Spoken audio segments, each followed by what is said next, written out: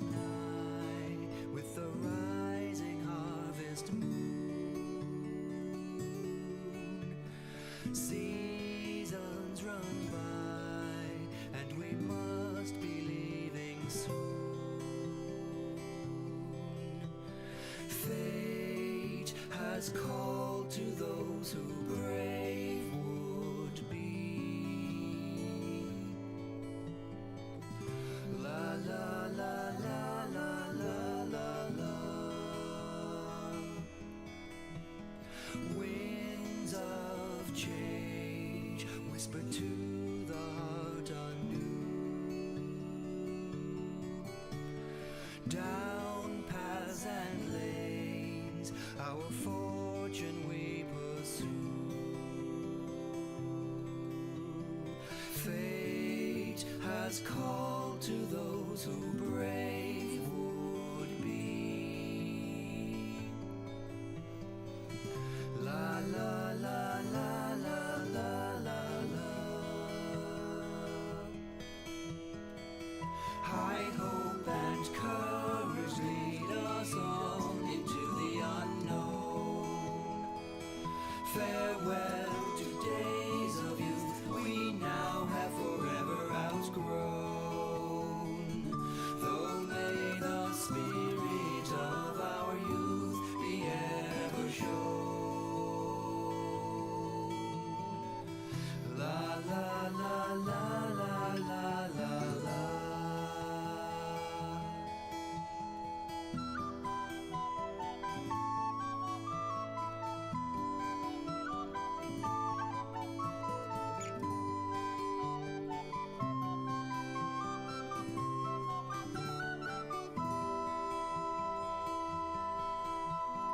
Call to our task, our course ahead agreed. Loath though to ask where the journey will us lead. Fate has called to those who brave would be. La la la la la la la la. Off now we go, flying with the wayward breeze. Sun sailing low, hear the wind rush in the trees. Brave travelers, fare ye well as you rise to meet your call and seek the way. La la la la la la la la. La la la la la la la la. La la la la la la la.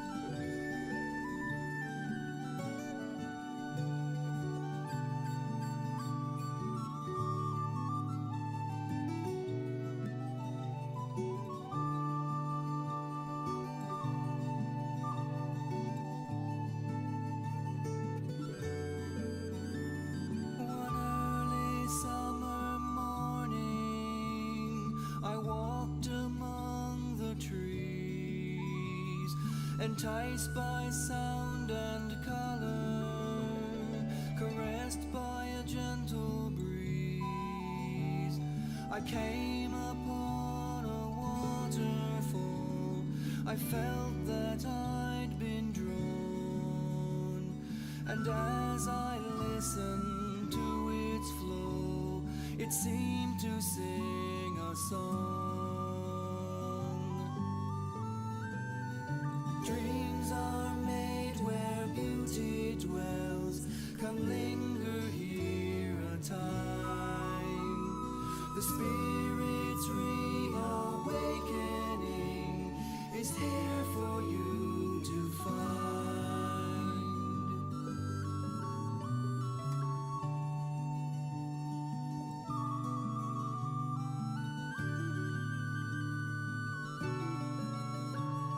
I walked again to sunlit glades where butterflies were playing, and onto meadows beckoning, and windy fields a swaying. And then upon a hill I stood, the sun was westering, and so it seemed that to my heart the sky began to sing. Dreams are made where beauty dwells. Come linger here a time. The spirit's reawakening is here for us to find.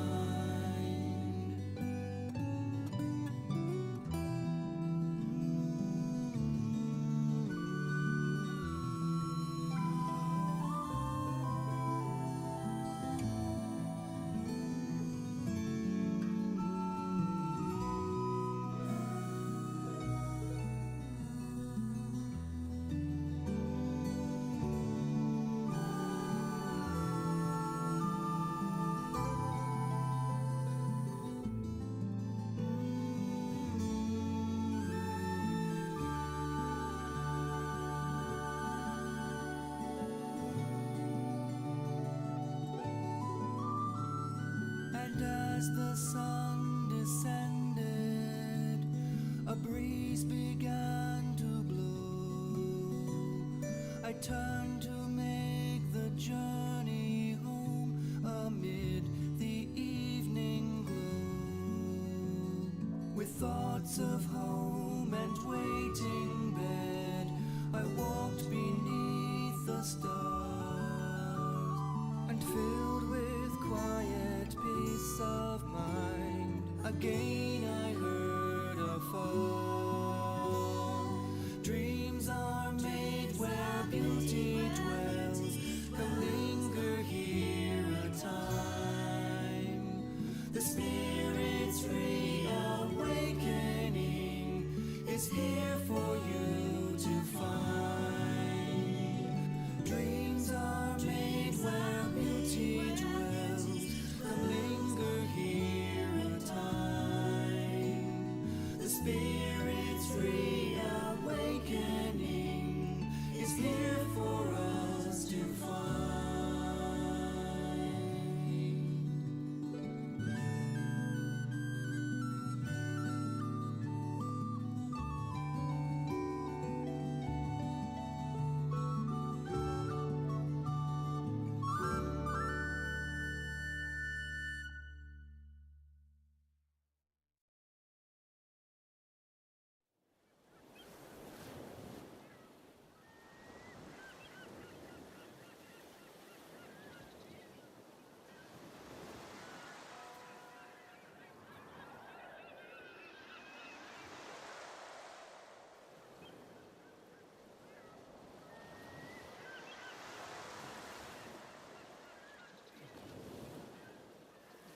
To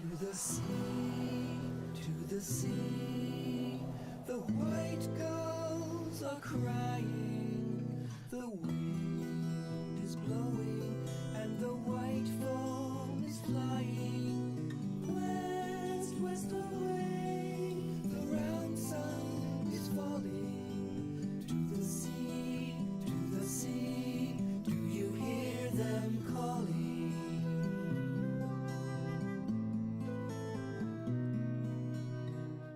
Gray ship, do you hear them calling? The voice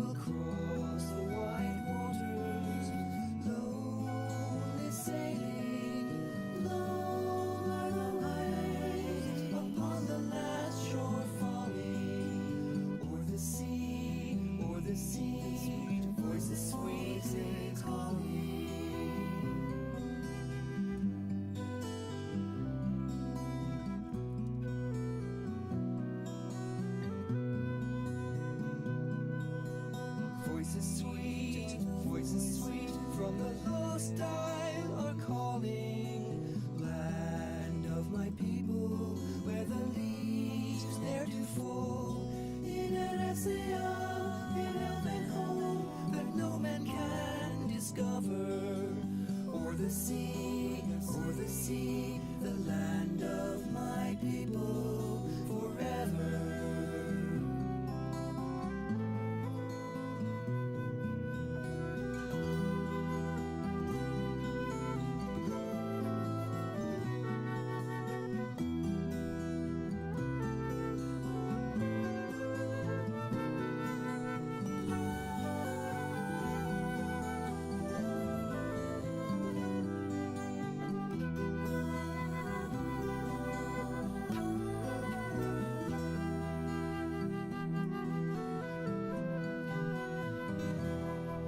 To the sea, the white gulls are crying, the wind is blowing, and the white foam is flying. West, west away, the round sun is falling. To the sea, to the sea, to the sea, do you hear them?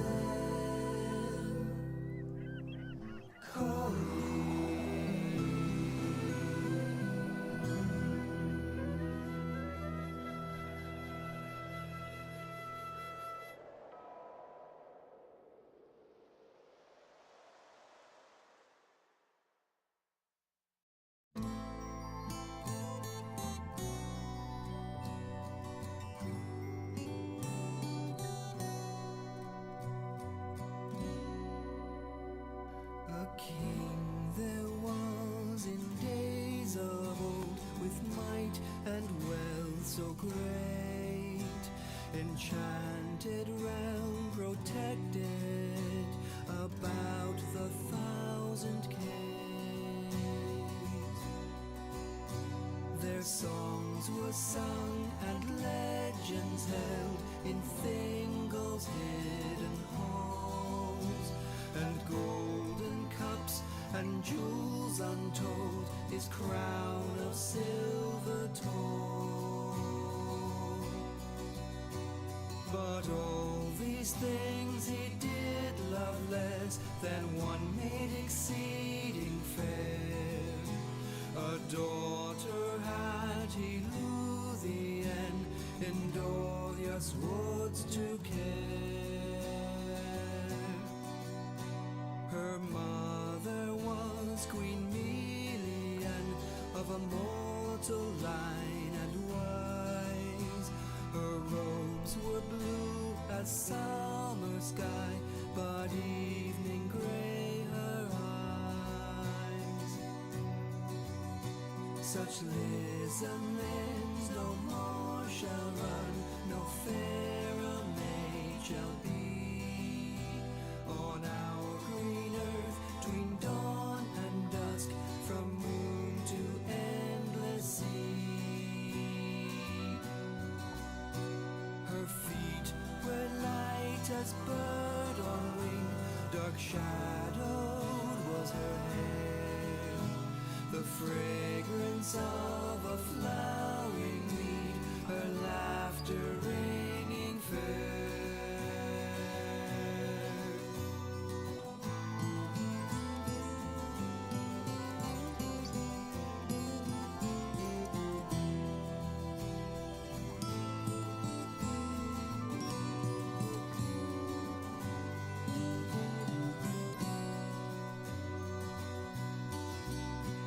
They dwelt amid Beleriand, held fast by elven might, in the woven woods of Doriath, where few dared to set sight.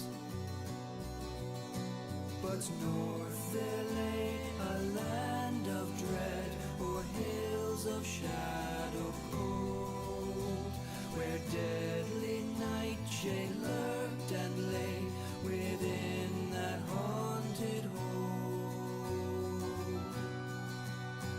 In Doriath she danced in Dell to music dead remote, as daylight melted into shade in wandering music cold.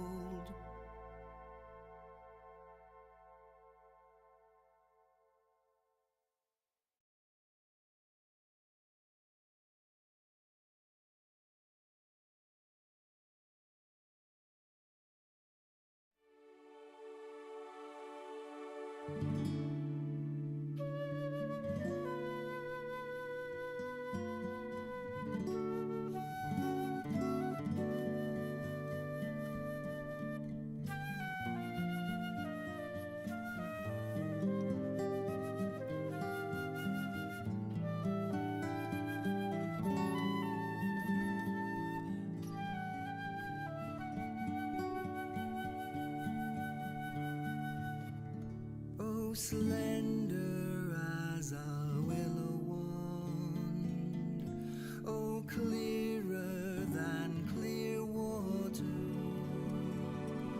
oh, reed by the living brook, fair river daughter, fair river daughter.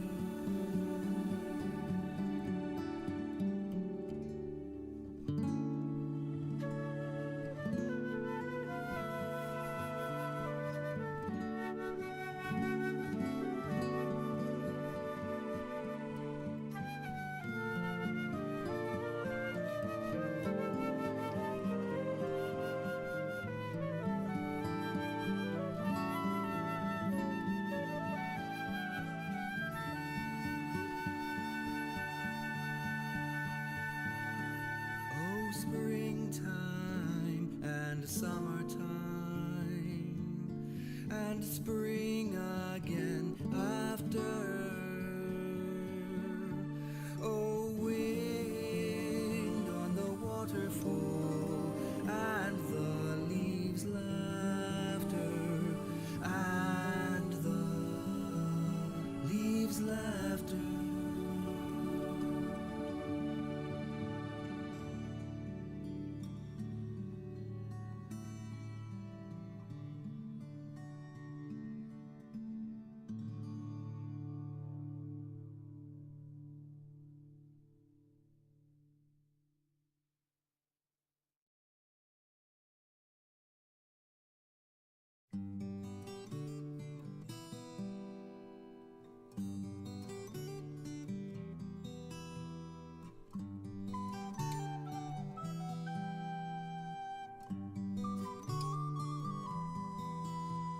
When evening in the Shire was grey, his footsteps on the hill were heard. Before the dawn he went away on journey long, without a word. From Wilderland to western shore, from northern waste to southern hill, through Dragon Lair and hidden door and darkling woods, he walked at will.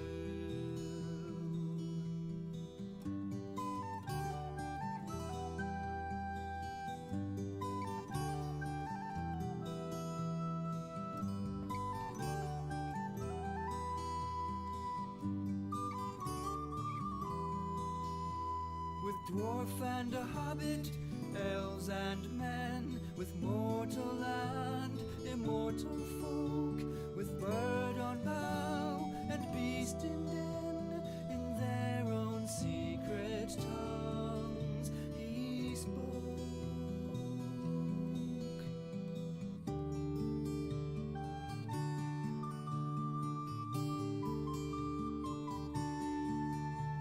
A deadly sword, a healing hand, a back that bent beneath its load, a trumpet voice, a burning brand, a weary pilgrim on the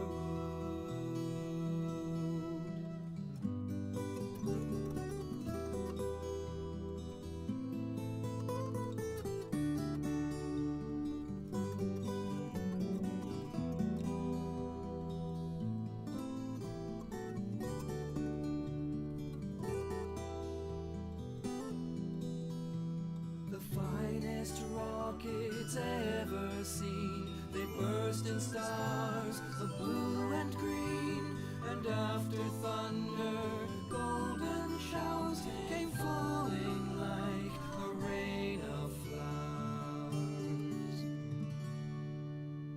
He stood upon the bridge alone, and fire and a shadow both defied. His staff was broken on the stone in Khazad-dûm. His wisdom died.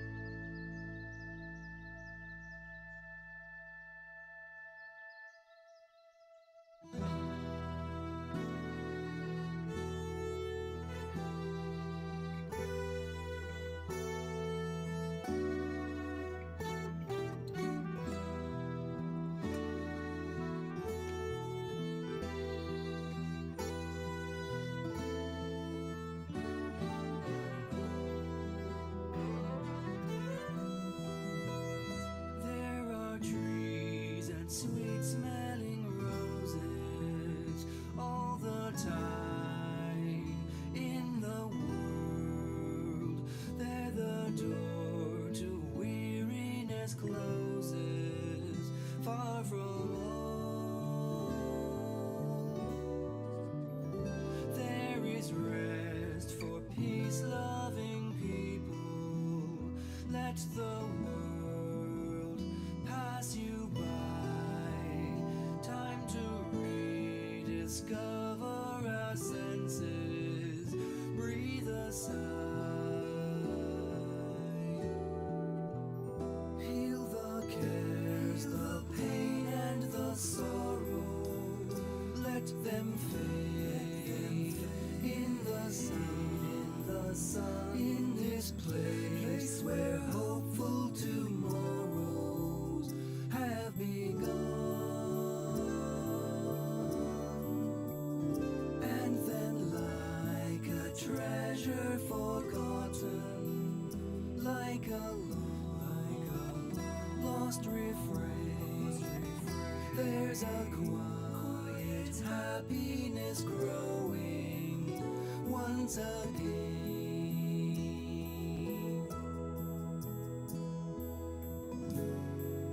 Take me there to the woody end.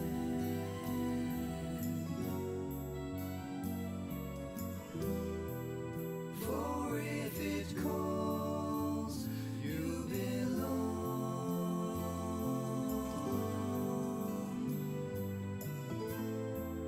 Making our way to the woody end.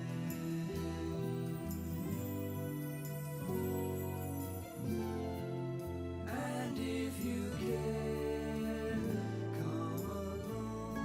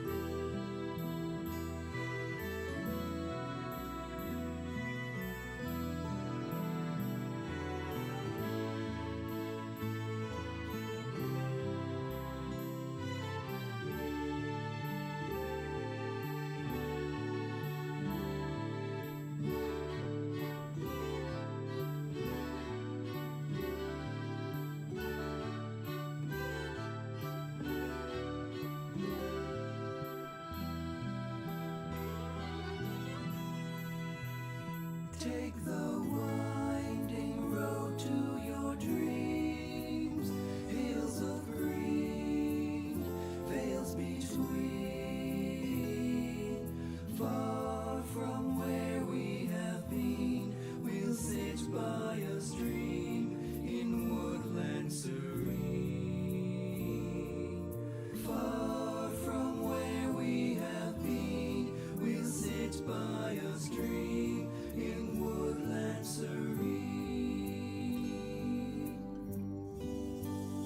Heal the cares, the pain and the sorrow. Let them fade in the sun, in this place where hopeful tomorrows have begun.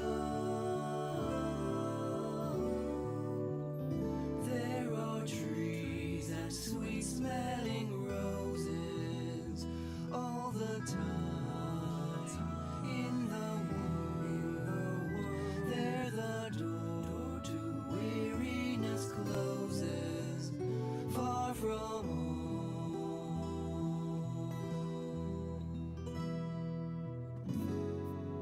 Take me there to the woody end.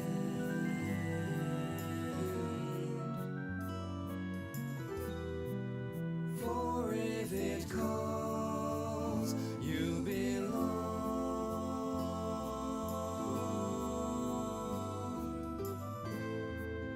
Making our way to the woody end.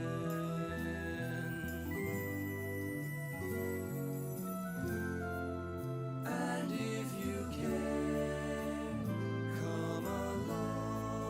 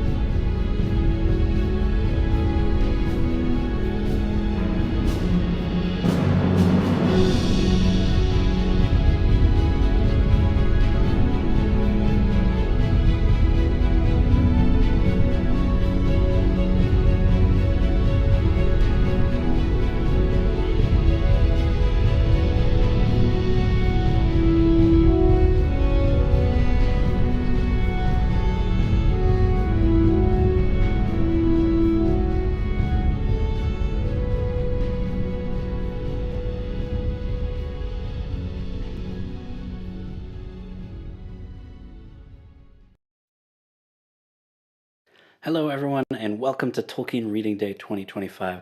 I'm so excited for this third annual stream we've done with the Soundscape accompaniment and so many amazing guest readers. If you're new and you don't know what Tolkien Reading Day is, every year the Tolkien Society puts on this event to celebrate Tolkien's works and just enjoy the works of the professor and have readings and all that kind of stuff.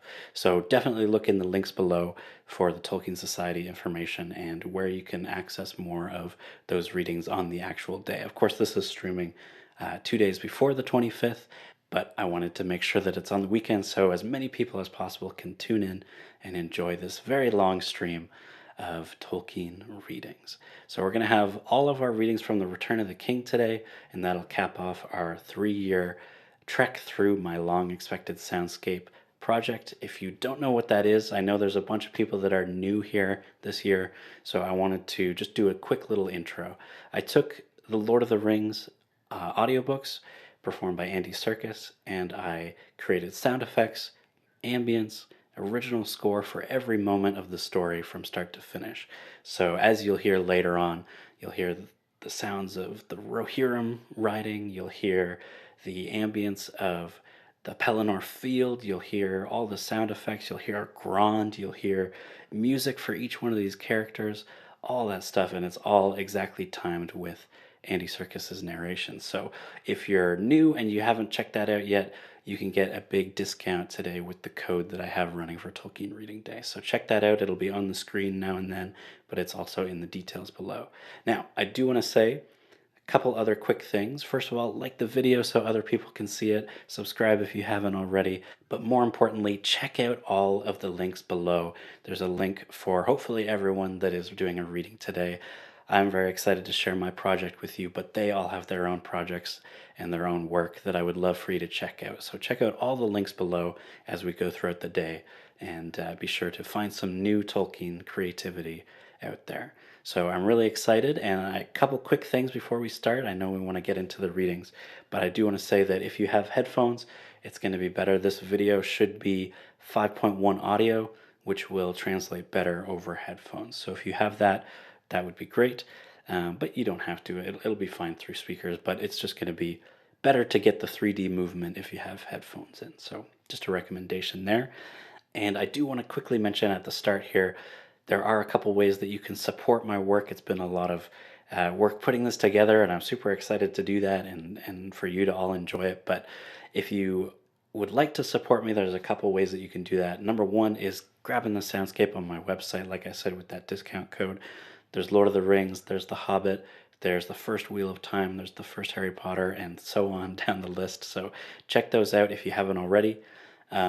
Next up, I want to mention that I have my Kickstarter coming for the second part of my Soundscape of Time. That's the Wheel of Time project that I'm working on. So if you can click the link below to pre-follow that, that would be really huge. Again, you don't have to plan on backing the project or anything, but those pre-follows help get the word out and get Kickstarter to push the project more. So I'm hoping that I can get over 200 with that today. We'll see. I'm close. So hit that link if you can. And then finally, I do have a Buy Me a Coffee. If you're interested in just a one-time deal of support, then you can do that.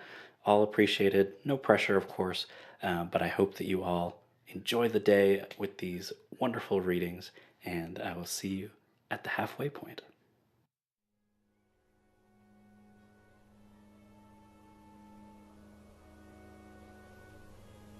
Already it seemed that word of their coming had gone before them, and at once they were admitted, silently and without question. Quickly, Gandalf strode across the white paved court. A sweet fountain played there in the morning sun, and a sward of bright green lay about it. But in the midst, drooping over the pool, stood a dead tree, and the falling drops dripped sadly from its barren and broken branches back into the clear water. Pippin glanced at it as he hurried after Gandalf. It looked mournful, he thought, and he wondered why the dead tree was left in this place where everything else was well tended. 7 stars and 7 stones, and 1 white tree. The words that Gandalf had murmured came back into his mind, and then he found himself at the doors of the great hall beneath the gleaming tower, and behind the wizard he passed the tall, silent door wardens and entered the cool, echoing shadows of the House of Stone. They walked down a paved passage, long and empty, and as they went, Gandalf spoke silently to Pippin. "Be careful of your words, Master Peregrine. This is no time for hobbit pertness. Theoden is a kindly old man. Denethor is of another sort, proud and subtle, a man of far greater lineage and power, though he is not called a king. But he will speak most to you, and question you much, since you can tell him of his son Boromir. He loved him greatly. Too much, perhaps, and the more so because they were unlike. But under cover of this love, he will think it easier to learn what he wishes from you, rather than from me. Do not tell him more than you need, and leave quiet the matter of Frodo's errand. I will deal with that in due time. And say nothing about Aragorn either, unless you must." "Why not? What is wrong with Strider?" Pippin whispered. "He meant to come here, didn't he? And he'll be arriving soon himself anyway." Maybe, said Gandalf. "Though if he comes, it is likely to be in some way that no one expects, not even Denethor. It will be better so. At least he should come unheralded by us." Gandalf halted before a tall door of polished metal. "See, Master Pippin, there is no time to instruct you now in the history of Gondor, though it might have been better if you had learned something of it when you were still birds nesting and playing truant in the woods of the Shire. Do as I bid. It is scarcely wise when bringing the news of the death of his heir to a mighty lord to speak overmuch of the coming of one who will, if he comes, claim the kingship. Is that enough?" "Kingship?" said Pippin, amazed. "Yes," said Gandalf. "If you have walked all these days with closed ears and mind asleep, wake up now." He knocked on the door. The door opened, but no one could be seen to open it. Pippin looked into a great hall. It was lit by deep windows in the wide aisles at either side, beyond the rows of tall pillars that upheld the roof. Monoliths of black marble, they rose to great capitals carved in many strange figures of beasts and leaves. And far above, in shadow, the wide vaulting gleamed with dull gold. The floor was of polished stone, white gleaming, inset with flowing traceries of many colors. No hangings, nor storied webs, nor any things of woven stuff or of wood were to be seen in that long, solemn hall. But between the pillars there stood a silent company of tall images carven in cold stone. Suddenly, Pippin was reminded of the hewn rocks of Argonath, and awe fell on him as he looked down that avenue of kings long dead. At the far end upon a dais of many steps was set a high throne under a canopy of marble shaped like a crowned helm. Behind it was carved upon the wall and set with gems an image of a tree in flower. But the throne was empty. At the foot of the dais, upon the lowest step, which was broad and deep, there was a stone chair, black and unadorned, and on it sat an old man gazing at his lap. In his hand was a white rod with a golden knob. He did not look up.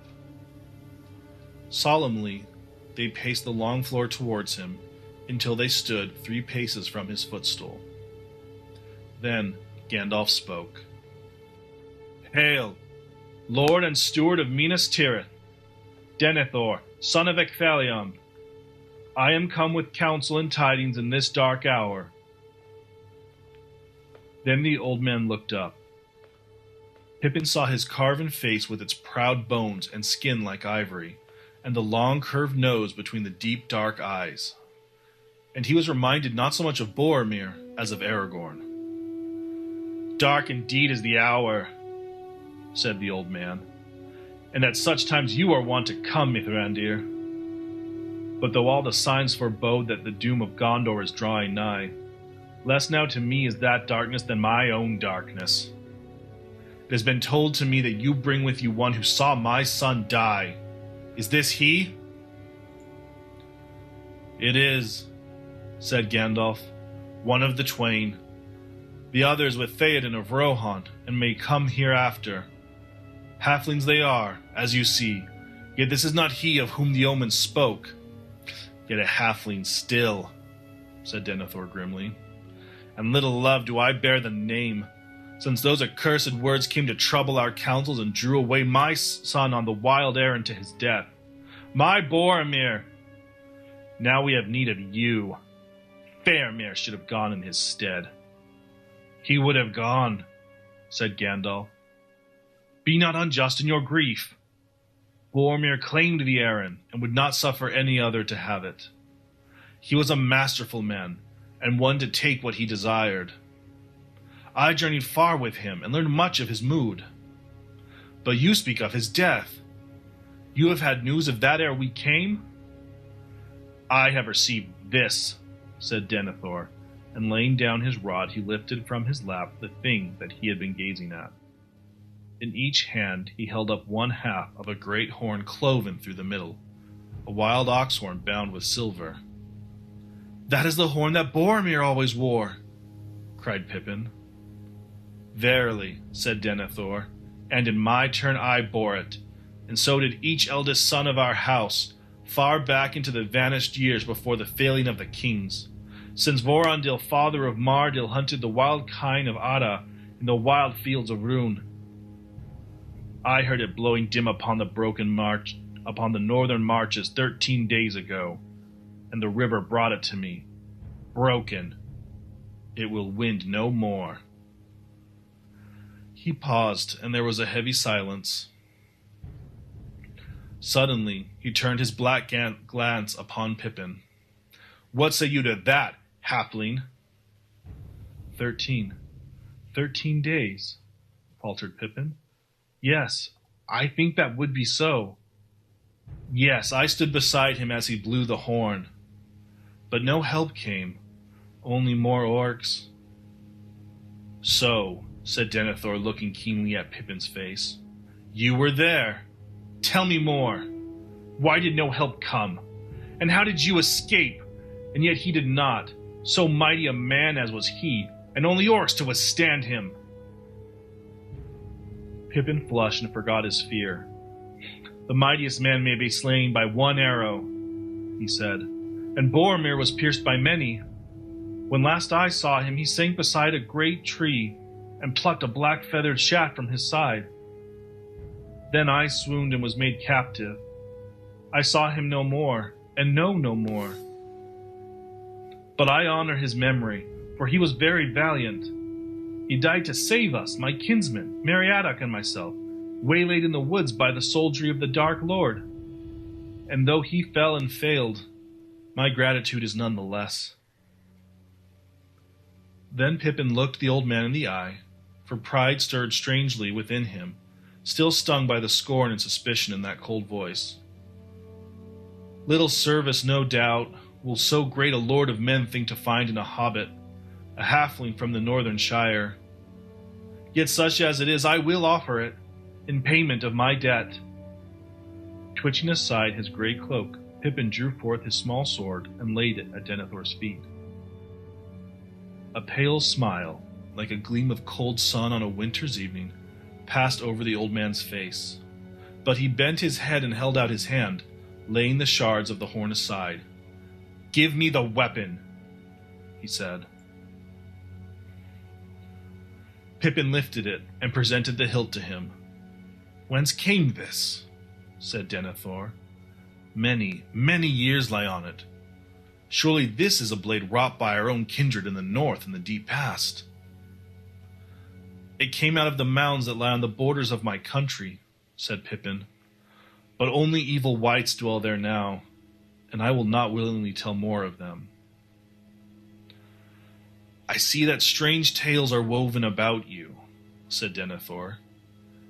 and once again it is shown that looks may belie the man, or the halfling.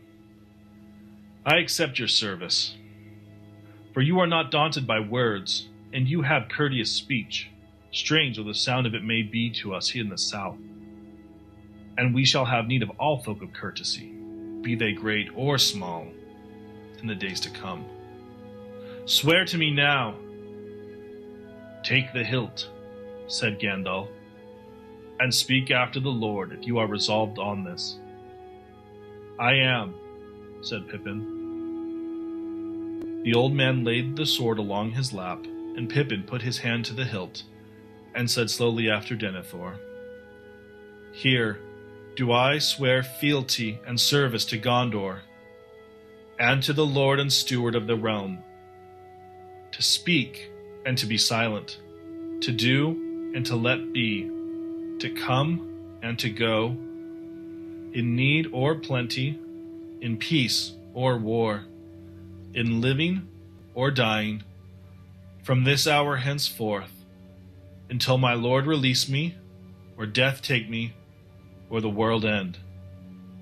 So say I, Peregrine, son of Paladin of the Shire of the Halflings.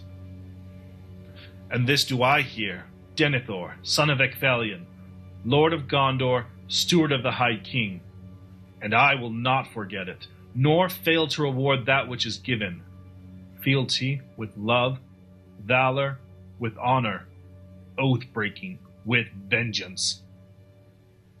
Then Pippin received back his sword and put it in its sheath.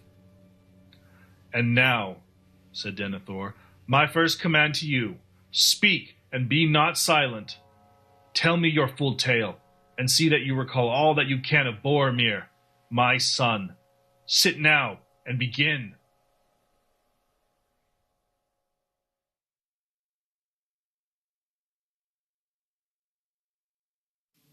Come, we will walk a little and then go find us some refreshment, and eat and drink on the battlement and survey the fair morning. One moment, said Pippin, blushing. Greed, or hunger, by your courtesy, put it out of my mind. But Gandalf, Mithrandir, as you call him, asked me to see to his horse, Shadowfax, a great steed of Rohan, and the apple of the king's eye, I am told, though he has given him to Mithrandir for his services. I think his new master loves the beast better than he loves many men, and if his goodwill is of any value to this city, you will treat Shadowfax with all honor, with greater kindness than you have treated this hobbit, if it is possible. Hobbit, said Beregond. That is what we call ourselves, said Pippin. I am glad to learn it, said Beregond, for now I may say that strange accents do not mar fair speech, and hobbits are a fair-spoken folk. But come, you shall make me acquainted with this good horse. I love beasts, and we see them seldom in this stony city, for my people came from the mountain vales, and before that from Ithilien. But fear not, the visit shall be short, a mere call of courtesy, and we will go thence to the butteries. Pippin found that Shadowfax had been well housed and tended, for in the sixth circle, outside the walls of the citadel, there were some fair stables where a few swift horses were kept, hard by the lodgings of the errand riders of the Lord. Messengers always ready to go at the urgent command of Denethor or his chief captains. But now all the horses and the riders were out and away. Shadowfax whinnied as Pippin entered the stables and turned his head. Good morning, said Pippin. Gandalf will come as soon as he may. He is busy, but sends greetings, and I am to see that all is well with you, and you resting, I hope, after your long labors. Shadowfax tossed his head and stamped, but he allowed Beregond to handle his head gently and stroke his great flanks. He looks as if he were spoiling for a race, and not newly come from a great journey, said Beregond. How strong and proud he is! Where is his harness? It should be rich and fair. None is rich and fair enough for him, said Pippin. He will have none. If he will consent to bear you he does. And if not, well, no bit, bridle, whip, or thong will tame him. Farewell, Shadowfax. Have patience. Battle is coming. Shadowfax lifted up his head and neighed, so that the stable shook, and they covered their ears. Then they took their leave, seeing that the manger was well filled. And now for our manger, said Beregond, and he led Pippin back to the citadel, and so to a door in the north side of the great tower. There they went down a long, cool stair into the wide alley lit with lamps. There were hatches in the walls at the side, and one of these was open. "This is a storehouse and buttery of my company of the guard," said Beregond. "Greetings, Targon," he called through the hatch. "It is early yet, but here is a newcomer that the Lord has taken into his service. He has ridden long and far with a tight belt, and has had sore labor this morning, and he is hungry. Give us what you have." They got there bread and butter and cheese and apples, the last of the winter store, wrinkled but sound and sweet, and a leather flagon of new-drawn ale, and wooden platters and cups. They put all into a wicker basket and climbed back into the sun. And Beregond brought Pippin to a place at the east end of the great outthrust battlement where there was an embrasure in the walls with a stone seat beneath the sill. From there they could look out on the morning over the world. They ate and drank, and they talked now of Gondor and its ways and customs, now of the Shire and the strange countries that Pippin had seen. And ever as they talked, Beregond was more amazed, and looked with greater wonder at the Hobbit, swinging his short legs as he sat on the seat, or standing tiptoe upon it to peer over the sill at the lands below. "I will not hide from you, Master Peregrine," said Beregond, "that to us you look almost as one of our children, a lad of 9 summers or so, and yet you have endured perils and seen marvels that few of our greybeards could boast of. I thought it was the whim of our Lord to take him a noble page, after the manner of the kings of old, they say.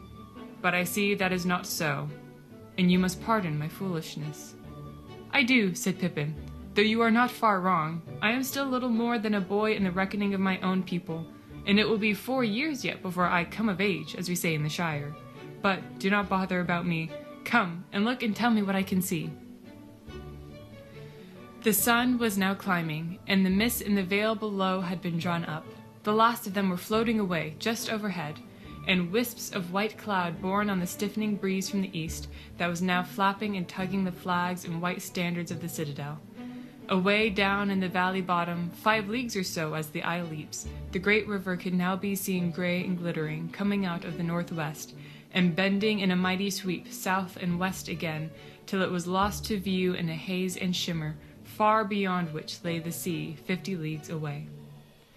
Pippin could see all the Pelennor laid out before him, dotted into the distance with farmsteads and little walls, barns and byres, but nowhere could he see any kine or other beasts. Many roads and tracks crossed the green fields, and there was much coming and going, wains moving in lines towards the great gate, and others passing out. Now and again a horseman would ride up and leap from the saddle and hasten into the city. But most of the traffic went out along the chief highway, and that turned south, and then bending swifter than the river skirted the hills and passed soon from sight. It was wide and well paved, and along its eastern edge ran a broad green riding track, and beyond that a wall. On the ride horsemen galloped to and fro, while all the street seemed to be choked with great covered wains going south. But soon Pippin saw that all was in fact well ordered. The wains were moving in 3 lines, one swifter drawn by horses, another slower, great wagons with fair housings of many colors, drawn by oxen, and along the west rim of the road many smaller carts hauled the trudging men. "That is the road to the vales of Tumladen and Lasarnac, and the mountain villages, and then on to Lebanon," said Beregond. "There go the last of the wains that bear away to refuge the aged, the children and the women that must go with them. They must all be gone from the gate, and the road clear for a league before noon. That was the order. It is a sad necessity." He sighed. "Few, maybe, of those now sundered will meet again. And there were always too few children in this city, but now there are none. Save some young lads that will not depart, and may find some task to do. My own son is one of them."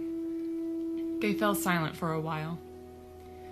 Pippin gazed anxiously eastward, as if at any moment he might see thousands of orcs pouring over the fields. "What can I see there?" he asked, pointing down to the middle of the great curve of the Anduin. "Is that another city, or what is it?" "It was a city," said Beregond, "the chief city of Gondor, of which this was only a fortress. For that is the ruin of Osgiliath on either side of Anduin, which our enemies took and burned long ago. Yet we won it back in the days of the youth of Denethor, not to dwell in, but to host as an outpost, and to rebuild the bridge for the passage of our arms. And then came the fell rioters out of Minas Morgul." "The Black Riders," said Pippin, opening his eyes, and they were wide and dark with an old fear reawakened. "Yes, they were black," said Beregond, "and I see that you know something of them, though you have not spoken of them in any of your tales." "I know of them," said Pippin softly, "but I will not speak of them now, so near, so near." He broke off and lifted his eyes above the river, and it seemed to him that all he could see was a vast and threatening shadow. Perhaps it was mountains looming on the verge of sight, their jagged edges softened by well-nigh 20 leagues of misty air. Perhaps it was but a cloud wall, and beyond that again a yet deeper gloom. But even as he looked, it seemed to his eyes that the gloom was growing and gathering very slowly, slowly rising to smother the regions of the sun. "So near to Mordor," said Beregond quietly. "Yes, there it lies. We seldom name it, but we have dwelt ever in the sight of that shadow. Sometimes it seems fainter and more distant, sometimes nearer and darker. It is growing and darkening now, and therefore our fear and disquiet grow too. And the fell riders, less than a year ago they won back the crossings, and many of our best men were slain. Boromir it was that drove the enemy at last from this western shore, and we hold still the near half of Osgiliath for a little while. But we await now a new onslaught there, maybe the chief onslaught of the war that comes." "When?" said Pippin. "Have you a guess? For I saw the beacons 2 nights ago, and the errand riders, and Gandalf said that it was a sign that war had begun. He seemed in a desperate hurry, but now everything seems to have slowed up again." "Only because everything is now ready," said Beregond. "It is but the deep breath before the plunge." "But why were the beacons lit 2 nights ago?" "It is over late to send for aid when you are already besieged," answered Beregond.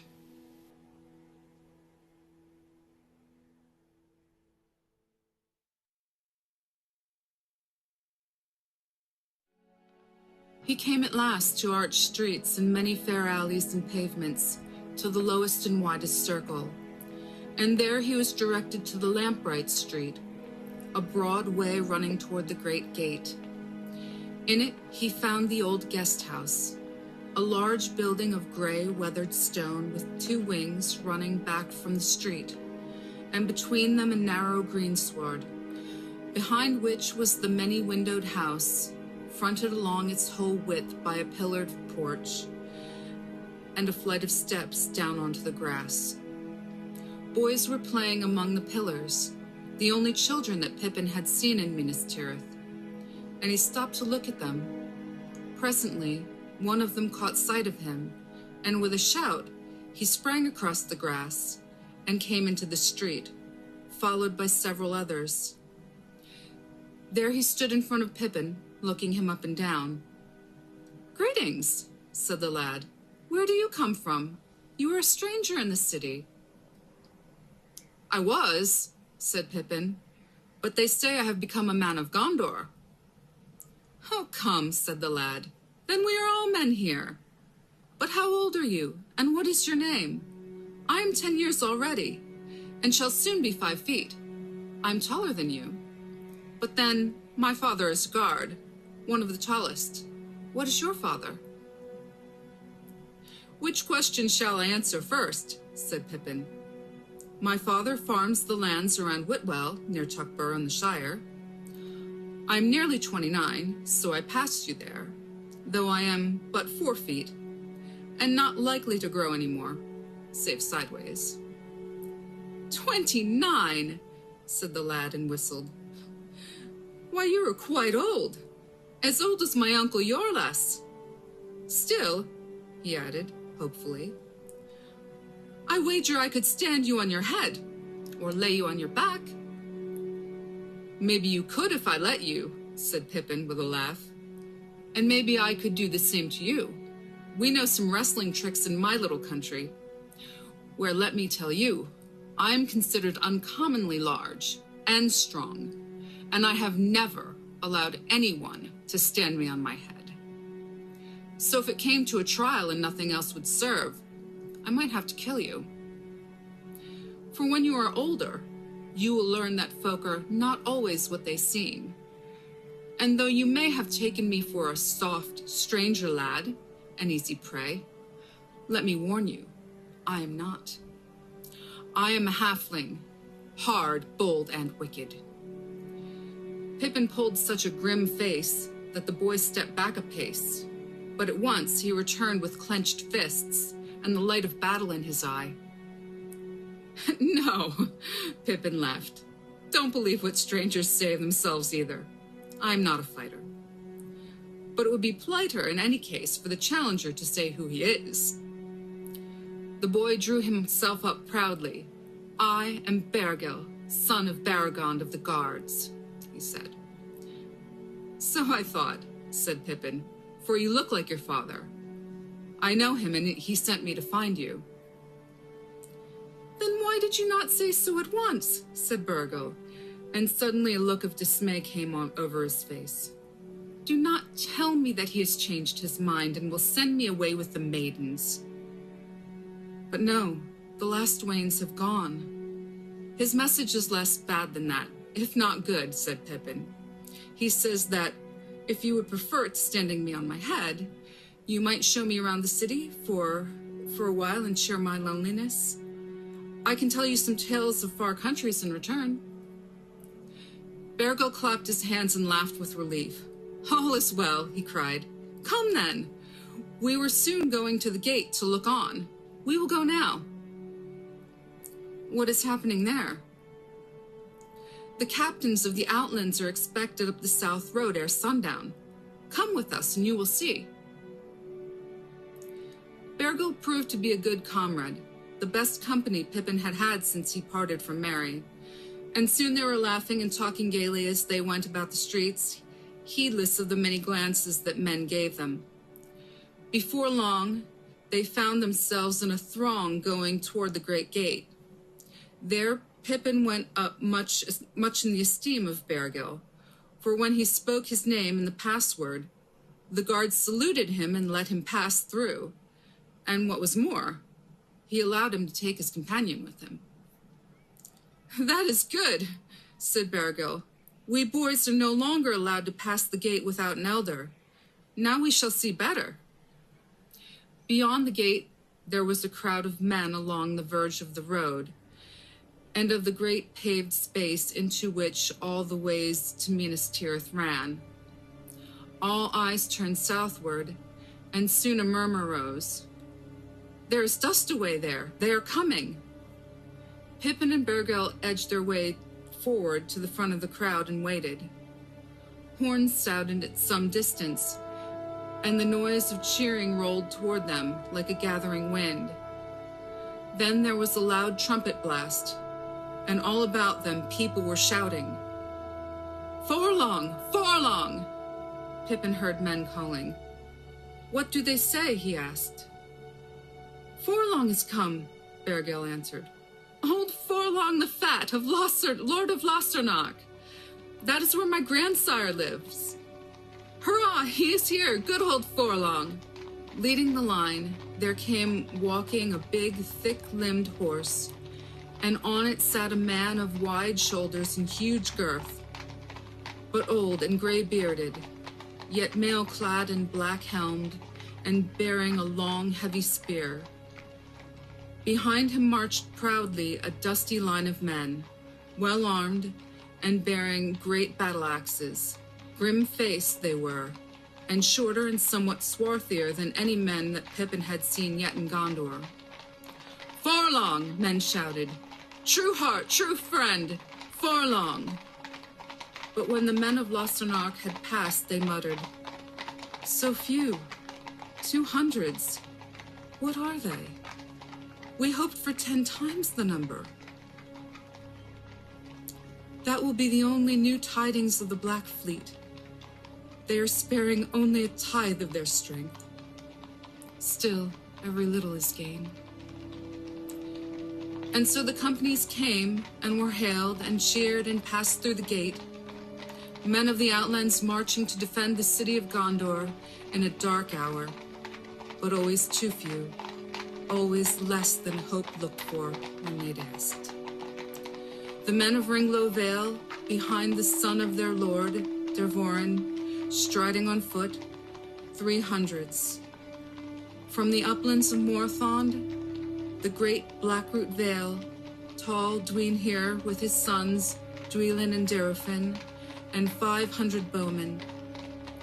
From the Anfalis, the Langstrad far away, a long line of men of many sorts, hunters and herdsmen, and men of little villages, scantily equipped save for the household of Glossagill, their lord. From Lamadon, a few grim hillmen without a captain, fisher folk of the Aethir, some 100 or more spared from the ships, Hirlin the fair of the Green Hills from Penathgallen, where 300 of gallant green-clad men, and last and proudest, Imrahil, Prince of Dol Amroth, kinsman of the Lord, with gilded banners bearing his token of the ship and the silver swan, and a company of knights in full harness riding grey horses, and behind them 700 of men at arms, tall as lords, grey-eyed, dark-haired, and singing as they came. And that was all, less than 3,000 full told. No more would come. Their cries and the tramp of their feet passed into the city and died away. The onlookers stood silent for a while. Dust hung in the air. For the wind had died and the evening was heavy. Already the closing hour was drawing nigh, and the red sun had gone behind Mindolluin. Shadow came on the old city.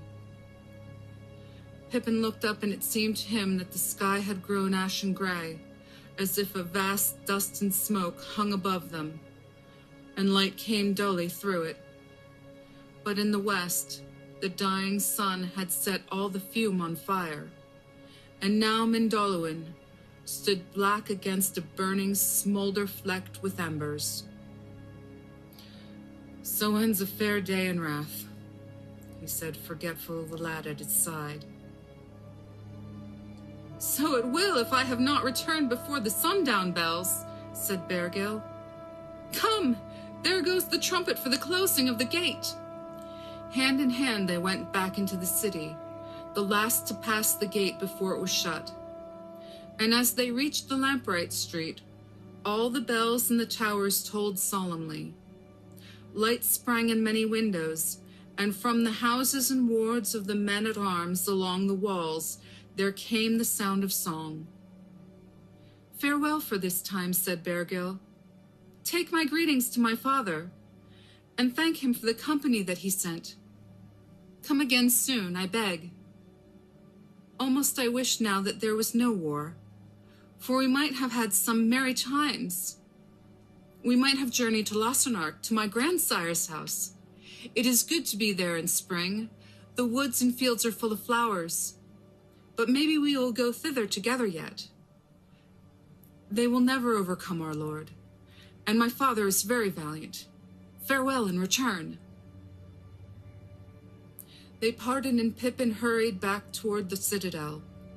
It seemed a long way, and he grew hot and very hungry, and night closed down swift and dark. Not a star pricked the sky. He was late for the day meal in the mess, and Baragon greeted him gladly and set him at his side to hear news of his son. After the meal, Pippin stayed a while and then took his leave, for strange gloom was on him, and now he desired very much to see Gandalf again. "Can you find your way?" said Baragon at the door of the small hall on the north side of the citadel, where they had sat. "It is a black night, and all the blacker since the orders came that lights are to be dimmed within the city, and none are to shine out from the walls. And I can give you news of another order. You will be summoned to the Lord Denethor early tomorrow. I fear you will not be for the third company. Still, we may hope to meet again. Farewell, and sleep in peace." The lodging was dark, save for a little lantern set on a table. Gandalf was not there. Gloom settled still more heavily on Pippin. He climbed on the bench and tried to peer out of a window, but it was like looking into a pool of ink. He got down and closed the shutter and went to bed. For a while, he lay and listened for the sound of Gandalf's return. And then he fell into an uneasy sleep. In the night, he was wakened by a light, and he saw that Gandalf had come and was pacing to and fro in the room beyond the curtain of the alcove. There were the candles on the table and rolls of parchment. He heard the wizard sigh and mutter, "When will Faramir return?" "Hello," said Pippin, poking his head around the curtain. "I thought you had forgotten all about me. I'm glad to see you back. It has been a long day." "But the night will be too short," said Gandalf. "I have come back here, for I must have a little peace, alone. You should sleep in a bed while you still may. At the sunrise, I shall take you to the Lord Denethor again. No, when the summon comes, not at sunrise. The darkness has begun. There will be no dawn."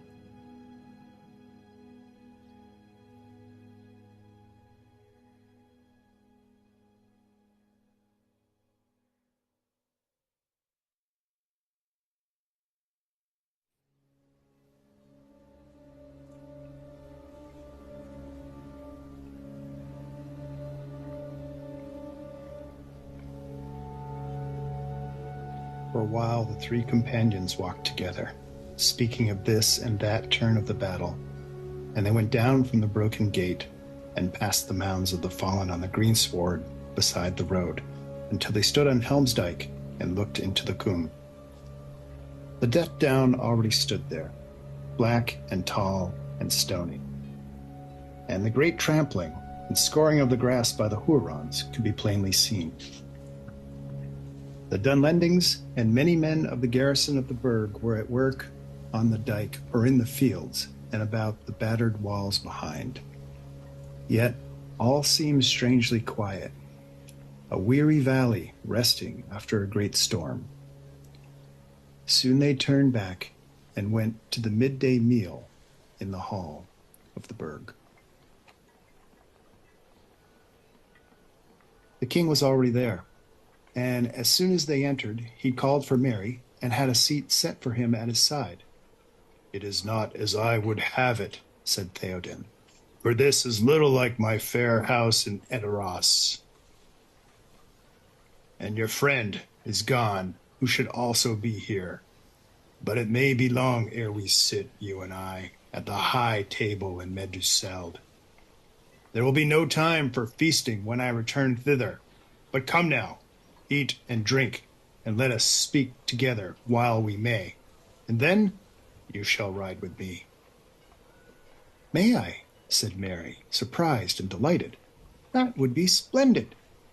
He had never felt more grateful for any kindness in words. "I am afraid I am only in everybody's way," he stammered. "But I should like to do anything I could, you know." "I doubt it not," said the king. "I have had a good hill pony made ready for you.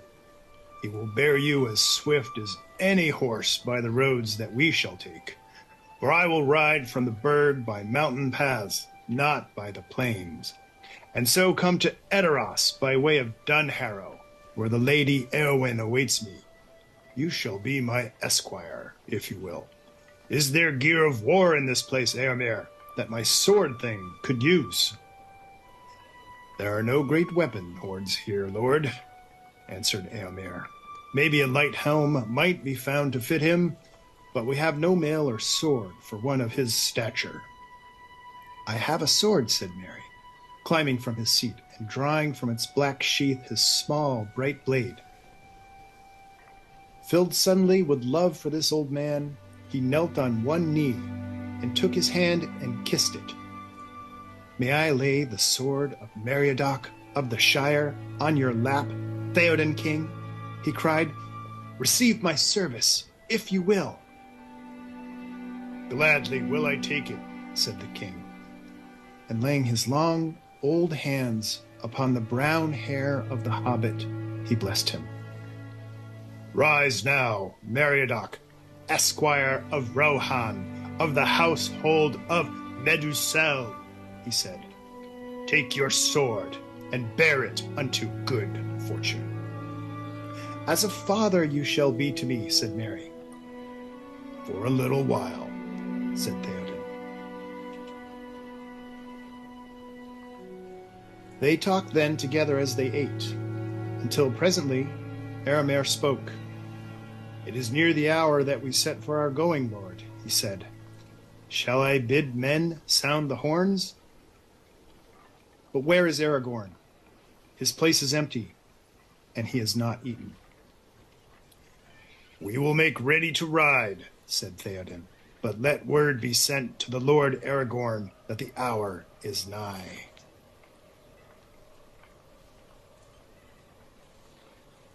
The king, with his guard and Merry at his side, passed down from the gate of the burg to where the riders were assembling on the green.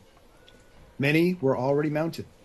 It would be a great company, for the king was leaving only a small garrison in the burg, and all who could be spared were riding to the weapon take at Edoras. 1,000 spears had indeed already ridden away at night, but still there would be some 500 more to go with the king. For the most part, men from the fields and dales of Westfold.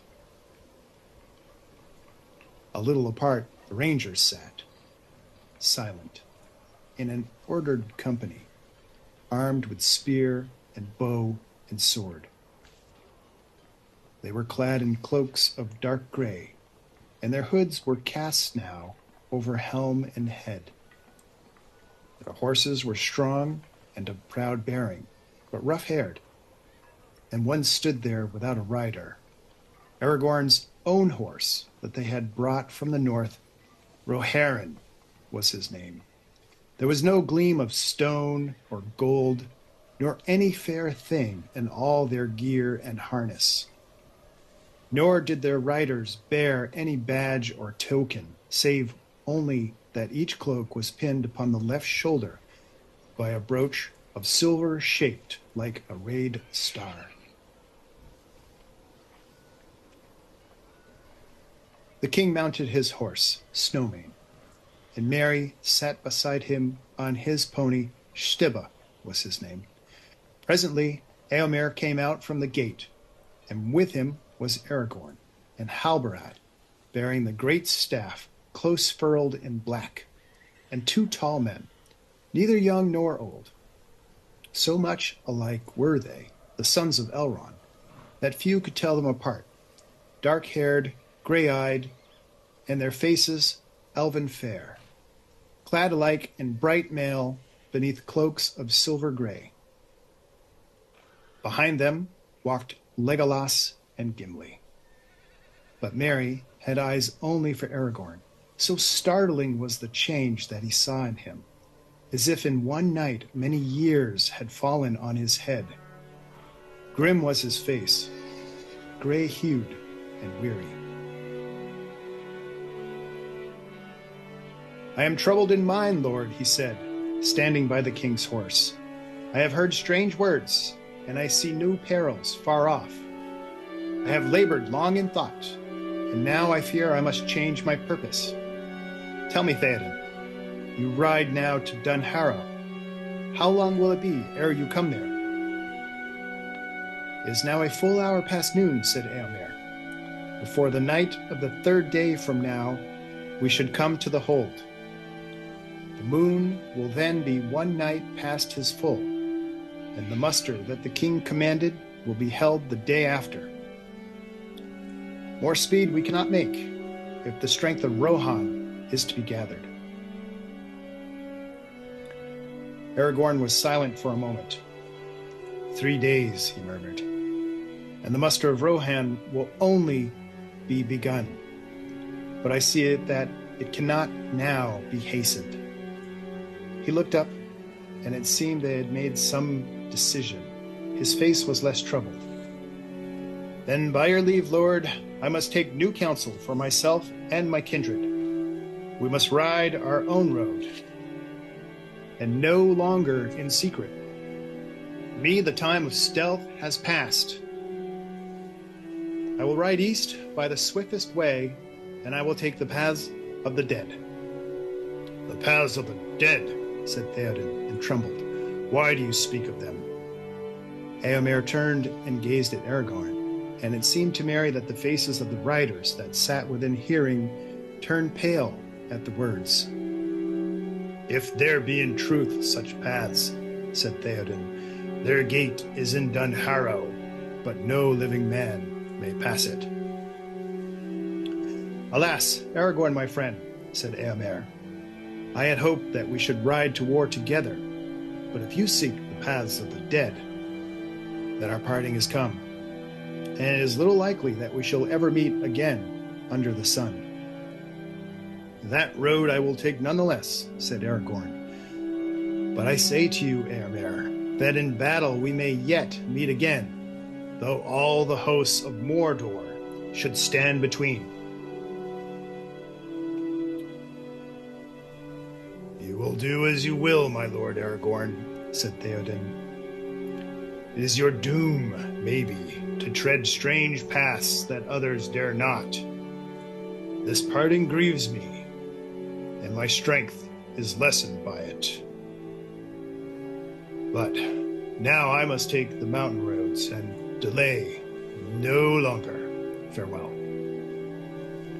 Farewell, lord, said Aragorn. Ride unto great renown. Farewell, Merry. I leave you in good hands, better than we hoped when we hunted the orcs to Fangorn. Legolas and Gimli will still hunt with me, I hope, but we shall not forget you. Goodbye, said Merry. He could find no more to say. He felt very small, and he was puzzled and depressed by all these gloomy words. More than ever, he missed the unquenchable cheerfulness of Pippin. The riders were ready, and their horses were fidgeting. He wished they would start and get it over.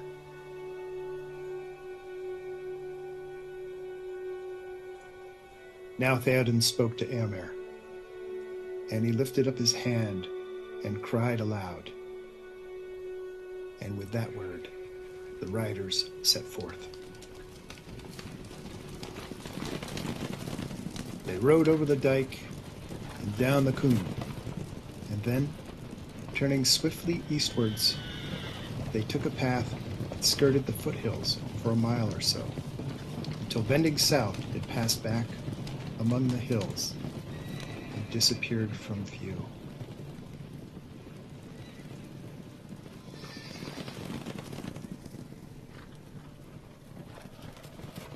Aragorn rode to the dike and watched till the king's men were far down the Coombe. Then he turned to Halbarad. There go three that I love, and the smallest one not the least, he said. He knows not to what end he rides, yet if he knew, he still would go on. A little people, but of great worth are the Shire folk, said Halbarad. Little do they know of our long labor for the safekeeping of their borders, and yet I grudge it not. And now our fates are woven together, said Aragorn, and yet, alas, here we must part. Well, I must eat a little, and then we also must hasten away. Come, Legolas and Gimli, I must speak with you as I eat. Together they went back into the burg. Yet, for some time, Aragorn was silent at the table in the hall, and the others waited for him to speak.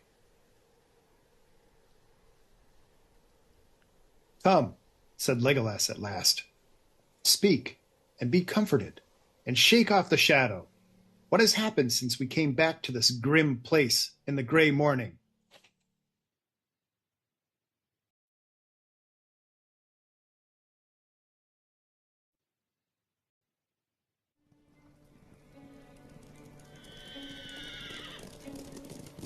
And while Theoden went by slow paths in the hills, the Grey Company passed swiftly over the plain.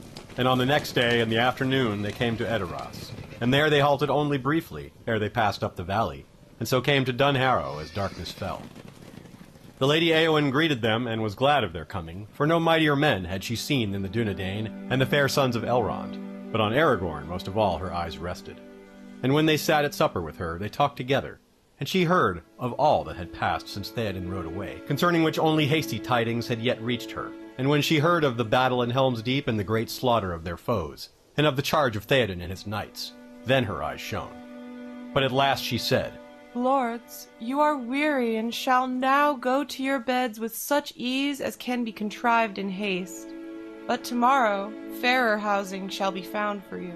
But Aragorn said, Nay, lady, be not troubled for us. If we may lie here tonight and break our fast tomorrow, it will be enough. For I ride on an errand most urgent, and with the first light of morning we must go. She smiled on him and said, Then it was kindly done, Lord, to ride so many miles out of your way to bring tidings to Éowyn, and to speak with her in her exile. Indeed, no man would count such a journey wasted, said Aragorn. And yet, lady, I could not have come hither, if it were not that the road which I must take leads me to Dunharrow. And she answered as one that likes not what is said. Then, Lord, you are astray, for out of Harrowdale no road runs east or south, and you had best return as you came. Nay, lady, said he, I am not astray, for I walked in this land ere you were born to grace it. There is a road out of this valley, and that road I shall take. Tomorrow I shall ride by the paths of the dead. Then she stared at him as one that is stricken, and her face blanched, and for long she spoke no more, while all sat silent. But, Aragorn, she said at last, is it then your errand to seek death? For that is all that you will find on that road. They do not suffer the living to pass. They may suffer me to pass, said Aragorn, but at the least I will adventure it. No other road will serve. But this is madness, she said. For here are men of renown and prowess, whom you should not take into the shadows, but should lead to war, where men are needed. I beg you to remain and ride with my brother, for then all our hearts will be gladdened, and our hope be the brighter. It is not madness, lady, he answered, for I go on a path appointed. But those who follow me do so of their free will, and if they wish now to remain and ride with the Rohirrim, they may do so. But I shall take the pass of the dead, alone, if needs be.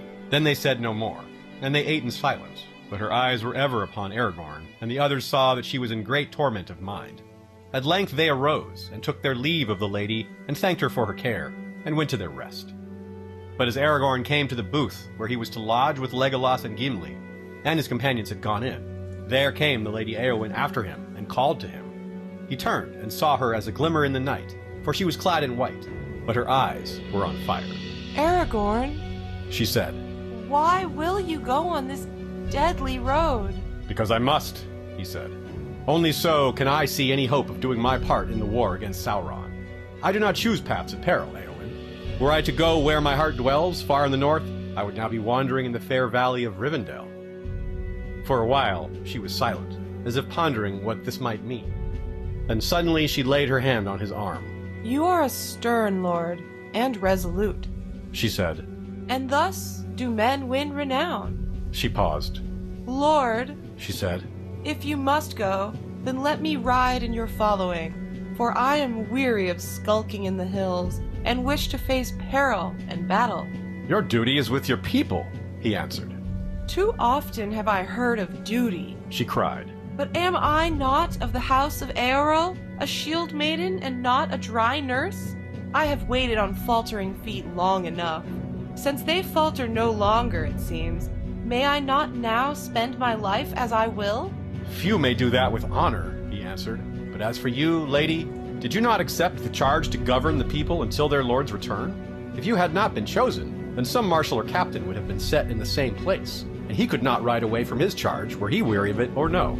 Shall I always be chosen? She said bitterly. Shall I always be left behind when the riders depart, to mind the house while they win renown, and find food and beds when they return? A time may come soon, said he, when none will return. Then there will be need of valor without renown, for none shall remember the deeds that are done in the last defense of your homes. yet the deeds will not be less valiant because they are unpraised. And she answered, All your words are but to say, you are a woman and your part is in the house. But when the men have died in battle and honor, you have leave to be burned in the house, for the men will need it no more. But I am of the house of Eoril, and not a serving woman. I can ride and wield blade, and I do not fear either pain or death. What do you fear, lady? He asked. A cage. She said, To stay behind bars until use and old age accept them, and all chance of doing great deeds is gone beyond recall or desire. And yet you counseled me not to adventure on the road that I had chosen, because it is perilous? So may one counsel another, She said. Yet I do not bid you flee from peril, but to ride to battle where your sword may win renown and victory. I would not see a thing that is high and excellent cast away needlessly. Nor would I, he said. Therefore I say to you, lady, stay, for you have no errand to the south. Neither have those others who go with thee. They go only because they would not be parted from thee, because they love thee. Then she turned and vanished into the night.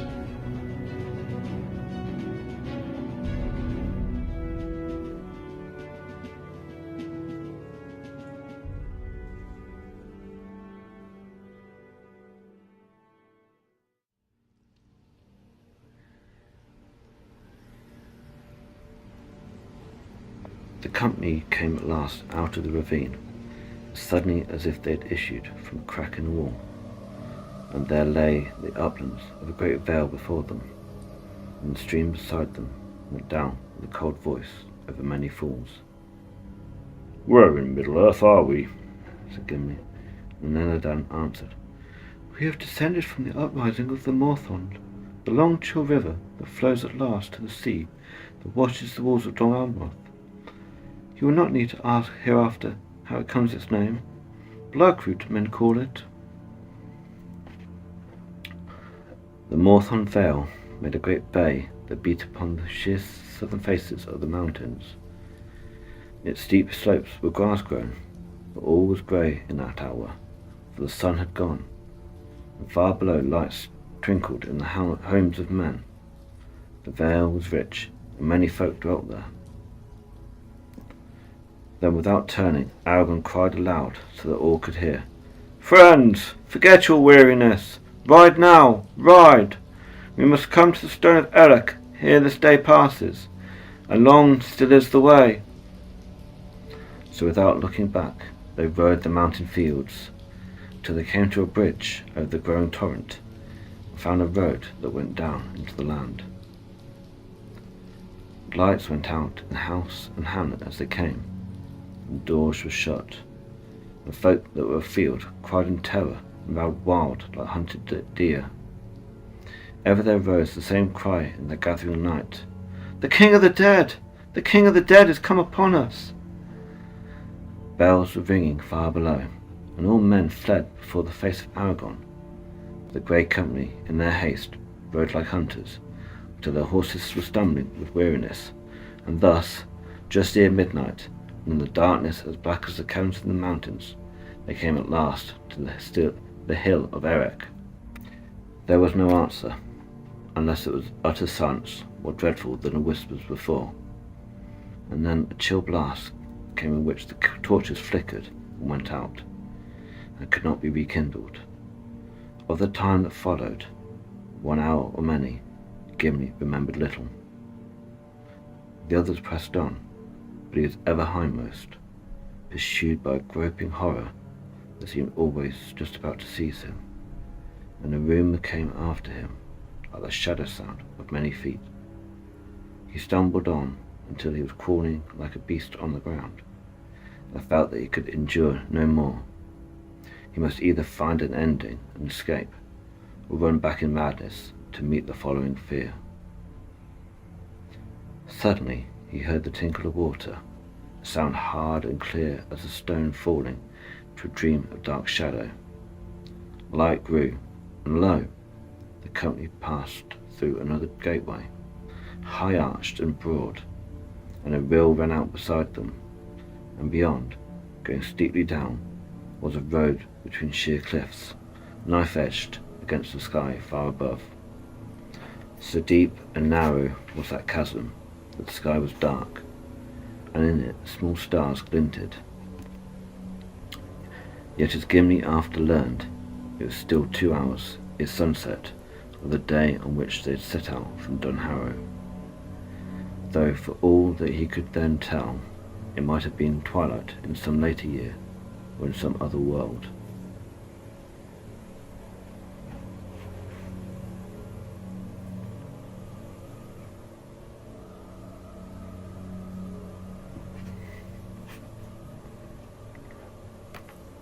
The company now mounted again, and Gimli returned to Legolas.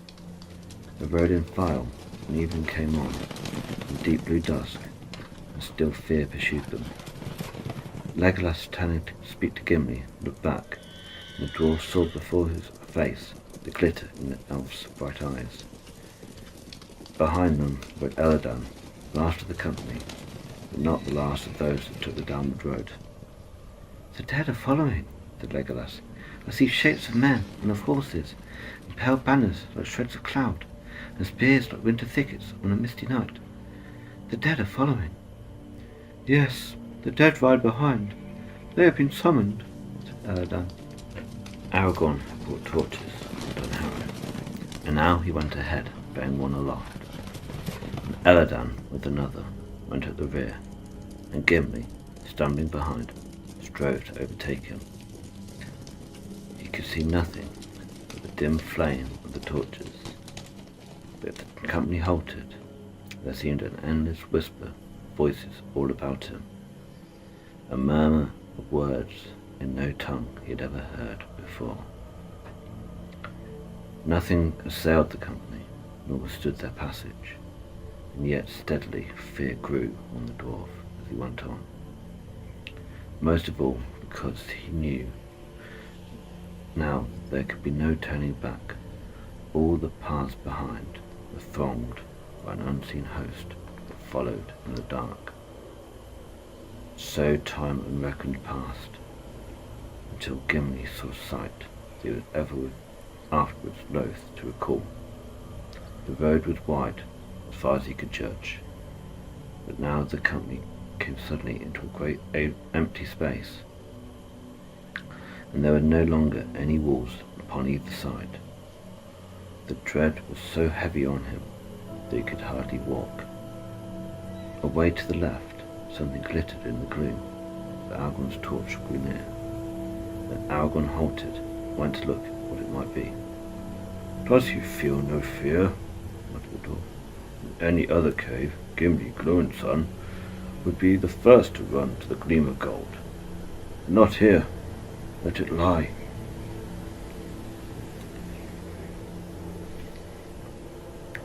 Nonetheless, he drew near, and saw Aragorn kneeling, while Elladan held aloft both torches. Before him were the bones of a mighty man. He had been clad in mail, and still his harness lay there whole, for the cavern's air was as dry as dust, and his hauberk was gilded.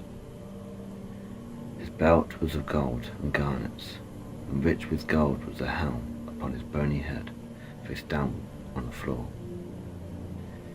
He had fallen near the far wall of the cave, as now could be seen, and before him stood a stony door closed fast. His finger bones were still clawing at the cracks. A notched and broken sword lay by him, as if he had hewn rock in his last despair. Aragorn did not touch him, but after gazing silently for a while, he rose and sighed. "Hither shall the flowers of Sembrina come never until the world's end," he muttered. 9 mounds and 7 there are, now green with grass, and through all the long years he has lain at the door that he could not unlock. Whither does it lead? Why would he pass? None shall ever know. "For that is not my errand," he cried, turning back and speaking to the whispering darkness behind. "Keep your hoards and your secrets hidden in the accursed years. Speed only, we ask. Let us pass, and then come. I summon you to the stone of Erech. Long had the terror of the dead lain upon that hill, and upon the empty fields about it. For upon the top stood a black stone, round as a globe, the height of a man, though its half was buried in the ground. Unearthly it looked, as though it had fallen from the sky, as some believed. But those who remembered still the law of Westeros told it had been brought out of the ruin of Númenor, and there set by Isildur at his landing. None of the people of the valley dared to approach it, nor would they dwell near, for they said it was the trysting place of the Shadow Men. There they would gather in times of fear, thronging round the stone and whispering. To that stone the company came and halted in the dead of night. Then Elrahir gave to Aragorn a silver horn, and he blew upon it, and it seemed to those that stood near that they heard a sound of answering horns, as if it were an echo in deep caves far away. No other sound they heard, and yet they were aware of a great host gathered all about the hill on which they stood, and the chill wind, like the breath of ghosts, came down from the mountains. But Aragorn dismounted, and standing by the stone, he cried in a great voice, "Oath-breakers, why have ye come?"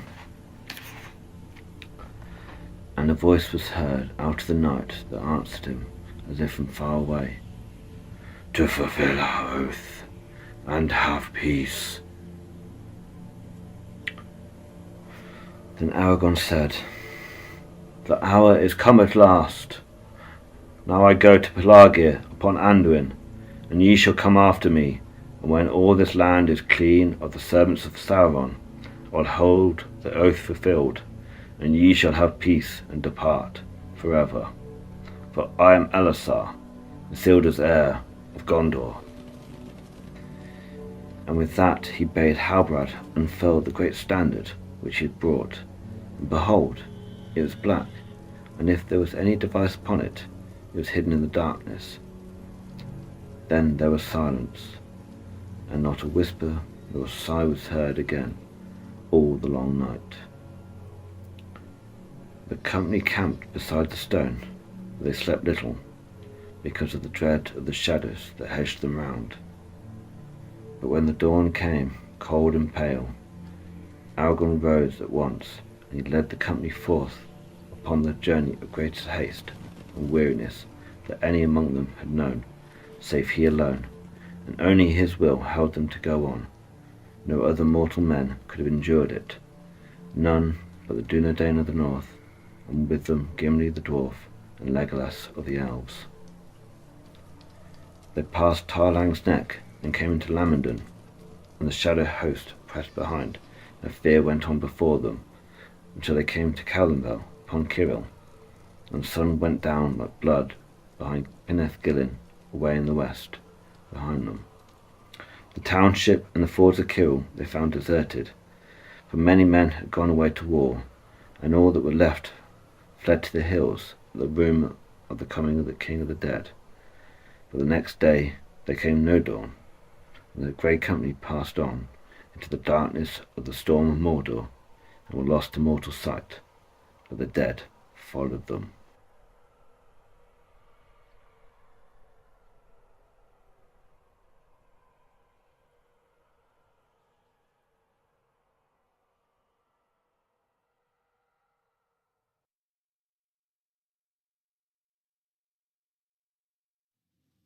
"Haredale, at last," said Eomer. "Our journey is almost at an end."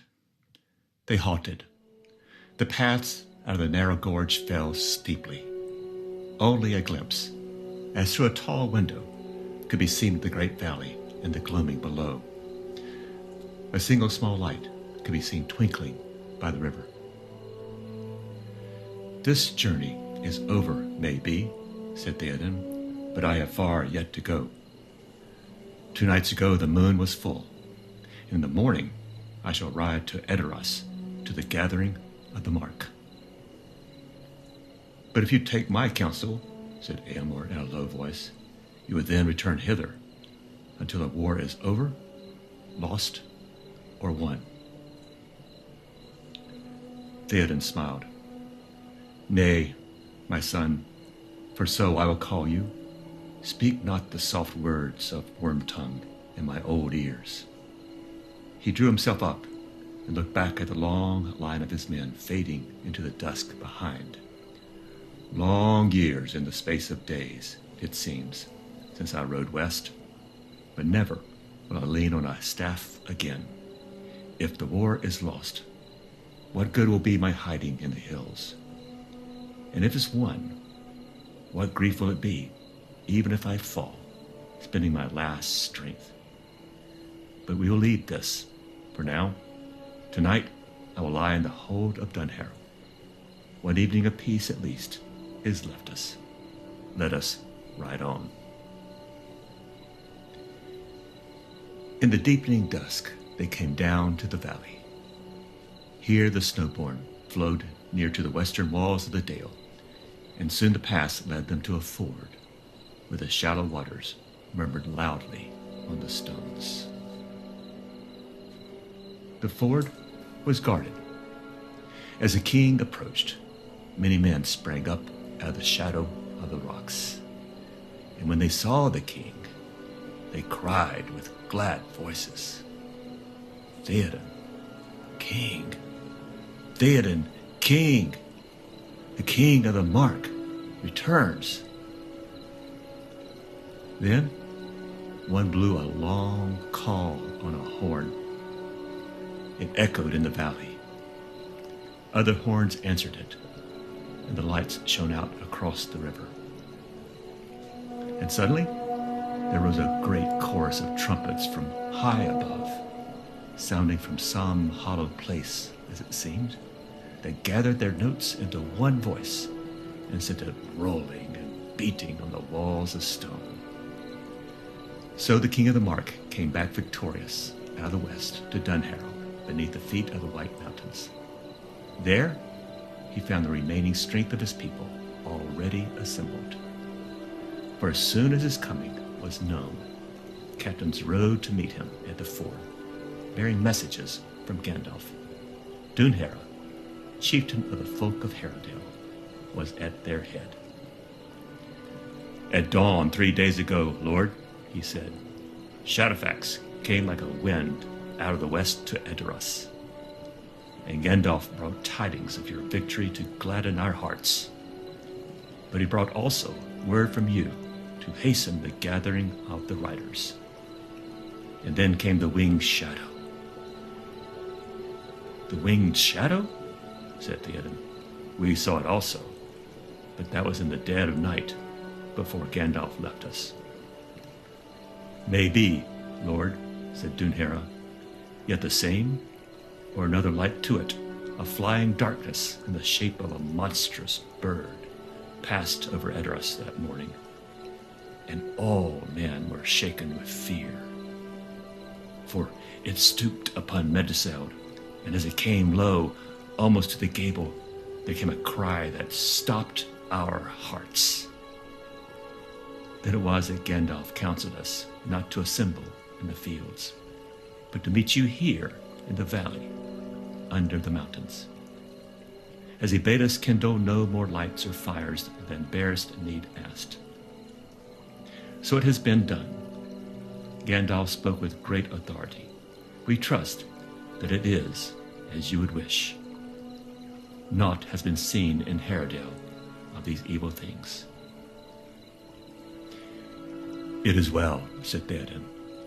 I will now ride to the hold, and there before I go to rest, I will meet the marshals and captains. Let them come to me as soon as may be.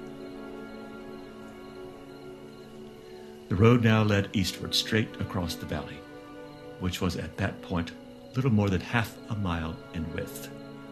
Flats and meads of rough grass, gray now in the falling night, lay all about. But in front, on the far side of the dale, Mary saw a frowning wall, a last outlier of the great roots of the Starkhorn, cloven by the river in ages past. On all the level spaces, there was a great concourse of men. Some thronged to the roadside, hailing the king and the riders from the west with glad cries. But stretching away into the distance behind, there were ordered rows of tents and booths and lines of picketed horses and great store of arms and piled spears bristling like thickets of new planted trees.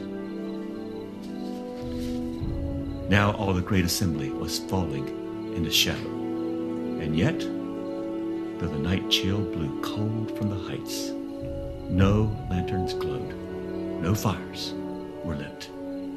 Watchmen, heavily cloaked, paced to and fro. Merry wondered how many riders there were. He could not guess their number in the gathering gloom, but it looked to him like a great army, many thousands strong. While he was peering from side to side, the king's party came up under the looming cliff on the eastern side of the valley, and there, suddenly, the path began to climb, and Merry looked up in amazement. He was on a road, the like of which he had never seen before. A great work of men's hands in years beyond the reach of song. Upwards it wound, coiling like a snake, boring its way across the sheer slope of rock. Steep as a stair, it looped backwards and forwards as it climbed.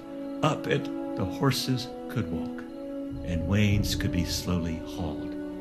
But no enemy could come that way, except out of the air, if it was defended from above.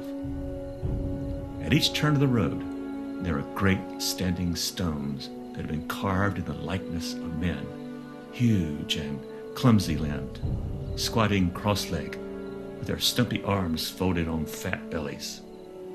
Some, in the wearing of years, had lost all their features, save the dark holes of their eyes that still stared sadly at the passers-by. The riders hardly glanced at them. The Pukul men, they called them, and heeded them little.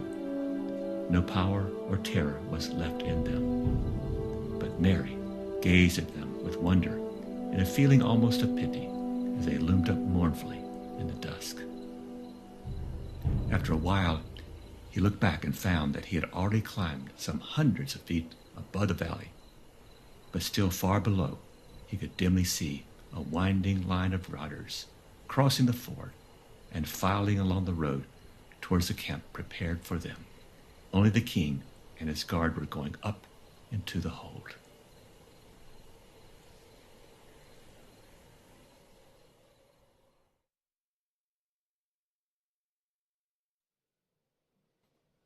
So it was that amid a gathering gloom, the king of the Mark made ready to lead all his riders on the eastward road.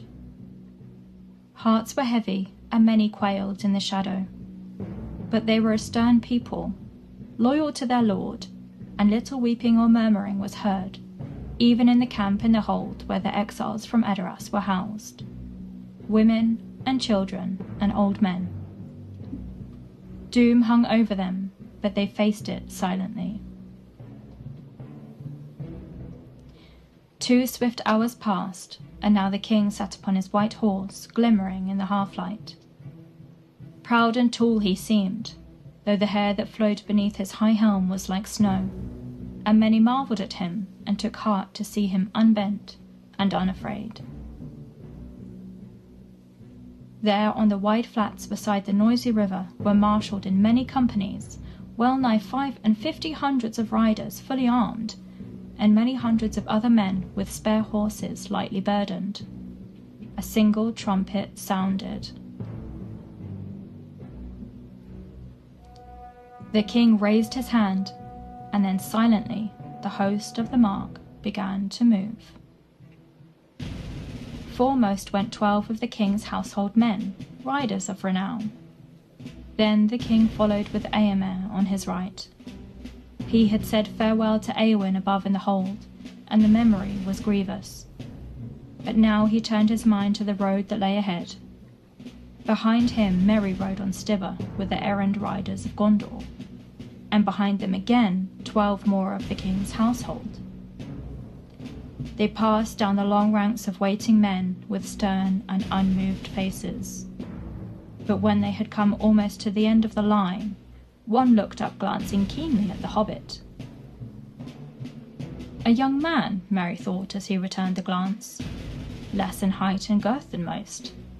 He caught the glint of clear grey eyes, and then he shivered, for it came suddenly to him that it was the face of one without hope, who goes in search of death. On down the grey road they went beside the Snowbourne rushing on its stones, through the hamlets of Underharrow and Upbourne, where many sad faces of women looked out from dark doors. And so, without horn or harp or music of men's voices, the great ride into the east began, with which the songs of Rohan were busy for many long lives of men thereafter.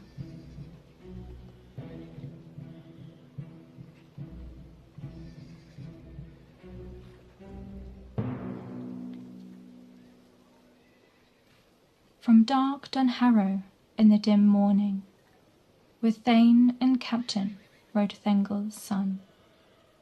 To Edoras he came, the ancient halls of the Mark Wardens, mist enshrouded.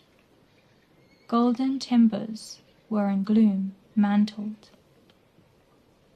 Farewell he bade to his free people, hearth and high seat and the hallowed places, where long he had feasted ere the light faded.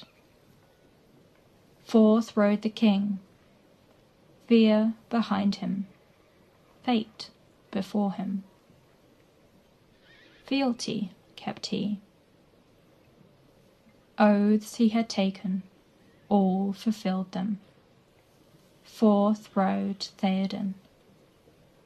5 nights and days east and onward rode the Eorlingus, through Fold and Fenmarch and the Firion wood. 6,000 spears to Sunlending, Mundberg the mighty under Mindolwyn. Sea King's city in the south kingdom, foe beleaguered, fire encircled. Doom drove them on. Darkness took them. Horse and horseman, hoofbeats afar, sank into silence. So the songs tell us.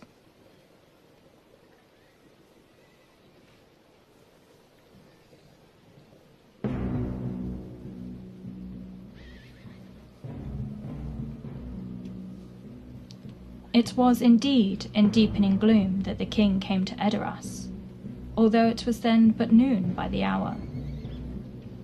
There he halted only a short while, and strengthened his host by some 80 of riders that came late to the weapon-take. Now, having eaten, he made ready to set out again, and he wished his esquire a kindly farewell. But Merry begged for the last time not to be parted from him. "This is no journey for such steeds as Stiver, as I have told you," said Theoden. "And in such a battle as we think to make on the fields of Gondor, what would you do, Master Meriadoc? Sword-thane though you be, and greater of heart than of stature." "As for that, who can tell?" answered Merry. "But why, Lord, did you receive me as sword-thane if not to stay by your side? And I would not have it said of me in song only that I was always left behind." "I received you for your safe keeping," answered Theoden, "and also to do as I might bid. None of my riders can bear you as burden. If the battle were before my gates, maybe your deeds would be remembered by the minstrels. But it is 100 leagues and 2 to Mundberg, where Denethor is lord. I will say no more." Merry bowed and went away unhappily, and stared at the lines of horsemen. Already the companies were preparing to start. Men were tightening girths, looking to saddles, caressing their horses. Some gazed uneasily at the lowering sky. Unnoticed, a rider came up and spoke softly in the hobbit's ear.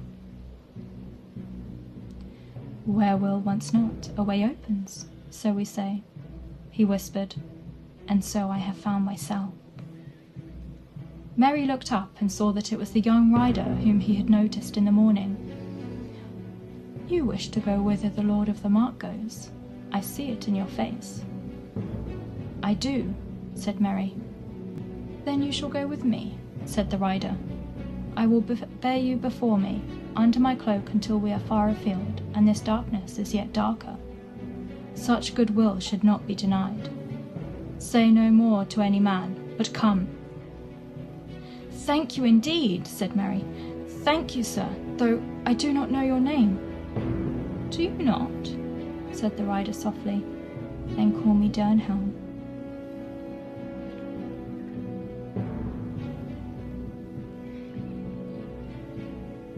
Thus it came to pass that when the king set out, before Dernhelm set Meriadoc the hobbit, and the great grey steed Windfola made little of the burden. For Dernhelm was less in weight than many men, though lithe and well knit in frame. On into the shadow they rode, in the willow thickets where Snowbourn flowed into Entwash. 12 leagues east of Edoras they camped that night. And then on again through the fold, and through the Fenmarch, where to their right, great oakwoods climbed on the skirts of the hills under the shades of dark Halifaerien by the borders of Gondor. But away to their left, the mists lay on the marshes fed by the mouths of Entwash. And as they rode, rumour came of war in the north. Lone men riding wild brought word of foes assailing their east borders, of orc hosts marching in the wold of Rohan. "Ride on! Ride on!" cried Eomer. "Too late now to turn aside. The fens of Entwash must guard our flank. Haste now we need. Ride on!" And so King Theoden departed from his own realm, and mile by mile the long road wound away, and the beacon hills marched past. Calenhad, Minrimon, Erelas, Nardol. But their fires were quenched. All the lands were grey and still, and ever the shadow deepened before them, and hope waned in every heart.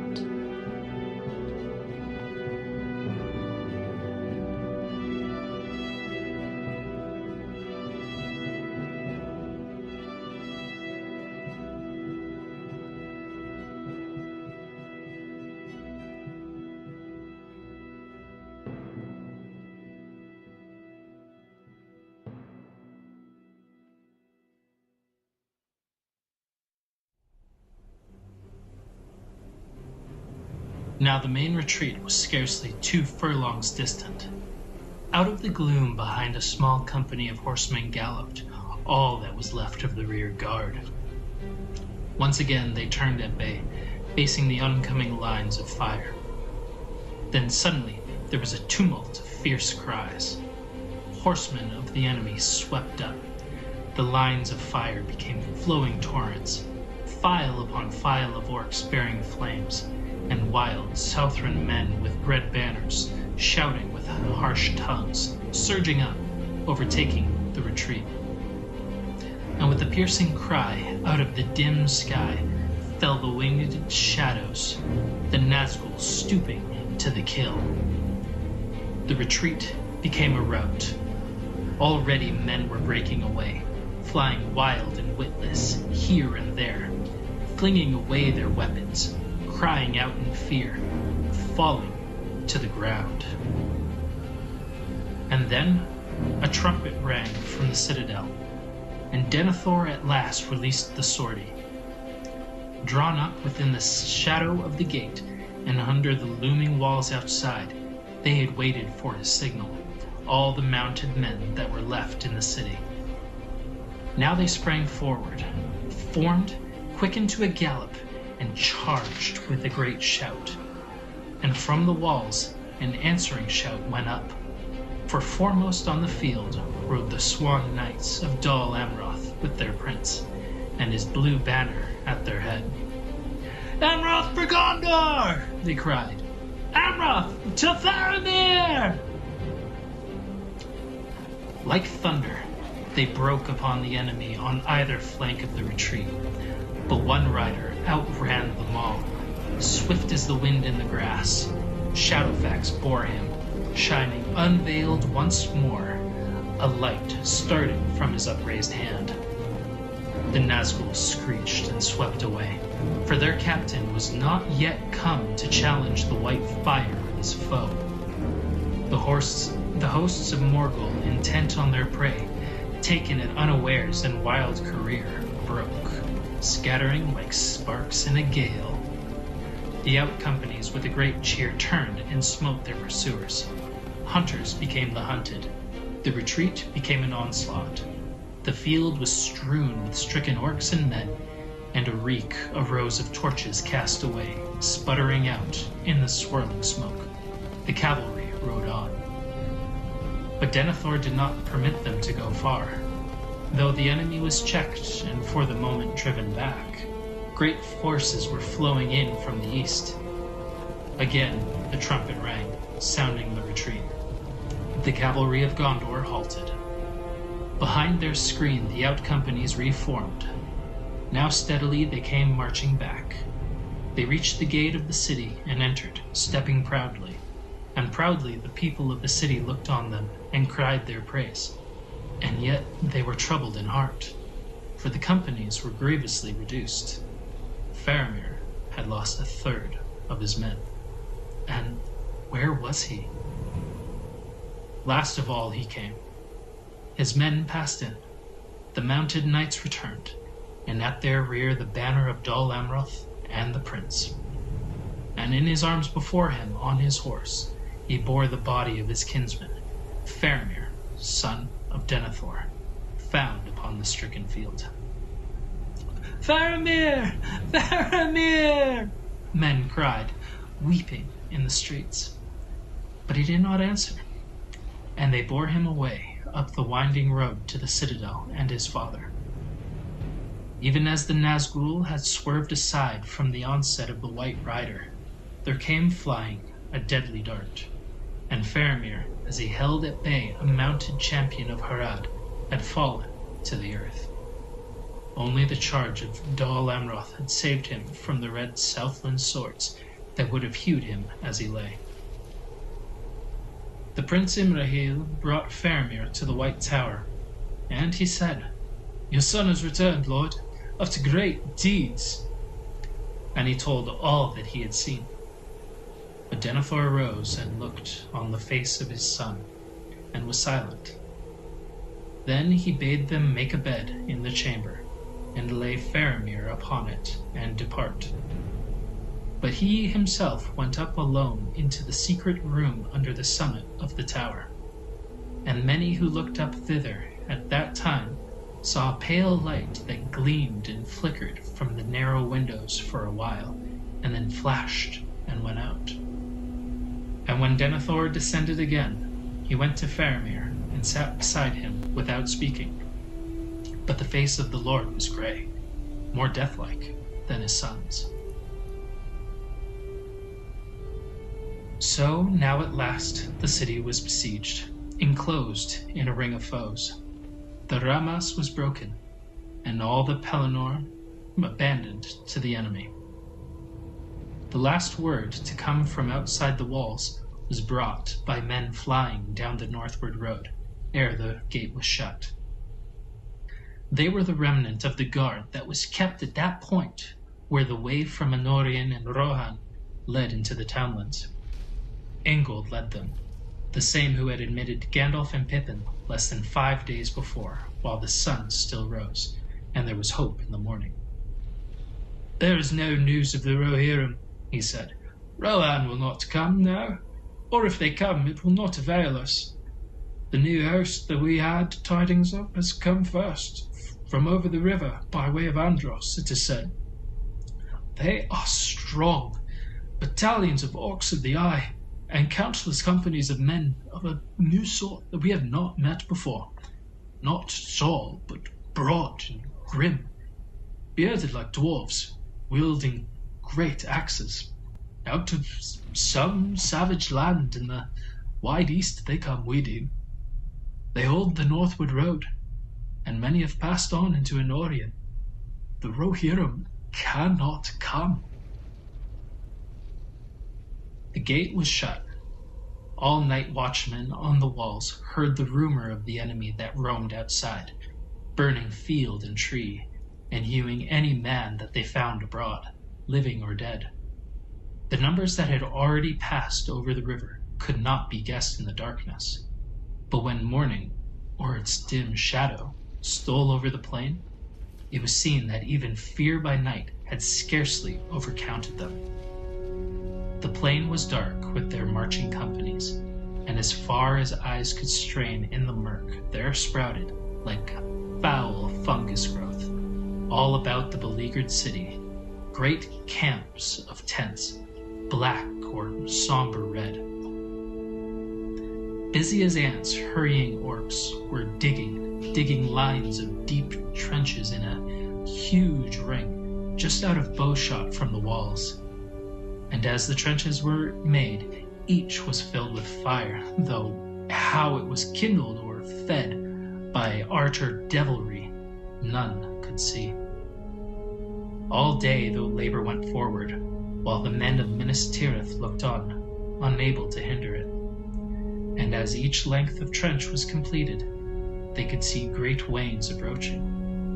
And soon yet, more companies of the enemy were swiftly setting up, each behind the cover of a trench, great engines for the casting of missiles. There were none upon the city walls large enough to reach so far or to stay the work.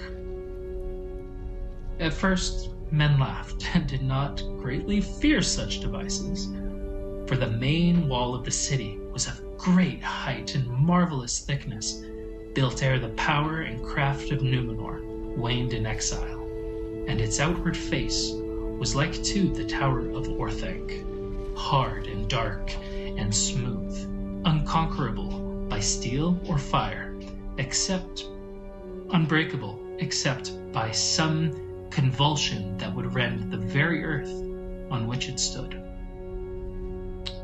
Nay, they said, not if the Nameless One himself should come. Not even he could enter here while we yet live.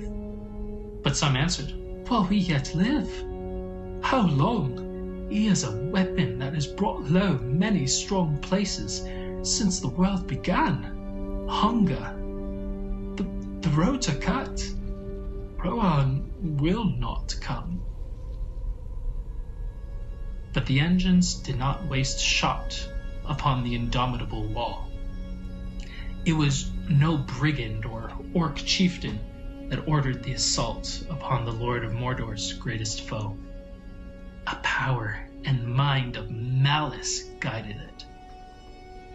As soon as the great catapults were set, with many yells and the creaking of rope and winch, they began to throw missiles marvelously high, so that they passed right above the battlement and fell thudding within the first circle of the city. And many of them, by some secret art, burst into flame as they came toppling down.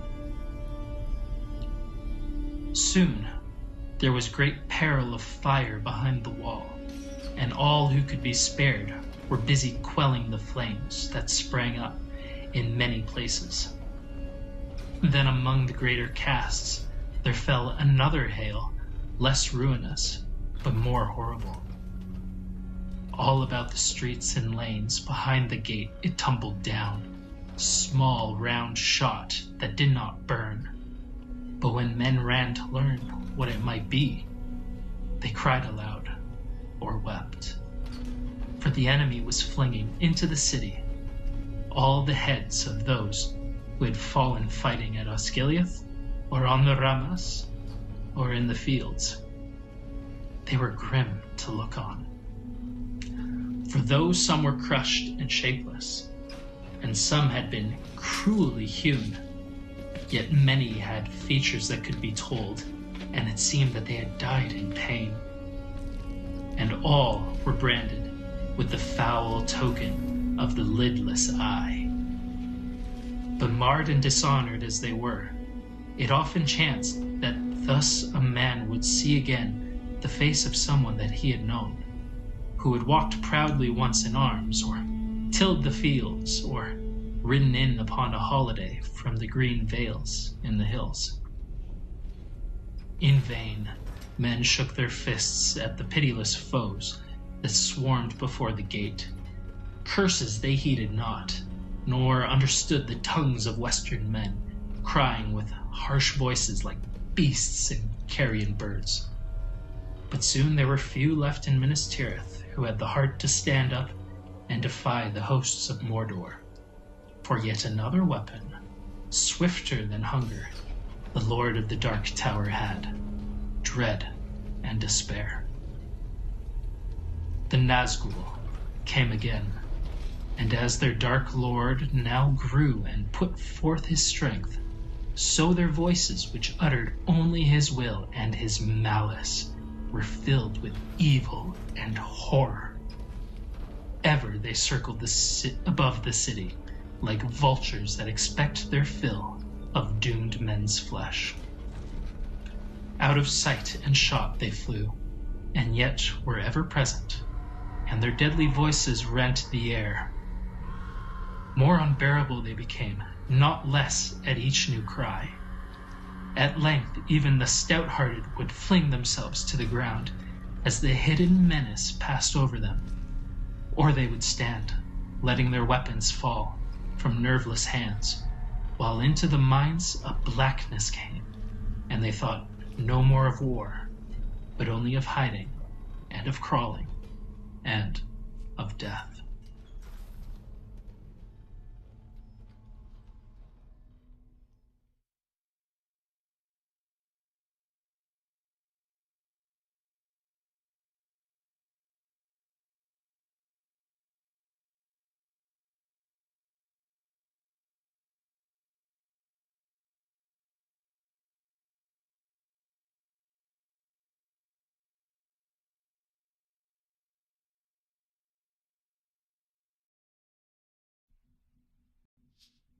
Ever since the middle night, the great assault had gone on.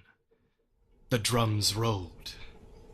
To the north and to the south, company upon company of the enemy pressed to the walls. There came great beasts, like moving houses in the red and fitful night. The Mumakil of the Harad, dragging through the lanes amid the fires, huge towers and engines. Yet their captain cared not greatly what they did or how many might be slain. Their purpose was only to test the strength of the defense and to keep the men of Gondor busy in many places. It was against the gate that he would throw his heaviest weight. Very strong it might be, wrought of steel and iron, and guarded with towers and bastions of indomitable stone, yet it was the key, the weakest point in all that high and impenetrable wall.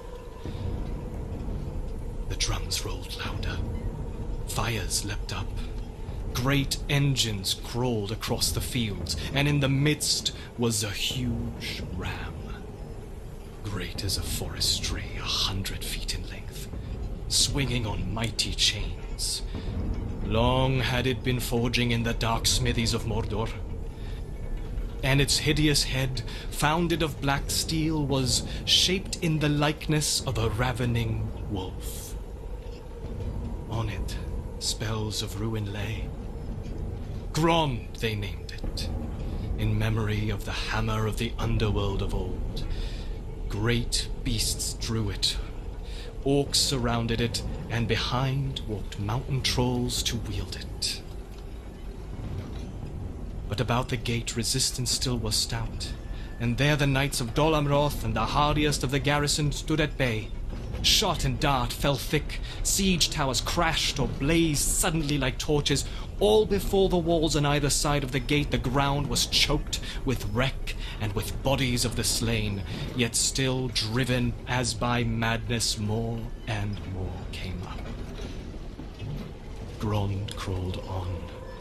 Upon its housing no fire would catch, and though now and again some great beast that hauled it would go mad and spread stamping ruin across the orcs innumerable that guarded it, their bodies were cast aside from its path and others took their place. Grond crawled on. The drums rolled wildly. Over the hills of slain a hideous shape appeared. A horseman, tall, hooded, cloaked in black. Slowly, trampling the fallen, he rode forth, heeding no longer any dart. He halted and held up a long, pale sword. And as he did, so a great fear fell on all, defender and foe alike, and the hands of men drooped to their sides, and no bow sang. For a moment all was still. The drums rolled and rattled. With a vast rush, Grond was hurled forward by huge hands. It reached the gate. It swung. A deep boom crumbled through the city like thunder running in the clouds, but the doors of iron and posts of steel withstood the stroke. Then the black captain rose in his stirrups and cried aloud in a dreadful voice, speaking in some forgotten tongue, words of power and terror to rend both heart and stone. Thrice he cried. Thrice the great ram boomed, and suddenly upon the last stroke the gate of Gondor broke. As if stricken by some blasting spell, it burst asunder. There was a flash of searing lightning, and the doors tumbled in riven fragments to the ground. In rode the Lord of the Nazgul, a great black shape against the fires beyond. He loomed up, grown to a vast menace of despair. In rode the Lord of the Nazgul under the archway that no enemy ever yet had passed, and all fled before his face, all save one. There waiting, silent and still in the space before the gate, sat Gandalf upon Shadowfax. Shadowfax, who alone among the free horses of the earth endured the terror, unmoving, steadfast as a graven image in Rath Dinan. "You cannot enter here," said Gandalf, and the huge shadow halted. "Go back to the abyss prepared for you! Go back! Fall into the nothingness that awaits you and your master! Go!" The Black Rider flung back his hood, and behold, he had a kingly crown, and yet upon no head visible was it set. The fire, the red fires shone between it, and the mantled shoulders vast and dark. From a mouth unseen, there came a deadly laughter. "Old fool," he said. "Old fool, this is my hour. Do you not know death when you see it? Die now, and curse in vain." And with that, he lifted high his sword, and flames ran down the blade. Gandalf did not move, and in that very moment, away behind some courtyard of the city, a cock crowed. Shrill and clear he crowed, recking nothing of wizardry or war, welcoming only the morning that in the sky far above the shadows of death was coming with the dawn. And as if in answer, there came from far away another tone. Horns, horns, horns. In dark Mindoluin's sides, they dimly echoed. Great horns of the north, wildly blowing. Rohan had come at last.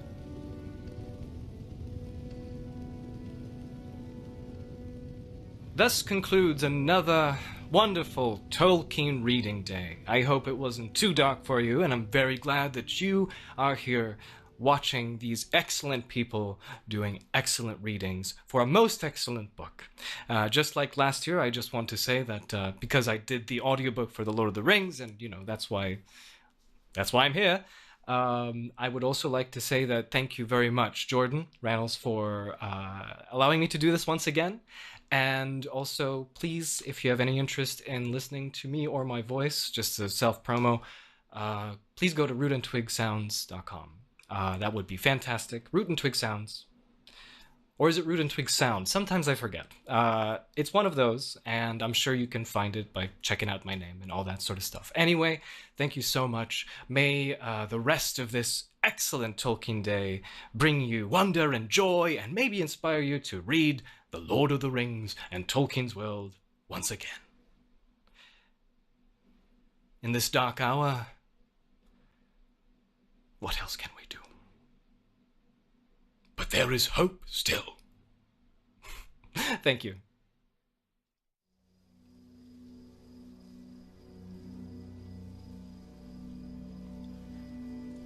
Mary waited to hear no more, but slipped away to get ready for the summons to the march. This was the last stage before the battle. It did not seem likely to him that many of them would survive it. But he thought of Pippin and the flames in Minas Tirith, and thrust down his own dread. All went well that day, and no sight or sound had they of the enemy waiting to waylay them.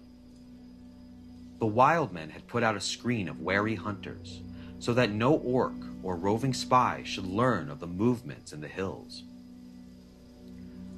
The light was more dim than ever as they drew nearer to the beleaguered city, and the riders passed in long files like dark shadows of men and horses. Each company was guided by a wild woodman, but old Gon walked beside the king. The start had been slower than was hoped, for it had taken time for the riders, walking and leading their horses, to find paths over the thickly wooded ridges behind their camp and down into the hidden Stonewain Valley. It was late in the afternoon when the leaders came to wide grey thickets stretching beyond the eastward side of Amandine, and masking a great gap in the line of hills that from Nardole to Dean ran east and west. Through the gap, the forgotten Wain Road long ago had run down, back into the main horseway from the city through Anordien. And now, for many lives of men, trees had their way with it, and it had been vanished, broken, buried, under the leaves of uncounted years. But the thickets offered to the riders their last hope of cover before they went into open battle.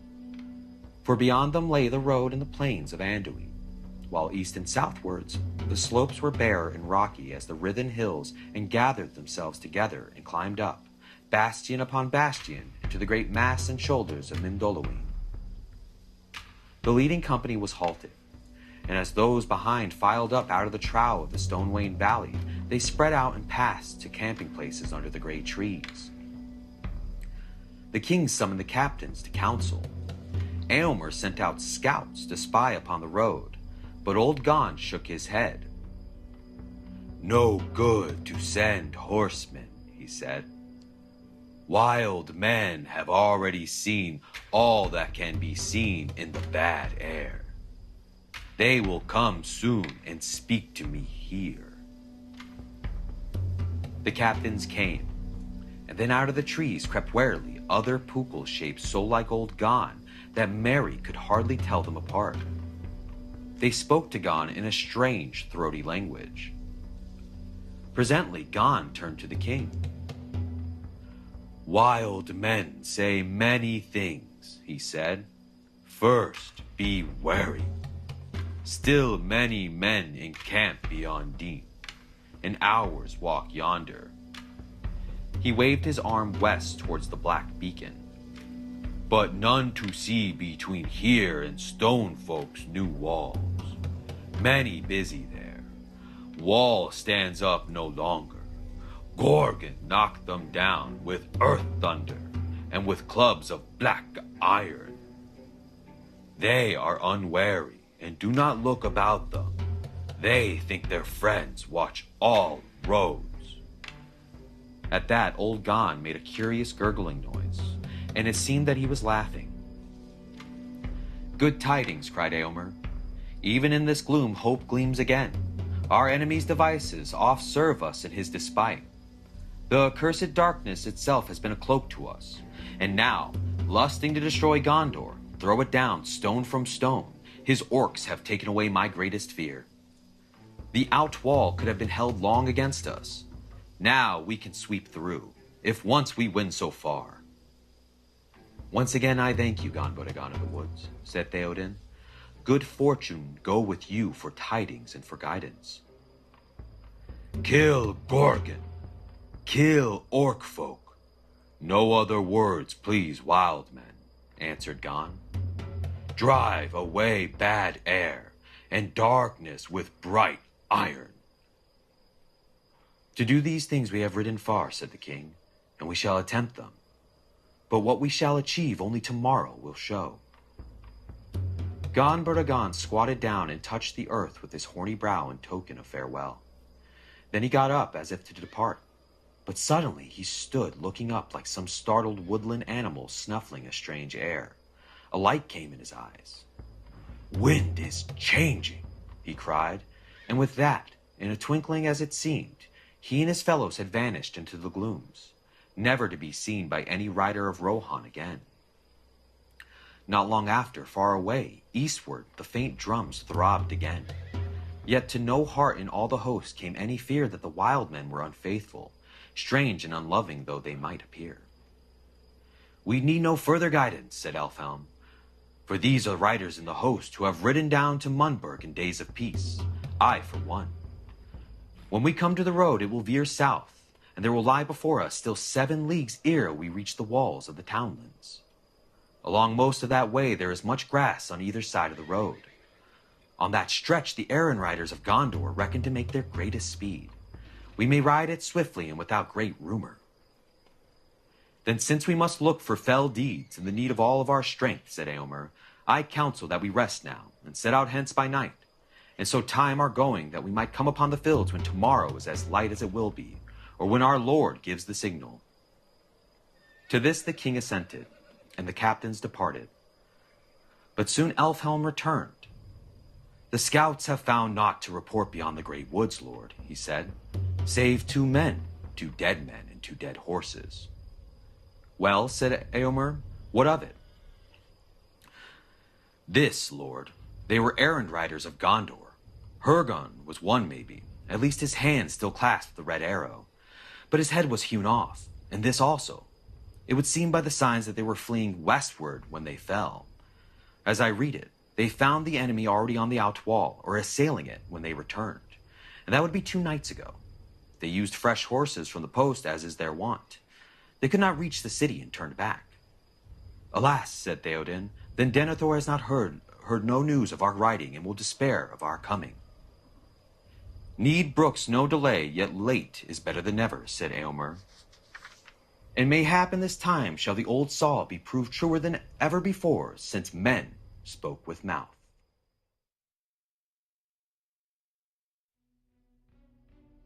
It was night.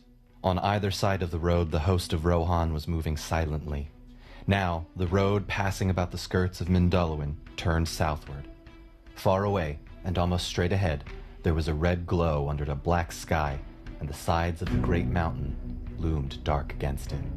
They were drawing near the Ramas of the Pelennor, but the day was not yet come. The king rode in the midst of the leading company, his household men about him. Elfhelm's Eored came next, and now Merry noticed that Dernhelm had left his place, and in the darkness was moving steadily forward, until at last he was riding just in rear of the king's guard. There came a check. Merry heard voices in front speaking softly. Outriders had come back, who had ventured forward, almost to the wall. They came to the king. "There are great fires, Lord," one said. "The city is all set about with flame, and the field is full of foes. But all seem drawn off to the assault. As well as we could guess, there are few left upon the outwall, and they are heedless, busy in destruction." "Do you remember the wild man's words, Lord?" said another. "I live upon the open wold in days of peace. Widfara is my name, and to me also the air brings messages. Already the wind is turning. There comes a breath out of the south. There is a sea tang in it, faint though it be. The morning will bring new things. Above the reek it will be dawn when you pass the wall. If you speak truly, Windfara, then may you live beyond this day in years of blessedness, said Theoden. He turned to the men of his household, who were near, and he spoke now in a clear voice, so that many also of the riders of the first Aeorid heard him. Now is the hour come, riders of the Mark, sons of Eorl. Foes and fire are before you, and your homes far behind. Yet, though you fight upon an alien field, the glory that you reaped there shall be your own forever. Oaths ye have taken. Now, fulfill them all, to lord and land and league of friendship. Men clashed, spear upon shield. Eomer, my son, you lead the first Aeorid, said Theoden, and it shall go behind the king's banner in the center. Elfhelm, lead your company to the right when we pass the wall, and Grimbold shall lead his toward the left. Let the other companies follow behind these three that lead, as they have chance. Strike wherever the enemy gathers. Other plans we cannot make, for we know not yet how things stand upon the field. Forth now, and fear no darkness. The leading company rode off as swiftly as they could, for it was still deep dark, whatever change Windfara might forebode. Merry was riding behind Dernhelm, clutching with the left hand, while with the other he tried to loosen the sword in its sheath. He felt now bitterly the truth of the old king's words. In such a battle, what would you do, Meriadoc? Just this, he thought, encumber a rider, and hope at best to stay in my seat and not be pounded to death by galloping hoofs. There was no more than a league to where the outlaws had stood. They soon reached them, too soon for Merry. Wild cries broke out, and there was some clash of arms, but it was brief. The orcs busy about the walls were few and amazed, and they were quickly slain or driven off. Before the ruin of the north gate in the Ramas, the king halted again. The first Aeorid drew up behind him, and about him on either side, Dernhelm kept close to the king, though Elfhelm's company was away to the right. Grimbold's men turned aside and passed round to the great gap in the wall further eastward. Merry peered from behind Dernhelm's back. Far away, maybe 10 miles or more, there was a great burning, but between it and the riders, lines of fire blazed in a vast crescent at the nearest point, less than a league distant. He could make out little more on the dark plain, and as yet he neither saw any hope of morning, nor felt any wind, changed or unchanged. Now silently the hosts of Rohan moved forward into the field of Gondor, pouring in slowly but steadily, like the rising tide through breaches in a dike that men have thought secure. But the mind and will of the Black Captain were bent wholly on the falling city, and as yet no tidings came to him warning that his designs held any flaw. After a while, the king led his men away somewhat eastward, to come between the fires of the siege and the outer fields. Still, they were unchallenged, and still, Theoden gave no signal. At last he halted once again. The city was now nearer. A smell of burning was in the air, and a very shadow of death. The horses were uneasy, but the king sat upon Snowmane, motionless, gazing upon the agony of Minas Tirith, as if stricken suddenly by anguish or by dread. He seemed to shrink down, cowed by age. Merry himself felt as if a great weight of horror and doubt had settled on him. His heart beat slowly. Time seemed poised in uncertainty. They were too late. Too late was worse than never. Perhaps Theoden would quail, bow his old head, turn, slink away to hide in the hills. Then suddenly, Merry felt it at last, beyond a doubt. A change. Wind was in his face. Light was glimmering. Far, far away, in the south, the clouds could be dimly seen as remote gray shapes, rolling up, drifting. Morning lay beyond them. But at that same moment, there was a flash, as if lightning had sprung from the earth beneath the city. For a searing second it stood, dazzling, far off, in black and white, its topmost tower like a glittering needle. And then, as the darkness closed again, there came rolling over the fields a great boom. At that sound, the bent shape of the king sprang suddenly erect. Tall and proud he seemed again, and rising in his stirrups he cried in a loud voice, more clear than any there had ever heard a mortal man achieve before. Arise, arise, riders of Theoden, fell deeds awake, fire and slaughter, spear shall be shaken, shield be splintered, a sword day, a red day, ere the sun rises. Ride now, ride now, ride to Gondor. With that, he seized a great horn from Gustloff, his banner-bearer, and blew such a blast upon it that it burst asunder. And straightway all the horns in the host were lifted up in music, and the blowing of the horns of Rohan in that hour was like a storm upon the plain and thunder in the mountains. Ride now, ride now, ride to Gondor. Suddenly, the king cried to Snowmane, and the horse sprang away. Behind him, his banner blew in the wind, white horse upon a green field, but he outpaced it. After him thundered the knights of his house, but he was ever before them. Eomer rode there, the white horse tail on his helm floating in his speed, and the front of the first Eorin roared like a breaker foaming to the shore. But Theoden could not be overtaken. Thay he seemed, or the battle fury of his fathers ran like new fire in his veins, and he was borne up on Snowmane like a god of old, even as Orome the Great in the Battle of the Valar when the world was young. His golden shield was uncovered, and lo, it shone like an image of the sun, and the grass flamed into green about the white feet of his steed.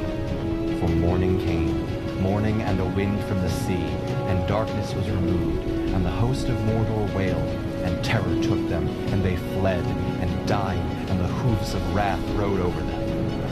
And then all the host of Rohan burst into song, and they sang as they slew, for the joy of battle was on them, and the sound of their singing, that was fair and terrible, came even to the city.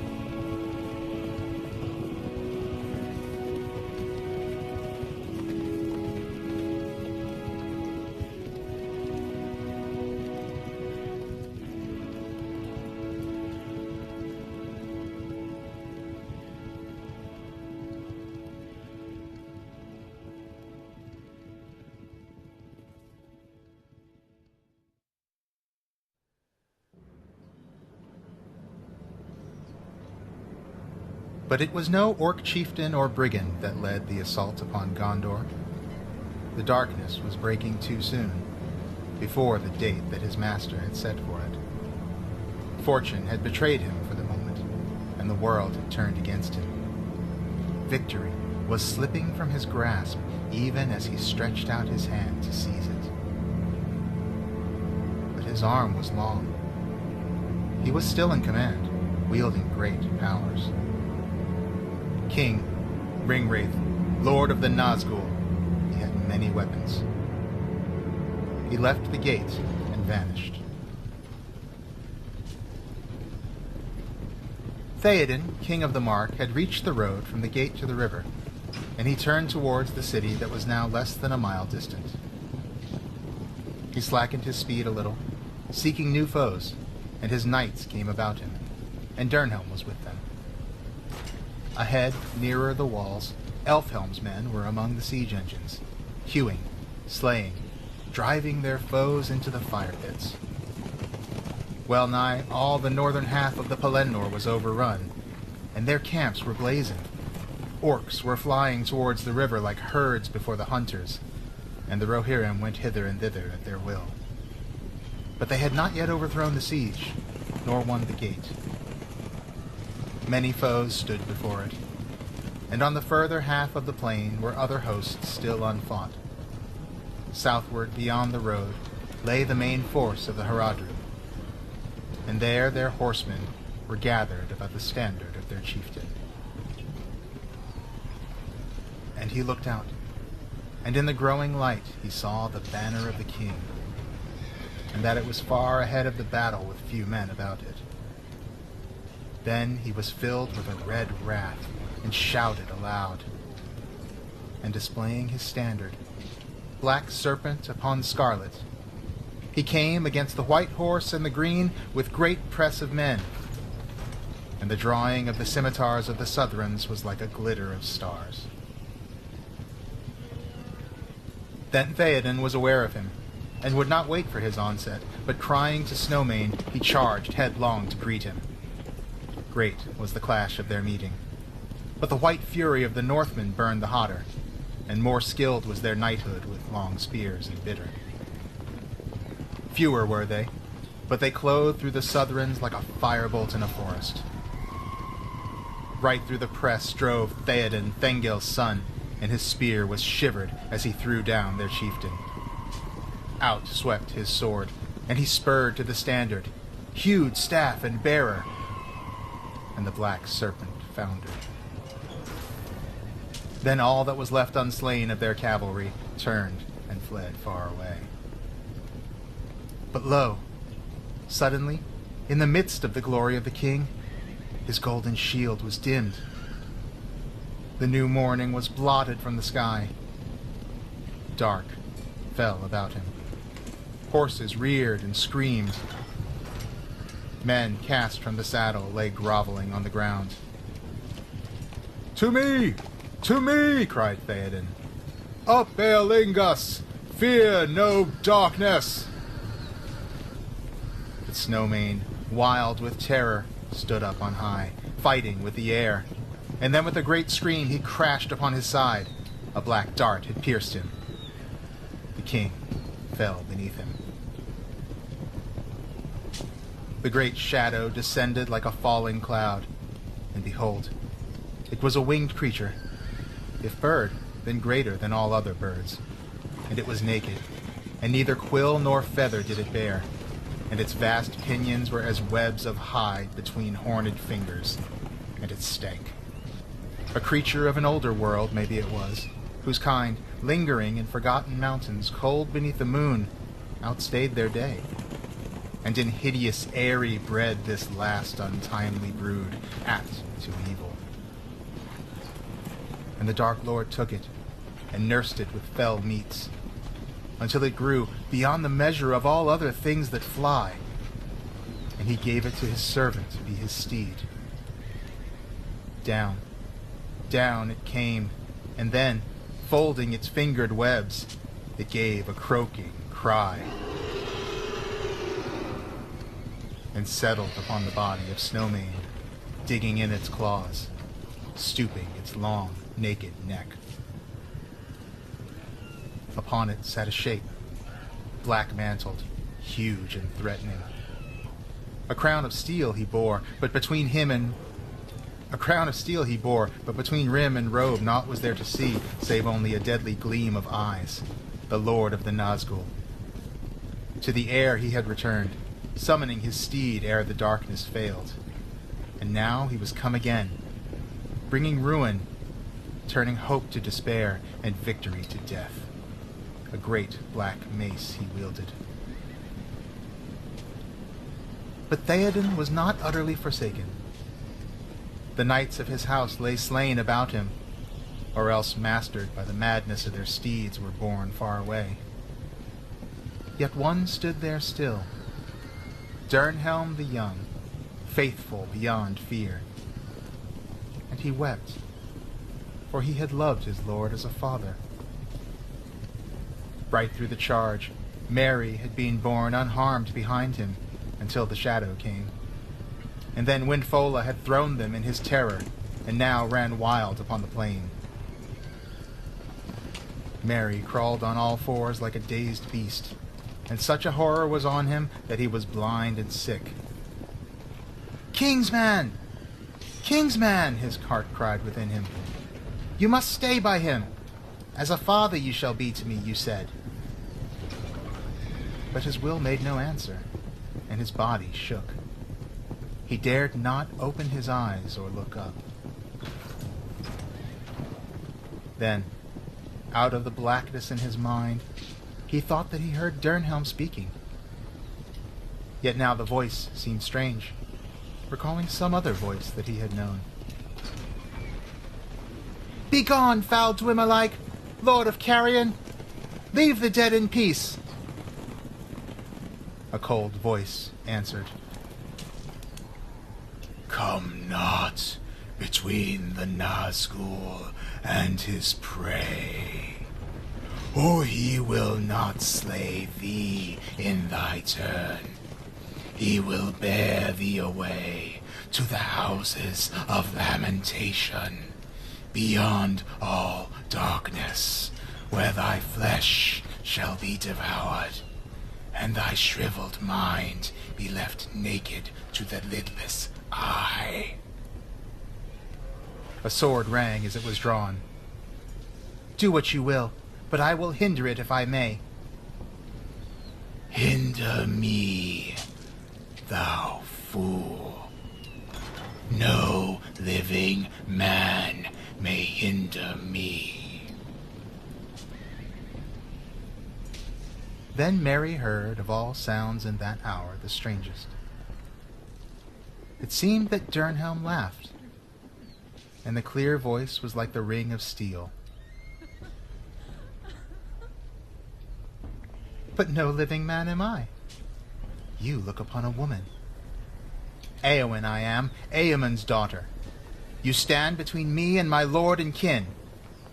Begone if you be not deathless. For living or dark undead, I will smite you if you touch him. The winged creature screamed at her, but the ringwraith made no answer and was silent, as if in sudden doubt. Very amazement for a moment conquered Mary's fear. He opened his eyes, and the blackness was lifted from him. There, some paces from him, sat the great beast, and all seemed dark about it, and above it loomed the Nazgul like a shadow of despair. A little to the left, facing them, stood she whom he had called Dernhelm, but the helm of her secrecy had fallen from her, and her bright hair, released from its bonds, gleamed with pale gold upon her shoulders. Her eyes, gray as the sea, were hard and fell, and yet tears were on her cheek. A sword was in her hand, and she raised her shield against the horror of her enemy's eyes. Éowyn it was, and Dernhelm also, for into Mary's mind flashed the memory of the face that he saw at the riding from Dunharrow, the face of one that goes seeking death, having no hope. Pity filled his heart, and great wonder, and suddenly the slow-kindled courage of his race awoke. He clenched his hand. She should not die, so fair, so desperate. At least she should not die alone, unaided. The face of their enemy was not turned towards him, but still he hardly dared to move, dreading lest the deadly eyes should fall on him. Slowly, slowly he began to crawl aside, but the black captain, in doubt and malice intent upon the woman before him, heeded him no more than a worm in the mud. Suddenly, the great beast beat its hideous wings, and the wind of them was foul. Again, it leaped into the air, and then swiftly fell down upon Éowyn, shrieking, striking with beak and claw. Still she did not blench. Maiden of the Rohirrim, child of kings, slender but as a steel blade, fair yet terrible. A swift stroke she dealt, skilled and deadly. The outstretched neck she clove asunder, and the hewn head fell like a stone. Backward she sprang as the huge shape crashed to ruin, vast wings outspread, crumpled on the earth, and with its fall the shadow passed away. A light fell about her, and her hair shone in the sunrise. Out of the wreck rose the Black Rider, tall and threatening, towering above her. With a cry of hatred that stung the very ears like venom, he let fall his mace. Her shield was shivered in many pieces, and her arm was broken. She stumbled to her knees, He bent over her like a cloud, and his eyes glittered. He raised his mace to kill. But suddenly, he too stumbled forward with a cry of bitter pain. And his stroke went wide, driving into the ground.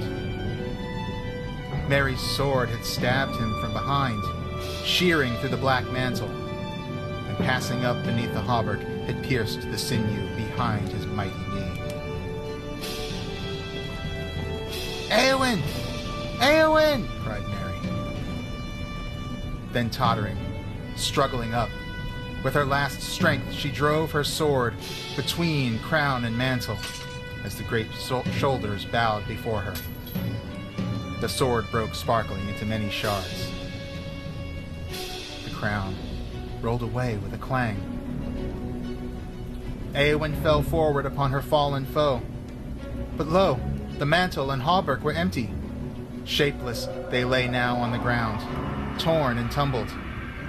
And a cry went up into the shuddering air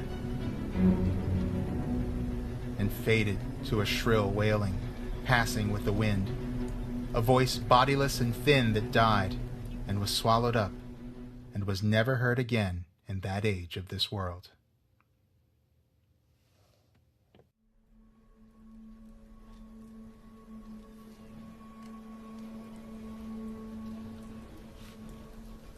And there stood Meriadoc, the Hobbit, in the midst of the slain, blinking like an owl in the daylight, for tears blinded him, and through a mist he looked on Éowyn's fair head as she lay and did not move. And he looked on the face of the king, fallen in the midst of his glory. For Snowmane, in his agony, had rolled away from him again. Yet he was the bane of his master.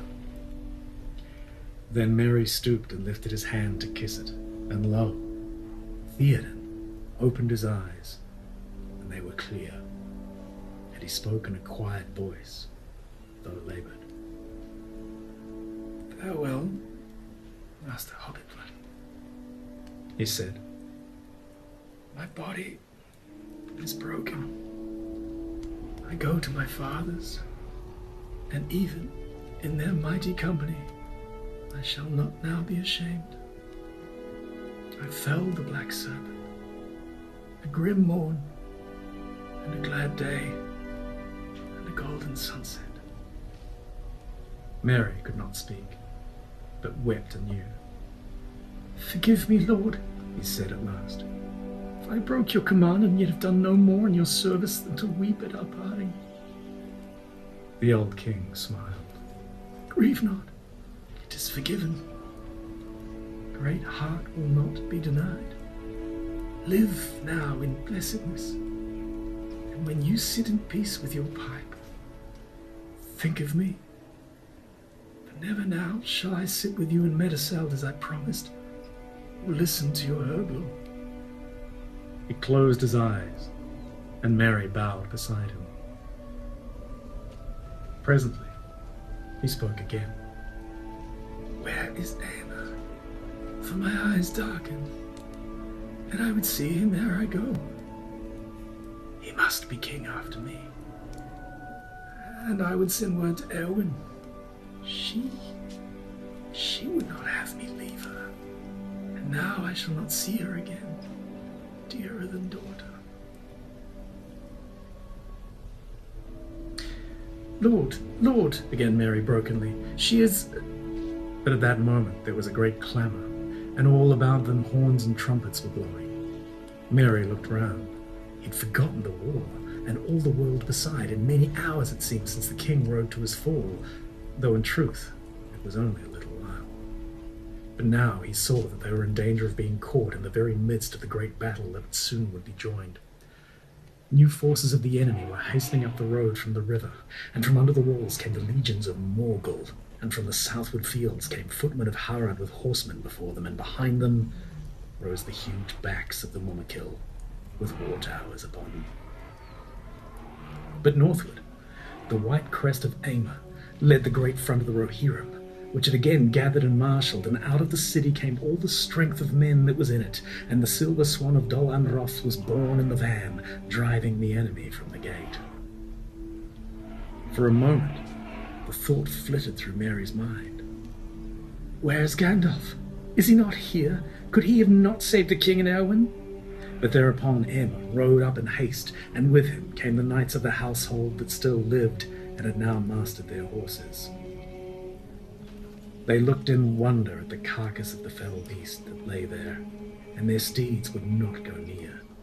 But Emma leapt from the saddle, and grief and dismay fell upon him as he came to the king's side and stood there in silence. Then one of the knights took the king's banner from the hand of Guthlam, the banner-bearer who lay dead, and lifted it up. Slowly, Theoden opened his eyes. Seeing the banner, he made a sign that it should be given to Emma. "Hail, King of the Mark," he said. "Ride now to victory. Bid Éowyn farewell." And so he died, and knew not that Éowyn lay near him. And those who stood by wept, crying, "Theoden King! Theoden King!" But Aemma said to them, "Mourn not overmuch. Mighty was the fallen. Meet was his ending. When his mound is raised, woman then shall weep. War now calls us." Yet he himself wept as he spoke.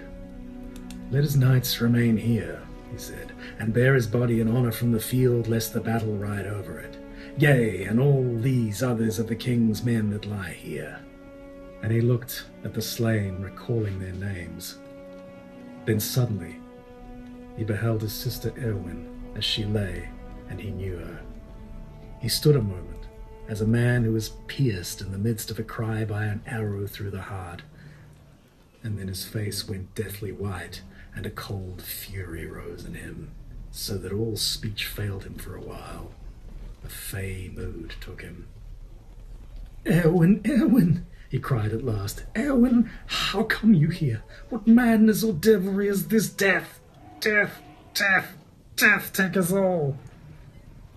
Then, without taking counsel or waiting for the approach of the men of the city, he spurred headlong back to the front of the great post and blew a horn and cried aloud for the onset. Over the field rang his clear voice calling, "Death! Ride! Ride to ruin and the world's ending!" And with that the host began to move, but the Rohirrim sang no more.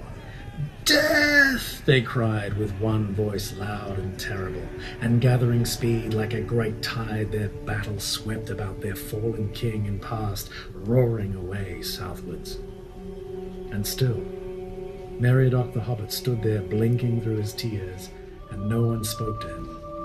Indeed, no one seemed to heed him. He brushed away the tears and stooped to pick up the green shield that Éowyn had given him, and he slung it at his back. Then he looked for his sword that he had let fall, for even as he struck his blow his arms were numb, and now he could only use his left hand. And behold, there lay his weapon, but the blade was smoking like a dry branch that had been thrust in a fire, and as he watched it, it writhed and withered and was consumed. So passed the sword of the Barrow-downs, work of the Westernese, but glad would he have been to know its fate, who wrought it slowly, long ago in the North Kingdom, when the Dunedain were young, and chief among their foes was the dread realm of Angmar and its sorcerer king. No other blade, not though mightier hands had welded it, would have dealt that foe a wound so bitter, cleaving the undead flesh, breaking the spell that knit his unseen sinews to his will. Men now raised the king, and laying cloaks upon spear truncheons, they made shift to bear him away towards the city, and others lifted Éowyn gently up and bore her after him. But the men of the king's household they could not yet bring from the field. The 7 of the king's knights had fallen there, and Direwine their chief was among them. So they laid them apart from their foes and the fell beast and set spears about them. And afterwards, when all was over, men returned and made a fire there and burned the carcass of the beast. But for Snowmane, they dug a grave and set up a stone upon which was carved in the tongues of Gondor and the Mark, faithful servant, yet master's bane, Lightfoot's fall, swift Snowmane. Green and long grew the grass on Snowmane's howe, but ever black and bare was the ground where the beast was burned. Now slowly and sadly, Merry walked beside the bearers, and he gave no more heed to the battle. He was weary and full of pain, and his limbs trembled as with a chill. A great rain came out of the sea, and it seemed that all things wept for Theoden and Eowyn, quenching the fires in the city with grey tears. It was through a mist that presently he saw the van of the men of Gondor approaching. Imrahil, Prince of Dol Amroth, rode up and drew rein before them.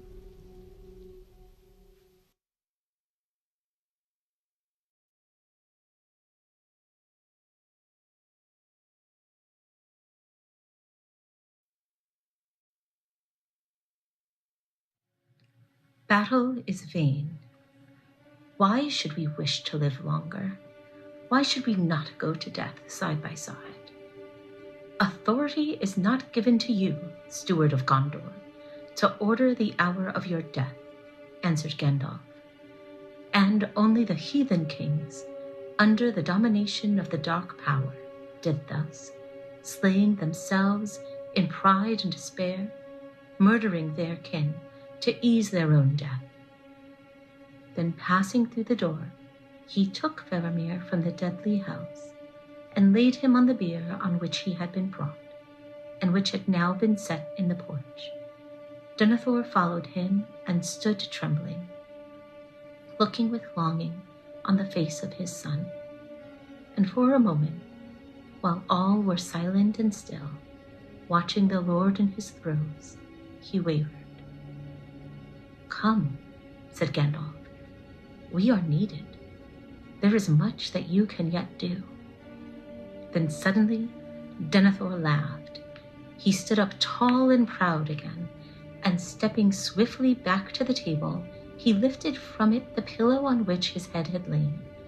Then coming to the doorway, he drew aside the covering, and lo, he had between his hands a palantir. And as he held it up, it seemed to those that looked on that the globe began to glow with an inner flame, so that the lean face of the Lord was lit as with a red fire, and it seemed cut out of hard stone, sharp with black shadows, noble, proud, and terrible. His eyes glittered. "Pride and despair," he cried. "Didst thou think that the eyes of the White Tower were blind? Nay, I have seen more than thou knowest, grave fool. For thy hope is but ignorance. Go then and labor in healing. Go forth and fight. Vanity. For a little space you may triumph on the field, for a day. But against the power that now arises, there is no victory. To this city, only the first finger of its hand has yet been stretched. All the east is moving, and even now the wind of thy hope cheats thee and wafts up Anduin a fleet with black sails. The west has failed. It is time for all to depart who would not be slaves. Such counsels will make the enemy's victory certain indeed, said Gandalf. Hope on, then, laughed Denethor. Do I not know thee, Mithrandir? Thy hope is to rule in my stead, to stand behind every throne, north, south, and west. I have read thy mind and its policies. Do I not know that you commanded this halfling here to keep silence? That you brought him hither to be a spy within my very chamber?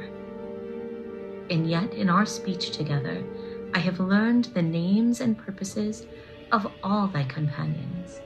So, With the left hand thou wouldst use me for a little while as a shield against Mordor, and with the right bring up this Ranger of the North to supplant me. But I say to thee, Gandalf Mithrandir, I will not be thy tool. I am steward of the House of Anadi. I will not step down to be the dotard chamberlain of an upstart. Even were his claim proved to me, still he comes but of the line of Isildur. I will not bow to such a one, last of a ragged house, long bereft of lordship and dignity. What then would you have, said Gandalf, if your will could have its way? I would have things as they were in all the days of my life, answered Denethor, and in the days of my long fathers before me, to be the lord of this city in peace, and leave my chair to a son after me, who would be his own master, and no wizard's pupil. But if doom denies this to me, then I will have naught, neither life diminished, nor love halved, nor honor abated. To me it would not seem that a steward who faithfully surrenders his charge is diminished in love or in honor, said Gandalf. And at the least you shall not rob your son of his choice while his death is still in doubt. At those words, Denethor's eyes flamed again, and taking the stone under his arm, he drew a knife and strode toward the bier. But Baragon sprang forward and set himself before Faramir. So, cried Denethor, thou hadst already stolen half my son's love. Now thou stealest the hearts of my knights also, so that they rob me wholly of my son at the last? But in this at least thou shalt not defy my will, to rule my own end. Come hither, he cried to his servants. Come, if you are not all recreant. Then two of them ran up the steps to him. Swiftly he snatched a torch from the hand of one and sprang back into the house. Before Gandalf could hinder him, he thrust the brand amid the fuel, and at once it crackled and roared into flame. Then Denethor leaped upon the table, and standing there, wreathed in fire and smoke, he took up the staff of his stewardship that lay at his feet and broke it on his knee. Casting the pieces into the blaze, he bowed and laid himself on the table, clasping the palantir with both hands upon his breast. And it was said that ever after, if any man looked in that stone, unless he had a great strength of will to turn it to other purpose, he saw only two aged hands withering in flame. Gandalf, in grief and horror, turned his face away and closed the door. For a while he stood in thought, silent upon the threshold, while those outside heard the greedy roaring of the fire within. And then Denethor gave a great cry, and afterwards spoke no more, nor was ever again seen by mortal men. So passes Denethor, son of Ecthelion, said Gandalf. Then he turned to Baragon and the Lord's servants that stood there aghast. And so pass also the days of Gondor that you have known. For good or evil they are ended. Ill deeds have been done here. But let now all enmity that lies between you be put away, for it was contrived by the enemy and works his will. You have been caught in a net of warring duties that you did not weave. But think, you servants of the Lord, blind in your obedience, that for the treason of Baragon, Faramir, captain of the White Tower, would now also be burned. Bear away from this unhappy place your comrades who have fallen, and we will bear Faramir, steward of Gondor, to a place where he can sleep in peace, or die if that be his doom. Then Gandalf and Baragon, taking up the bier, bore it away towards the houses of healing, while behind them walked Pippin with downcast head. But the servants of the Lord stood gazing as stricken men at the house of the dead. And even as Gandalf came to the end of Rathdinan, there was a great noise. Looking back, they saw the dome of the house crack and smokes issue forth. And then, with a rush and rumble of stone, it fell in a flurry of fire. But still unabated, the flames danced and flickered among the ruins. Then in terror, the servants fled and followed Gandalf. At length, they came back to the steward's door, and Beregond looked with grief at the porter.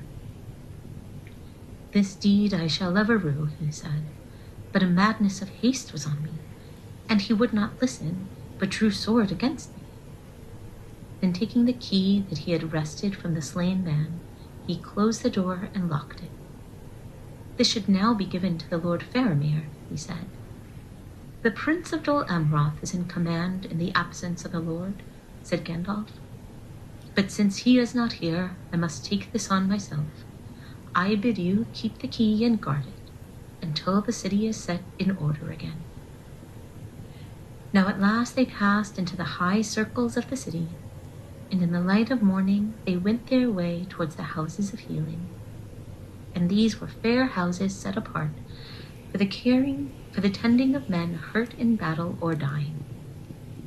They stood not far from the citadel gate, in the sixth circle, nigh to its southward wall, and about them was a garden and a greensward with trees, the only such place in the city.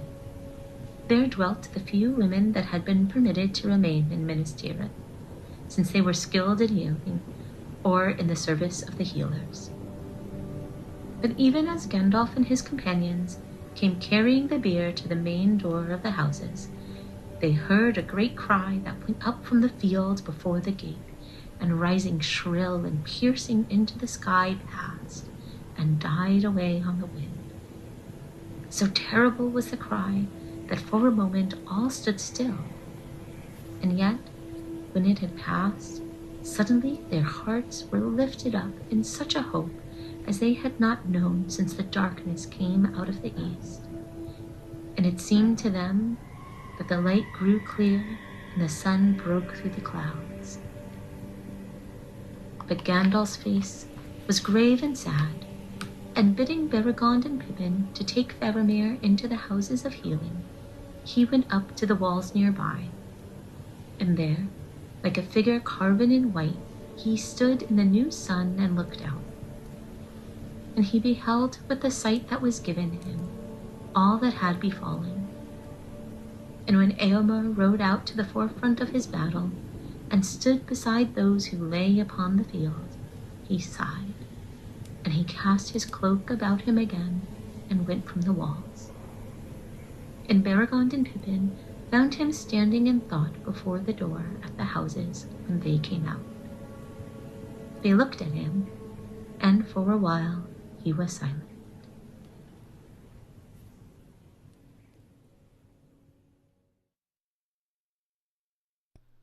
A mist was in Merry's eyes, of tears and weariness, when they drew near the ruined gate of Minas Tirith.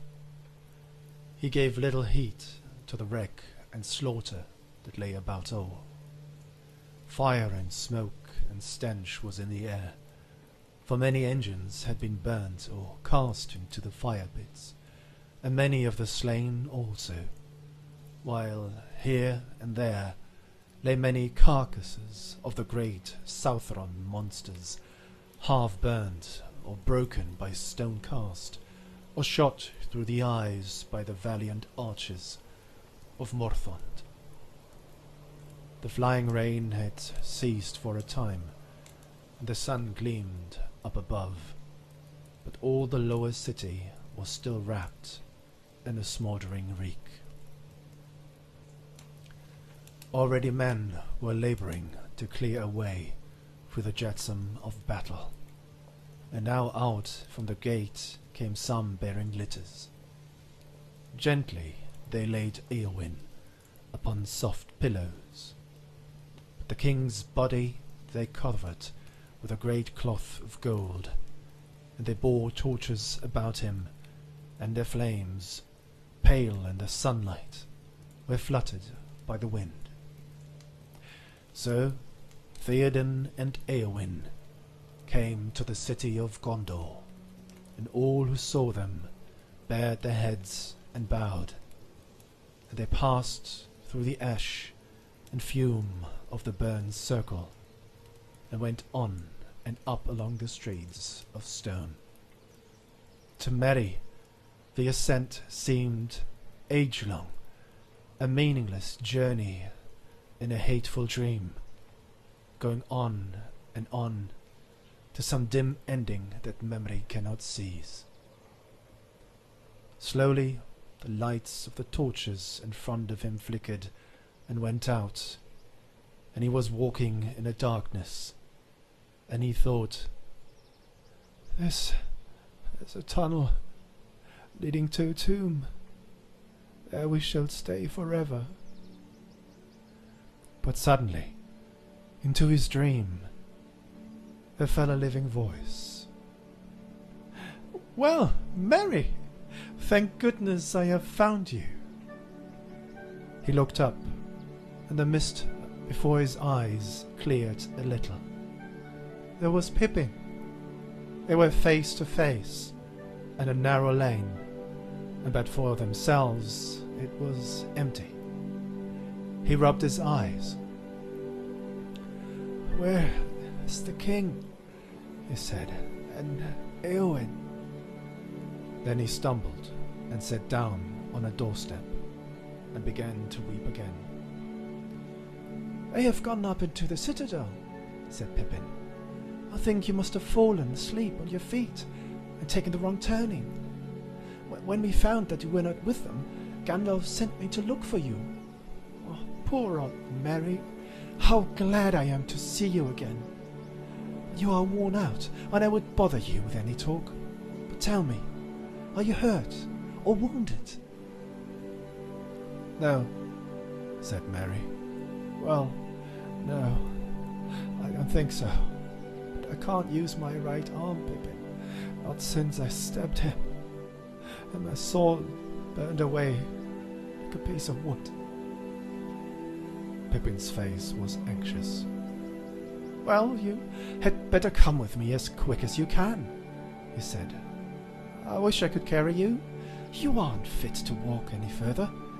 They shouldn't have let you walk at all, but you must forgive them.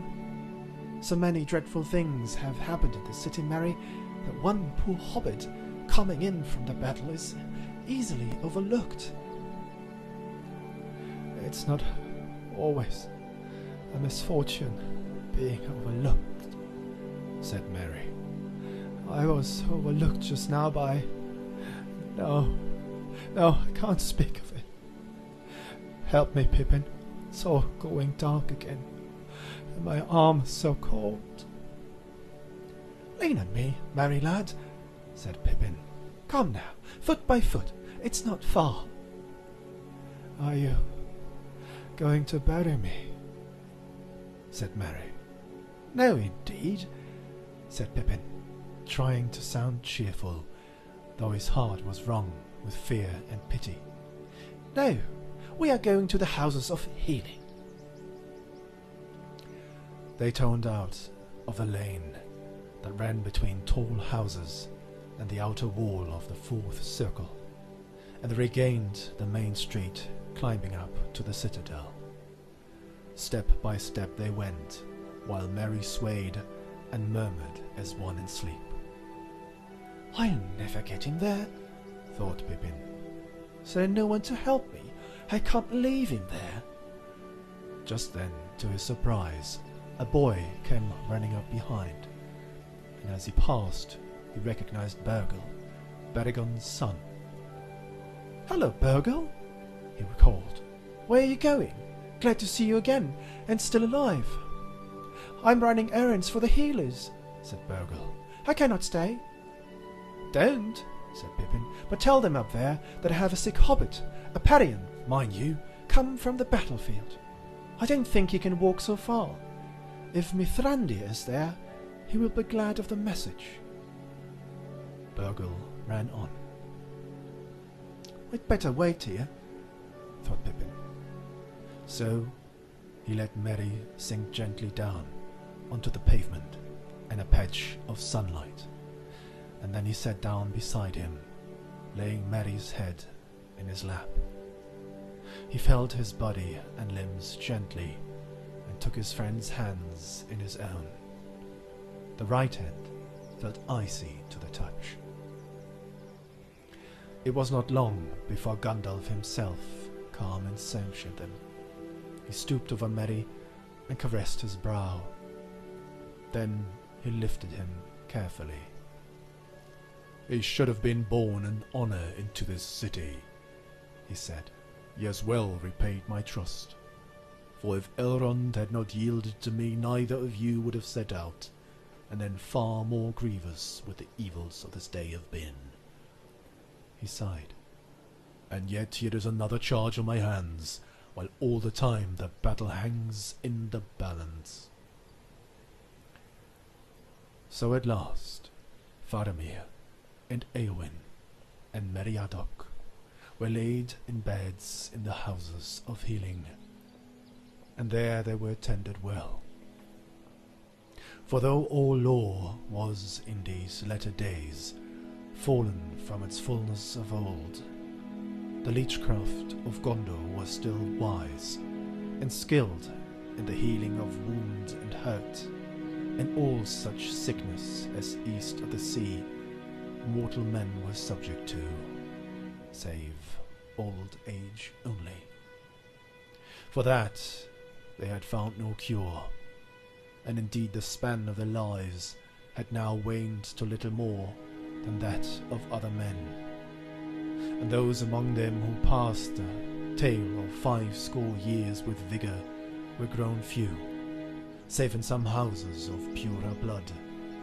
But now their art and knowledge were baffled, for there were many sick of a malady that would not be healed, and they called it the Black Shadow, for it came from the Nazgul. And those who were stricken with it fell slowly into an ever deeper dream, and then passed to silence and a deadly cold, and so died.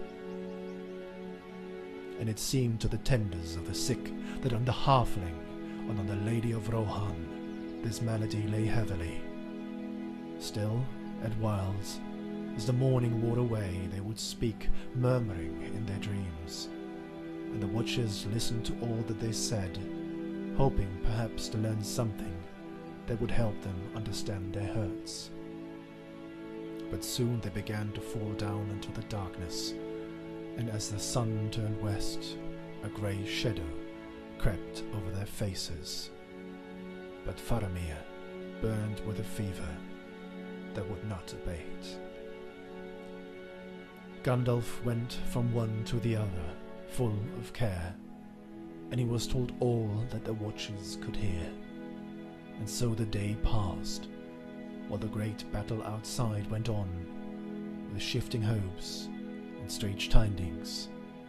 And still Gandalf waited and watched and did not go forth, till at last the red sunset filled all the sky, and the light through the windows fell on the grey faces of the sick. Then it seemed to those who stood by that in the glow the faces flushed softly, as with health returning, but it was only a mockery of hope. Then an old wife, Yorith, the eldest of the women who served in that house, looking on the fair face of Faramir, wept, for all the people loved him. And she said, "Alas, if he should die! Would that there were kings in Gondor, as there were once upon a time, they say. For it is said in old lore, the hands of a king are the hands of a healer, and so the rightful king could ever be known." And Gandalf, who stood by, said, "Men may long remember your words, Yorith, for there is hope in them. Maybe a king has indeed returned to Gondor, or have you not heard the strange tidings that have come to the city? I've been too busy with this and that to heed all the crying and shouting, she answered. All I hope that these murdering devils do not come to this house and trouble the sick. Then Gandalf went out in haste, and already the fire in the sky was burning out, and the smouldering hills were fading, while ash-grey evening crept over the fields.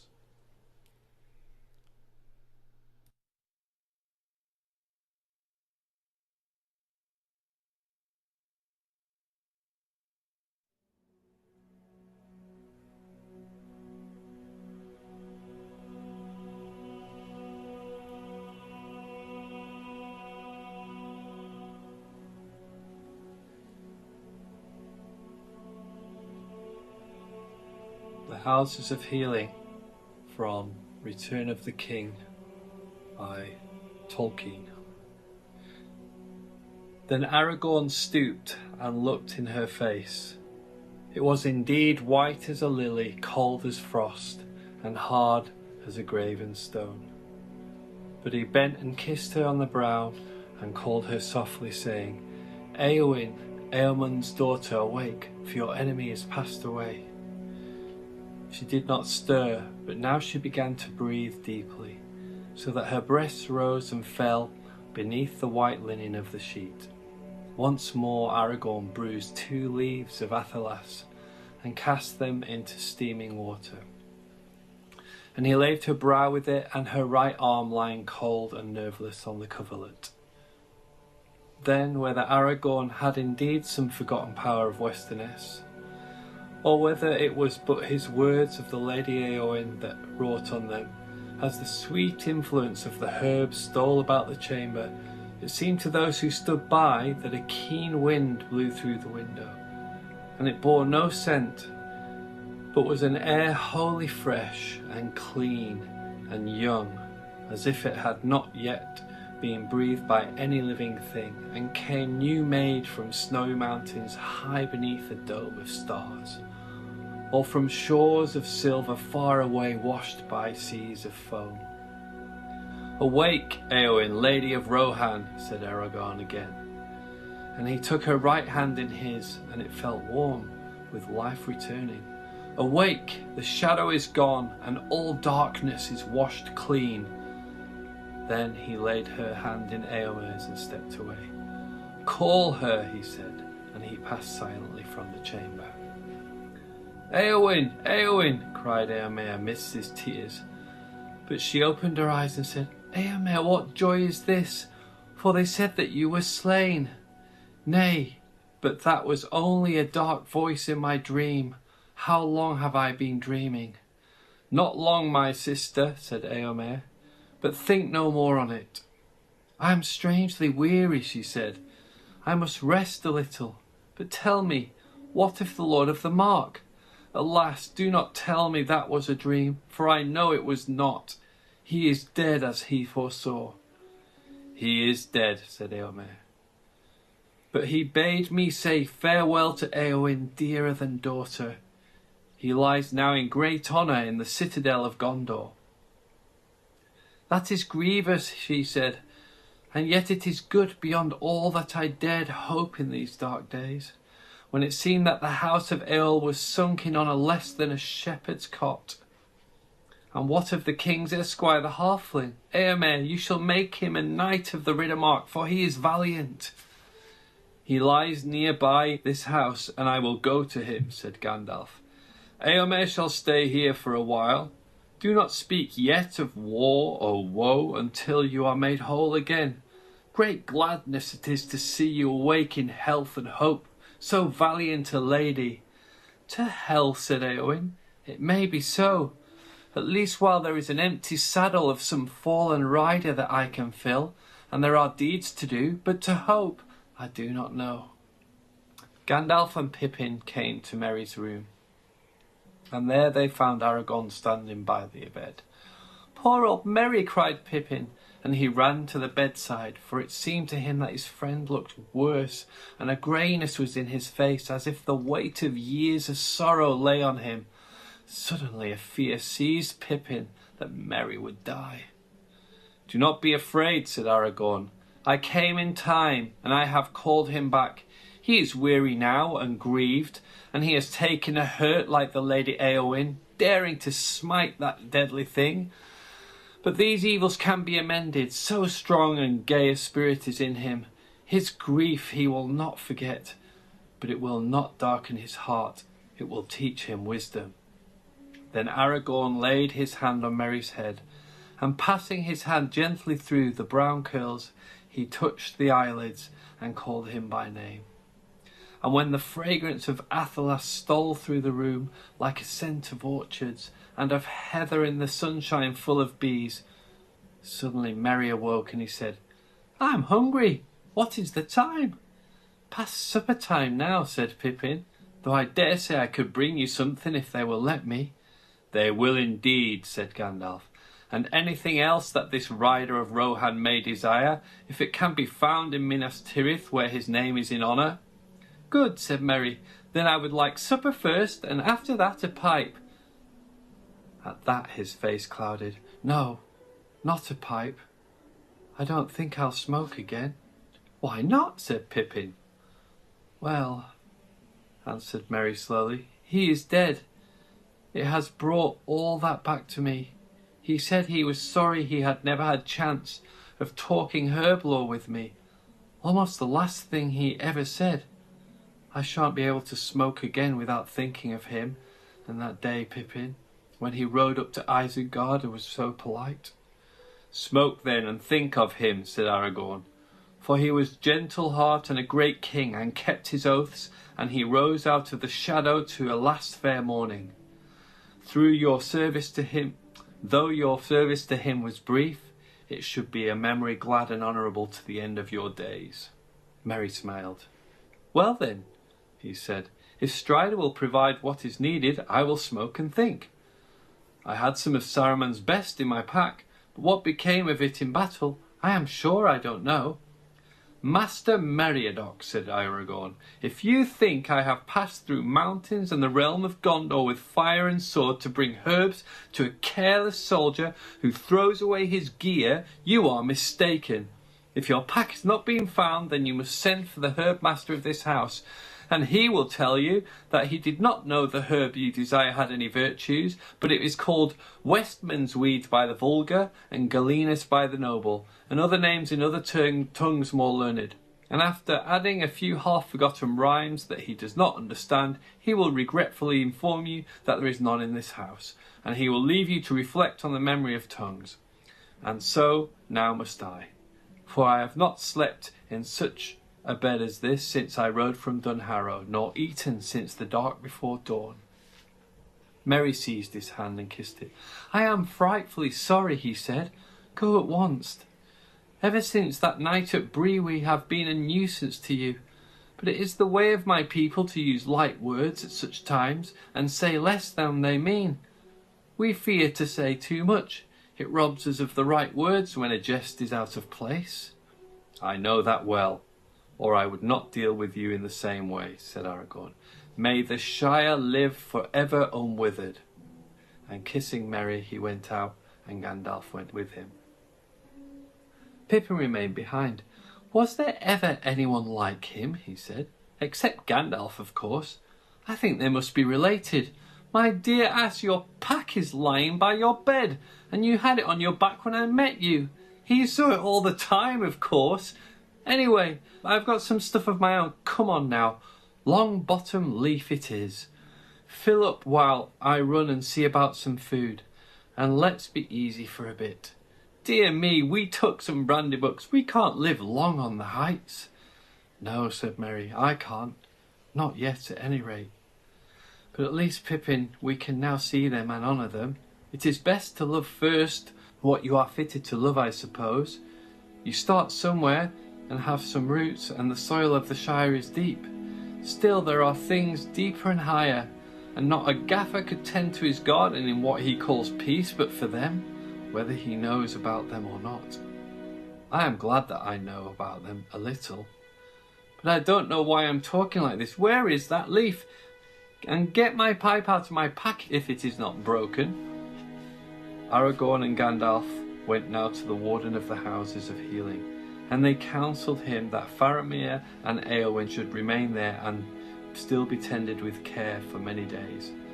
The Lady Éowyn, said Aragorn, will wish soon to rise and depart, but she should not be permitted to do so if you can in any way restrain her until at least 10 days have passed. As for Faramir, said Gandalf, he must soon learn that his father is dead, but the full tale of the madness of Denethor should not be told to him until he is quite healed and has duties to do. See that Berigond and the Perien who are present do not speak to him of those things yet. And the other Perien Meriadoc who is under my care, what of him? Said the Warden. It is likely that he will be fit to arise tomorrow for a short while, said Aragorn. Let him do so if he wishes. He may walk a little in the care of his friends. They are a remarkable race, said the Warden, nodding his head. Very tough in fibre, I deem.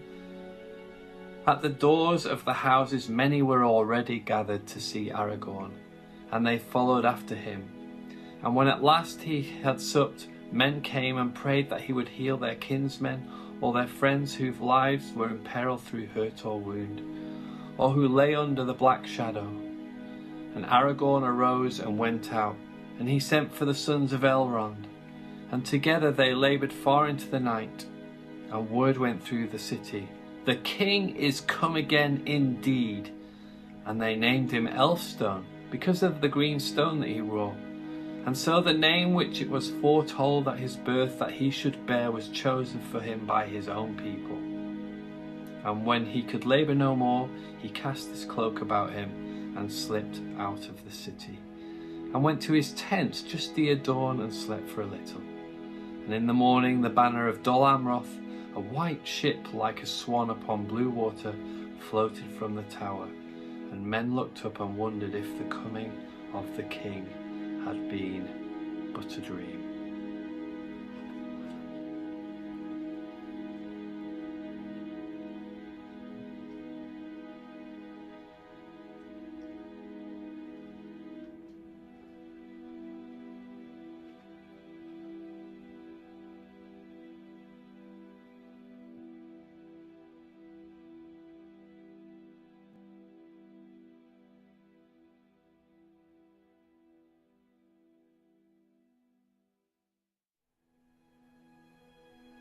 And with that, the servant of the prince came and led them to the houses of healing.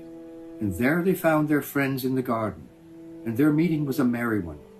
For a while they walked and talked, rejoicing for a brief space in the peace and rest under the morning light, high up in the windy cities, the circles of the city. Then when Merry became weary, they went and sat upon the wall, with the green sward of the houses of healing behind them, and away southward before them was the Anduin glittering in the sun, as it flowed away out of the sight even of Legolas into the wide flats and green haze of Lebanon and South Ithilien. And now Legolas fell silent, while the others talked, and he looked out against the sun, and as he gazed he saw white seabirds beating up the river. Look, he cried, gulls! They are flying far inland. A wonder they are to me, and a trouble to my heart. Never in all my life had I met them, until we came to Pelargir, and there I heard them crying in the air as we rode to the battle of the ships. And then I stood still, forgetting war in Middle-earth, for their wailing voices spoke to me of the sea. The sea, alas, I have not yet beheld it. Deep in my heart, of all my kindred, lies the sea longing, which it is perilous to stir. Alas for the gulls, no peace shall I have again under beech or under elm.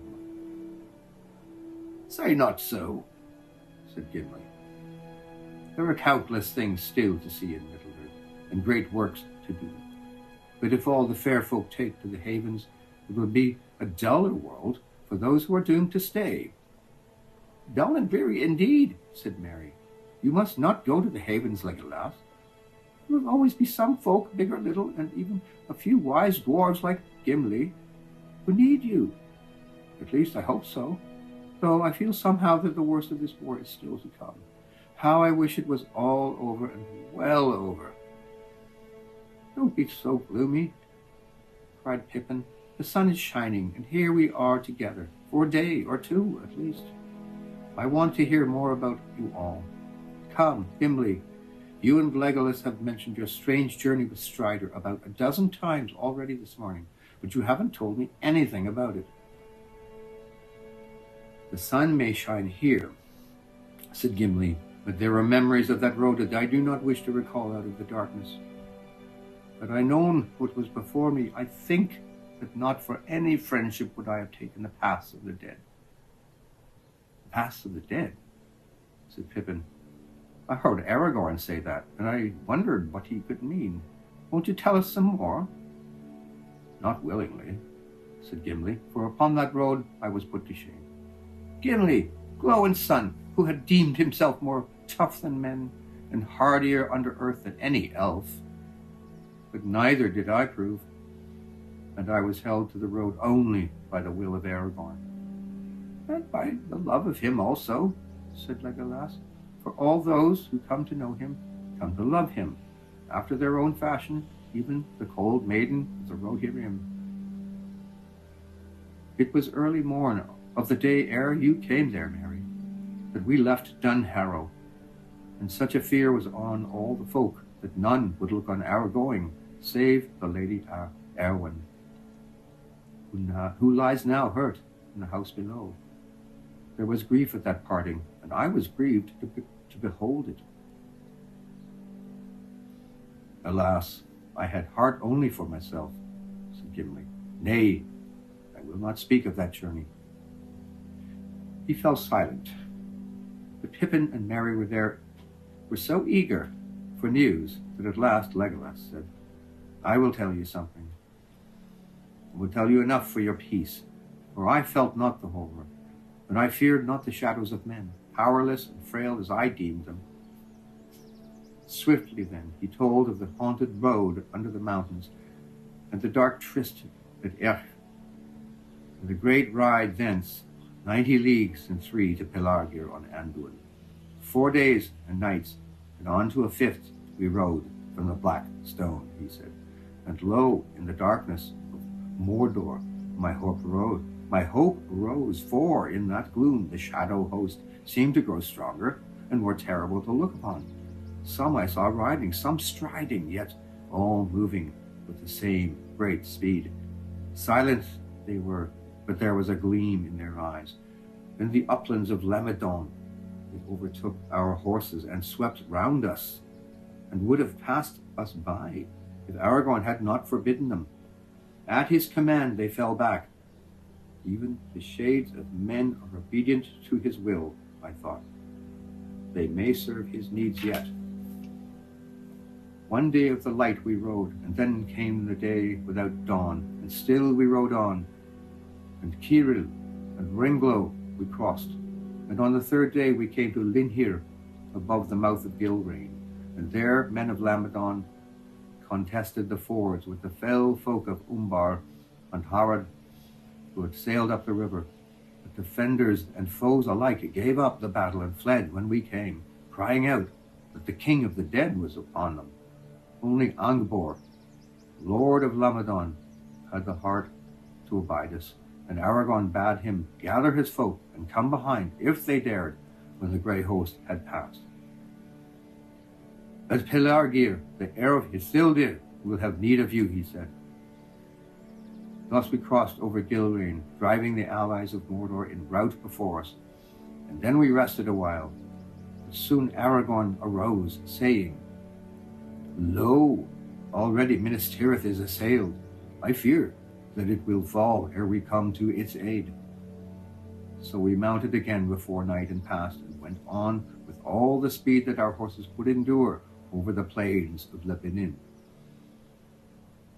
Legolas paused and sighed, and turned his eyes southward. Softly he sang, Silver flow the streams from Kilos to Erie. In the green fields of Lebanon, tall grows the grass there, in the wind from the sea, the white lilies sway, and the golden bells are shaken and mallows and Alpharin, in the green fields of Lebanon, the wind from the sea. Green are those fields in the songs of my people, but they were dark then, grey wastes in the blackness before us, and over the wide land, trampling unheeded the grass and the flowers, we hunted our foes through a day and a night until we came at the bitter end to the great river at last. And then I thought in my heart that we drew near to the sea, for wide was the water in the darkness. The seabirds innumerable cried on its shores. Alas for the wailing of the gulls. Did not the lady tell you to beware of them? And now I cannot forget them. For my part I heeded them not, said Gimli, for we came then at last upon battle in earnest. There at Gallagher lay the main fleet of Umbar, 50 great ships, small vessels beyond count. Many of those that we pursued had reached the havens before us, and brought their fear with them, and some of the ships had put off, seeking to escape down the river or to reach the far shore, and many of the smaller craft were ablaze. But the Horadrim, being now driven to the brink, turned at bay. They were fierce in despair, and they laughed when they looked on us. But there were a great army still. But Aragorn halted and cried with a great voice, "Now come! By the black stone I call you!" And suddenly the shadow host that had hung back at last came up like a great tide, sweeping all the way before it. Faint cries I heard, and dim horns blowing, and a murmur as of countless far voices. It was like the echo of some forgotten battle in dark years long ago. Pale swords were drawn, but I do not know whether their blades would still bite, for the dead needed no longer any weapon but fear. None would withstand them. To every ship they came that was drawn up, and then they passed over the water to those that were anchored. And all the mariners were filled with the madness of terror and leaped overboard, save the slaves, chained to the oars. Reckless we rowed among our fleeing foes, driving them like leaves until we came to the shore. And then, to each of the great ships that remained, Aragorn sent one of the Dunedain, and they comforted the captives that were aboard and bade them put fear aside and be free. Ere that dark day ended, none of the enemy were left to resist us. All were drowned, or were flying south in the hope to find their own lands upon foot. Strange and wonderful I thought it, that the designs of Mordor should be overthrown by such wraiths of fear and darkness. With its own weapons was it worsted. Strange indeed, said Legolas. In that hour I looked on Aragorn and thought how great and terrible a lord he might have become in the strength of his will had he taken the ring to himself. Not for naught does Mordor fear him, but nobler in his spirit than the understanding of Sauron, for is he not the children of Luthien? Never shall that line fail, though the years may lengthen beyond count. Beyond the eyes of the dwarves are such foretellings, said Gimli, but mighty indeed was Aragorn that day. Lo, all the black fleet was in his hands, and he chose the greatest ship to be his own, and he went up into it, and he let sound a great concourse of trumpets taken from the enemy, and the shadow host withdrew to the shore. There they stood, hardly to be seen, save for a red gleam in their eyes that caught the glare of the ships that were burning. And Aragorn spoke in a loud voice to the dead men, crying, "Hear now the words of the heir of Isildur. Your oath is fulfilled. Go back and trouble not the valleys ever again. Depart and be at rest." And thereupon the king of the dead stood out before the host and broke his spear and cast it down.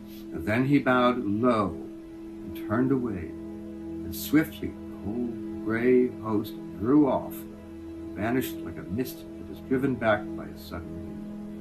and it seemed to me that I awoke from a dream.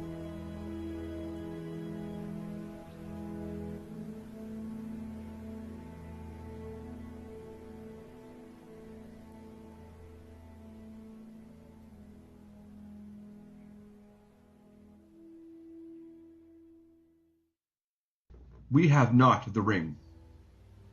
In wisdom, or great folly, it has been sent away to be destroyed, lest it destroy us. Without it, we cannot by force defeat his force. But we must at all costs keep his eye from his true peril. We cannot achieve victory by arms. But by arms we can give the ring-bearer his only chance, frail though it be. As Aragorn has begun, so we must go on. We must push Sauron to his last throw. We must call out his hidden strength, so that he shall empty his land. We must march out to meet him at once. We must make ourselves the bait, though his jaws should close on us.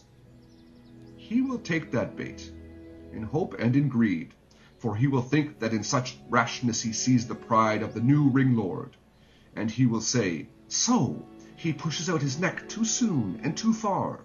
Let him come on, and behold, I will have him in a trap from which he cannot escape. There I will crush him, and what he has taken in his insolence shall be mine again, forever."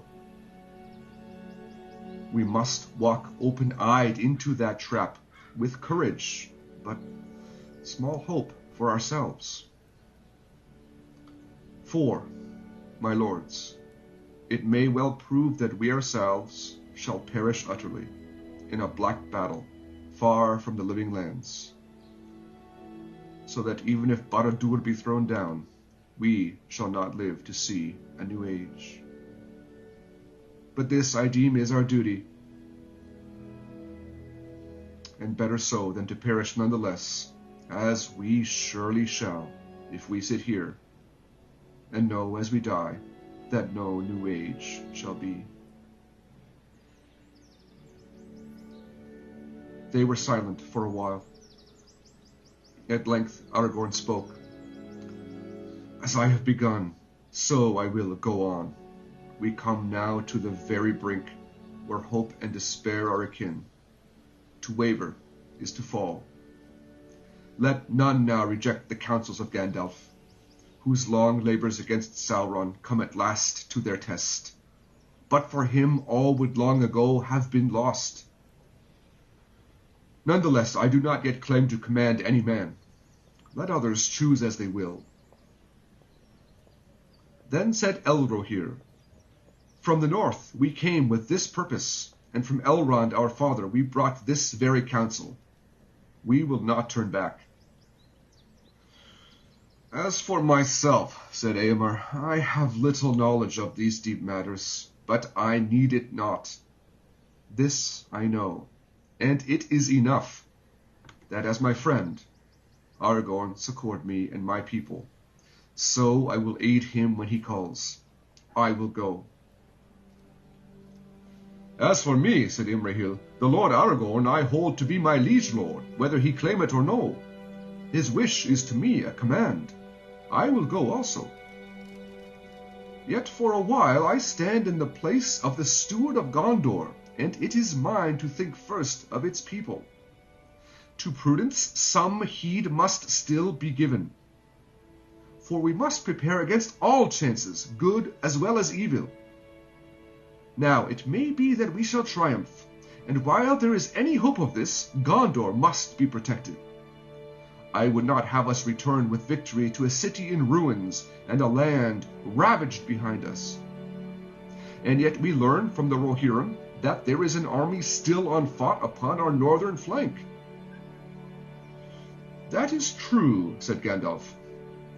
"I do not counsel you to leave the city all unmanned. Indeed, the force that we lead east need not be great enough for any assault in earnest upon Mordor, so long as it be great enough to challenge battle. And it must move soon.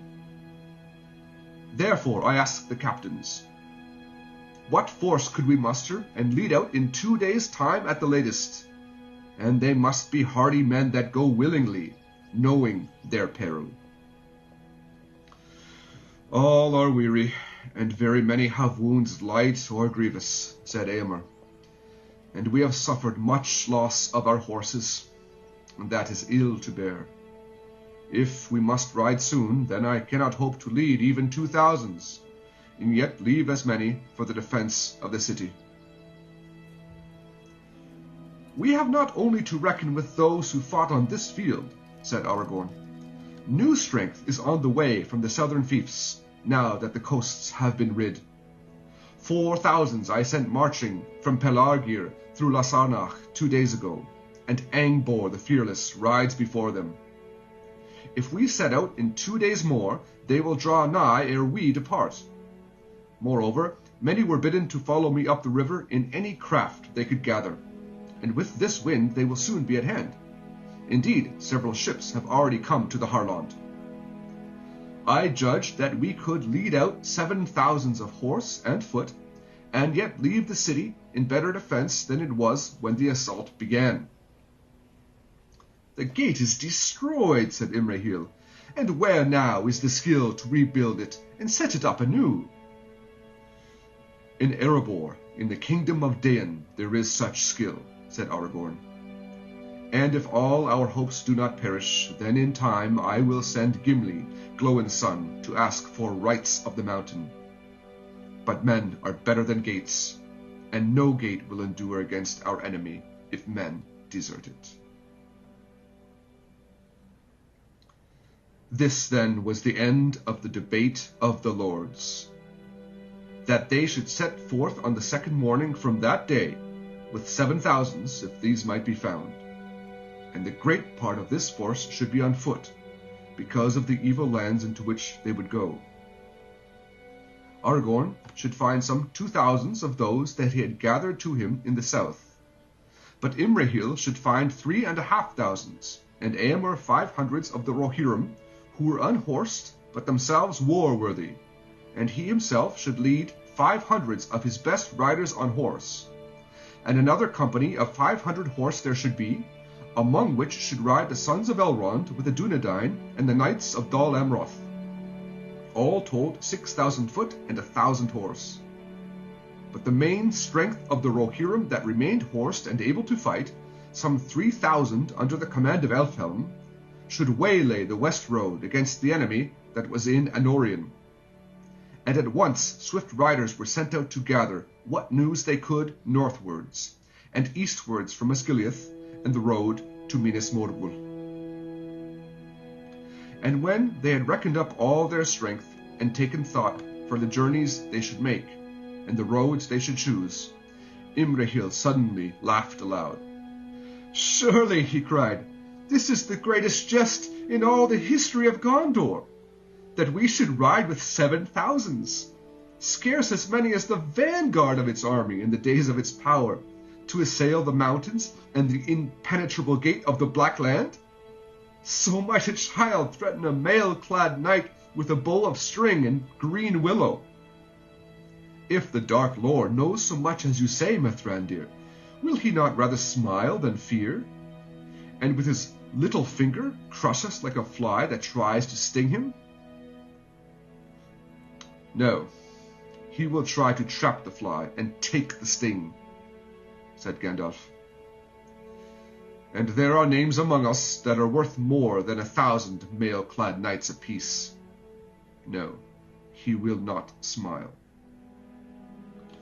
"Neither shall we," said Aragorn. "If this be jest, then it is too bitter for laughter. Nay, it is the last move in a great jeopardy, and for one side or the other it will bring the end of the game." Then he drew Andúril and held it up glittering in the sun. "You shall not be sheathed again until the last battle is fought," he said.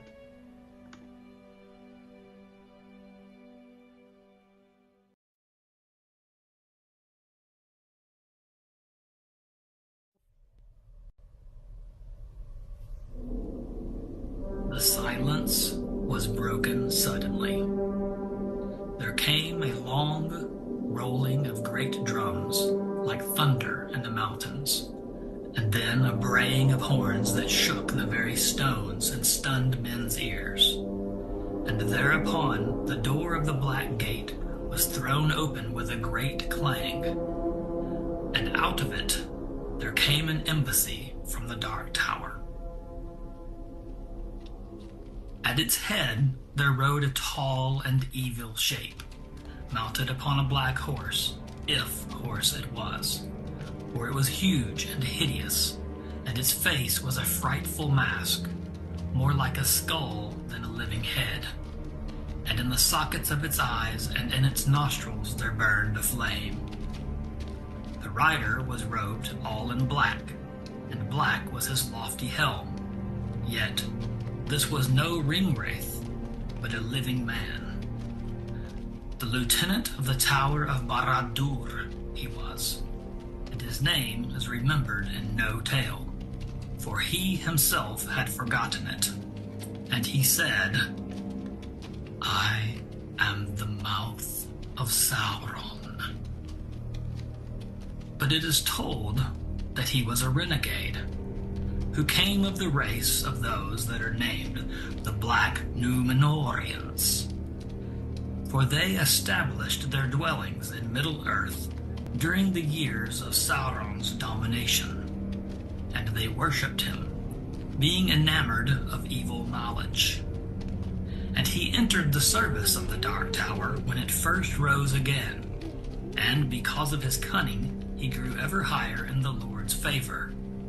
And he learned great sorcery, and knew much of the mind of Sauron, and he was more cruel than any orc.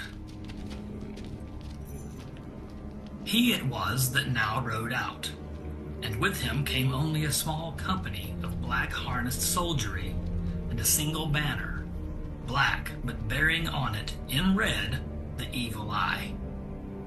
Now halting a few paces before the captains of the West, he looked them up and down and laughed. "Is there anyone in this rout with authority to treat with me?" he asked. "Or indeed with wit to understand me? Not thou, at least," he mocked, turning to Aragorn with scorn. "It needs more to make a king than a piece of elvish glass, or a rabble such as this. Why, any brigand of the hills can show as good a following." Aragorn said naught in answer, but he took the other's eye and held it, and for a moment they strove thus. But soon, though Aragorn did not stir nor move hand to weapon, the other quailed and gave back as if menaced with a blow. "I am a herald and ambassador, and may not be assailed," he cried.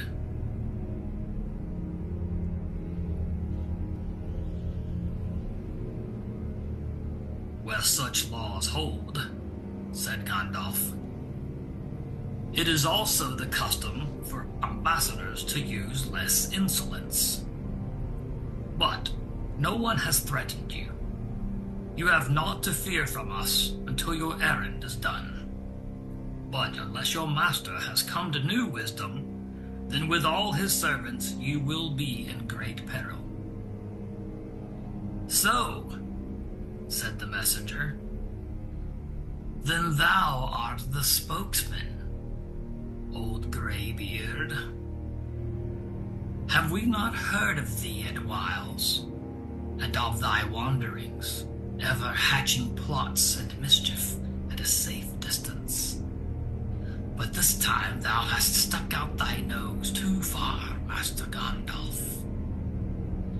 And thou shalt see what comes to him who sets his foolish webs before the feet of Sauron the Great. I have tokens that I was bidden to show to thee in especial, if thou shouldst dare to come." He signed to one of his guards, and he came forward bearing a bundle swathed in black cloths.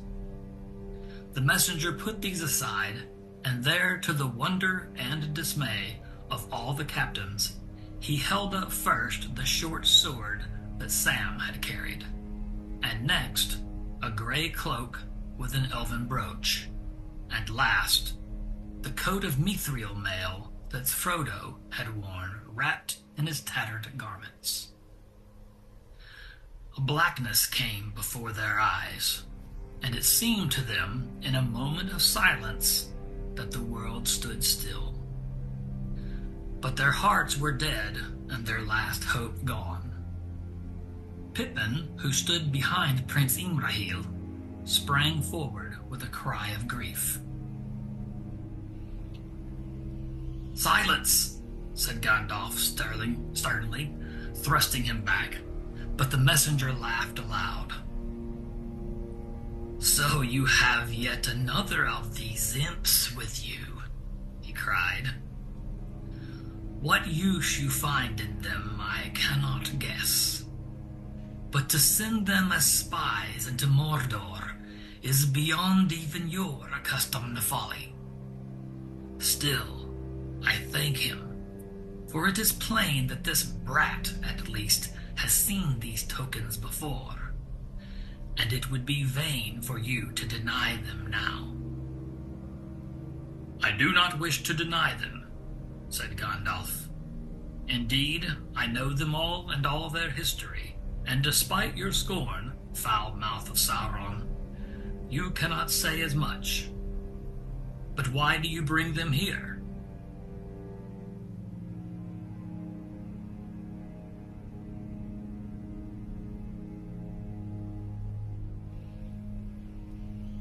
Dwarf coat, elf cloak, blade of the downfallen west, and spy from the little rat land of the Shire. Nay, do not start. We know it well. Here are the marks of a conspiracy. Now, maybe he that bore these things was a creature that you would not grieve to lose, and maybe otherwise. One dear to you, perhaps. If so, take swift counsel with what little wit is left to you. For Sauron does not love spies, and what his fate shall be depends now on your choice. No one answered him.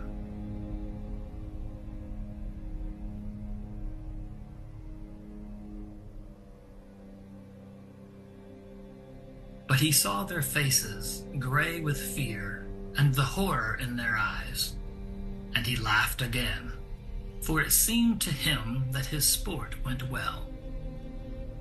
"Good, good," he said.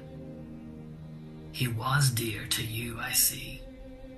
Or else his errand was one that you did not wish to fail. It has. And now he shall endure the slow torment of years, as long and slow as our arts in the great tower can contrive, and never be released, unless maybe when he is changed and broken, so that he may come to you, and you shall see what you have done. This shall surely be, unless you accept my lord's terms." "Name the terms," said Gandalf steadily. But those nearby saw the anguish in his face, and now he seemed an old and wizened man, crushed, defeated at last. They did not doubt that he would accept.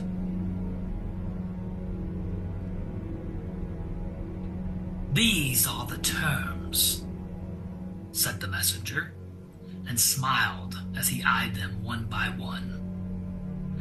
"The rabble of Gondor and its deluded allies shall withdraw at once beyond the Anduin, first taking oaths never again to assail Sauron the Great in arms, open or secret.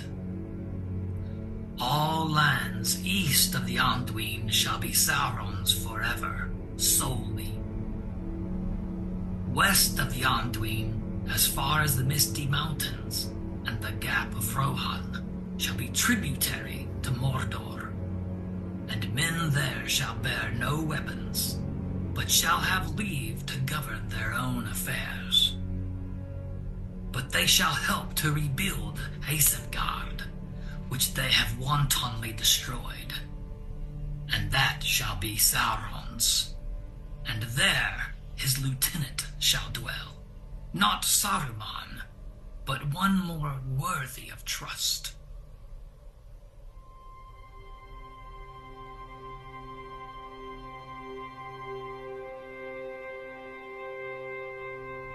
Looking in the messenger's eyes, they read his thought. He was to be that lieutenant, and gather all that remained of the West under his sway. He would be their tyrant, and they his slaves.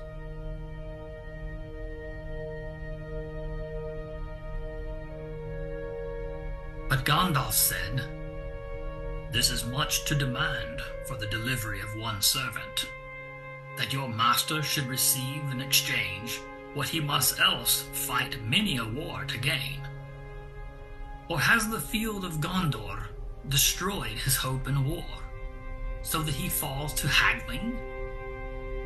And if indeed we rated this prisoner so high, what surety have we that Sauron, the base master of treachery, will keep his part? Where is this prisoner? Let him be brought forth and yielded to us, and then we will consider these demands." It seemed then to Gandalf, intent, watching him as a man engaged in fencing with a deadly foe, that for the taking of a breath the messenger was at a loss. Yet swiftly he laughed again.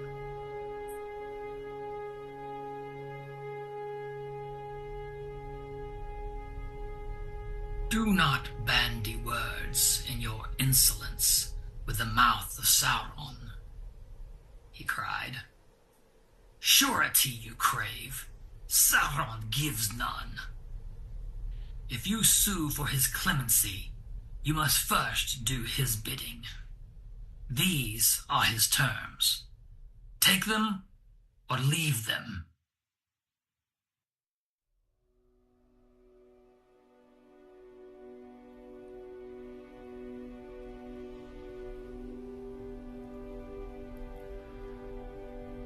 "These we will take," said Gandalf suddenly.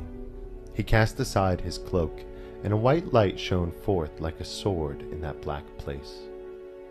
Before his upraised hand, the foul messenger recoiled, and Gandalf coming seized and took from him the tokens, coat, cloak, and sword.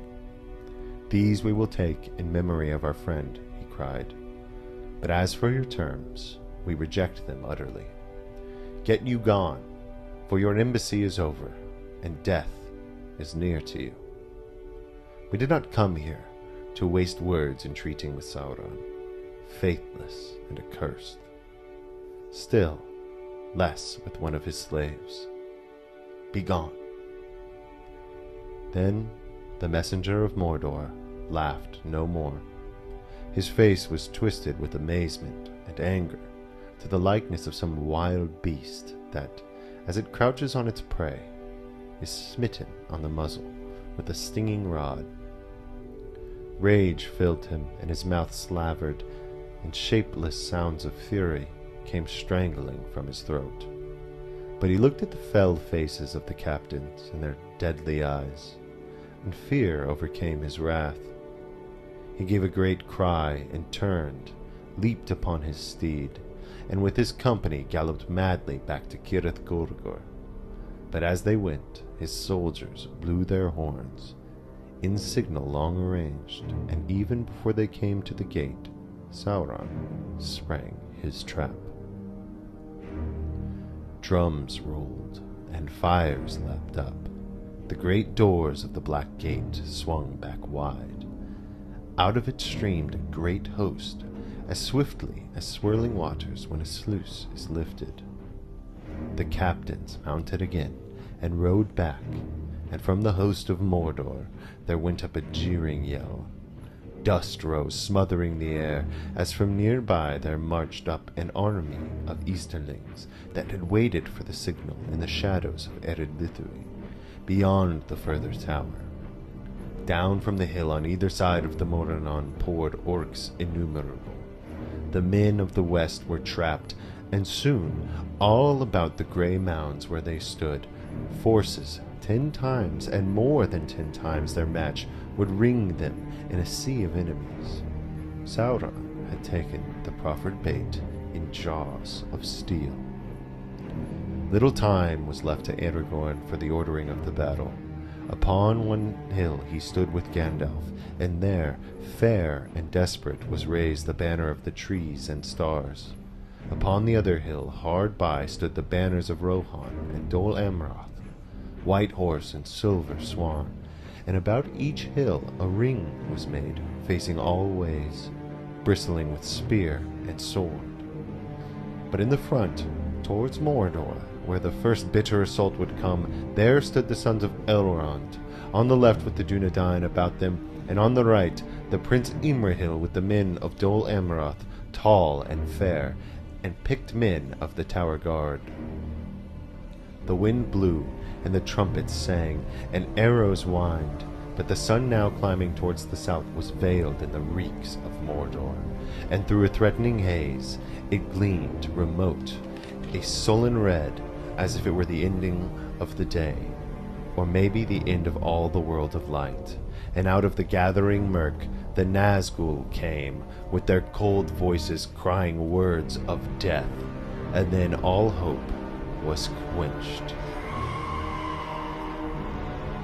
Pippin had bowed, crushed with horror when he heard Gandalf reject the terms, and doom Frodo to the torment of the tower.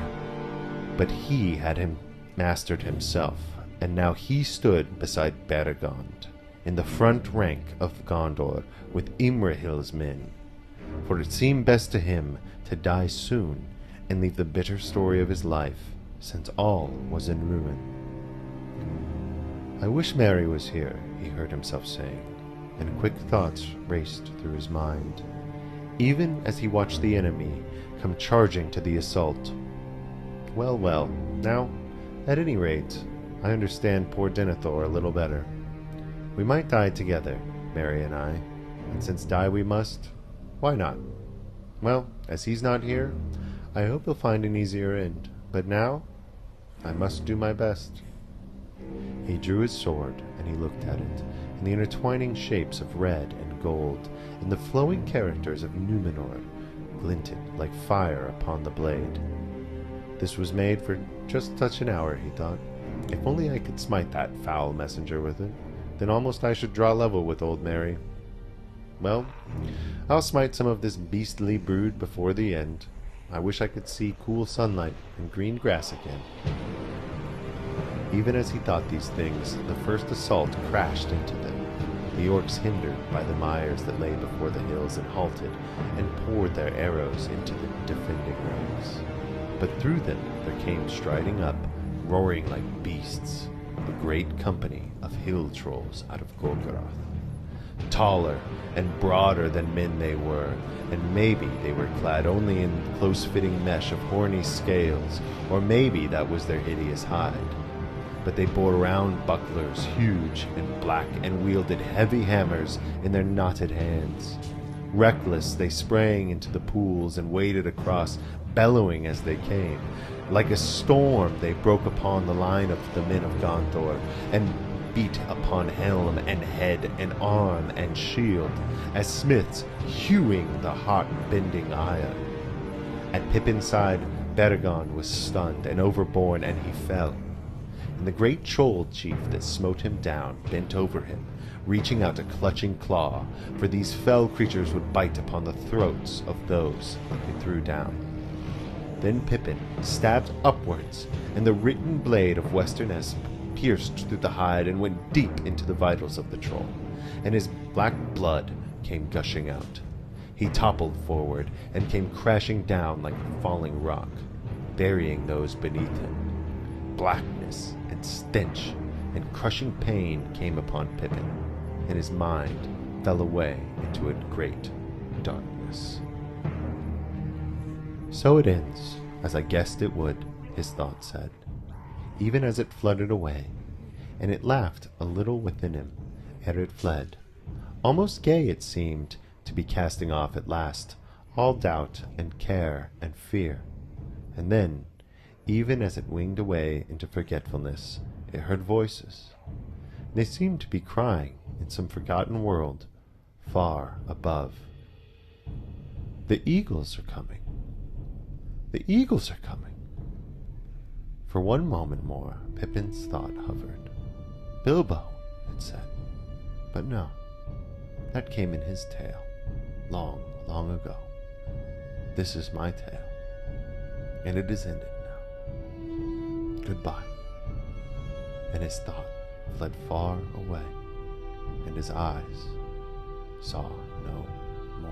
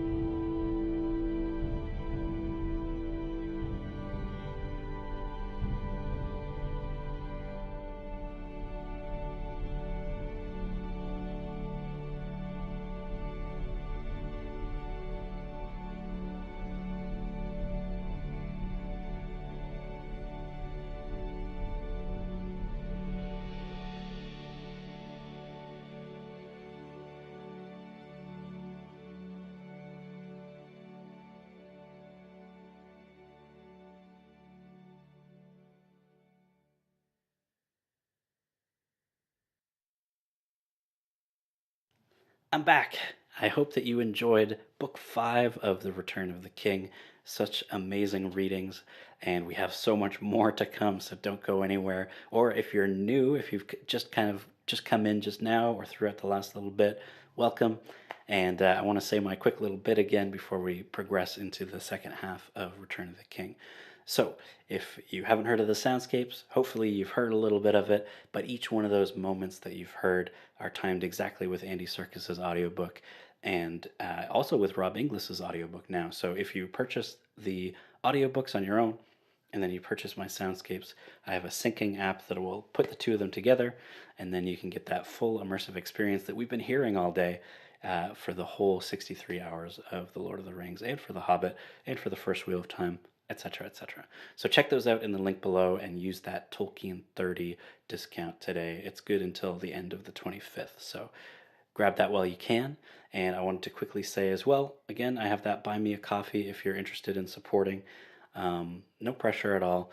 And then finally, I will mention again my Kickstarter, which is coming a month and 1 day from now, so you can pre-follow that in the link below. It's going to be Wheel of Time focused, but there also will be some Lord of the Rings Tolkien related content in there as well, so keep your eyes out for that, and those pre-follows really do help me get the word out and get more eyes on it and hopefully get the project funded. We'll see.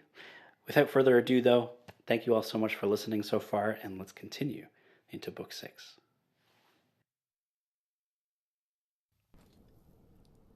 He went on.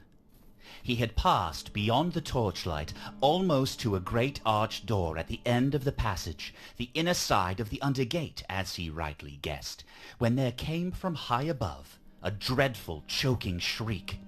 He stopped short. Then he heard feet coming. Someone was running in great haste down an echoing stairway overhead. His will was too weak and slow to restrain his hand. It dragged at the chain and clutched the ring. But Sam did not put it on, for even as he clasped it to his breast, an orc came clattering down. Leaping out of a dark opening at the right, it ran towards him. It was no more than 6 paces from him when, lifting its head, it saw him, and Sam could hear its gasping breath and see the glare in its bloodshot eyes. It stopped short, aghast. For what it saw was not a small, frightened hobbit trying to hold a steady sword. It saw a great, silent shape, cloaked in a grey shadow looming against the wavering light behind. In one hand it held a sword, the very light of which was a bitter pain. The other was clutched at its breast, but held concealed some nameless menace of power and doom. For a moment the orc crouched, and then, with a hideous yelp of fear, it turned and fled back as it had come. Never was any dog more heartened when its enemy turned tail than Sam at this unexpected flight. With a shout, he gave chase. "Yes! The elf warrior is loose!" he cried. "I'm coming. Just you show me the way up or I'll skin you!" But the orc was in its own haunts, nimble and well fed. Sam was a stranger, hungry and weary. The stairs were high and steep and winding. Sam's breath began to come in gasps. The orc had soon passed out of sight, and now only faintly could be heard the slapping of its feet as it went on and up. Every now and again it gave a yell, and the echo ran along the walls. But slowly all sound of it died away. Sam plodded on. He felt that he was on the right road, and his spirits had risen a good deal. He thrust the ring away and tightened his belt. "Well, well," he said, "if only they all take such a dislike to me and my sting, this may turn out better than I hoped. And anyway, it looks as if Shagrat, Gorebag and company have done nearly all my job for me. Except for that little frightened rat, I do believe there's nobody left alive in the place." And with that he stopped, brought up hard, as if he had hit his head against the stone wall. The full meaning of what he had said struck him like a blow. Nobody left alive? Whose had been that horrible dying shriek? "Frodo! Frodo! Master!" he cried, half sobbing. "If they've killed you, what shall I do? Well, I'm coming at last, right to the top, to see what I must." Up, up he went. It was dark, save for an occasional torch flaring at a turn, or beside some opening that led into the higher levels of the tower. Sam tried to count the steps, but after 200 he lost his reckoning. He was moving quietly now, for he thought that he could hear the sound of voices talking, still some way above. More than one rat remained alive, it seemed. All at once, when he felt that he could pump out no more breath, nor force his knees to bend again, the stair ended. He stood still. The voices were now loud and near. Sam peered about. He had climbed right to the flat roof of the third and highest tier of the tower, an open space about 20 yards across with a low parapet. There the stair was covered by a small domed chamber in the midst of the roof, with low doors facing east and west. Eastward, Sam could see the plain of Mordor, vast and dark below, and the burning mountain far away. A fresh turmoil was surging in its deep wells, and the rivers of fire blazed so fiercely that even at this distance of many miles, the light of them lit the tower top with a red glare. Westward, the view was blocked by the base of the great turret that stood at the back of this upper court and reached its horn high above the crest of the encircling hills. Light gleamed in a window slit. Its door was not 10 yards from where Sam stood. It was open but dark, and from just within its shadows, the voices came. At first, Sam did not listen. He took a pace out of the eastward door and looked about. At once he saw that up here the fighting had been fiercest. All the court was choked with dead orcs, or their severed and scattered heads and limbs. The place stank of death. A snarl, followed by a blow and a cry, sent him darting back into hiding. An orc voice rose in anger, and he knew it again at once, harsh, brutal, cold. It was Shagrat speaking, captain of the tower. You won't go again, you say? Curse you, Snagger, you little maggot! If you think I'm so damaged that it's safe to flout me, you're mistaken. Come here and I'll squeeze your eyes out like I did to Radbug just now. And when some new lads come, I'll deal with you. I'll send you to Shelob. They won't come. Not before you're dead, anyway, answered Snagger surlily.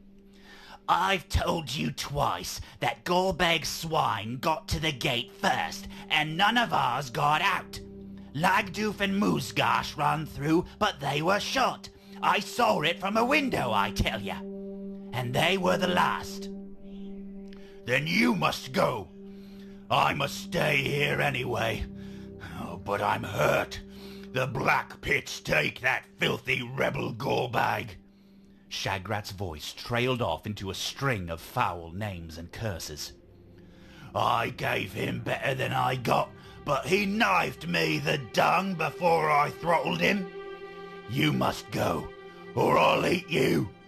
News must get through to Lugbers, or we'll both be for the Black Pits. Yes, you too. You won't escape by skulking here.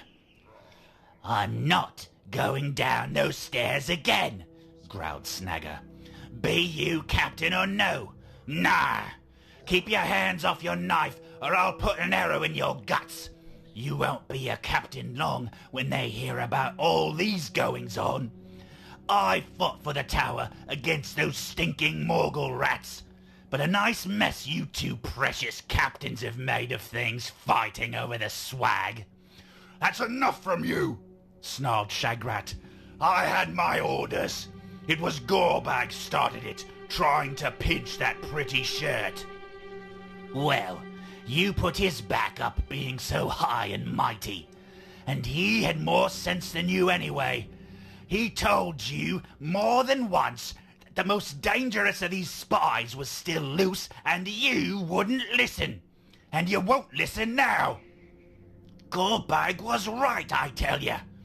There's a great fighter about, one of those bloody-handed elves, or one of the filthy Tarks. He's coming here, I tell you. You heard the bell. He's got past the Watchers, and that's Tark's work. He's on the stairs, and until he's off them, I'm not going down. Not if you were a Nazgul, I wouldn't. So that's it, is it? Yelled Shagrat. You'll do this, and you'll not do that. And when he does come, you'll bolt and leave me. No, you won't. I'll put red maggot holes in your belly first. Out of the turret door, the smaller orc came flying. Behind him came Shagrat, a large orc with long arms that, as he ran crouching, reached to the ground. But one arm hung limp and seemed to be bleeding. The other hugged a large black bundle. In the red glare, Sam, cowering behind the stair door, caught a glimpse of his evil face as it passed. It was scored as if by rending claws, and smeared with blood. Slaver dripped from its protruding fangs, the mouth snarled like an animal. As far as Sam could see, Shagrat hunted Snagger round the roof until, ducking and eluding him, the smaller orc, with a yelp, darted back into the tower and disappeared. Then Shagrat halted. Out of the eastward door, Sam could see him now by the parapet, panting, his left claw clenching and unclenching feebly. He put the bundle on the floor and with his right claw drew out a long red knife and spat on it.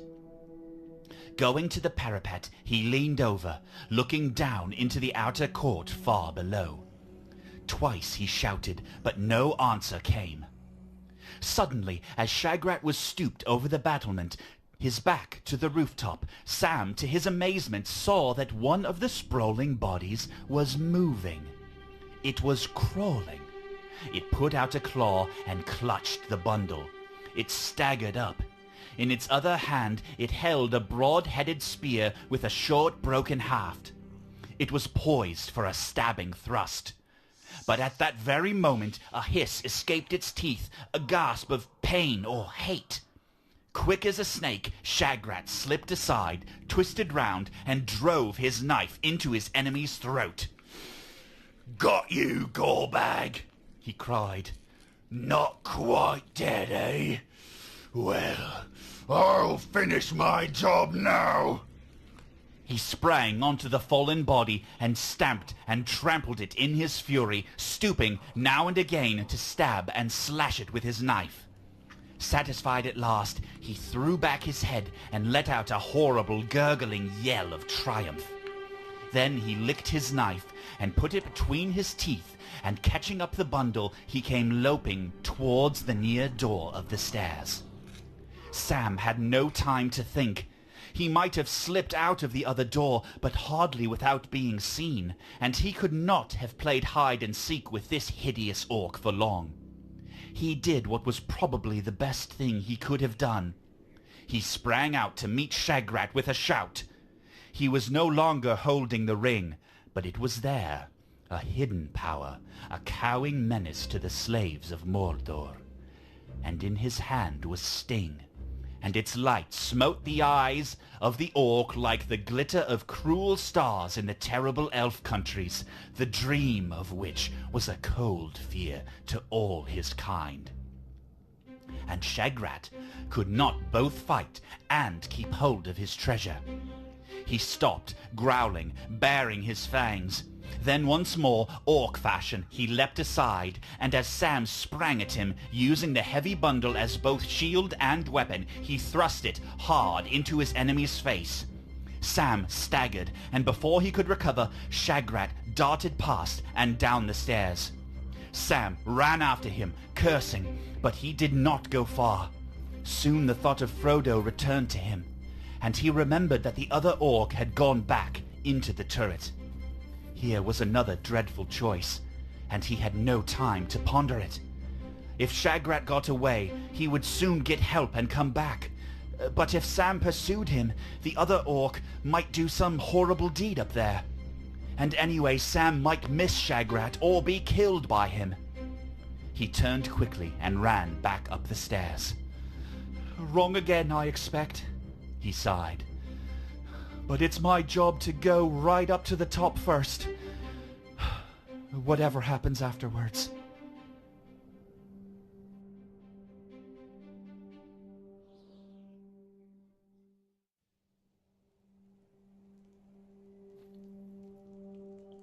But now his mind was set on the last stage of his search. He came cautiously to the turret door and stepped inside. It opened into darkness. But soon his staring eyes were aware of a dim light at his right hand. It came from an opening that led to another stairway, dark and narrow. It appeared to go winding up the turret along the inside of its round outer wall. A torch was glimmering from somewhere above. Softly, Sam began to climb. He came to the guttering torch, fixed above the door on his left that faced a window slit looking out westward, one of the red eyes that he and Frodo had seen from down below by the tunnel's mouth. Quickly, Sam passed the door and hurried on to the second story, dreading at any moment to be attacked and to feel throttling fingers seize his throat from behind. He came next to a window looking east, and another torch above the door to a passage through the middle of the turret. The door was open. The passage dark save for the glimmer of the torch and the red glare from outside filtering through the window slit. But here the stairs stopped and climbed no further. Sam crept into the passage. On either side there was a low door. Both were closed and locked. There was no sound at all. A dead end, muttered Sam. And after all my climb. This can't be the top of the tower. But what can I do now? He ran back to the lower story and tried the door. It would not move. He ran up again, and sweat began to trickle down his face. He felt that even minutes were precious, but one by one they escaped, and he could do nothing.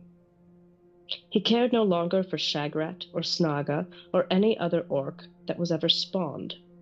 He longed only for his master, for one sight of his face or one touch of his hand. At last, weary and feeling finally defeated, he sat on a step below the level of the passage floor and bowed his head into his hands. It was quiet, horribly quiet. The torch that was already burning low when he arrived sputtered and went out, and he felt the darkness cover him like a tide. And then softly, to his own surprise, there at the vain end of his long journey and his grief, moved by what thought in his heart he could not tell, Sam began to sing. His voice sounded thin and quavering in the cold, dark tower, the voice of a forlorn and weary hobbit that no listening orc could possibly mistake for the clear song of an elven lord. He murmured old childish tunes out of the Shire, and snatches of Mr. Bilbo's rhymes that came into his mind like fleeting glimpses of the country of his home. And then suddenly, new strength rose in him, and his voice rang out, while words of his own came unbidden to fit the simple tune. In western lands beneath the sun, the flowers may rise in spring, the trees may bud, the waters run, the merry finches sing. Or there may be 'tis cloudless night, and swaying beeches bare, the elven stars as jewels white amid their branching hair. Though here at journey's end I lie, in darkness buried deep, beyond all towers strong and high, beyond all mountains steep. Above all shadows rides the sun, and stars forever dwell. I will not say the day is done, nor bid the stars farewell. Beyond all towers strong and high, he began again, and then he stopped short. He thought that he had heard a faint voice answering him. But now he could hear nothing. Yes, he could hear something, but not a voice. Footsteps were approaching. Now a door was being opened quietly in the passage above. The hinges creaked. Sam crouched down, listening. The door closed with a dull thud, and then a snarling orc voice rang out. "Hola, you up there, you dung-hill rat! Stop your squeaking, or I'll come and deal with you. Do you hear?" There was no answer. "All right," growled Snaga, "but I'll come and have a look at you all the same, and see what you're up to." The hinges creaked again, and Sam, now peering over the corner of the passage threshold, saw a flicker of light in an open doorway, and the dim shape of an orc coming out. He seemed to be carrying a ladder. Suddenly, the answer dawned on Sam. The topmost chamber was reached by a trap door in the roof of the passage. Snaga thrust the ladder upwards, steadied it, and then clambered out of sight. Sam heard a bolt drawn back. Then he heard the hideous voice speaking again. "You lie quiet, or you'll pay for it. You've not got long to live in peace, I guess. But if you don't want the fun to begin right now, keep your trap shut, see? There's a reminder for you. There was a sound like the crack of a whip. At that, rage blazed in Sam's heart to a sudden fury. He sprang up, ran, and went up the ladder like a cat. His head came out in the middle of the floor of a large, round chamber. A red lamp hung from its roof. The westward window slit was high and dark. Something was lying on the floor by the wall under the window, but over it a black orc shape straddled. It raised a whip a second time, but the blow never fell. With a cry, Sam leapt across the floor, sting in hand. The orc wheeled round, but before it could make a move, Sam slashed its whip hand from its arm. Howling with pain and fear, but desperate, the orc charged, head down at him. Sam's next blow went wide, and thrown off his balance, he fell backwards, clutching at the orc as it stumbled over him. Before he could scramble up, he heard a cry and thud. The orc, in its wild haste, had tripped on the ladder head and fallen through the open trapdoor. Sam gave no more thought to it. He ran to the figure huddled on the floor. It was Frodo.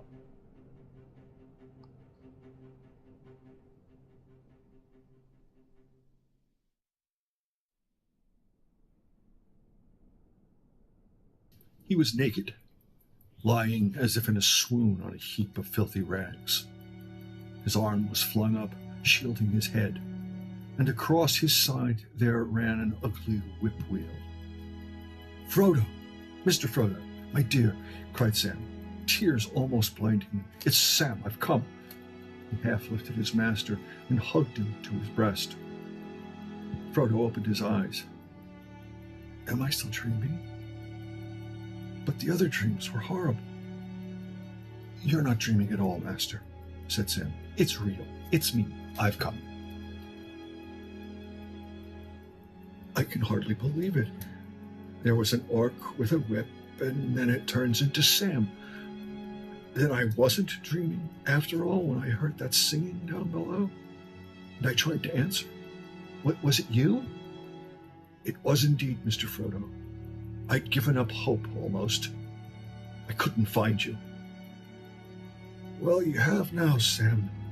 Dear Sam," said Frodo, and he lay back in Sam's gentle arms, closing his eyes like a child at rest when night fears are driven away by some loved voice or hand.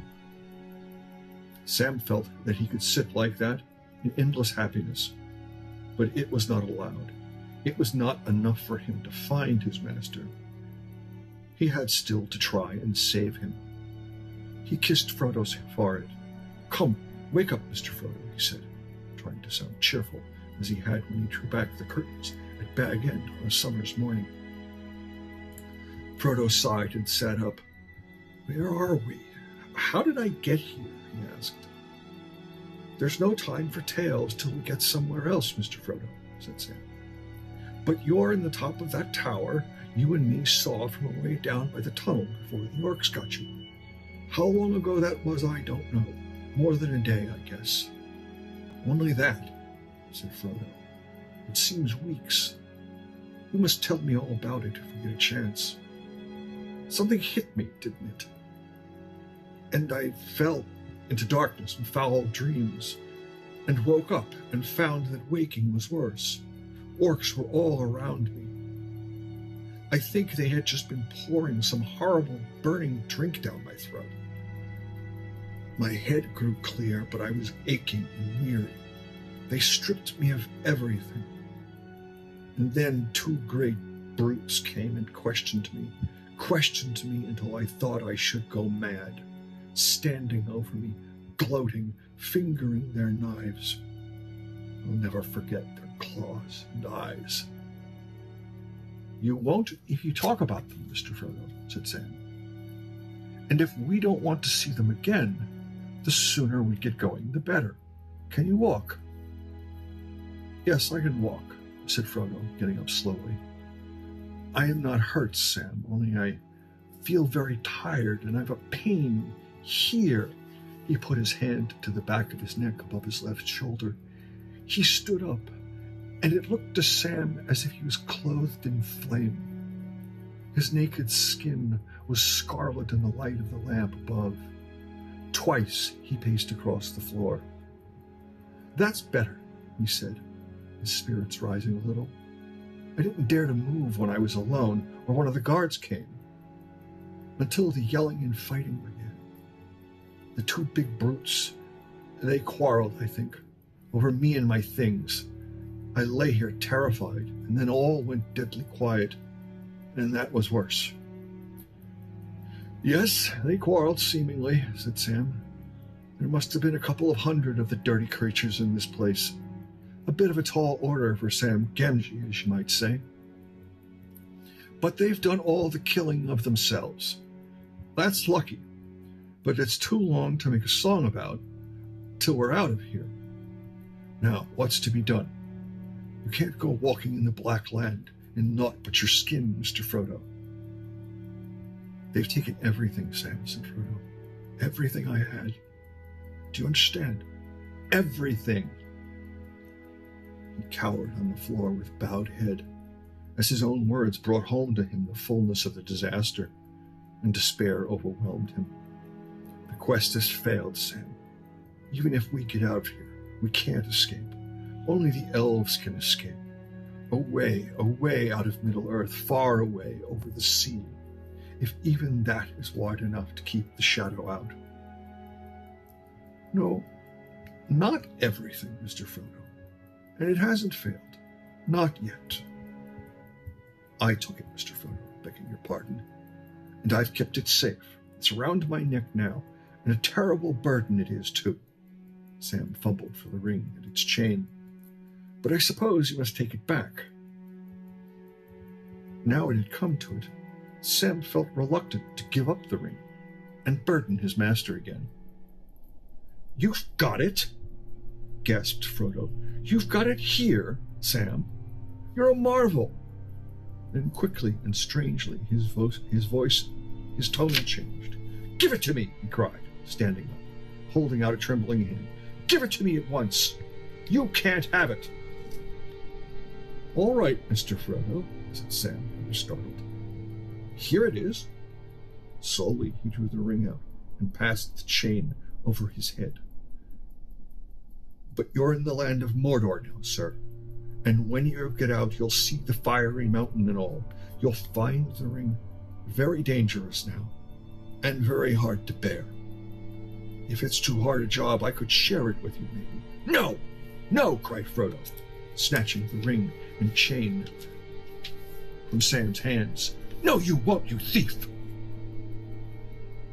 He panted, staring at Sam with eyes wide with fear and enmity. Then suddenly, clasping the ring in one clenched fist, he stood aghast. A mist seemed to clear from his eyes, and he passed a hand over his aching brow. The hideous vision had seemed so real to him, half bemused as he was still with wound and fear. Sam had changed before his very eyes into an orc again, leering and pawing at his treasure, a foul little creature with greedy eyes and a slobbering mouth. But now the vision had passed. There was Sam, kneeling before him, his face wrung with pain, as if he had been stabbed in the heart. Tears welled from his eyes. "Oh, Sam," cried Frodo, "what have I said? What have I done? Forgive me, after all you've done. It is the horrible power of the ring. I wish it had never been found. But don't mind me, Sam.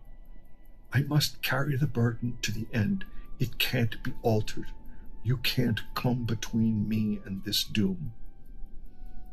"That's all right, Mr. Frodo," said Sam, rubbing his sleeve across his eyes. "I understand. But I can still help, can't I? I've got to get you out of here. At once, see? But first, you want some clothes and gear, and then some food.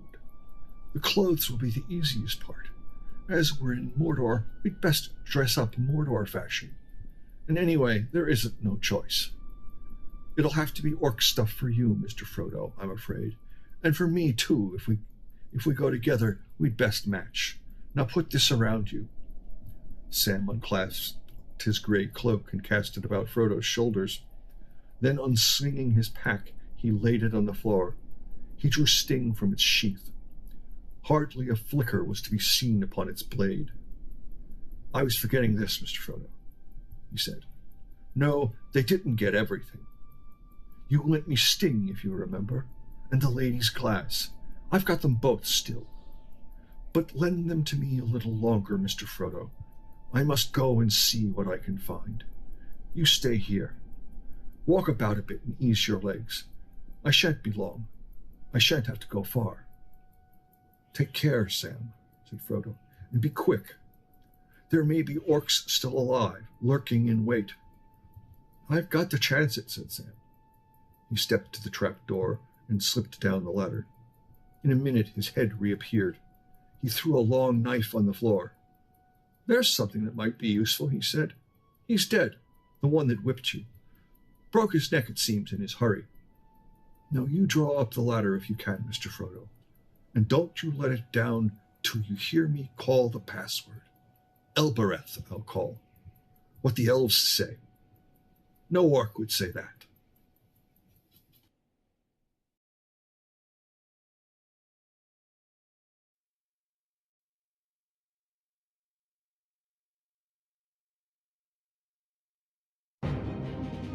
Sam had just wits enough left to thrust the file back into his breast.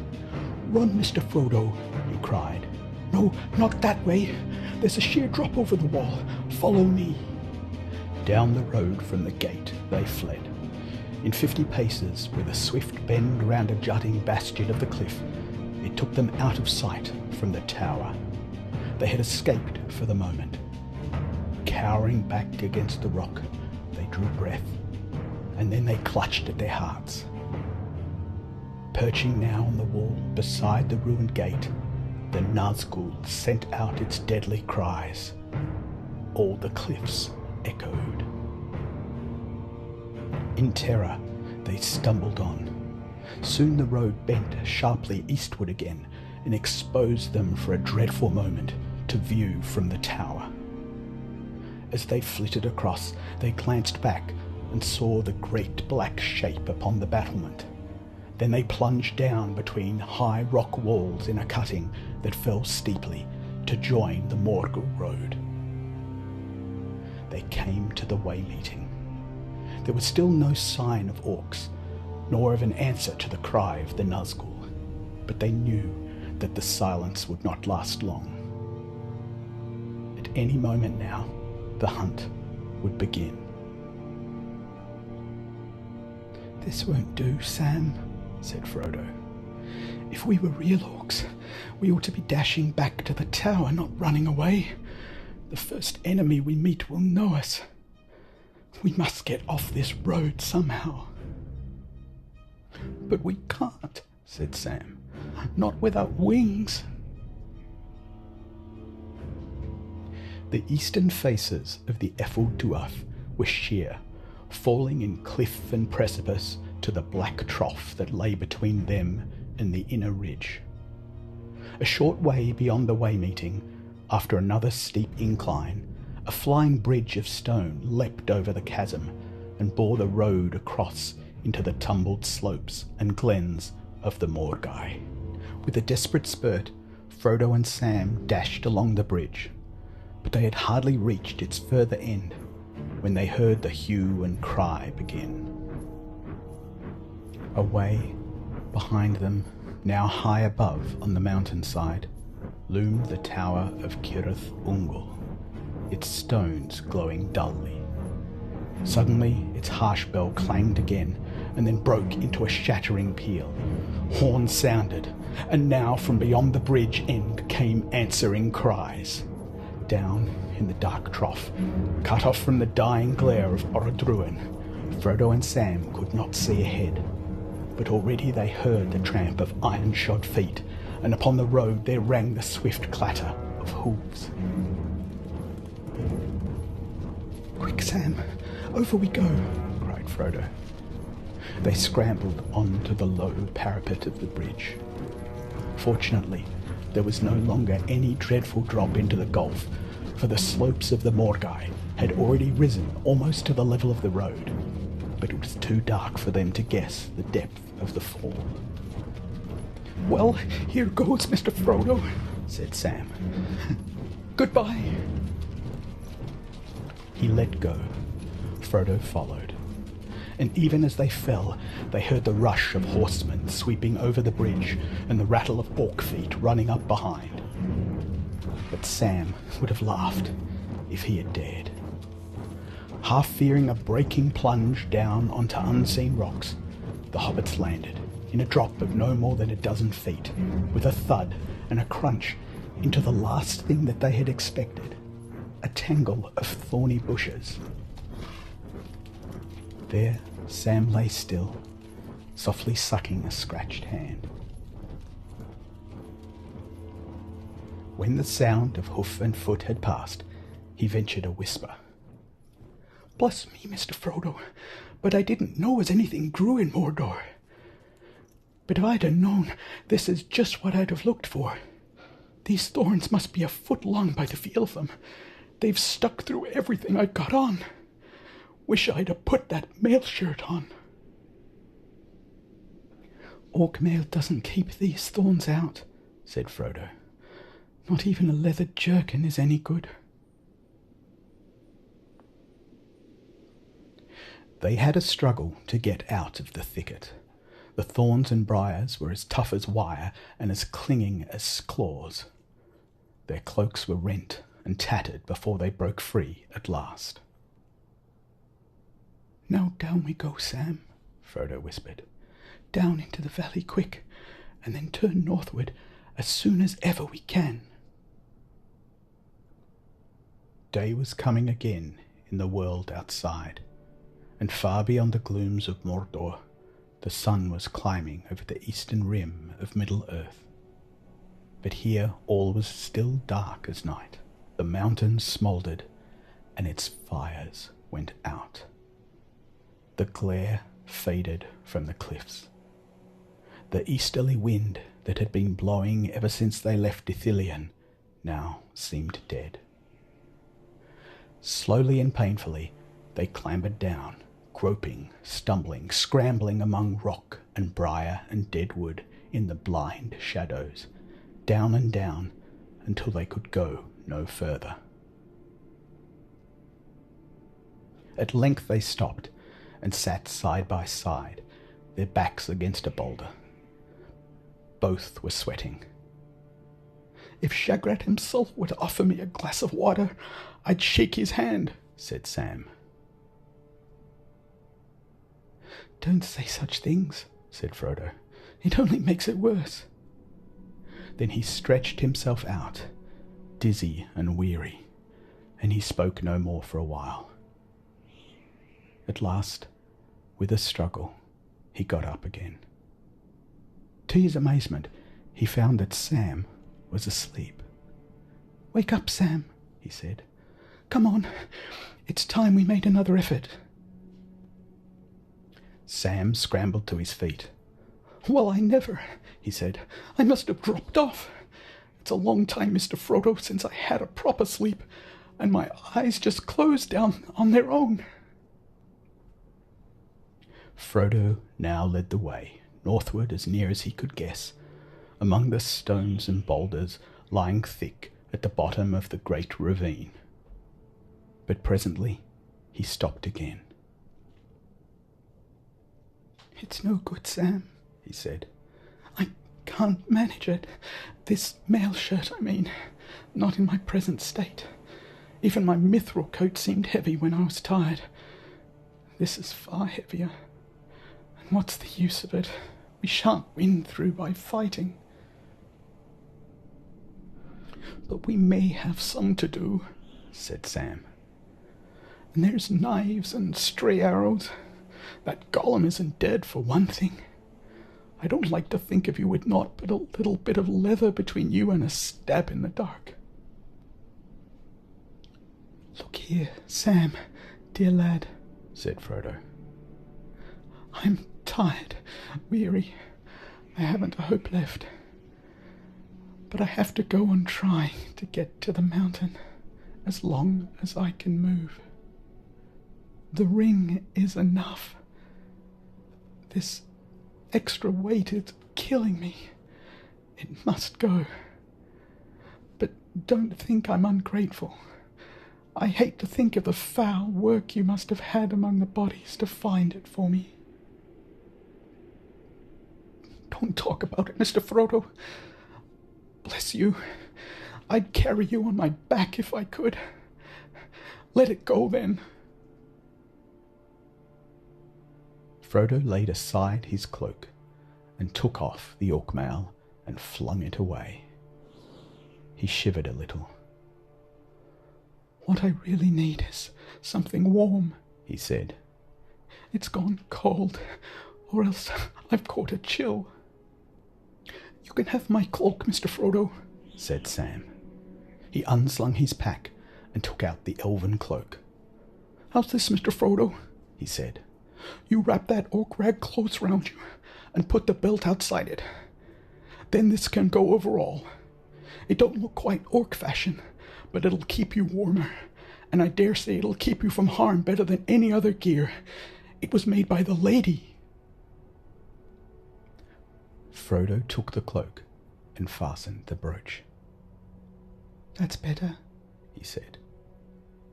I feel much lighter. I can go on now.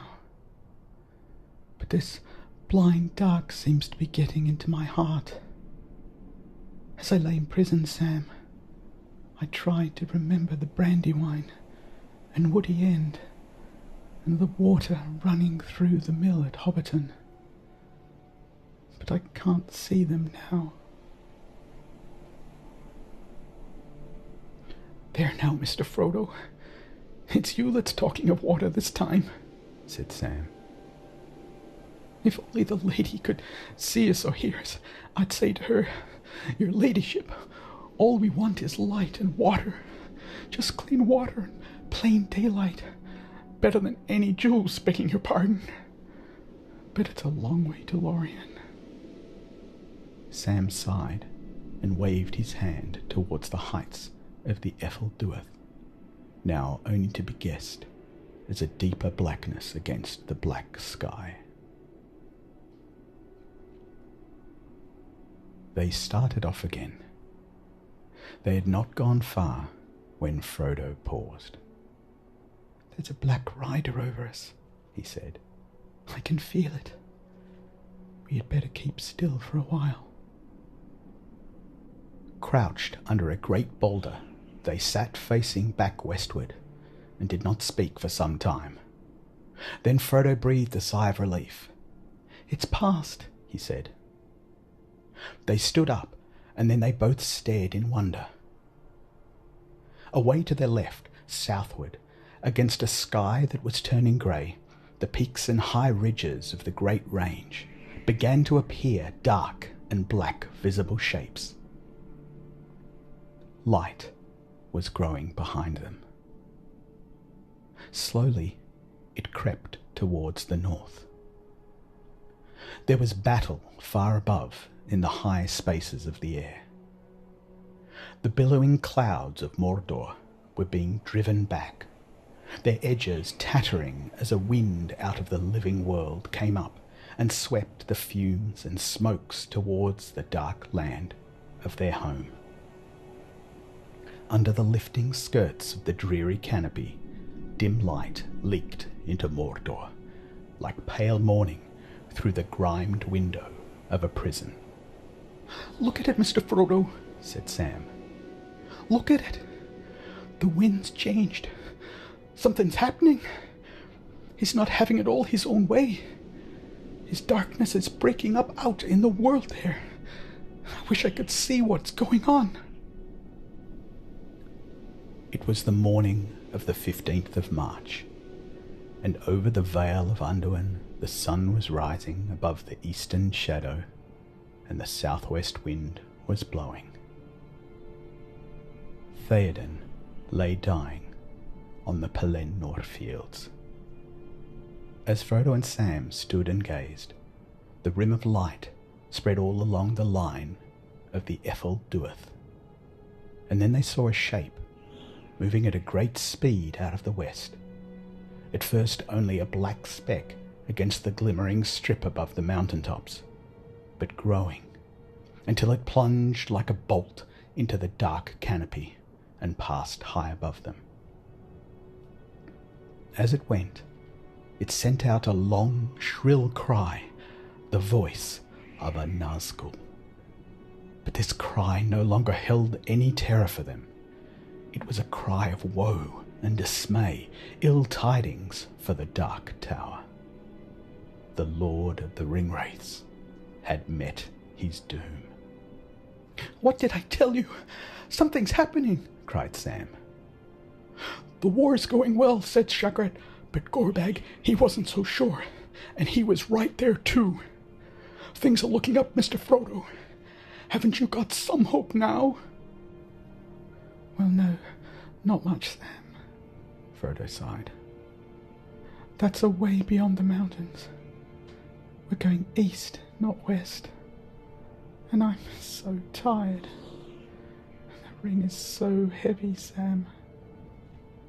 And I begin to see it in my mind all the time, like a great wheel of fire."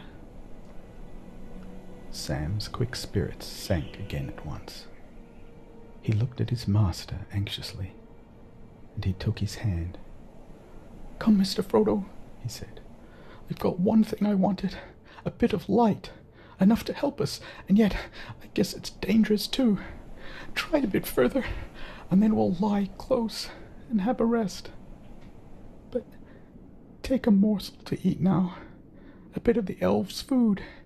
It may hearten you." The riverbed was now some way below the path. They scrambled down to it and began to cross it.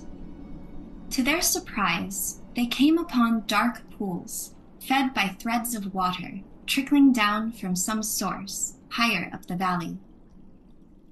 Upon its outer marges, under the westward mountains, Mordor was a dying land, but it was not yet dead.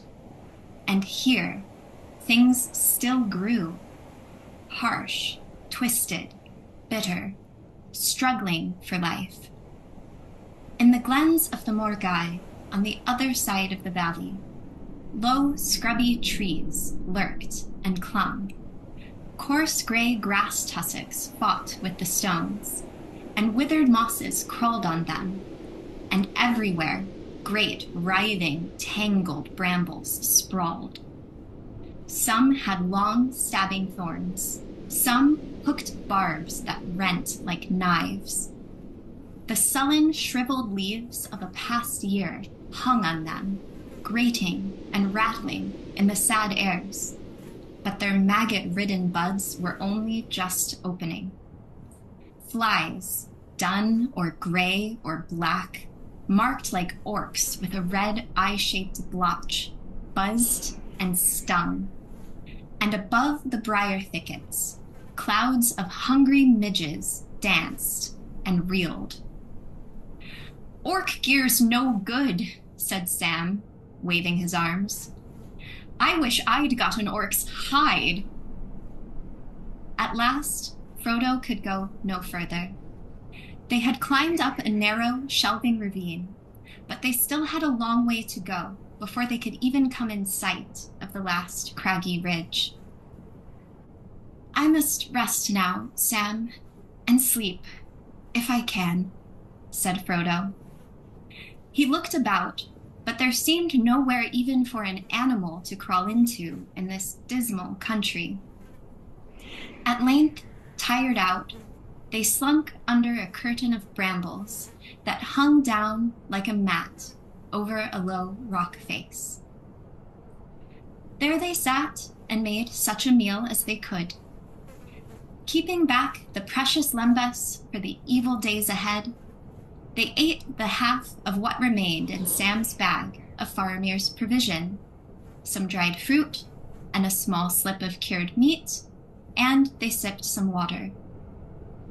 They had drunk again from the pools in the valley, but they were very thirsty again. There was a bitter tang in the air of Mordor that dried the mouth. When Sam thought of water, even his hopeful spirit quailed.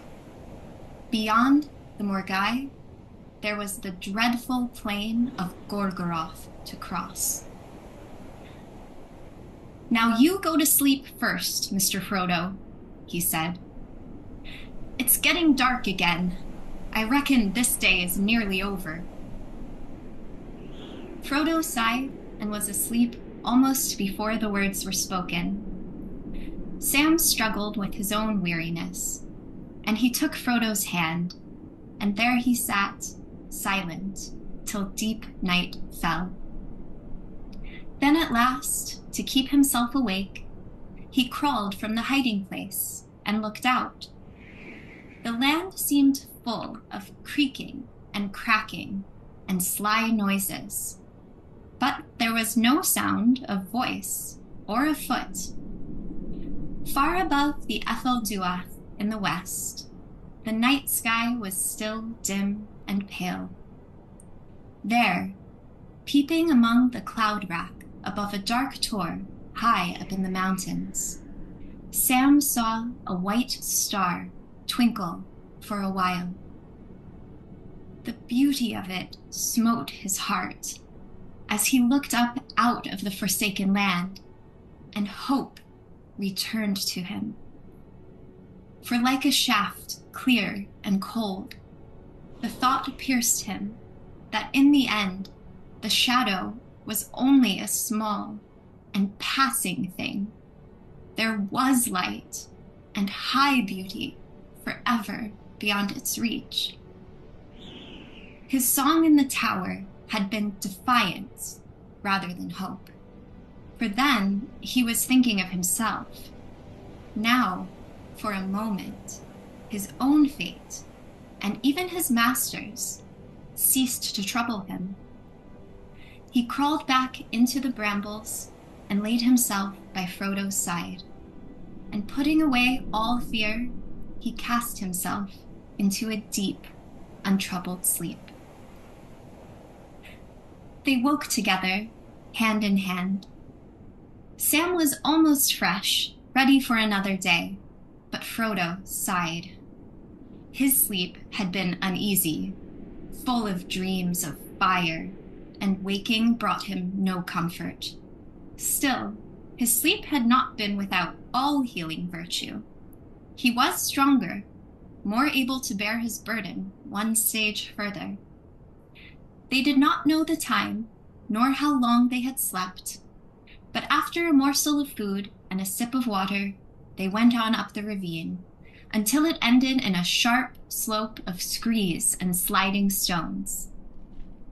There, the last living things gave up their struggle.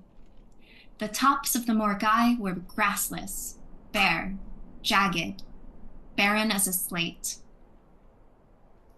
After much wandering and search, they found a way that they could climb, and with the last 100 feet of clawing scramble, they were up.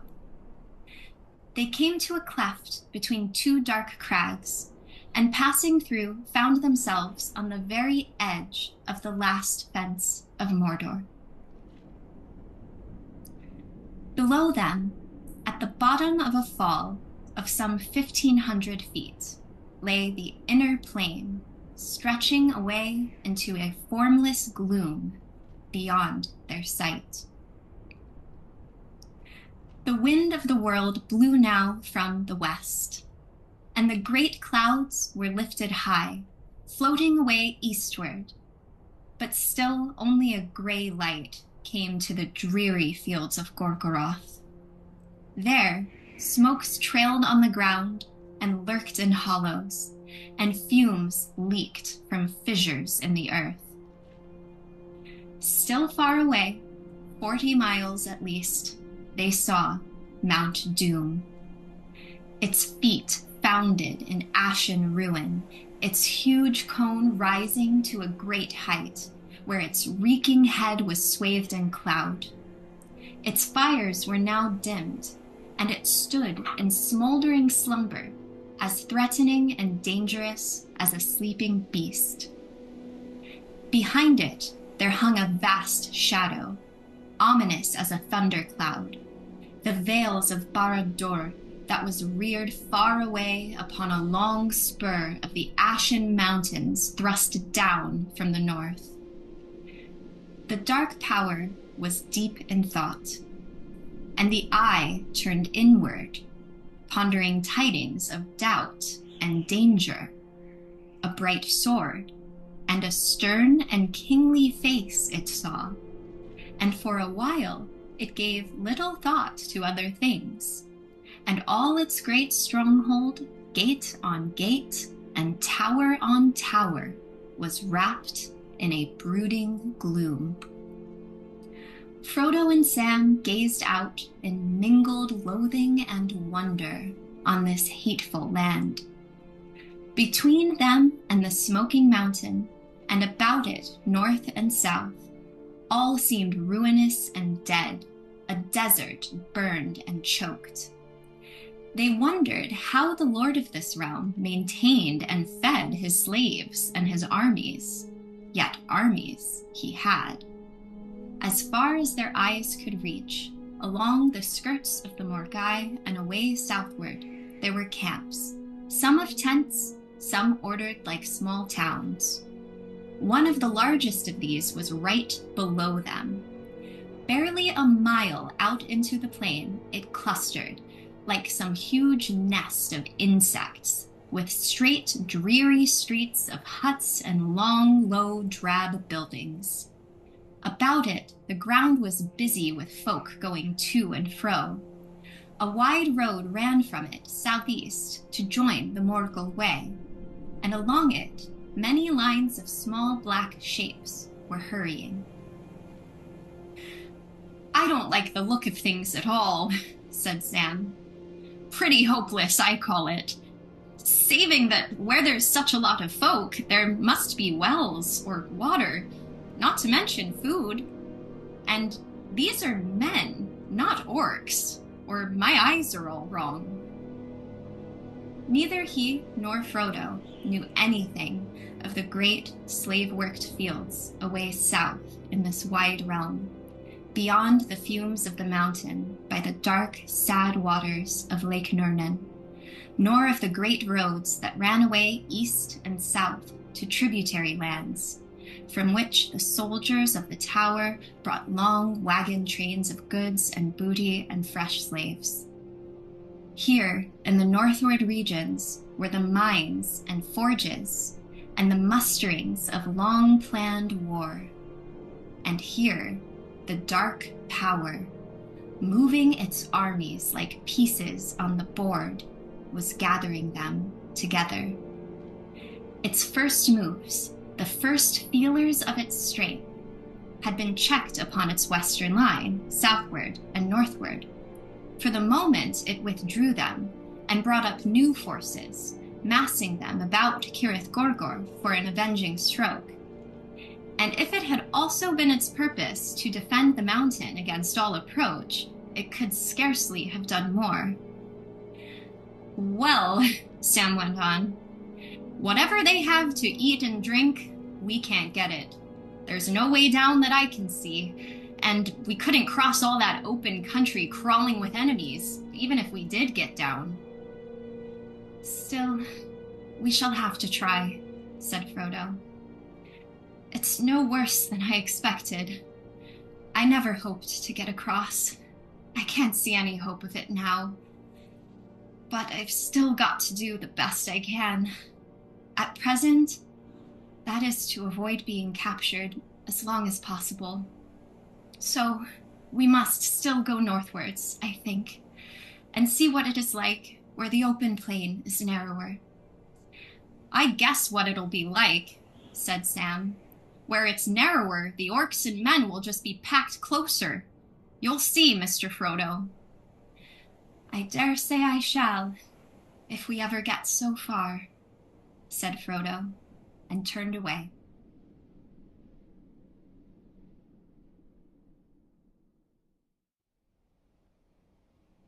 The last stage of their journey to Orodruin came, and it was a torment greater than Sam had ever thought that he could bear.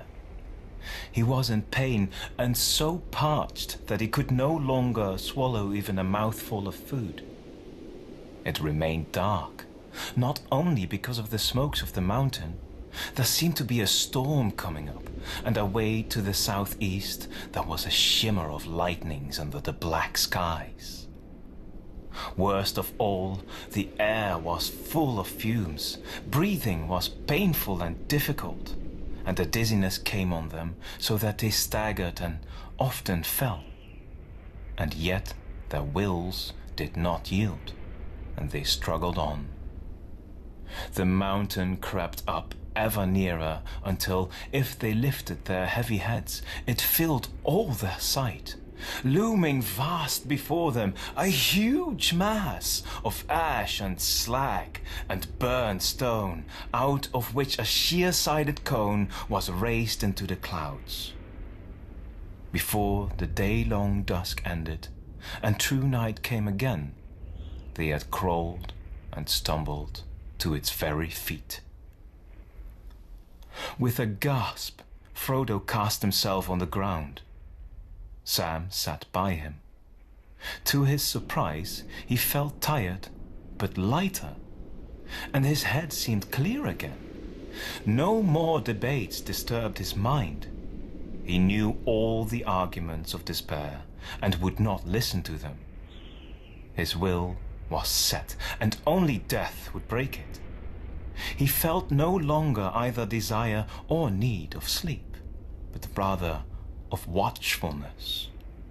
He knew that all the hazards and perils were now drawing together to a point. The next day would be a day of doom, the day of final effort or disaster, the last gasp. But when would it come? The night seemed endless and timeless, minute after minute falling dead and adding up to no passing hour, bringing no change. Sam began to wonder if a second darkness had begun and no day would ever reappear. At last he groped for Frodo's hand. It was cold and trembling. His master was shivering. "I didn't ought to have left my blanket behind," muttered Sam, and lying down he tried to comfort Frodo with his arms and body. Then sleep took him, and the dim light of the last day of their quest found them side by side. The wind had fallen the day before as it shifted from the west, and now it came from the north and began to rise, and slowly the light of the unseen sun filtered down into the shadows where the hobbits lay. "Now for it! Now for the last gasp!" said Sam as he struggled to his feet. He bent over Frodo, rousing him gently. Frodo groaned, but with a great effort of will he staggered up, and then he fell upon his knees again. He raised his eyes with difficulty to the dark slopes of Mount Doom towering above him, and then pitifully he began to crawl forward on his hands. Sam looked at him and wept in his heart, but no tears came to his dry and stinging eyes. "I said I'd carry him if it broke my back," he muttered. "And I will. Come, Mr. Frodo," he cried. "I can't carry it for you, but I can carry you, and it as well.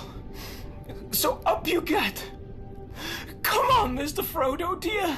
Sam will give you a ride. Just tell him where to go, and he'll go." As Frodo clung upon his back, arms loosely about his neck, legs clasped firmly under his arms, Sam staggered to his feet, and then, to his amazement, he felt the burden light. He had feared that he would have barely strength to lift his master alone, and beyond that, he had expected to share in the dreadful dragging weight of the accursed ring. But it was not so. Whether because Frodo was so worn by his long pains, wound of knife and venomous sting, and sorrow, fear, and homeless wandering, or because some gift of final strength was given to him, Sam lifted Frodo with no more difficulty than if he were carrying a hobbit child piggyback in some romp on the lawns or hayfields of the Shire. He took a deep breath and started off. They had reached the mountain's foot on its northern side and a little to the westward. There, its long grey slopes, though broken, were not sheer.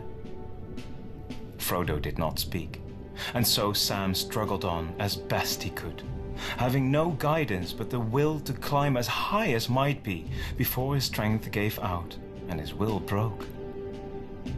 On he toiled, up and up, turning this way and that so lessened the slope, often stumbling forward, and at the last crawling like a snail with a heavy burden on its back. When his will could drive him no further, and his limbs gave way, he stopped and laid his master gently down. Frodo opened his eyes and drew a breath. It was easier to breathe up here above the reeks that coiled and drifted down below. "Thank you, son," he said in a cracked whisper. "How far is there to go?" "I don't know," said Sam. "Because I don't know where we're going."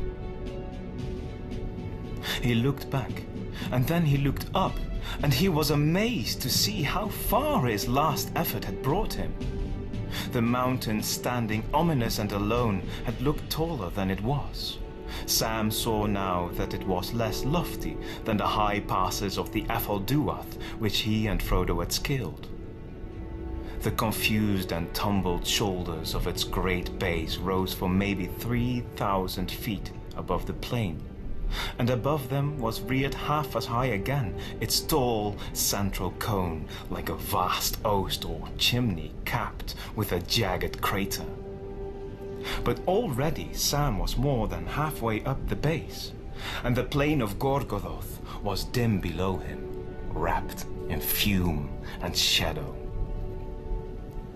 As he looked up, he would have given a shout if his parched throat had allowed him, for amid the rugged humps and shoulders above him, he saw plainly a path or road. It climbed like a rising girdle from the west and wound snake-like about the mountain, until before it went round out of view, it reached the foot of the cone upon its eastern side. Sam could not see the course immediately above him, where it was lowest, for a steep slope went up from where he stood, but he guessed that if he could only struggle on just a little way further up, they would strike this path. A gleam of hope returned to him. They might conquer the mountain yet. "Why, it might have been put there on purpose," he said to himself. "If it wasn't there, I'd have to say I was beaten in the end." The path was not put there for the purposes of Sam. He did not know it, but he was looking at Sauron's road from Barad-dûr to the Samath-Naur, the Chambers of Fire. Out from the Dark Tower's huge western gate it came, over a deep abyss by a vast bridge of iron, and then passing into the plain it ran for a league between two smoking chasms, and so reached a long sloping causeway that led up upon the mountain's eastern side. Thence, turning and encircling all its wide girth from south to north, it climbed at last high in the upper cone, but still far from the reeking summit, to a dark entrance that gazed back east, straight to the window of the Eye in Sauron's shadow-mantled fortress.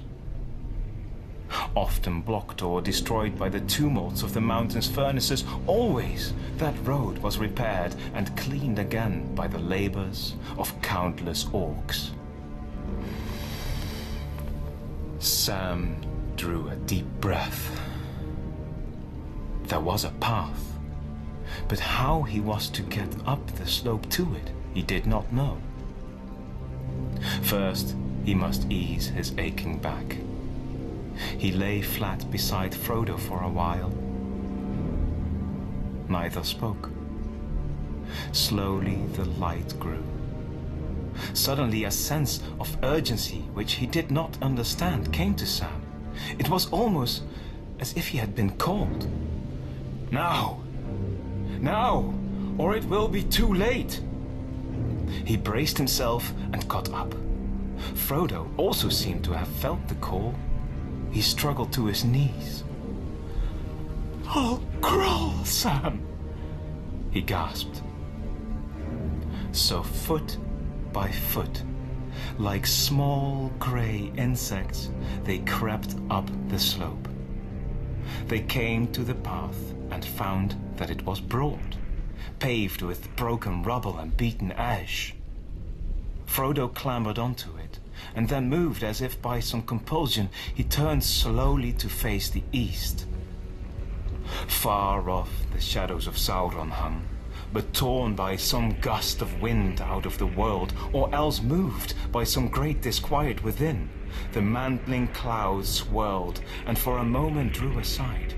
And then he saw, rising black, blacker and darker than the vast shades amid which it stood, the cruel pinnacles and iron crown of the topmost tower of Barad-dûr. One moment only it stared out. But as from some great window immeasurably high, there stabbed northward a flame of red, the flicker of a piercing eye. And then the shadows were furled again, and the terrible vision was removed.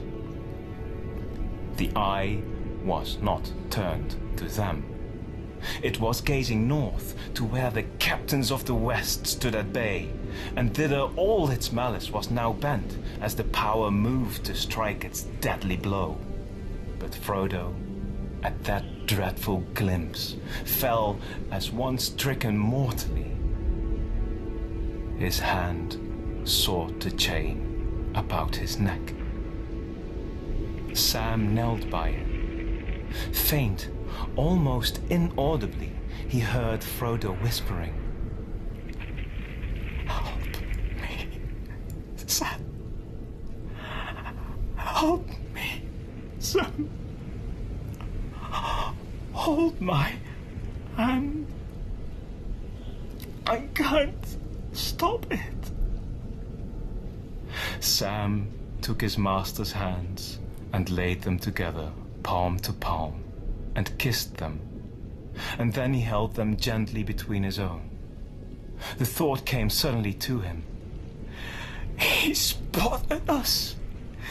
It's all up, or it soon will be. Now, Sam Gamgee, this is the end of ends." Again he lifted Frodo and drew his hands down to his own breast, letting his master's legs dangle. Then he bowed his head and struggled off along the climbing road. It was not as easy a way to take as it had looked at first.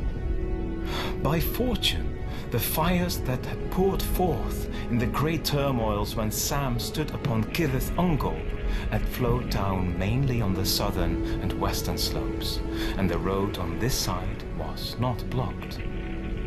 Yet in many places it had crumbled away or was crossed by gaping rents. After climbing eastward for some time, it bent back upon itself at a sharp angle and went westward for a space. There, at the bend, it was cut deep through a crag of old weathered stone, once long ago vomited from the mountain's furnaces.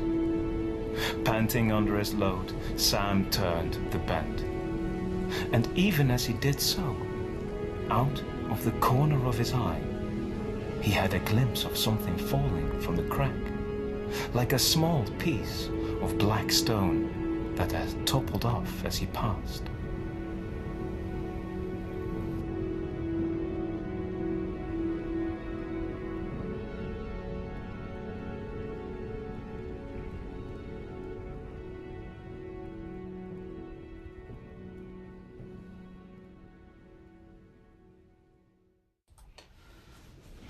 Sam came to the gaping mouth and peered in. It was dark and hot, and a deep rumbling shook the air. "Frodo! Master!" he called. There was no answer. For a moment he stood, his heart beating with wild fear, and then he plunged in. A shadow followed him. At first he could see nothing. In his great need he drew out once more the phial of Galadriel, but in it was pale and cold in his trembling hand, and threw no light into that stifling dark. He had come to the heart of the realm of Sauron, and the forges of his ancient might, greatest in Middle-earth. All other powers were here subdued. Fearfully he took a few uncertain steps in the dark, and then, all at once, there came a flash of red that leaped upward and smote the high board into the mountain's smoking cone. But only a short way ahead, its floor and walls on either side were cloven by a great fissure, out of which the red glare came, now leaping up, now dying down into darkness. And all the while far below there was a rumor and a trouble, as of great engines throbbing and laboring.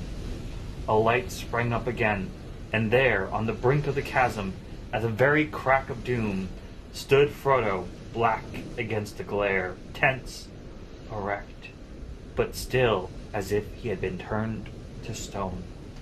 "Master!" cried Sam.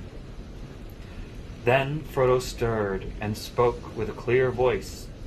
Indeed, with a voice clearer and more powerful than Sam had ever heard him use, and it rose above the throb and turmoil of Mount Doom, ringing in the roof and walls. "I have come," he said, "but I do not choose now to do what I came to do. I will not do this deed. The ring is mine." And suddenly, as he set it on his finger, he vanished from Sam's sight. Sam gasped, but he had no chance to cry out, for at that moment many things happened. Something struck Sam violently in the back. His legs were knocked from under him, and he was flung aside, striking his head against the stony floor as a dark shape sprang over him. He lay still, and for a moment all went black. And far away, as Frodo put on the ring and claimed it for his own, even in Samath Nar, the very heart of his realm, the power in Barad-dûr was shaken, and the tower trembled. From its foundation to its proud and bitter crown, the Dark Lord was suddenly aware of him, and his eye pierced all shadow, looked across the plain to the door that he had made, and the magnitude of his own folly was revealed to him in a blinding flash, and all the devices of his enemy were at last laid bare. Then his wrath blazed in consuming flame, but his fear rose like a vast black smoke to choke him. For he knew his deadly peril, and the thread upon which his doom now hung. From all his policies and webs of fear and treachery, from all his stratagems and wars, his mind shook free, and throughout his realm a tremor reigned. His slaves quailed, and his armies halted, and his captains, suddenly steerless, bereft of will, wavered and despaired. For they were forgotten. The whole mind and purpose of the power that wielded them was now bent with overwhelming force upon the mountain. At his summons, wheeling with a rending cry, in a last desperate race there flew, faster than the wind, the Nazgul, the ring race, and with a storm of wings they hurtled southwards towards Mount. Sam got up. He was dazed, and blood streaming from his head dripped in his eyes. He groped forward, and then he saw a strange and terrible thing. Gollum, on the edge of the abyss, was fighting like a mad thing with an unseen foe. To and fro he swayed, now so near the brink that almost he tumbled in, now dragging back, falling to the ground, rising and falling again. And all the while he hissed, but spoke no words. The fire below awoke in anger, the red light blazed, and all the cavern was filled with a great glare and heat. Suddenly Sam saw Gollum's hand draw upwards to his mouth. His white fang gleamed, and then snapped as they bit. Frodo gave a cry, and there he was, fallen upon his knees at the chasm's edge. But Gollum, dancing like a mad thing, held aloft the ring, a finger still thrust within its circle. It shone now as if verily it was wrought of living fire. "Precious! Precious! Precious!" Gollum cried. "My precious! Oh, my precious!" And with that, even as his eyes were lifted up to gloat on his prize, he stepped too far, toppled, wavered for a moment on the brink, and then with a shriek he fell. Out of the depths came his last wail, "Precious!" And he was gone.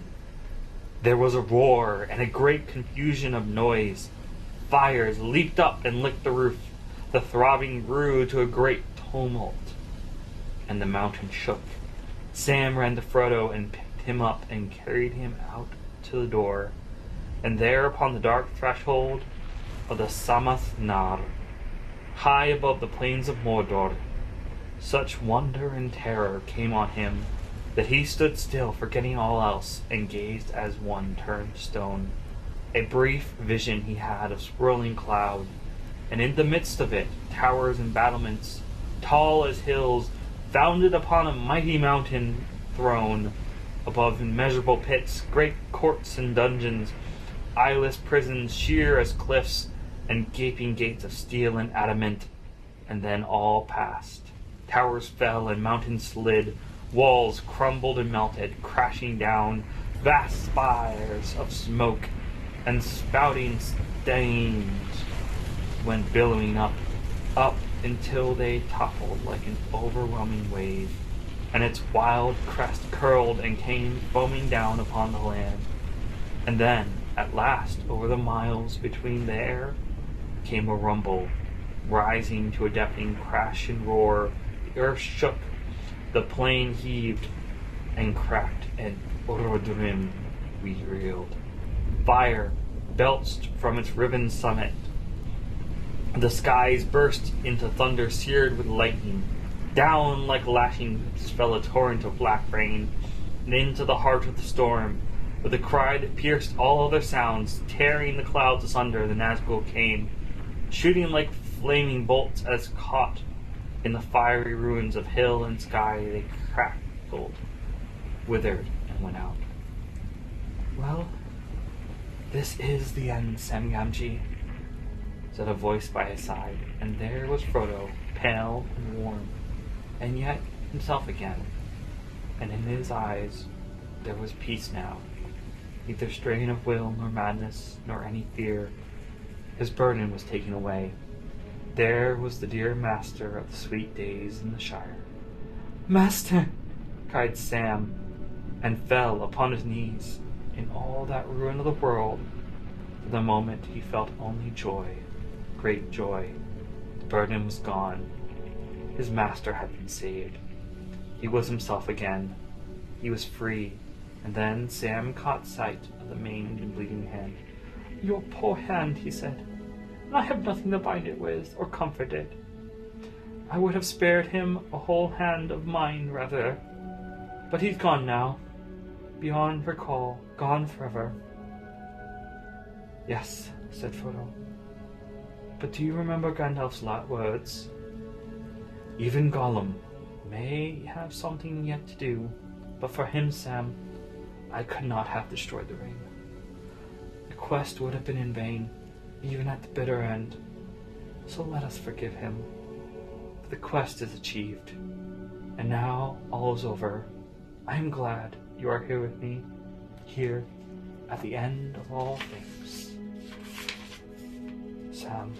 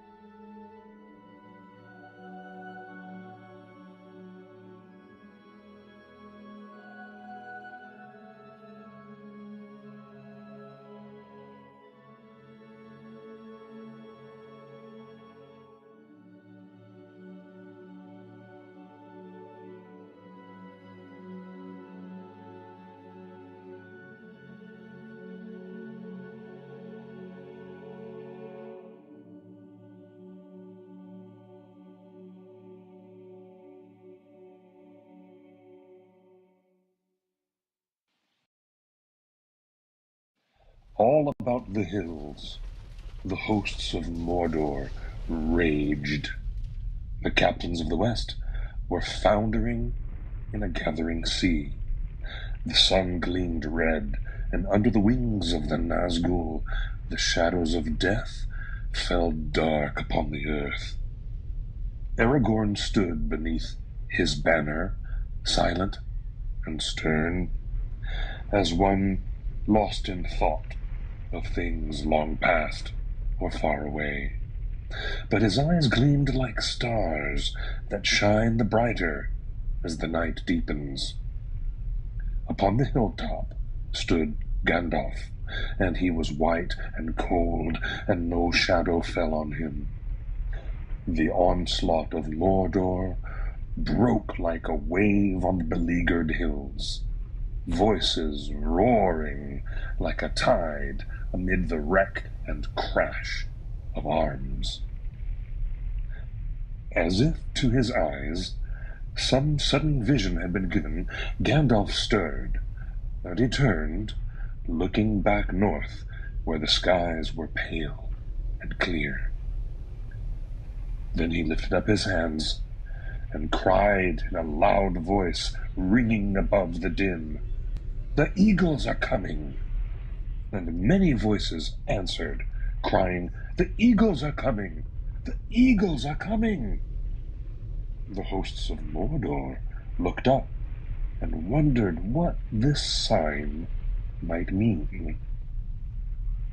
There came Gwaihir, the Wind Lord, and Landroval, his brother, greatest of all the eagles of the north, mightiest of the descendants of old Thorondor, who built his eyries in the inaccessible peaks of the encircling mountains, when Middle-earth was young.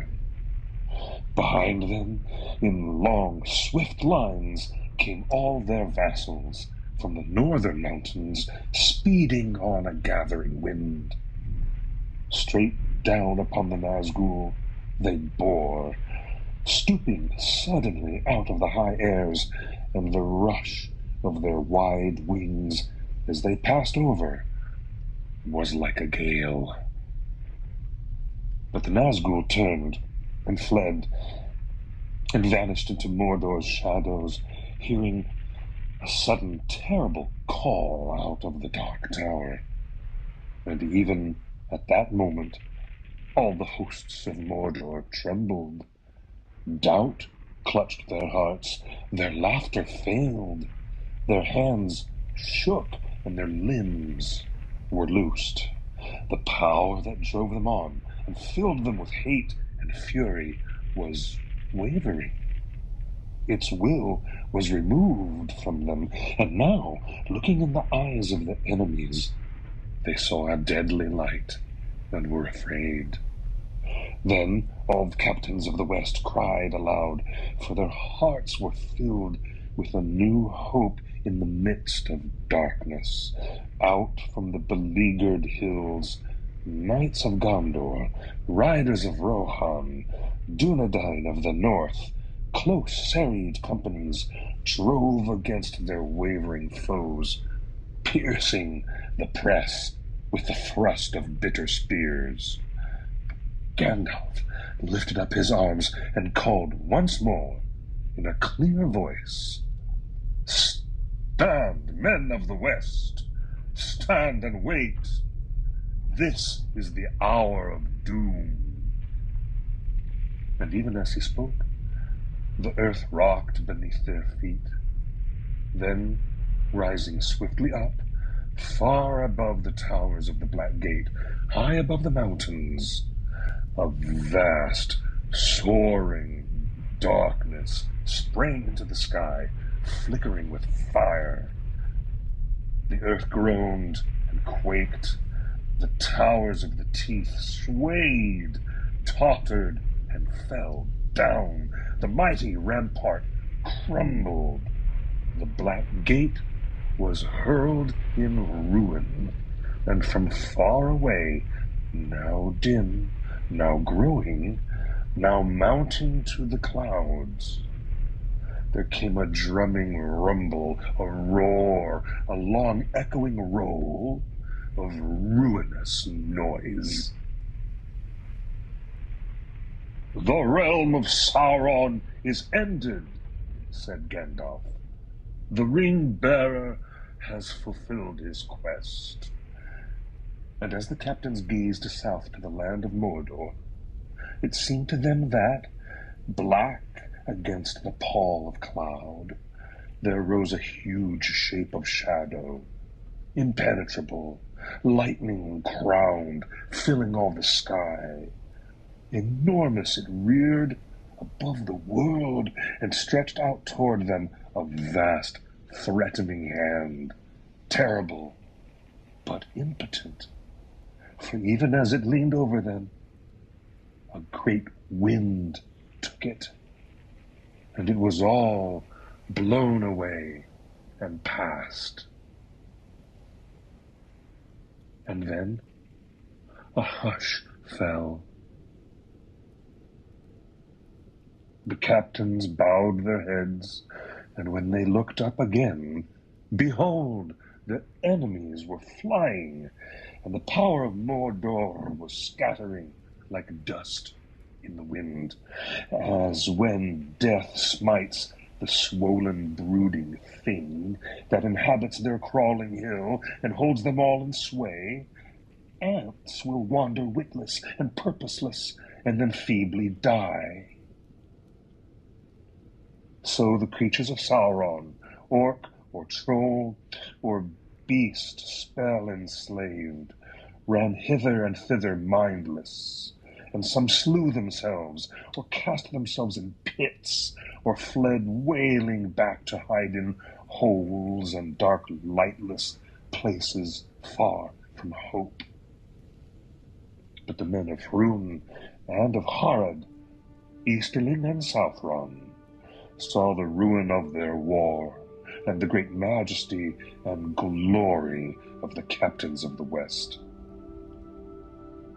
And those that were deepest and longest in evil servitude, hating the West, and yet were men, proud and bold, in their turn now gathered themselves for a last stand of desperate battle.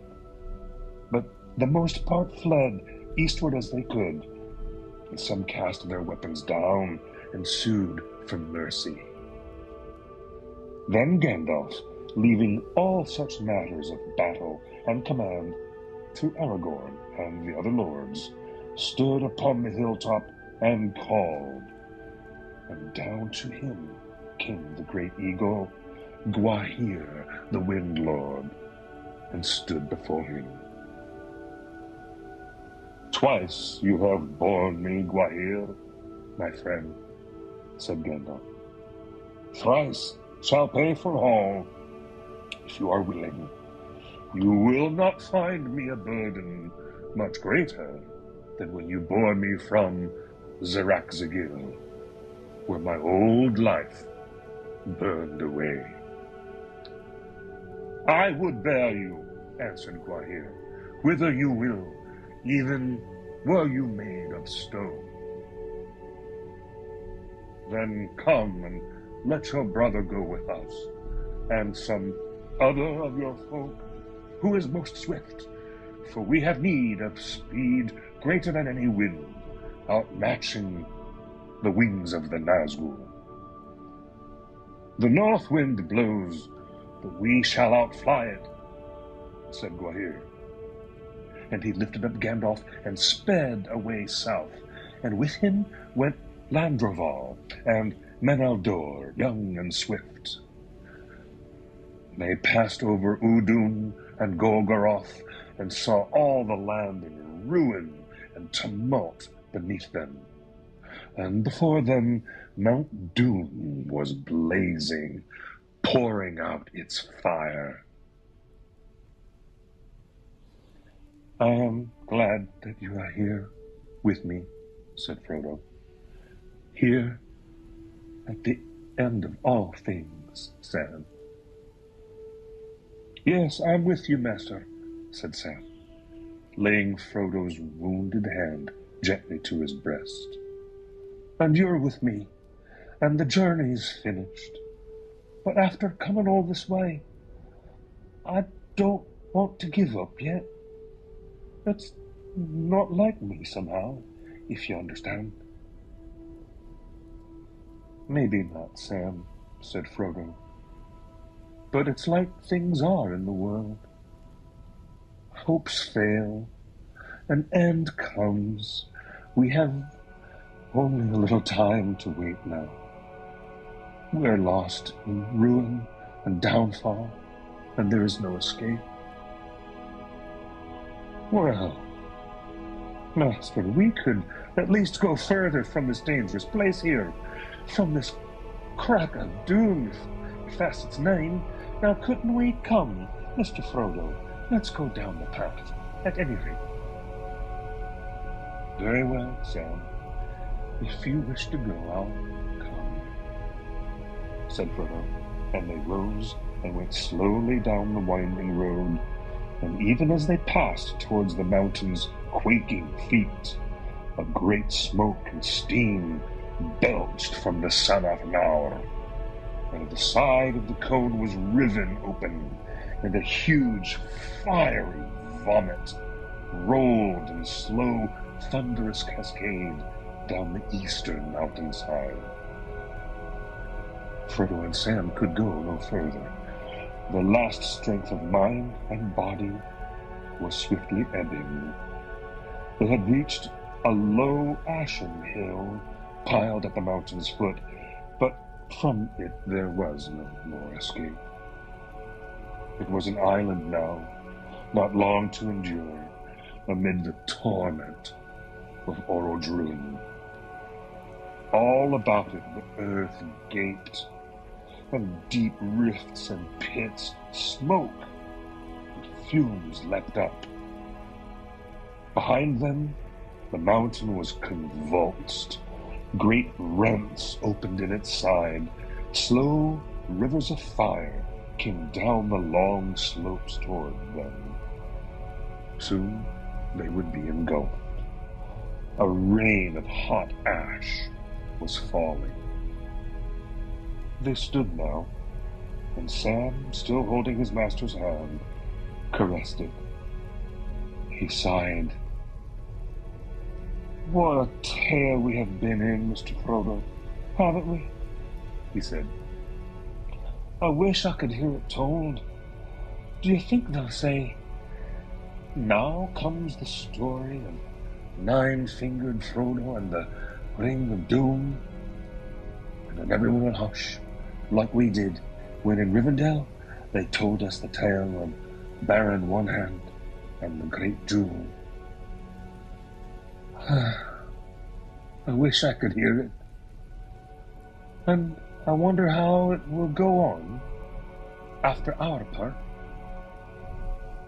But even while he spoke so, to keep fear away until the very last, his eyes still strayed north into the eye of the wind, to where the sky far off was clear, as the cold blast, rising to a gale, drove back the darkness and the ruin of the clouds. And so it was that Gwahir saw them with his keen, far-seeing eyes, as down the wild wind he came, and, daring the greatest peril of the skies, he circled in the air, two small, dark figures, forlorn, hand in hand upon a little hill, while the world shook under them and gasped, and rivers of fire drew near. And even as he espied them and came swooping down, he saw them fall, worn out, or choked with fumes and heat, or stricken down by despair at last, hiding their eyes from death. Side by side they lay, and down swept Gwahir, and down came Landroval and Meneldur the Swift, and in a dream, not knowing what fate had befallen them, the wanderers were lifted up and borne far away out of the darkness and the fire.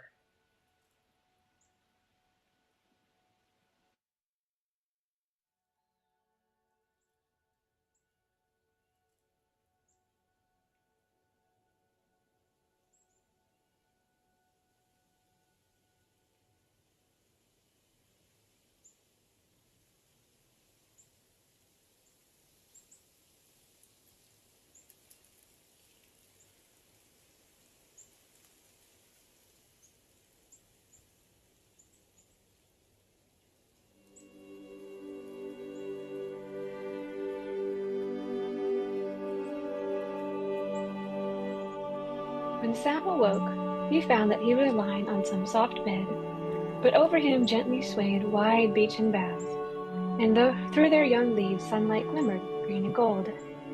All the air was full of a sweet, mingled scent. He remembered that smell, the fragrance of Ithilien. Bless me, he mused, how long have I been asleep? For the scent had borne him back to the day when he had lit his little fire under the sunny bank, and for the moment all else was out of waking memory. He stretched and drew a deep breath. "Oh, what a dream I've had," he muttered. "I am glad to wake." He sat up, and then he saw that Frodo was lying beside him, and slept peacefully, one hand behind his head, and the other resting upon the coverlet. It was the right hand, and the third finger was missing. Full memory flooded back, and Sam cried aloud. "It wasn't a dream!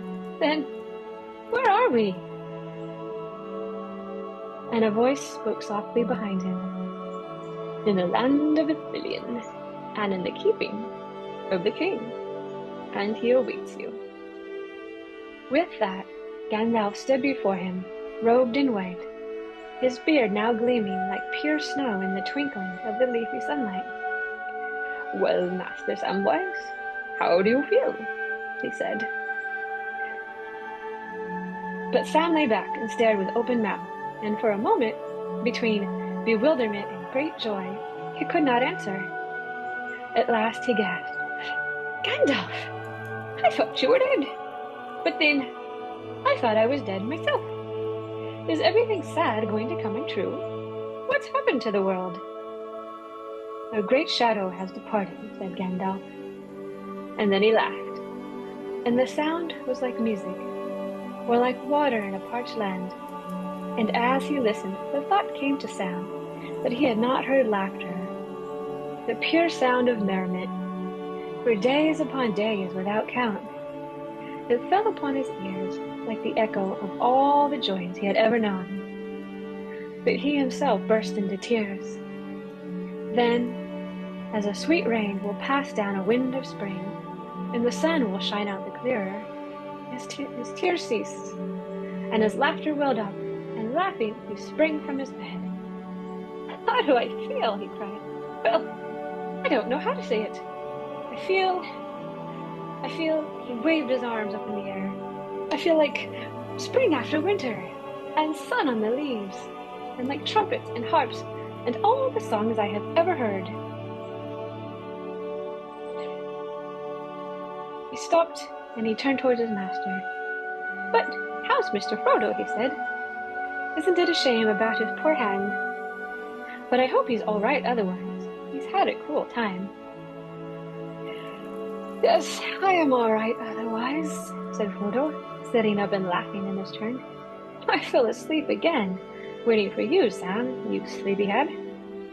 I was awake early this morning, and now it must be nearly noon. Noon, said Sam, trying to calculate. Noon of what day? The 14th of the new year, said Gandalf. Or, if you like, the 8th day of April in the Shire Reckoning.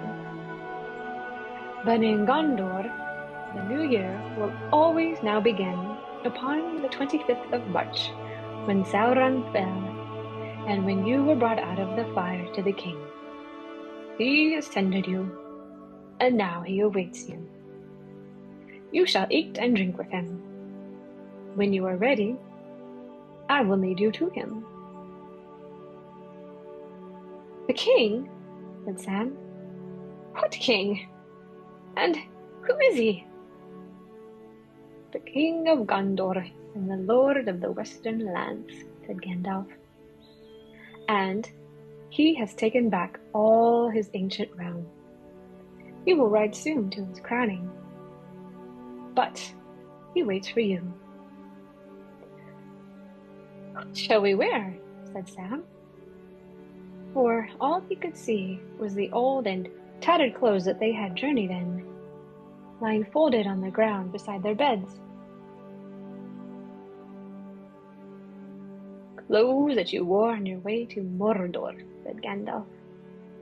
Even the orc rags that you bore in the Black Land, Frodo, shall be preserved. No silks and linens, nor any armor or heraldry would be more honorable. But later I will find some other clothes, perhaps. Then he held out his hands to them, and they saw that one shone with light. What have you got there? Said Frodo. Can it be? Yes, I have brought you 2 treasures. They were found on Sam when you were rescued. The Lady Galadriel's gifts. Your glass, Frodo, and your box, Sam. You will be glad to have these safe again. When they were washed and clad, and had eaten a light meal, the hobbits followed Gandalf. They stepped out of the beech grove in which they had lain, and passed on to a long green lawn, glowing in sunshine, bordered by stately dark-leaved trees laden with scarlet blossom. Behind them they could hear the sound of falling water, and a stream ran down before them between flowering banks, until it came to a greenwood at the lawn's foot, and passed then under an archway of trees, through which they saw the shimmer of water far away. As they came to an opening in the wood, they were surprised to see knights in bright mail, and tall guards in silver and black standing there, who greeted them with honor and bowed before them. And then one blew a long trumpet, and they went on to the Isle of Trees beside the singing stream. So they came to a wide green land, and beyond it was a broad river in a silver haze, out of which rose a long wooded isle, and many ships lay by its shores. But on the field where they now stood, a great host was drawn up, in ranks and companies, glittering in the sun. And as the hobbits approached, swords were unsheathed, and spears were shaken, and horns and trumpets sang, and men cried with many voices and in many tongues.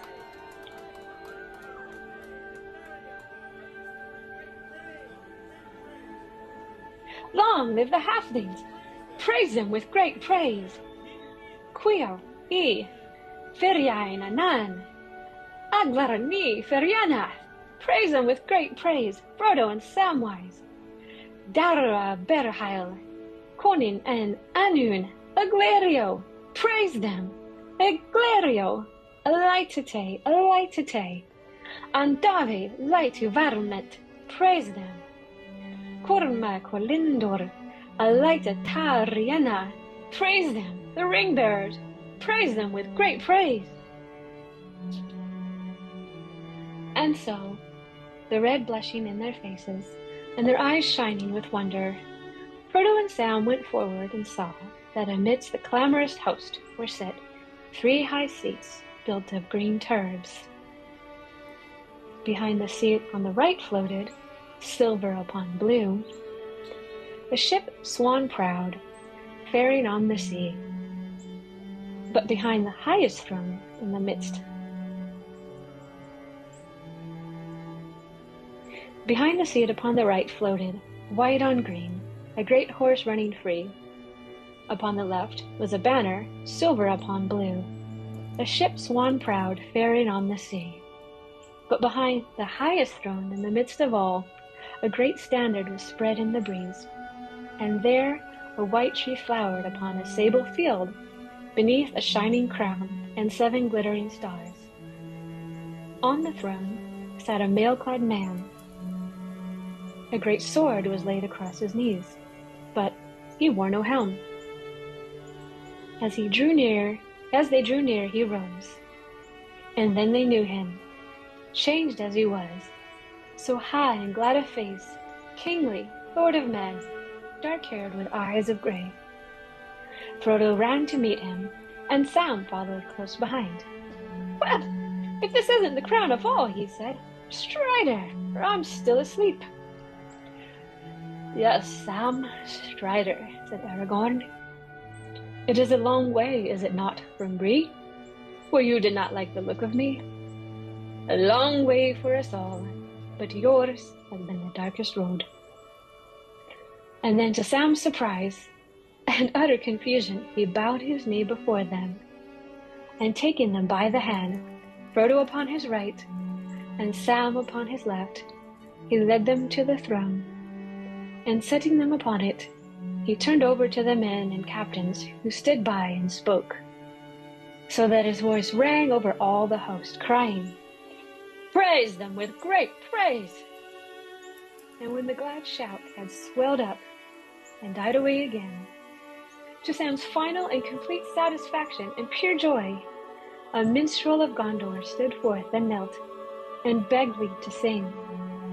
And behold, he said, "Lo, lords and knights and men of valor unashamed, kings and princes, and fair people of Gondor, and riders of Rohan, and ye sons of Elrond, and Dunedain of the north, and elf and dwarf, and great hearts of the Shire, and all free folk of the west. Now listen to my lay, for I will sing to you of Frodo and of the 9 Fingers and the Ring of Doom." And when Sam heard that, he laughed aloud for sheer delight, and he stood up and cried, "Oh, great glory and splendor, and all my wishes have come true." And then he wept, and all the host laughed and wept. And in the midst of their merriment and tears, the clear voice of the minstrel rose like silver and gold, and all men were hushed. And he sang to them, now in the elven tongue, now in the speech of the West, until their hearts, wounded with sweet words, overflowed, and their joy was like swords. And they passed in thought out to regions where pain and delight flow together, and tears are the very wine of blessedness. And at the last, as the sun fell from the noon, and the shadows of the trees lengthened, he ended. "Praise them with great praise," he said, and knelt.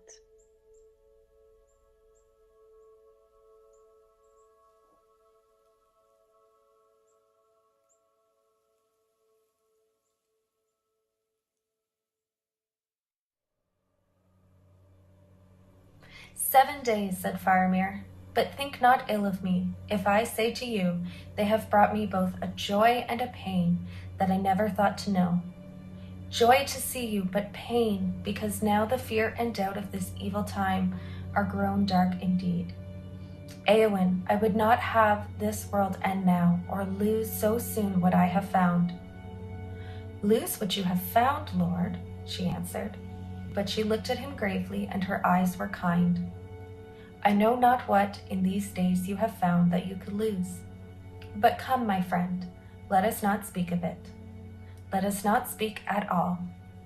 I stand upon some dreadful brink, and it is utterly dark in the abyss before my feet. But whether there is any light behind me, I cannot tell, for I cannot turn yet. I wait for some stroke of doom." "Yes, we wait for the stroke of doom," said Faramir. And they said no more, and it seemed to them as they stood upon the wall that the wind died, and the light failed, and the sun was bleared, and all sounds in the city or in the lands about were hushed. Neither wind, nor voice, nor bird call, nor rustle of leaf, nor their own breath could be heard. The very beating of their hearts was stilled. Time halted. And as they stood so, their hands met and clasped, though they did not know it. And still they waited for they knew not what. Then presently it seemed to them that above the ridges of the distant mountains another vast mountain of darkness rose, towering up like a wave that should engulf the world, and about it lightnings flickered. And then a tremor ran through the earth, and they felt the walls of the city quiver. A sound like a sigh went up from all the lands about them, and their hearts beat suddenly again. "It reminds me of Numenor," said Faramir, and wondered to hear himself speak. "Of Numenor?" said Eowyn. "Yes," said Faramir, "of the lands of Westerness that foundered, and of the great Yes, said Faramir, of the lands of Westerness that foundered, and of the great dark wave climbing over the green lands, and above the hills, and coming on, darkness unescapable. I often dream of it. Sorrowless,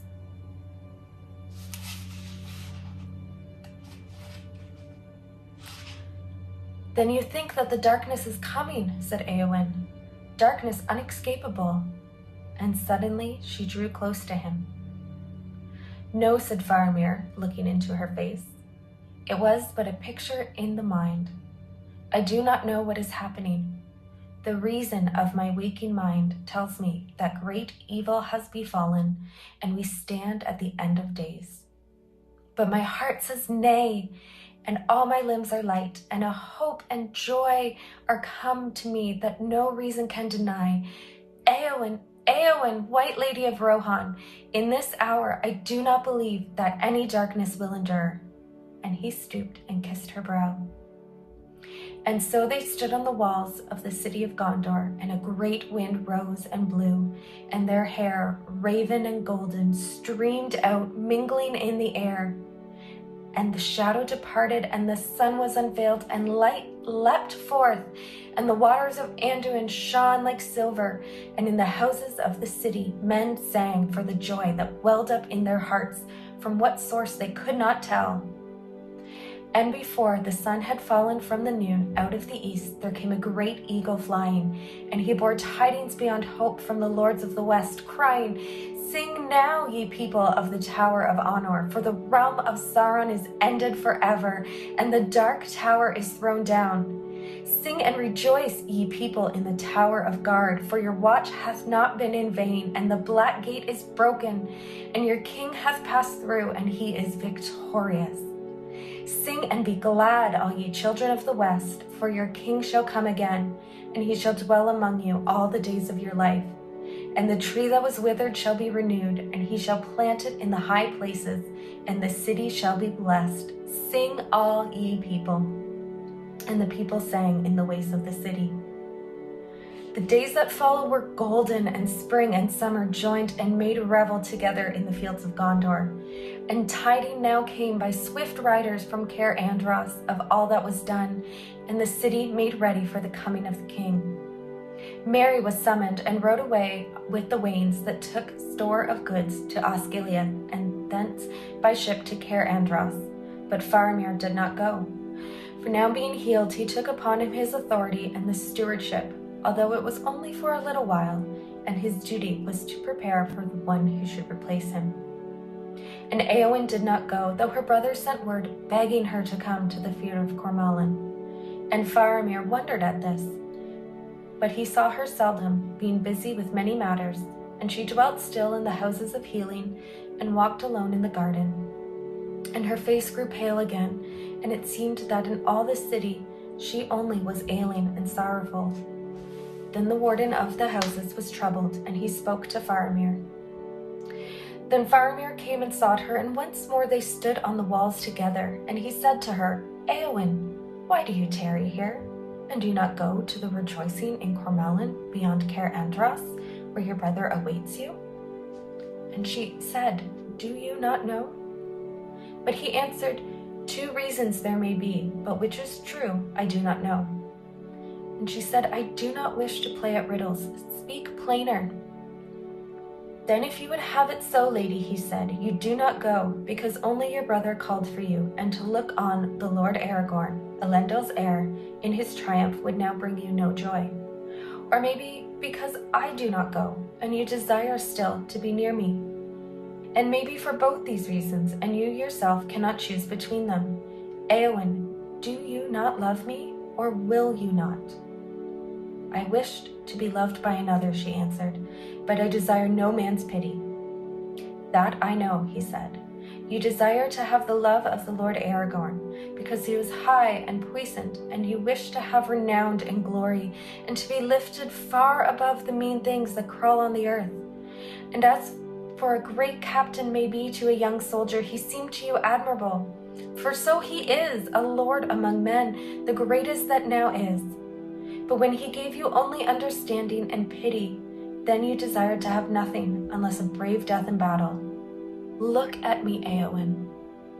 And Éowyn looked at Faramir long and steadily, and Faramir said, "Do not scorn pity, that is the gift of a gentle heart, Éowyn. But I do not offer you my pity, for you are a lady high and valiant, and have yourself won renown that shall not be forgotten. And you are a lady beautiful, I deem, beyond even the words of the elven tongue to tell. And I love you. Once I pitied your sorrow, but now, were you sorrowless, without fear or any lack, were you the blissful queen of Gondor, still I would love you. Éowyn, do you not love me?" Then the heart of Éowyn changed, or else at last she understood it. And suddenly her winter passed and the sun shone on her. "I stand in Minas Anor, the Tower of the Sun," she said, "and behold, the shadow has departed. I will be a shield maiden no longer, nor vie with the great riders, nor take joy only in the songs of slaying. I will be a healer and love all things that grow and are not barren." And again she looked at Faramir. No longer do I desire to be a queen, she said. Then Faramir laughed merrily. That is well, he said, for I am not a king. Yet I will wed with the White Lady of Rohan, if it be her will. And if she will, then let us cross the river, and in happier days let us dwell in fair Ithilien, and there make a garden. All things will grow with joy if the White Lady comes. Then must I leave my own people, man of Gondor, she said? And would you have your proud folk say of you, there goes a lord who tamed a wild shield maiden of the north. Was there no woman of the race of Númenor to choose? I would, said Faramir, and he took her in his arms and kissed her under the sunlit sky, and he cared not that they stood high upon the walls in the sight of many. And many indeed saw them, and the light that shone about them, as they came down from the walls and went hand in hand to the houses of healing. And to the warden of the houses Faramir said, Here is the Lady Éowyn of Rohan, and now she is healed. And the warden said, Then I release her from my charge, and bid her farewell, and may she suffer never hurt nor sickness again. I commend her to the care of the steward of the city until her brother returns. But Éowyn said, Yet now that I have leave to depart, I would remain, for this house has become to me of all the dwellings the most blessed. And she remained there until King Éomer returned.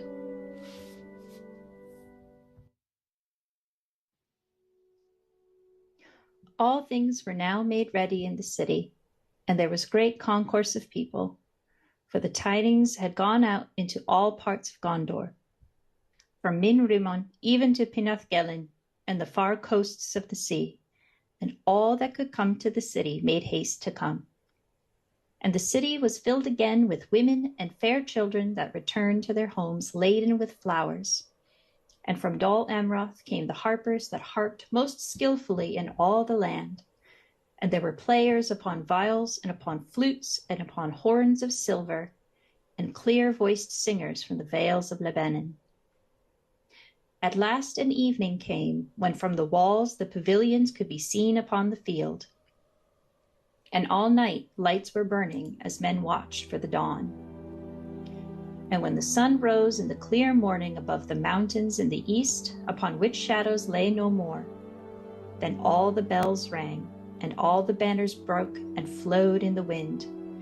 And upon the white tower of the citadel the standard of the stewards, bright argent like snow in the sun, bearing no charge nor device, was raised over Gondor for the last time.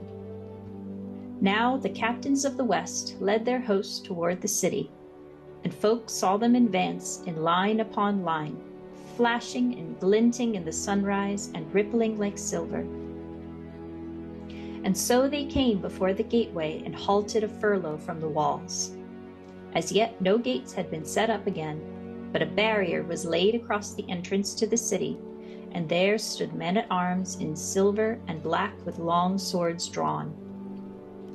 Before the barrier stood Faramir the steward, and Hurin, warden of the keys, and other captains of Gondor, and the Lady Éowyn of Rohan, with Elfhelm the marshal, and many knights of the Mark.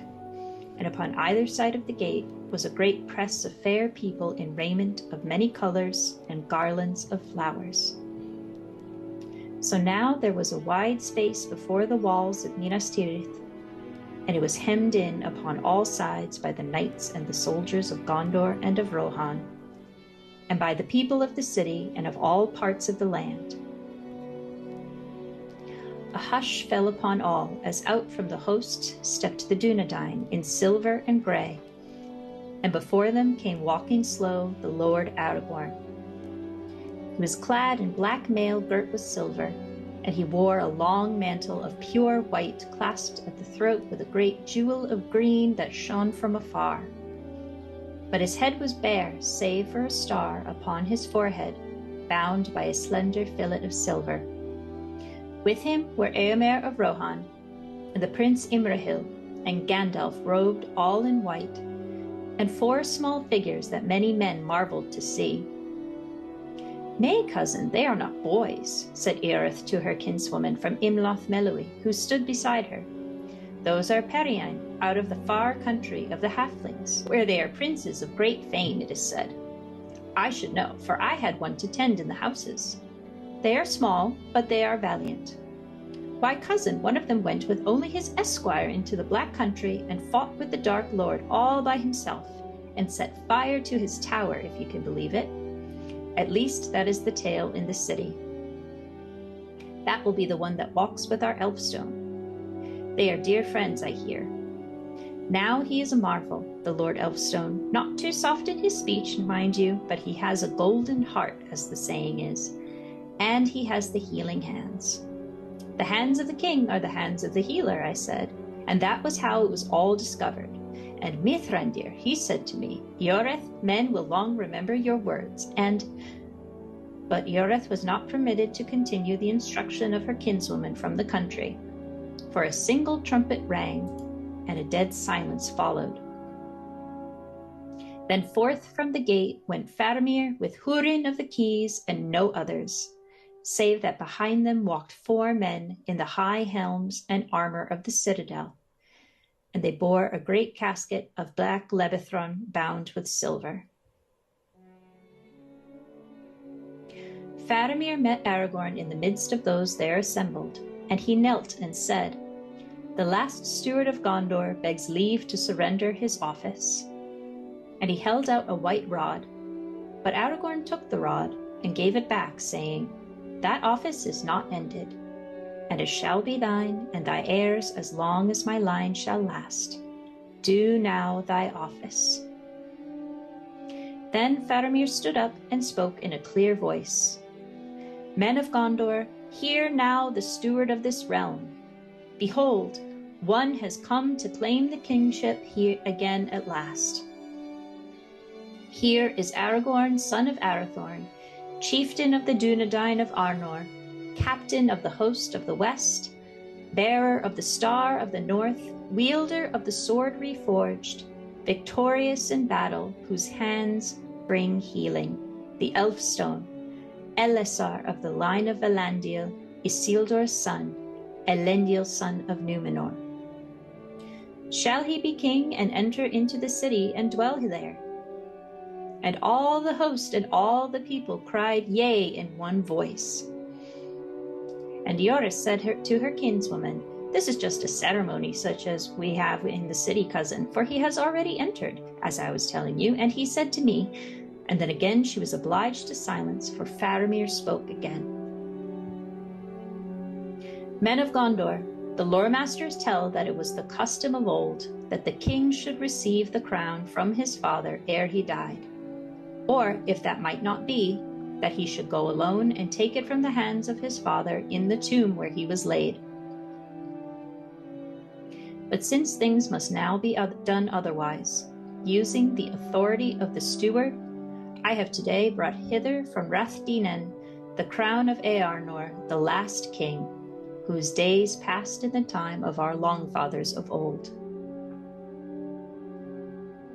Then the guards stepped forward, and Faramir opened the casket, and he held up an ancient crown. It was shaped like the helms of the guards of the citadel, save that it was loftier, and it was all white, and the wings at either side were wrought of pearl and silver in the likeness of the wings of a sea-bird, for it was the emblem of kings who came over the sea. And 7 gems of adamant were set in the circlet, and upon its summit was set a single jewel, the light of which went up like a flame. Then Aragorn took the crown and held it up and said, Et earelo endorena utulien, sinome maravan arhildinar ten, ambar meta. And those were the words that Elendil spoke when he came up out of the sea on the wings of the wind. Out of the great sea to Middle-earth I am come. In this place will I abide, and my heirs, unto the ending of the world. Then, to the wonder of many, Aragorn did not put the crown upon his head, but gave it back to Faramir and said, By the labor and valor of many I have come into my inheritance. In token of this, I would have the ring-bearer bring the crown to me, and let Mithrandir set it upon my head if he will. For he has been the mover of all that has been accomplished, and this is his victory." Then Frodo came forward and took the crown from Faramir and bore it to Gandalf. And Aragorn knelt, and Gandalf set the white crown upon his head and said, "Now come the days of the king, and may they be blessed while the thrones of the Valar endure." But when Aragorn arose, all that beheld him gazed in silence, for it seemed to them that he was revealed to them now for the first time. Tall as the sea kings of old, he stood above all that were near. Ancient of days he seemed, and yet in the flower of manhood. And wisdom sat upon his brow, and strength and healing were in his hands, and a light was about him. And then Faramir cried, "Behold the king!" And in that moment all the trumpets were blown, and the king Elessar went forth and came to the barrier, and Hurin of the Keys thrust it back, and amid the music of harp and of viol and of flute and the singing of clear voices, the king passed through the flower-laden streets, and came to the citadel and entered in. And the banner of the tree and the stars was unfurled upon the topmost tower, and the reign of King Elessar began, of which many songs have told. In his time, the city was made more fair than it had ever been, even in the days of its first glory. And it was filled with trees and with fountains, and its gates were wrought of mithril and steel, and its streets were paved with white marble. And the folk of the mountain labored in it, and the folk of the wood rejoiced to come there. And all was healed and made good, and the houses were filled with men and women and the laughter of children. And no window was blind, nor any courtyard empty. And after the ending of the third age of the world, into the new age, it preserved the memory and the glory of the years that were gone.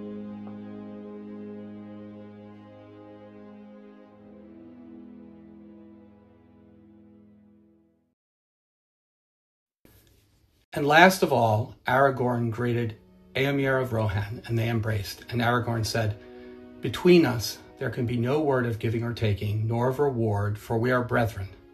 In happy hour did Eorl ride from the north, and never has any league of peoples been more blessed, so that neither has ever failed the other, nor shall fail.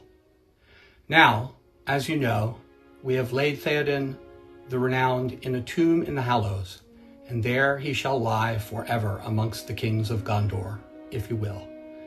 Or, if you desire it, we will come to Rohan and bring him back to rest with his own people."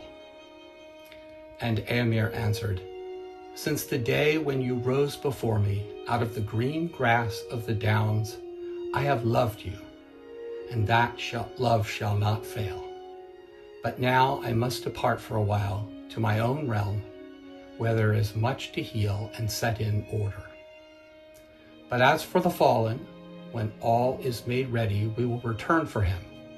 But here let him sleep a while." And Éowyn said to Faramir, "Now I must go back to my own land and look on it once again, and help my brother in his labor. But when one whom I long loved as father is laid at last to rest, I will return." So the glad days passed, and on the 8th day of May, the riders of Rohan made ready and rode off by the north way, and with them went the sons of Elrond. All the road was lined with people to do them honor and praise them, from the gate of the city to the walls of the Pelennor. Then all others that dwelt afar went back to their homes rejoicing. But in the city there was labor of many willing hands to rebuild and renew and remove all the scars of war and the memory of the darkness. The hobbits still remained in Minas Tirith, with Legolas and Gimli, for Aragorn was loath for the fellowship to be dissolved. At last all such things must end, he said, but I would have you wait a little while longer, for the end of the deeds that you have shared in has not yet come. A day draws near that I have looked for in all the years of my manhood, and when it comes, I would have my friends beside me. But of that day, he would say no more. In those days, the companions of the ring dwelt together in a fair house with Gandalf, and they went to and fro as they wished. And Frodo said to Gandalf, "Do you know what this day is that Aragorn speaks of? For we are happy here, and I don't wish to go, but the days are running away, and Bilbo is waiting, and the Shire is my home." "As for Bilbo," said Gandalf, "he is waiting for the same day, and he knows what keeps you.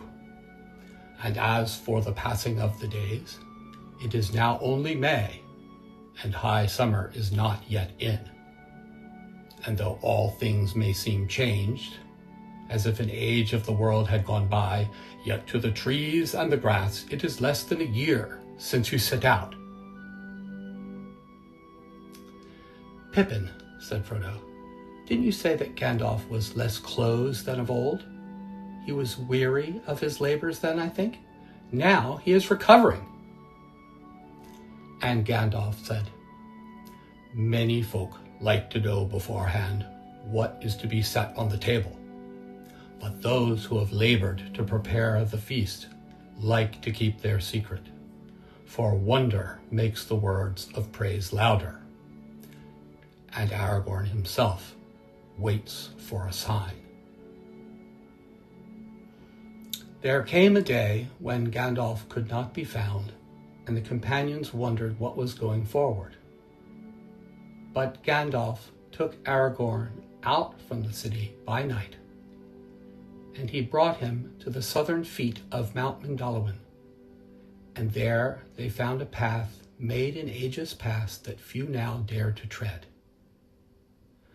For it led up onto the high mountain to a high hollow where only the kings had been wont to go, and they went up by steep ways until they came to a high field below the snows that clad the lofty peaks, and it looked down over the precipice that stood behind the city.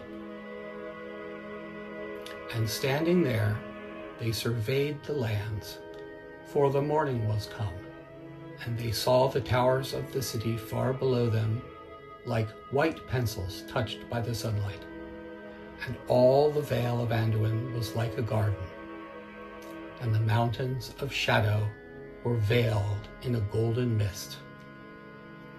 Upon the one side their sight reached to the grey Emyn Muil, and the glint of Rauros was like a star twinkling far off, and upon the other side they saw the river like a ribbon laid down to Pelargir, and beyond that was a light on the hem of the sky that spoke of the sea. And Gandalf said, "This is your realm, and the heart of the greater realm that shall be. The third age of the world is ended, and the new age is begun, and it's your task to order its beginning and to preserve what may be preserved. For though much has been saved, much must now pass away. And the power of the three rings also is ended. And all the lands that you see, and those that lie round about them, shall be dwellings of men. For the time comes of the dominion of men, and the elder kindred shall fade or depart." I know it well, dear friend, said Aragorn, but I would still have your counsel. Not for long now, said Gandalf. The Third Age was my age. I was the enemy of Sauron, and my work is finished. I shall go soon. The burden must lie now upon you and your kindred. But I shall die, said Aragorn, for I am a mortal man, and though being what I am and of the race of the West unmingled, I shall have life far longer than other men. Yet that is but a little while, and when those who are now in the wombs of women are born and have grown old, I too shall grow old. And who then shall govern Gondor and those who look to this city as to their queen, if my desire not be granted? The tree in the court of the fountain is still withered and barren. When shall I see a sign that it will ever be otherwise? Turn your face from the green world and look where all seems barren and cold, said Gandalf.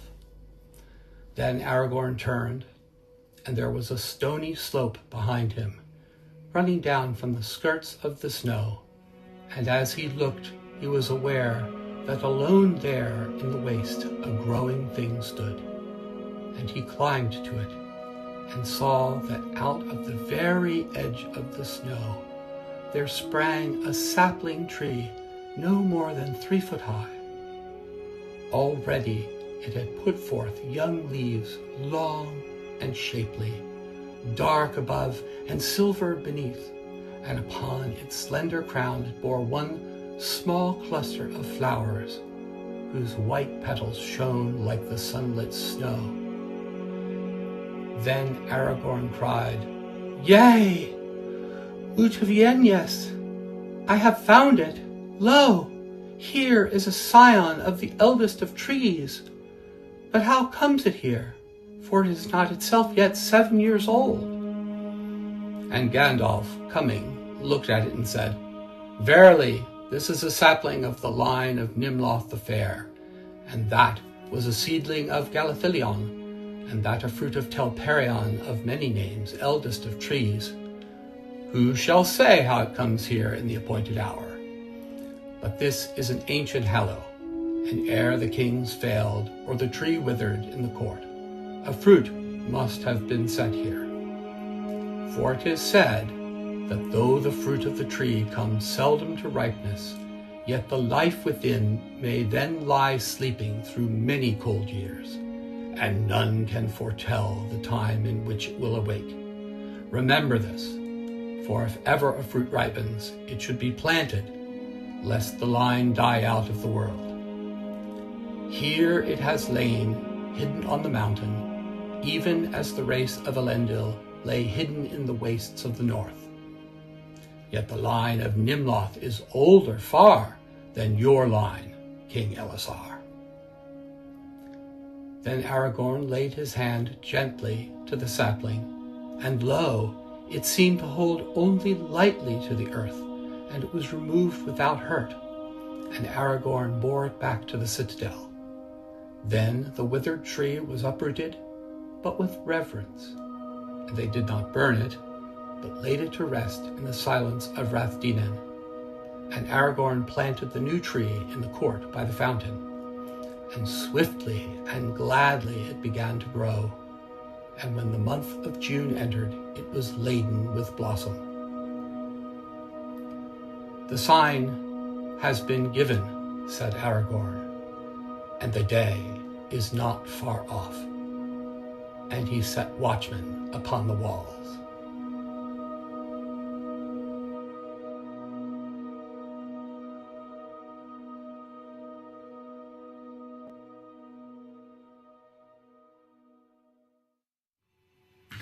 My name is Shaun Gunner and I'm the chair of the Tolkien Society, and from all of us at the Tolkien Society, can I wish you a very happy Tolkien Reading Day. I've now got the pleasure of reading one of my favourite passages from The Return of the King. In 3 days, as the king had said, Éomer of Rohan came riding to the city, and with him came Eored of the finest knights of the Mark. He was welcomed, and when they sat at the table in Merethrond, the great hall of feasts, he beheld the beauty of the ladies that he saw, and was filled with great wonder. And before he went to his rest, he sent for Gimli the dwarf, and he said to him, Gimli Gloin's son, have you your axe ready? Nay, lord, said Gimli, but I can speedily fetch it if there be need. You shall judge, said Éomer, for there are certain rash words concerning the lady in the golden wood that lie still between us, and now I have seen her with my eyes. Well, lord, said Gimli, and what say you now? Alas, said Éomer, I will not say that she is the fairest lady that lives. Then I must go for my axe, said Gimli. But first I will plead this excuse, said Éomer. Had I seen her in other company, I would have said all that you could wish. But now I will put Queen Arwen Evenstar first, and I am ready to do battle on my own part with any who deny me. Shall I call for my sword? Then Gimli bowed low. Nay, you are excused for my part, lord, he said. You have chosen the evening, but my love is given to the morning, and my heart forebodes that soon it will pass away forever. At last the day of departure came, and a great and fair company made ready to ride north from the city. Then the kings of Gondor and Rohan went to the Hallows, and they came to the tombs in Rathdinen. And they bore away King Theoden upon a golden bier, and passed through the city in silence. Then they laid the bier upon a great wain with riders of Rohan all about it, and his banners borne before. And Merry, being Theoden's esquire, rode upon the wain and kept the arms of the king. For the other companions, steeds were furnished according to their stature, and Frodo and Samwise rode at Aragorn's side, and Gandalf rode upon Shadowfax, and Pippin rode with the knights of Gondor, and Legolas and Gimli, as ever, rode together upon Arod. In that riding went also Queen Arwen, and Celeborn and Galadriel with their folk, and Elrond and his sons, and the princes of Dol Amroth and of Ithilien, and many captains and knights. Never had any king of the Mark such company upon the road as went with Theoden, Thengil's son, to the land of his home. Without haste and at great peace they passed into Anórien, and they came to the grey wood under Amondine, and there they heard a sound as of drums beating in the hills, though no living thing could be seen. Then Aragorn let the trumpets be blown, and heralds cried, Behold, the King Elessar is come. The forest of Druadan he gives to Ganbury Gan and to his folk, and to be their own forever. And hereafter let no man enter it without their leave. Then the drums rolled loudly and were silent. At length, after 15 days of journey, the wain of King Theoden passed through the green fields of Rohan and came to Edoras, and there they all rested. The golden hall was arranged with fair hangings, and it was filled with light, and there they held the highest feast that it had known since the days of its building. For after 3 days the men of the Mark prepared the funeral of Theoden, and he was laid in a house of stone with his arms and many other fair things that he had possessed, and over him was raised a great mound, covered with green turves of grass and white evermind. And now there were 8 mounds on the east side of the Barrowfield. Then the riders of the king's house upon white horses rode round about the barrow, and sang together a song of Theoden, Thengil's son, that Gléoine his minstrel made, and and he made no other song after. The slow voices of the riders stirred the hearts, even of those who did not know the speech of that people. But the words of the song brought a light to the eyes of the folk of the Mark as they heard again afar the thunder of the hooves of the north and the voice of Eorl crying above the battle upon the field of Celebrant. And the tale of the kings rolled on, and the horn of Helm was loud in the mountains, until the darkness came, and King Theoden arose, and rode through the shadow to the fire, and died in splendour, even as the sun, returning beyond hope, gleamed upon Mindolluin in the morning. Out of doubt, out of dark, to the day's rising, he rode, singing in the sun, sword unsheathing. Hope he rekindled, and in hope ended. Over death, over dread, over doom lifted. Out of loss, out of life, unto long glory. But Merry stood at the foot of the green mound, and he wept. And when the song was ended, he arose and cried, Theoden King, farewell. As a father you were to me for a little while. Farewell. When the burial was over, and the weeping of women was stilled, and Theoden was left at last alone in his barrow, then folk gathered to the Golden Hall for the great feast and put away sorrow. For Theoden had lived to full years and ended in honour no less than the greatest of his sires. And when the time came that in the custom of the Mark they should drink to the memory of the kings, Eowyn, Lady of Rohan, came forth, golden as the sun and white as snow, and she bore a filled cup to Eomer. Then a minstrel and lawmaster stood up and named all the names of the lords of the Mark in their order: Eorl the young, and Brago, builder of the hall, and Aldor, brother of Baldor the hapless, and Freya-Winnie, and Goldwinner, and Dale, and Gram, and Helm, who lay hid in Helm's Deep when the Mark was overrun. And so ended the 9 mounds on the west side, for in that time the line was broken, and after came the mounds on the east side: Freylaf, Helm's sister's son, and Leofer, and Walder, and Folker, and Folkwinner, and Fengel, and Thengel, and Theoden the latest. And when Theoden was named, Eomer drained the cup. And Eowyn bade those that served to fill the cups, and all their assembled rose and drank to the new king, crying, Hail, Eomer, King of the Mark!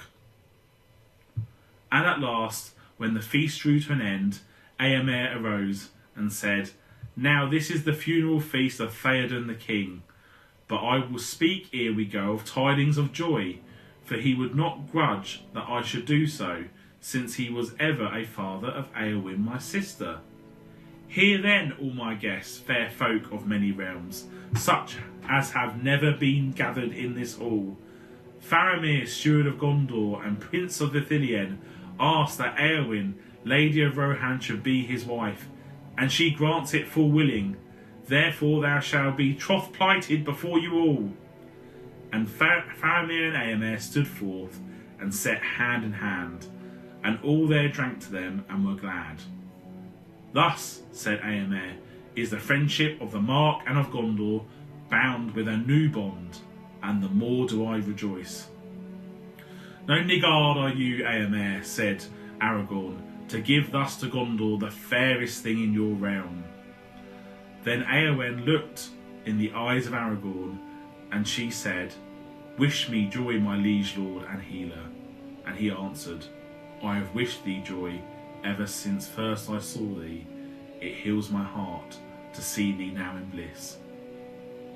When the feast was over, those who were to go took leave of King Eomer. Aragorn and his knights and the people of Lorien and of Rivendell made ready to ride. But Faramir and Imrahil remained at Edoras, and Arwen Evenstar remained also, and she said farewell to her brethren. None saw her last meeting with Elrond her father, for they went up into the hills, and there spoke long together. And bitter was their parting, that should endure beyond the ends of the world. At the last, before the guests set out, Eomer and Éowyn came to Merry, and they said, Farewell now, Meriadoc of the Shire, and Holdwyn of the Mark. Ride to good fortune, and ride back soon to our welcome. And Éomer said, Kings of old would have laden you with gifts that Owain could not bear for your deeds upon the fields of Mundburg, and yet you will take naught, you say, but the arms that were given to you. This I suffer, for indeed I have no gift that is worthy, but my sister begs you to receive this small thing as a memorial of Durnhelm and of the horns of the Mark at the coming of the morning.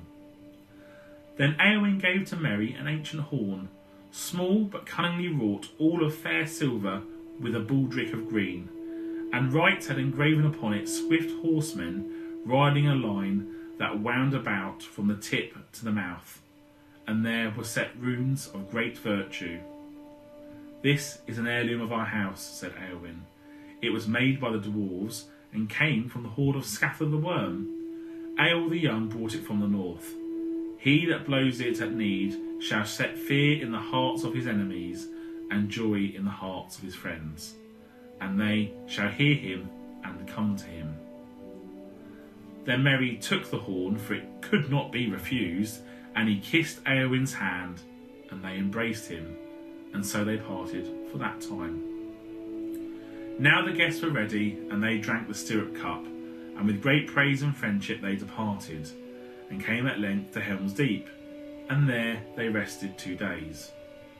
Then Legolas repaid his promise to Gimli, and went with him to the glittering caves, and when they returned he was silent, and would say only that Gimli alone could find fit words to speak of them. And never before has a dwarf claimed a victory over an elf in a contest of words, he said.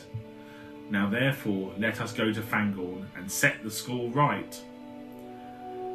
From the deep in Coin they rode to Isengard, and saw how the Ents had busied themselves. All the stone circle had been thrown down and removed, and the land within was made into a garden filled with orchards and trees, and a stream ran through it.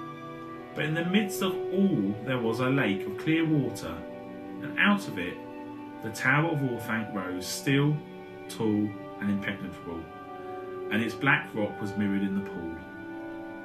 For a while the travellers sat where once the old gates of Isengard had stood, and there were now 2 tall trees like sentinels at the beginning of a green bordered path that ran towards Orthanc, and they looked in wonder at the work that had been done, but no living thing they could see far or near. But presently they heard a voice calling, Hum, hum, hum, hum, and there came Treebeard striding down the path to greet them, with Quickbeam at his side. Welcome to the Tree Garth of Orthanc, he said. I knew that you were coming, but I was at work up the valley. There is much still to be done, but you have not been idle either way in the south and the east, I hear, and all that I hear is good, very good. Then Treebeard praised all their deeds, of which he seemed to have full knowledge, and at last he stopped and looked long at Gandalf. Well, come now, he said, you have proved mightiest, and all your labours have gone well. Where now would you be going, and why do you come here? To see how your work goes, my friend, said Gandalf, and to thank you for your aid in all that has been achieved. Well, that is fair enough, said Treebeard. For to be sure, Ents have played their part, and not only in dealing with that accursed tree slayer that dwelt here, for there was a great inrush of those Burarum, those evil-eyed, black-handed, bow-legged, flint-hearted, claw-fingered, foul-bellied, bloodthirsty, Mori-Maiter Sinker Honda. Well, since you are hasty folk, and their full name is as long as years of torment. Those vermin are orcs, and they came over the river and down from the north, and all round the wood of Laura Lindorinan, which they could not get into, thanks to the great ones who are here. And he bowed to the Lord and Lady of Lorien. And these same foul creatures were more than surprised to meet us out on the wold, for they had not heard us before, though they might be said also of better folk. And not many will remember us, for not many escaped us alive, and the river had most of those. But it was well for you, for if they had not met us, then the king of the grassland would not have ridden far, and if he had, there would have been no home to return to. We know it well, said Aragorn, and never shall it be forgotten, in Minas Tirith or in Edoras. Never is too long a word even for me, said Treebeard. Not while your kingdoms last, you mean, but they will have to last long indeed to seem long to ends. A new age begins, said Gandalf, and in this age it may well prove that the kingdoms of men shall outlast you, Fangorn, my friend. But now come tell me, what of the task that I set you? How is Saruman? Is he not weary of Orthanc yet? For I do not suppose that he will think you have improved the view from his windows. Treebeard gave Gandalf a long look, a most cunning look, Merry thought. Ah, he said, I thought you would come to that. Weary of Orthanc? Very weary at last, but not so weary of his tower as he was weary of my voice. I gave him some long tales, or at least what might be thought long in your speech. Then why did he stay to listen? Did you go into Orthanc? Asked Gandalf. No, not into Orthanc, said Treebeard, but he came to his window and listened, because he could not get news in any other way, and though he hated the news, he was greedy to have it, and I saw that he heard it all. But I added a great many things to the news that it was good for him to think of. He grew very weary. He always was hasty. That was his ruin. I observed, my good friend Fangorn, said Gandalf, that with great care you say dwelt, was, grew. What about is? Is he dead? No, not dead, so far as I know, said Treebeard. But he is gone, yes, he is gone 7 days. I let him go. There was little left of him when he crawled out, and as for that worm creature of his, he was like a pale shadow. Now, do not tell me, Gandalf, that I promised to keep him safe, for I know it. But things have changed since then, and I kept him until he was safe from doing any more harm. You should know that above all, I hate caging of live things, and I will not keep even such creatures as these caged beyond great need. A snake without fangs may crawl where he will. You may be right, said Gandalf, but this snake had still one tooth left, I think. He had the poison of his voice, and I guess that he persuaded you, even you, Treebeard, knowing the soft spot in your heart. Well, he was gone, and there is no more to be said, but the Tower of Orthanc now goes back to the king, to whom it belongs, though maybe he will not need it. That will be seen later, said Aragorn, but I will give to the Ents all this valley to do with as they will, so long as they keep a watch upon Orthanc, and see that none enter it without my leave. It is locked, said Treebeard. I made Saruman lock it and give me the keys. Quickbean has them. Quickbean bowed low like a tree bending in the wind, and handed to Aragorn 2 great black keys of intricate shape, joined by a ring of steel. Now I thank you once more, said Aragorn, and I bid you farewell. May your forest grow again in peace. When this valley is filled, there is room and to spare west of the mountains, where once you walked long ago. Treebeard's face became sad. Forests may grow, he said. Woods may spread, but not the ends. There are no endings. Well, maybe there is now more hope in your search, said Aragorn. Lands will lie upon to your eastward that have long been closed. But Treebeard shook his head and said, It is far to go, and there are too many men there in these days. But I am forgetting my manners. Will you stay here and rest a while? And maybe there are some that would be pleased to pass through Fangorn Forest and so shorten their road home.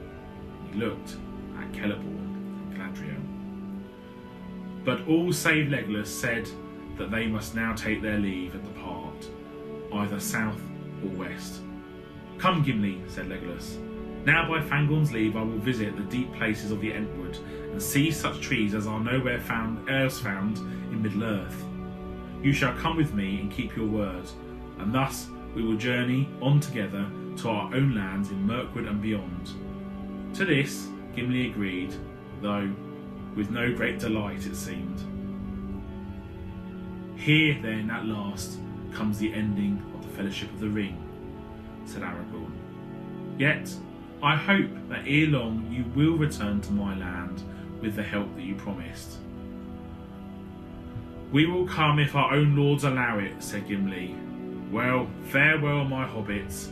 You should come safe to your own homes now, and I shall not be kept awake for fear of your peril. We will send word when we may, and some of us may yet meet at times. But I fear that we shall not all be gathered together ever again. And then Treebeard said farewell to each of them in turn. And he bowed 3 times slowly, and with great reverence to Celeborn and Galadriel.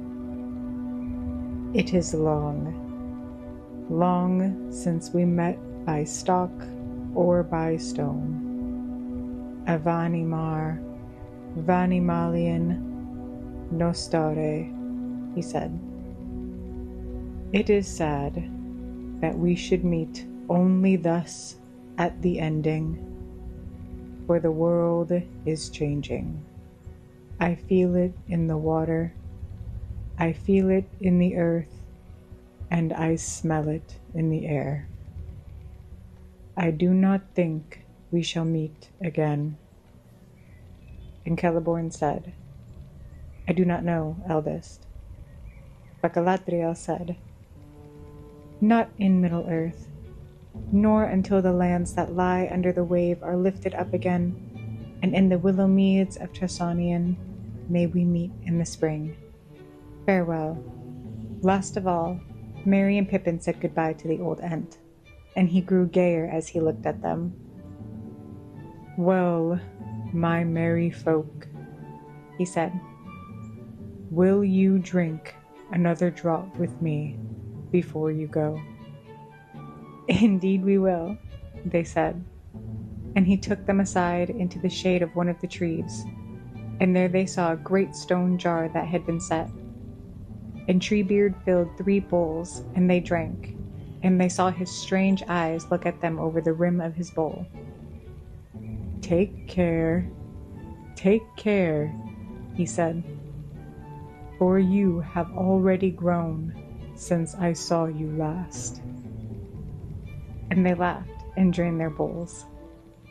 Well, goodbye, he said, and don't forget that if you hear any news of the Entwives in your land, you will send word to me. And then he waved his great hands to all the company and went off into the trees. The travelers now rode with more speed, and they made their way towards the Gap of Rohan, and Aragorn took leave of them at last, close to the very place where Pippin had looked into the stone of Orthanc. The hobbits were grieved at this parting, for Aragorn had never failed them, and he had been their guide through many perils. "I wish we could have a stone that we could see all our friends in," said Pippin, "and that we could speak to them from far away." "Only one now remains that you could use," answered Aragorn, "for you would not wish to see what the stone of Minas Tirith would show you. But the Palantir of Orthanc the king will keep, to see what is passing in his realm, and what his servants are doing. For do not forget, Peregrine Took, that you are a knight of Gondor, and I do not release you from your service. You are going now on leave, but I may recall you. And remember, dear friends of the Shire, that my realm lies also in the north, and I shall come there one day." Then Aragorn took leave of Celeborn and Galadriel, and the lady said to him, "Elfstone, through darkness you have come to your hope, and have now all your desire. Use well the days." But Celeborn said, "Kinsman, farewell. May your doom be other than mine, and your treasure remain with you to the end." With that they parted, and it was then the time of sunset. And when after a while they turned and looked back, they saw the King of the West sitting upon his horse, with his knights about him. And the falling sun shone upon them, and made all their harness to gleam like red gold. And the white mantle of Aragorn was turned to a flame. Then Aragorn took the green stone and held it up, and there came a green fire from his hand. Soon the dwindling company, following the Isen, turned west and rode through the gap into the wasteland beyond. And then they turned northwards and passed over the borders of Dunland. The Dunlandings fled and hid themselves, for they were afraid of elvish folk, though few indeed ever came to their country. But the travelers did not heed them, for they were still a great company, and were well provided with all that they needed. And they went on their way at their leisure, setting up their tents when they would. On the 6th day since their parting from the king, they journeyed through a wood climbing down from the hills at the feet of the misty mountains that now marched on their right hand. As they came out again into the open country at sundown, they overtook an old man leaning on a staff, and he was cloaked in rags of grey or dirty white, and at his heels went another beggar, slouching and whining. "Well, Saruman," said Gandalf, "where are you going?" "What is that to you?" he answered. "Will you still order my goings, and are you not content with my ruin?" "You know the answers," said Gandalf. "No, and no. But in any case, the time of my labors now draws to an end. The king has taken on the burden. If you had waited at Orthanc, you would have seen him, and he would have shown you wisdom and mercy." "Then all the more reason to have left sooner," said Saruman, "for I desire neither of him. Indeed, if you wish for an answer to your first question, I am seeking a way out of his realm." "Then once more you are going the wrong way," said Gandalf, "and I see no hope in your journey. But will you scorn our hope? For we offer it to you." "To me?" said Saruman. "Nay, pray do not smile at me. I prefer your frowns. And as for the lady here, I do not trust her. She always hated me, and schemed for your part. I do not doubt that she has brought you this way to have the pleasure of gloating over my poverty. Had I been warned of your pursuit, I would have denied you the pleasure." "Saruman," said Galadriel, "we have other errands and other cares that seem to us more urgent than hunting for you. Say rather that you are overtaken by good fortune, for now you have a last chance." "If it truly be the last, I am glad," said Saruman, "for I shall not be spared the trouble of refusing it again. All my hopes are ruined, but I would not share yours if you have any." For a moment his eyes kindled. "Go," he said, I did not spend long study on these matters for naught. You have doomed yourselves, and you know it. And it will afford me some comfort as I wonder to think that you pulled down your own house when you destroyed mine. And now, what ship will bear you back across so wide a sea? He mocked. It will be a grey ship, and full of ghosts. He laughed, but his voice was cracked and hideous. Get up, you idiot, he shouted to the other beggar, who had sat down on the ground, and he struck him with his staff. Turn about. If these fine folk are going our way, then we will take another. Get on, or I'll give you no crust for your supper. The beggar turned and slouched past, whimpering. Poor old Grima. Poor old Grima. Always beaten and cursed. How I hate him. I wish I could leave him. Then leave him, said Gandalf. But Wormtongue only shot a glance of his bleared eyes full of terror at Gandalf, and then shuffled quickly past behind Sauron. As the wretched pair passed by the company, they came to the hobbits, and Sauron stopped and stared at them, but they looked at him with pity. So, you have come to gloat too, have you, my urchins? He said. You don't care what a beggar lacks, do you? For you have all you want, food and fine clothes, and the best weed for your pipes. Oh yes, I know where it comes from. You would not give a pipeful to a beggar, would you?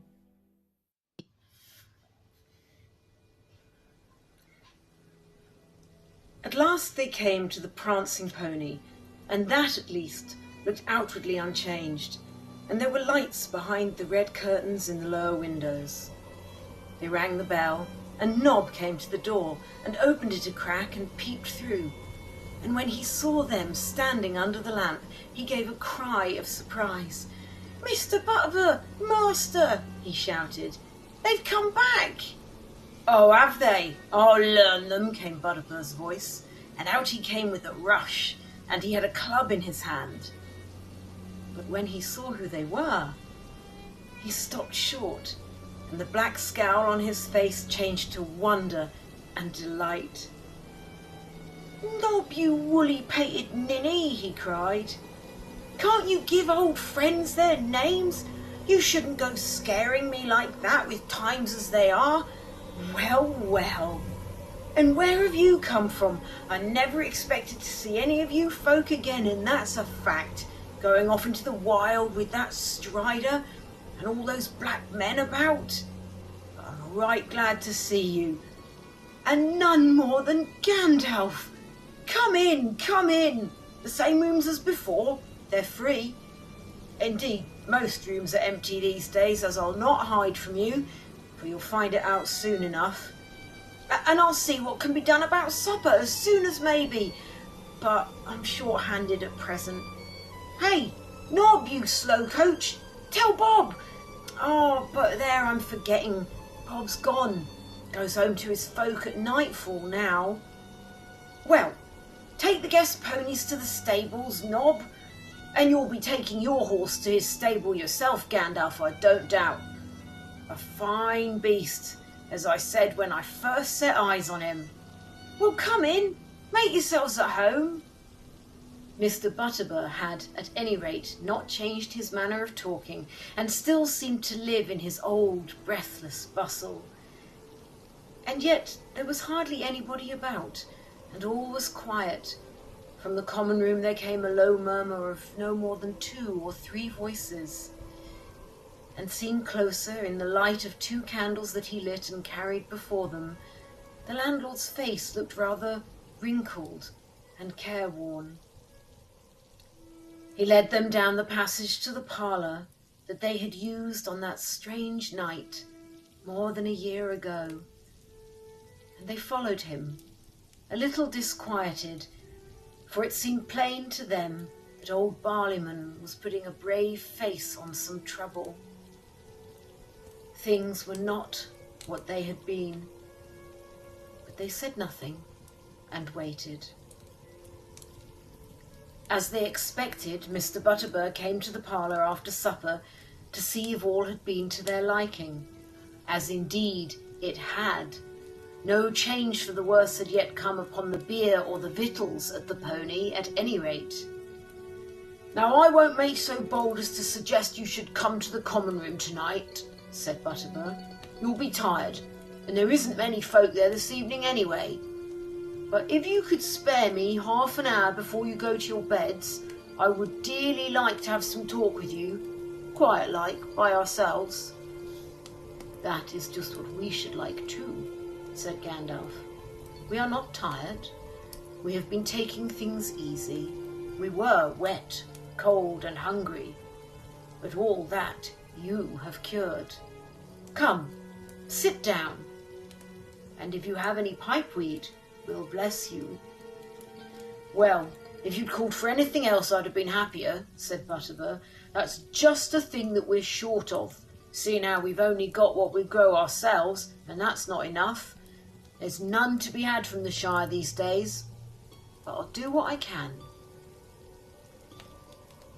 When he came back, he brought them enough to last for a day or two. "A wad of uncut leaf, South Lynch," he said, "and the best we have, but not the match for South Farthing, as I've always said, though I'm all for brie in most matters, begging your pardon." They put him in a large chair by the wood fire, and Gandalf sat on the other side of the hearth, and the hobbits in low chairs between them. And then they talked for many times half an hour, and exchanged all such news as Mr. Butterbur wished to hear or give. Most of the things which they had to tell were a mere wonder and bewilderment to their host, and far beyond his vision, and they brought forth few comments other than "You don't say," often repeated in defiance of the evidence of Mr. Butterbur's own ears. "You don't say, Mr. Baggins, or is it Mr. Underhill? I'm getting so mixed up. You don't say, Master Gandalf. Well, I never. Who'd have thought it in our times?" But he did say much on his own account. Things were far from well, he would say. Business was not even fair, it was downright bad. "No one comes nigh Bree now from outside," he said. "And the inside folks, they stay at home mostly and keep their doors barred. It all comes of those newcomers and gangles that began coming up the Greenway last year, as you may remember, but more came later. Some were just poor bodies running away from trouble, but most were bad men, full of thievery and mischief. And there was trouble right here in Bree, bad trouble. Why, we had a real set too, and there were some folk killed dead, if you'll believe me." "I will indeed," said Gandalf. "How many?" 3 and 2, said Butterbur, referring to the big folk and the little. "There was poor Matt Heathertoes, and Rowley Appledore, and little Tom Pickthorn from over the hill, and Willie Banks from Upperway, and one of the Underhills from Staddle, all good fellows, and they're missed. And Harry Goatleaf that used to be on the West Gate, and that Bill Fernie, they came in on the strangers' side, and they've gone off with them, and it's my belief they let them in, on the night of the fight, I mean.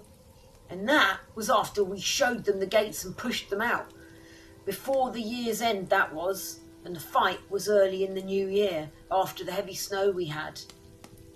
And now they've gone for robbers and live outside hiding in the woods beyond Archet and out in the wilds north away. It's like a bit of the bad old times tales tell of, I say. It isn't safe on the road, and nobody goes far, and folk lock up early. We have to keep watchers all round the fence and put a lot of men on the gates at nights." "Well, no one troubled us," said Pippin, "and we came along slowly and kept no watch. We thought we'd left all trouble behind us." "Ah, that you haven't, master, more's the pity," said Butterbur. "But it's no wonder they left you alone. They wouldn't go for armed folk with swords and helmets and shields and all. Make them think twice, that would. And I must say, it put me aback a bit when I saw you." Then the hobbits suddenly realised that people had looked at them with amazement, not out of surprise at their return, so much as in wonder at their gear. They themselves had become so used to warfare and to riding in well-arrayed companies that they had quite forgotten that the bright mail peeping from under their cloaks, and the helms of Gondor and the Mark, and the fair devices on their shields would seem outlandish in their own country. And Gandalf too was now riding on his tall grey horse, all clad in white, with a great mantle of blue and silver over all, and the long sword glamdring at his side. Gandalf laughed. "Well, well," he said, "if they are afraid of just 5 of us, then we have met worse enemies on our travels. But at any rate, it will give you peace at night while we stay." "How long will that be?" said Butterbur. "I'll not deny we should be glad to have you about for a bit.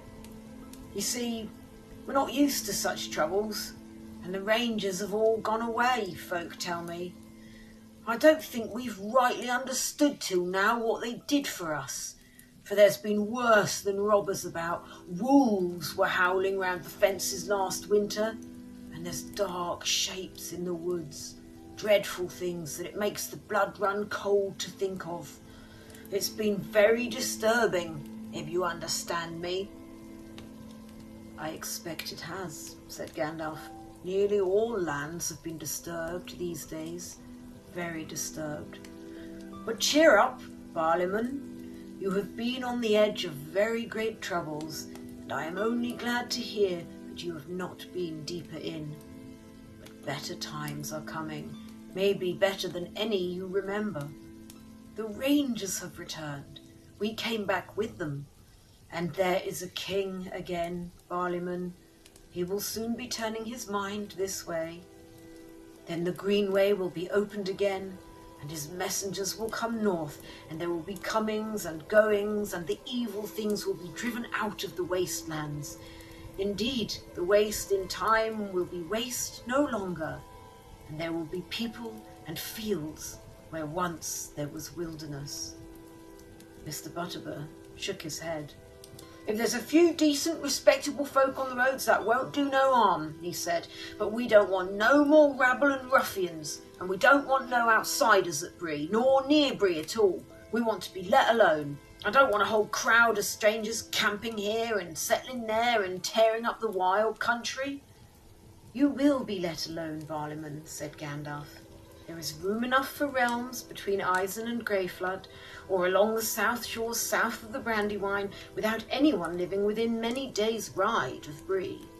And many folk used to dwell away north, 100 miles or more from here, at the far end of the Greenway, on the North Downs, or by Lake Evendim." "Up away by Deadmen's Dyke?" said Butterbur, looking even more dubious. "That's haunted land, they say. None but a robber would go there." "The Rangers go there," said Gandalf. "Deadmen's Dyke, you say?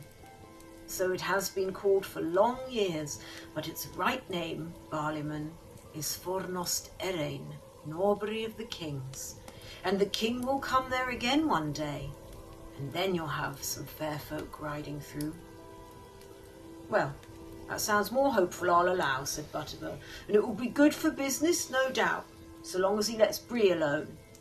"He will," said Gandalf. "He knows it and loves it." "Does he now?" said Butterbur, looking puzzled. "Though I'm sure I don't know why he should, sitting in his big chair up in his great castle hundreds of miles away, and drinking wine out of a golden cup, I shouldn't wonder. What's the pony to him, or mugs of beer? Not but what might be as good, Gandalf. It's been uncommon good since you came in the autumn of last year and put a good word on it. And that's been a comfort in trouble, I will say." "Ah," said Sam, "but he says your beer is always good." "He says?" "Of course he does. He's Strider, the chief of the Rangers. Haven't you got that into your head yet?" It went in at last, and Butterbur's face was a study in wonder. The eyes in his broad face grew round, and his mouth opened wide, and he gasped. "Strider?" he exclaimed when he got back his breath. "Him with a crown and all, and a golden cup? Well, what are we coming to?" "Better times. For Bree, at any rate," said Gandalf.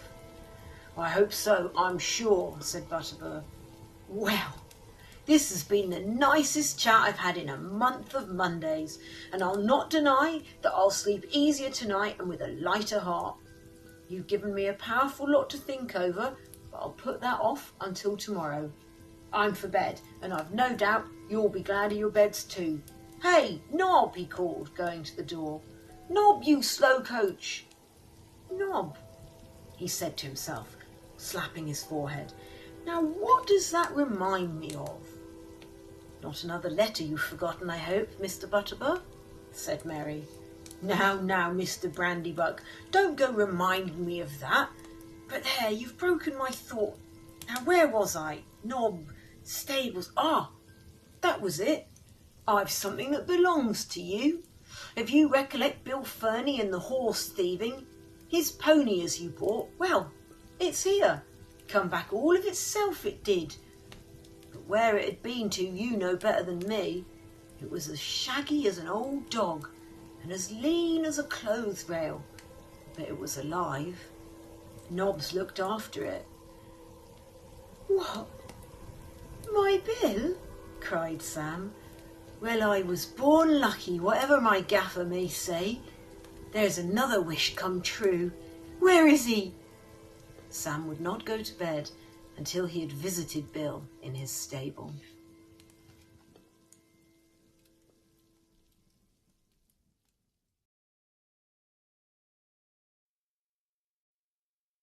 The travellers stayed in Bree all the next day, and Mr. Butterbur could not complain of his business next evening at any rate. Curiosity overcame all fears, and his house was crowded.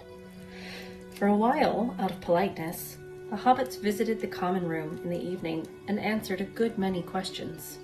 Bree memories being retentive, Frodo was asked many times if he had written his book. "Not yet," he answered. "I'm going home now to put my notes in order." He promised to deal with the amazing events at Bree, and so give a bit of interest to a book that appeared likely to treat most of the remote and less important affairs away south. Then one of the younger folk called for a song, but at that a hush fell, and he was frowned down, and the call was not repeated. Evidently, there was no wish for any uncanny events in the common room again. No trouble by day, nor any sound by night, disturbed the peace of Bree while the travellers remained there. But the next morning they got up early, for as the weather was still rainy, they wished to reach the Shire before night, and it was a long ride. The Bree folk were all out to see them off, and were in merrier a mood than they had been for a year. And those who had not seen the strangers in all their gear before gaped with wonder at them, at Gandalf with his white beard and the light that seemed to gleam from him, as if his blue mantle was only a cloud over sunshine, and at the four hobbits, like riders upon errantry out of almost forgotten tales. Even those who had laughed at all the talk about the king began to think there might be some truth in it. "Well, good luck on your road, and good luck to your homecoming," said Mr. Butterbur. "I should have warned you before that all's not well in the Shire neither, if what we hear is true. Funny goings-on, they say, but one thing drives out another, and I was full of my own troubles. But, if I may be so bold, you've come back changed from your travels, and you look now like folk as can deal with troubles out of hand. I don't doubt you'll soon set all to rights. Good luck to you, and the oftener you come back, the better I'll be pleased." They wished him farewell and rode away, and passed through the west gate and on towards the Shire. Bill the pony was with them, and as before he had a good deal of baggage, but he trotted along beside Sam and seemed well content. "I wonder what old Barlaman was hinting at," said Frodo. "I can guess some of it," said Sam gloomily. "What I saw in the mirror, trees cut down and all, and my old gaffer turned out of the row. Oh, I ought to have hurried back quicker." "And something's wrong with the South Farthing, evidently," said Merry. "There's a general shortage of pipeweed." "Whatever it is," said Pippin, "Lotho will be at the bottom of it. You can be sure of that." "Deep in, but not at the bottom," said Gandalf. "You have forgotten Saruman. He began to take an interest in the Shire before Mordor did." "Well, we've got you with us," said Merry, "so things will soon be cleared up." "I am with you at present," said Gandalf, "but soon I shall not be. I am not coming to the Shire. You must settle its affairs yourselves. That is what you've been trained for. Do you not yet understand? My time is over. It is no longer my task to set things to rights, nor to help folk to do so. And as for you, my dear friends, you will need no help. You are grown up now, grown indeed very high. Among the great, you are. And I have no longer any fear at all for any of you. But if you would know, I am turning aside soon. I'm going to have a long talk with Bombadil. Such a talk as I have not had in all my time. He is a moss gatherer, and I have been a stone doomed to rolling. But my rolling days are ending, and now we shall have much to say to one another. In a little while they came to the point on the east road where they had taken leave of Bombadil, and they hoped and half expected to see him again standing there to greet them as they went by. But there was no sign of him, and there was a grey mist on the Barrow Downs southwards, and a deep veil over the old forest far away. They halted, and Frodo looked south wistfully. "Oh, I should dearly like to see the old fellow again," he said. "I wonder how he's getting on." "As well as ever, you may be sure," said Gandalf. "Quite untroubled, and, I should guess, not much interested in anything that we have done or seen. Unless, perhaps, in our visits to the Ents. There may be a time later for you to go and see him, but if I were you, I should press on now for home, or you will not get to the Brandywine Bridge before the gates are locked." "But there aren't any gates," said Merry. "Not on the road. You know that quite well. There's the Buckland Gate, of course, but they'll let me through that at any time." "There weren't any gates, you mean," said Gandalf. "I think you will find some now, and you might have more trouble even at the Buckland Gate than you think. But you'll manage all right. Goodbye, dear friends. Not for the last time, not yet. Goodbye." He turned Shadowfax off the road, and the great horse leaped the green dike that here ran beside it. And then, at a great cry from Gandalf, he was gone, racing towards the Barrow Downs, like a wind from the north. Well, here we are. "Just the four of us that started out together," said Merry. "We have left all the rest behind, one after another. It seems almost like a dream that has slowly faded." "Not to me," said Frodo. "To me, it feels more like falling asleep again."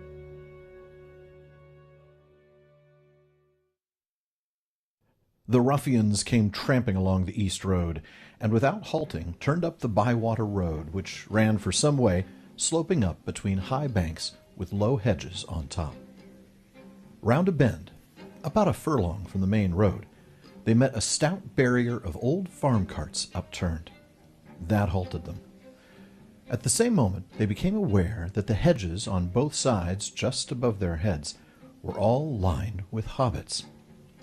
Behind them, other hobbits now pushed out some more wagons that had been hidden in a field, and so blocked the way back. A voice spoke to them from above. "Well, you have walked into a trap," said Merry. "Your fellows from Hobbiton did the same, and one is dead, and the rest are prisoners. Lay down your weapons, then go back 20 paces and sit down. Any who try to break out will be shot." But the ruffians could not now be cowed so easily. A few of them obeyed, but were immediately set on by their fellows. A score or more broke back and charged the wagons. 6 were shot, but the remainder burst out, killing 2 hobbits, and then scattering across country in the direction of the woody end. 2 more fell as they ran. Merry blew a loud horn call, and there were answering calls from a distance. "They won't get far," said Pippin. "All that country is alive with our hunters now." Behind, the trapped men in the lane, still about 80, tried to climb the barrier and the banks, and the hobbits were obliged to shoot many of them, or hew them with axes. But many of the strongest and most desperate got out on the west side and attacked their enemies fiercely, being now more bent on killing than escaping. Several hobbits fell, and the rest were wavering, when Merry and Pippin, who were on the east side, came across and charged the ruffians. Merry himself slew the leader, a great squint-eyed brute like a huge orc. Then he drew his forces off, encircling the last remnant of the men in a wide ring of archers. At last, all was over. Nearly 70 of the ruffians lay dead on the field, and a dozen were prisoners. 19 hobbits were killed, and some 30 were wounded. The dead ruffians were laden on wagons and hauled off to an old sand pit nearby, and there buried, in the battle pit, as it was afterwards called. The fallen hobbits were laid together in a grave on the hillside, where later a great stone was set up with a garden about it. So ended the Battle of Bywater, 1419, the last battle fought in the Shire, and the only battle since the Green Fields, 1147, away up in the North Farthing. In consequence, though it happily cost very few lives, it has a chapter to itself in the Red Book, and the names of all those who took part were made into a roll and learned by heart by Shire historians. The very considerable rise in the fame and fortune of the Cottons dates from this time, but at the top of the roll in all accounts stand the names of Captains Meriadoc and Peregrine. Frodo had been in the battle, but he had not drawn sword, and his chief part had been to prevent the hobbits in their wrath at their losses from slaying those of their enemies who threw down their weapons. When the fighting was over and the later labors were ordered, Merry, Pippin, and Sam joined him, and they rode back with the Cottons. They ate a late midday meal, and then Frodo said with a sigh, "Well, I suppose it is time now that we dealt with the chief." "Yes, indeed, the sooner the better," said Merry. "And don't be too gentle. He's responsible for bringing in these ruffians and for all the evil they have done."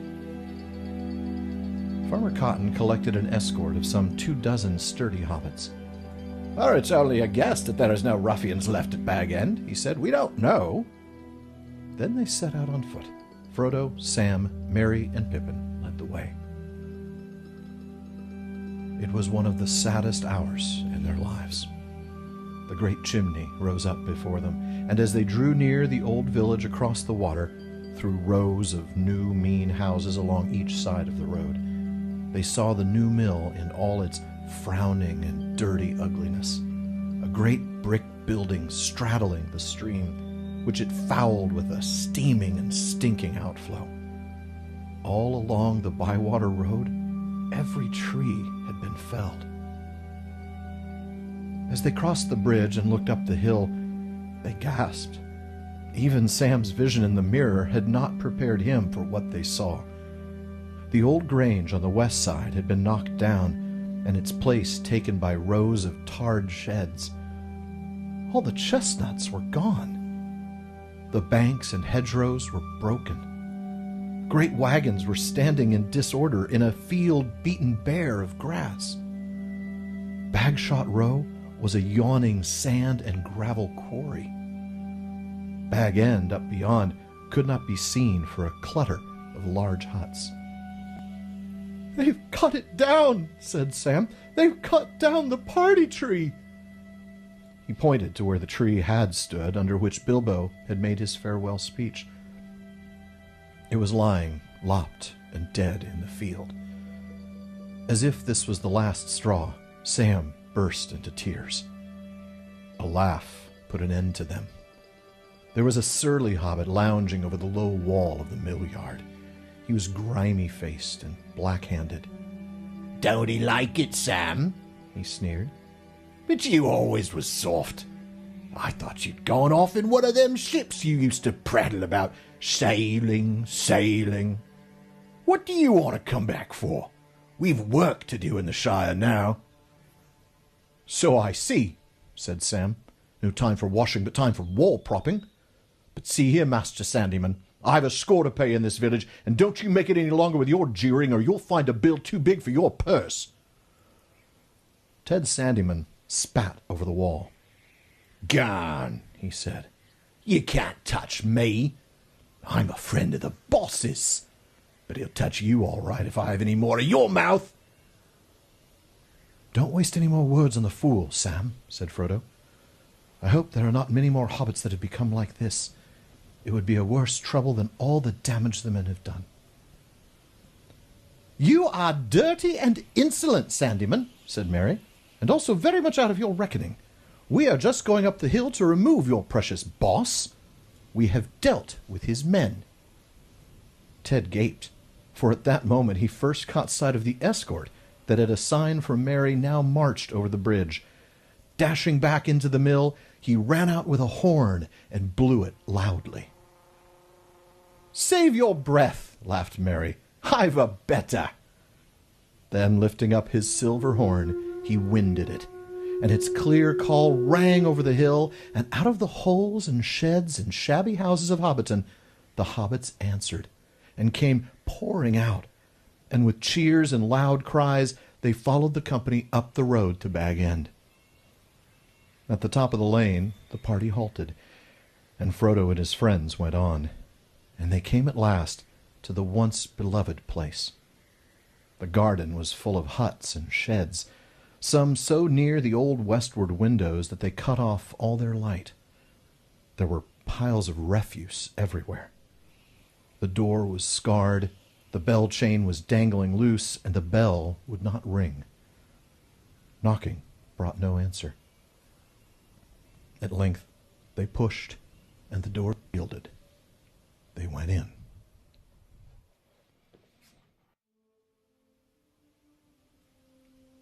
Merry looked around in dismay and disgust.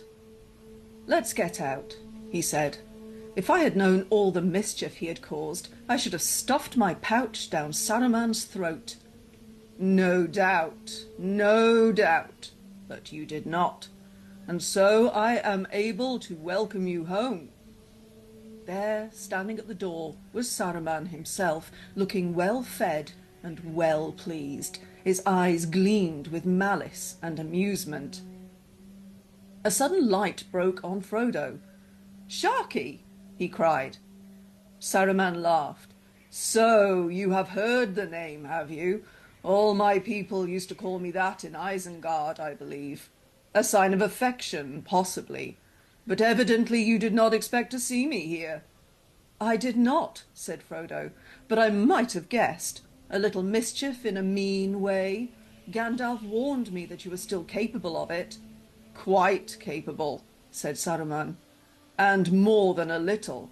You made me laugh, you hobbit lordlings, riding along with all those great people, so secure and so pleased with your little selves. You thought you had done very well out of it all, and could now just amble back and have a nice quiet time in the country. Saruman's home could be all wrecked, and he could be turned out, but no one could touch yours, Oh no, Gandalf would look after your affairs. Saruman laughed again. Not he. When his tools have done their task, he drops them. But you must go dangling after him, dawdling and talking and riding around twice as far as you need it. Well, thought I, if they're such fools, I will get ahead of them and teach them a lesson. One ill turn deserves another. It would have been a sharper lesson if only you had given me a little more time and more men. Still, I have already done much that you will find it hard to mend or undo in your lives, and it will be pleasant to think of that and set it against my injuries. Well, if that is what you find pleasure in, said Frodo, I pity you. It will be a pleasure of memory only, I fear. Go at once, and never return. The hobbits of the villages had seen Saruman coming out of one of the huts, and at once they came crowding up to the door of Bag End. When they heard Frodo's command, they murmured angrily, "Don't let him go. Kill him. He's a villain and a murderer. Kill him." Saruman looked round at their hostile faces and smiled. "Kill him," he mocked. "Kill him, if you think there are enough of you, my brave hobbits." He drew himself up and stared at them darkly with his black eyes. "But do not think that when I lost all my goods, I lost all my power. Whoever strikes me shall be accursed, and if my blood stains the Shire, it shall wither and never again be healed." The hobbits recoiled, but Frodo said, "Do not believe him. He has lost all power, save his voice that can still daunt you and deceive you, if you let it. But I will not have him slain. It is useless to meet revenge with revenge. It will heal nothing. Go, Saruman, by the speediest way." "Worm! Worm!" Saruman called, and out of a nearby hut came Wormtongue, crawling almost like a dog. "To the road again, Worm," said Saruman. "These fine fellows and lordlings are turning us adrift again. Come along." Saruman turned to go, and Wormtongue shuffled after him. But even as Saruman passed close to Frodo, a knife flashed in his hand and he stabbed swiftly. The blade turned on the hidden mailcoat and snapped. A dozen hobbits, led by Sam, leapt forward with a cry and flung the villain to the ground. Sam drew his sword. "No, Sam," said Frodo, "do not kill him even now, for he has not hurt me. And in any case I do not wish him to be slain in this evil mood. He was great once, of a noble kind that we should not dare to raise our hands against. He is fallen, and his cure is beyond us, but I would still spare him, in the hope that he may find it." Saruman rose to his feet and stared at Frodo. There was a strange look in his eyes of mingled wonder and respect and hatred. "You have grown, halfling," he said. "Yes, you have grown very much. You are wise and cruel.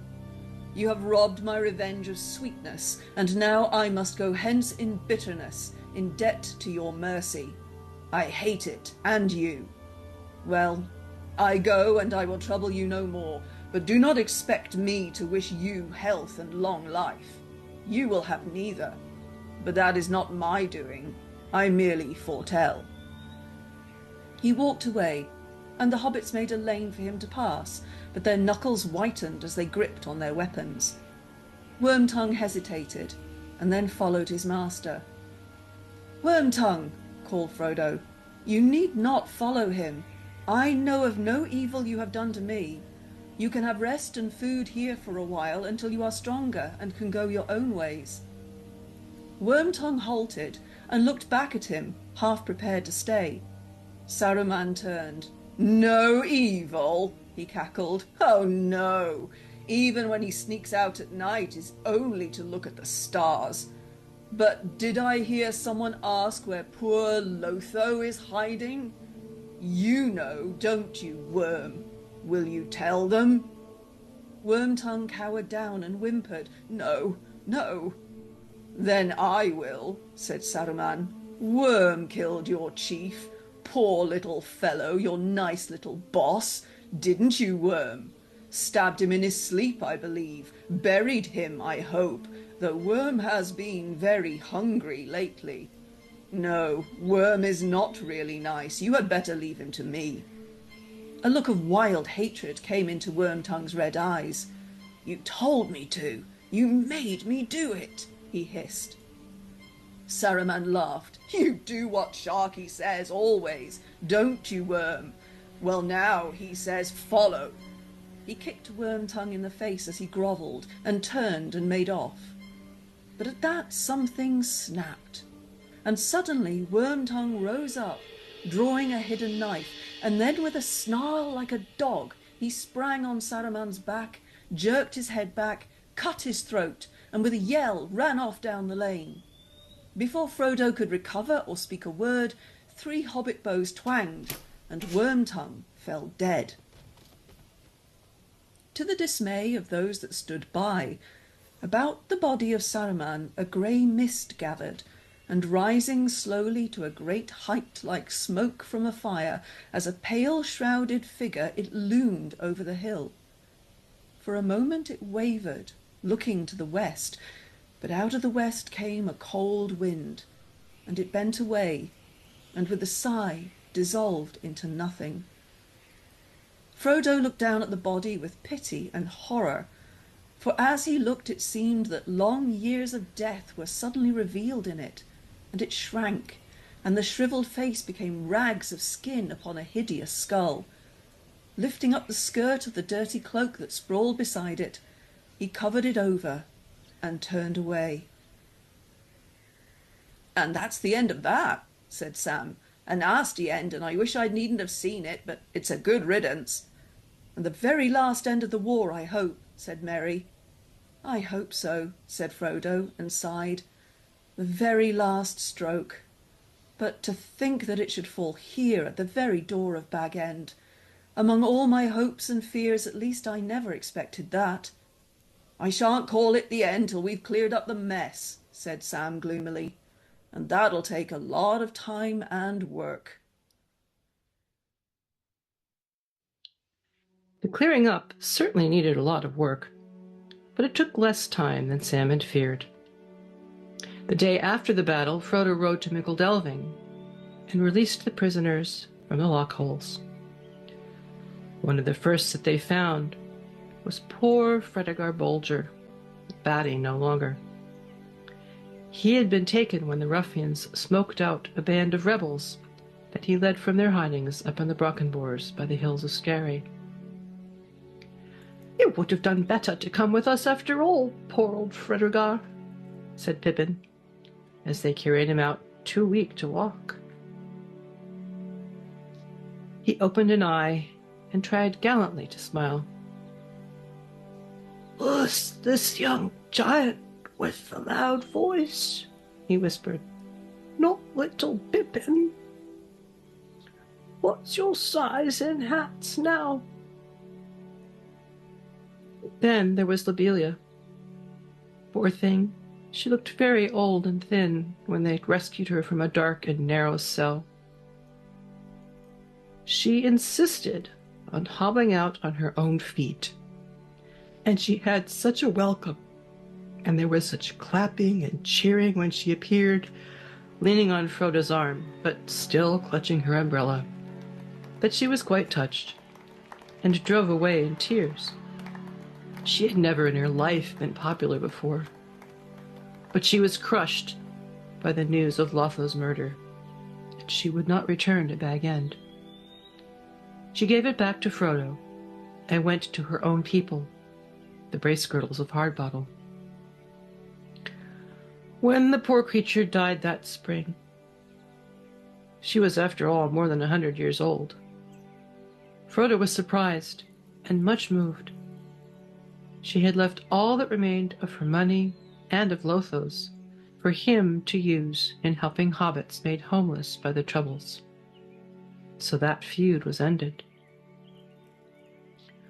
Old Will Whitfoot had been in the lockholes longer than any, and though he had perhaps been treated less harshly than some, He needed a lot of feeding up before he could look the part of mayor. So Frodo agreed to act as his deputy until Mr. Whitfoot was in shape again. The only thing he did as deputy mayor was to reduce the sheriffs to their proper functions and numbers. The task of hunting out the last remnant of the ruffians was left to Merry and Pippin, and it was soon done. The southern gangs, after hearing the news of the Battle of Bywater, fled out of the land and offered little resistance to the Thane. Before year's end, the few survivors were rounded up in the woods, and those that surrendered were shown to the borders. Meanwhile, the labor of repair went on apace, and Sam was kept very busy. Hobbits can work like bees when the mood and the need comes on them. Now there were thousands of willing hands of all ages, from the small but nimble ones of the Hobbit lads and lasses, to the well-worn and horny ones of the gaffers and gammers. Before Yule, not a brick was left standing of the new sheriff houses, or of anything that had been built by Sharkey's men. The bricks were used to repair many an old hole, to make it snugger and drier. Great stores of goods and food and beer were found that had been hidden away by the ruffians in sheds and barns and deserted holes, and especially in the tunnels at Mickle Delving and in the old quarries at Scarry. So that there was a great deal better cheer that Yule than anyone had hoped for. One of the first things done in Hobbiton, before even the removal of the new mill, was the clearing of the hill and Bag End, and the restoration of Bagshot Row. The front of the new sand pit was all levelled and made into a large, sheltered garden, and new holes were dug in the southward face, back into the hill, and they were lined with brick. The gaffer was restored to number 3, and he said often, and did not care who heard it, "It's an ill wind as blows nobody no good, as I always say, and all's well as ends better." There was some discussion of the name that the new row should be given. Battle Gardens was thought of, or Better Smiles. But after a while, in sensible Hobbit fashion, it was just called New Row. It was a purely Bywater joke to refer to it as Sharkey's End.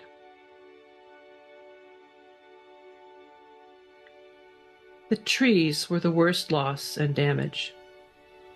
For at Sharkey's bidding they had been cut down recklessly, far and wide over the Shire. And Sam grieved over this more than anything else. For one thing, this hurt would take long to heal, and only his great-grandchildren, he thought, would see the Shire as it ought to be. Then, suddenly, one day, for he had been too busy for weeks to give a thought to his adventures, he remembered the gift of Galadriel. He brought the box out and showed it to the other travelers, for so they were now called by everyone, and asked their advice. "I wondered when you would think of it," said Frodo. "Open it." Inside it was filled with a grey dust, soft and fine, in the middle of which was a seed, like a small nut with a silver shell. "What could I do with this?" said Sam. "Throw it in the air on a breezy day and let it do its work," said Pippin. "On what?" said Sam. "Choose one spot as a nursery and see what happens to the plants there," said Merry. "But I'm sure the lady would not like me to keep it all for my own garden, now that so many folk have suffered," said Sam. "Use all the wits and knowledge you have of your own, Sam," said Frodo, "and then use the gift to help your work and better it. And use it sparingly. There's not much here, and I expect every grain has a value. So Sam planted saplings in all the places where specially beautiful or beloved trees had been destroyed. And he put a grain of the precious dust in the soil at the root of each. He went up and down the Shire in this labor, but if he paid special attention to Hobbiton and Bywater, no one blamed him. And at the end, he found that he still had a little of the dust left. So he went to the 3 farthing stone, which is as near the center of the Shire as no matter, and cast it in the air with his blessing. The little silver nut he planted in the party's field, where the tree had once been, and he wondered what would come of it.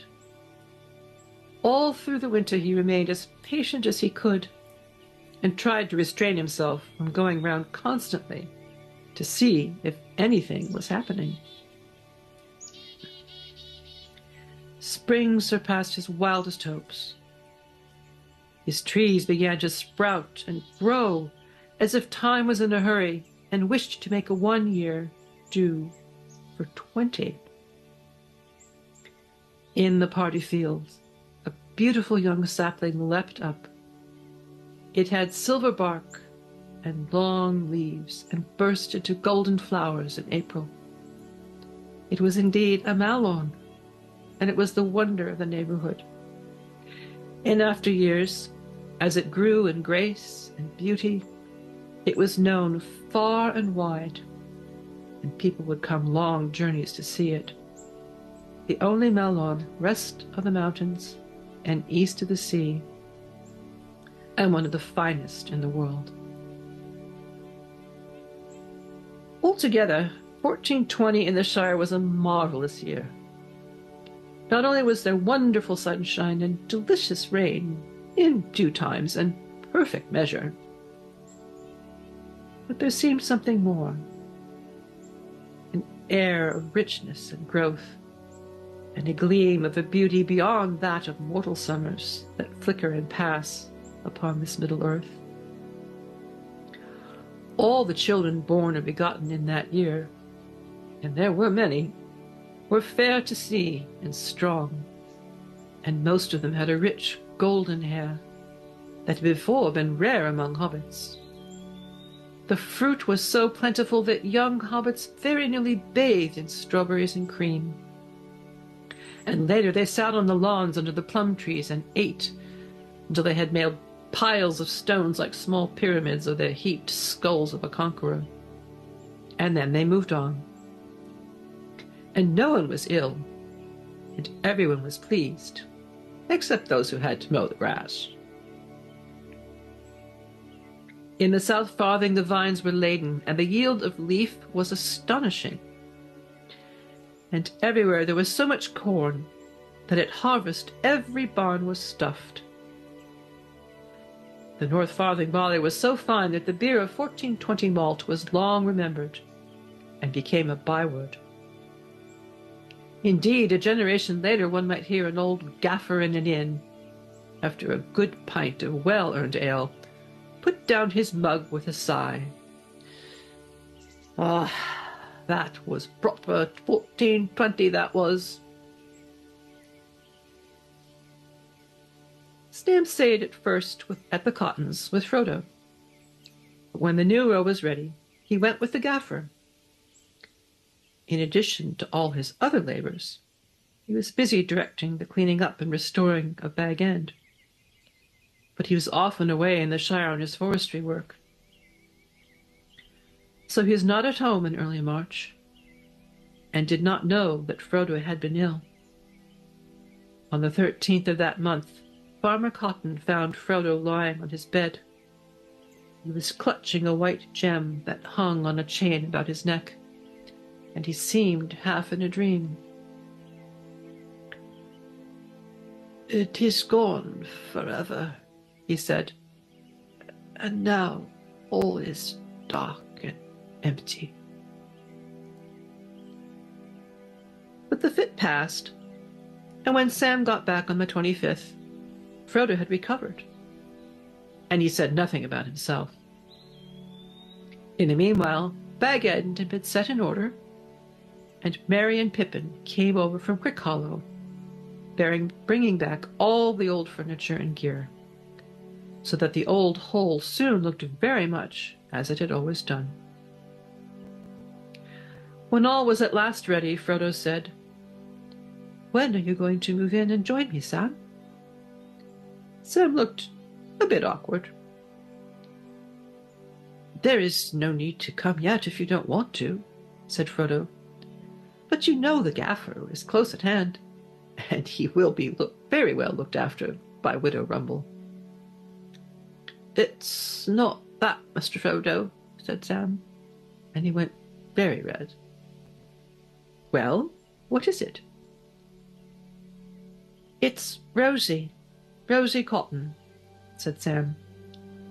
"It seems she didn't like my going abroad at all, poor lass. But as I had spoken, she couldn't say so.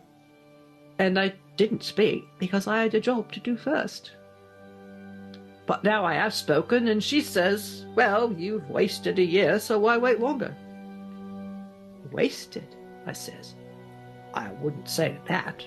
I wouldn't call it that." Still, I see what she means. I feel torn in two, as you might say. "I see," said Frodo. "You want to get married, and yet you want to live with me in Bag End too? But my dear Sam, how easy. Get married, and as soon as you can, and then move in with Rosie. There's room enough in Bag End for as big a family as you could wish for."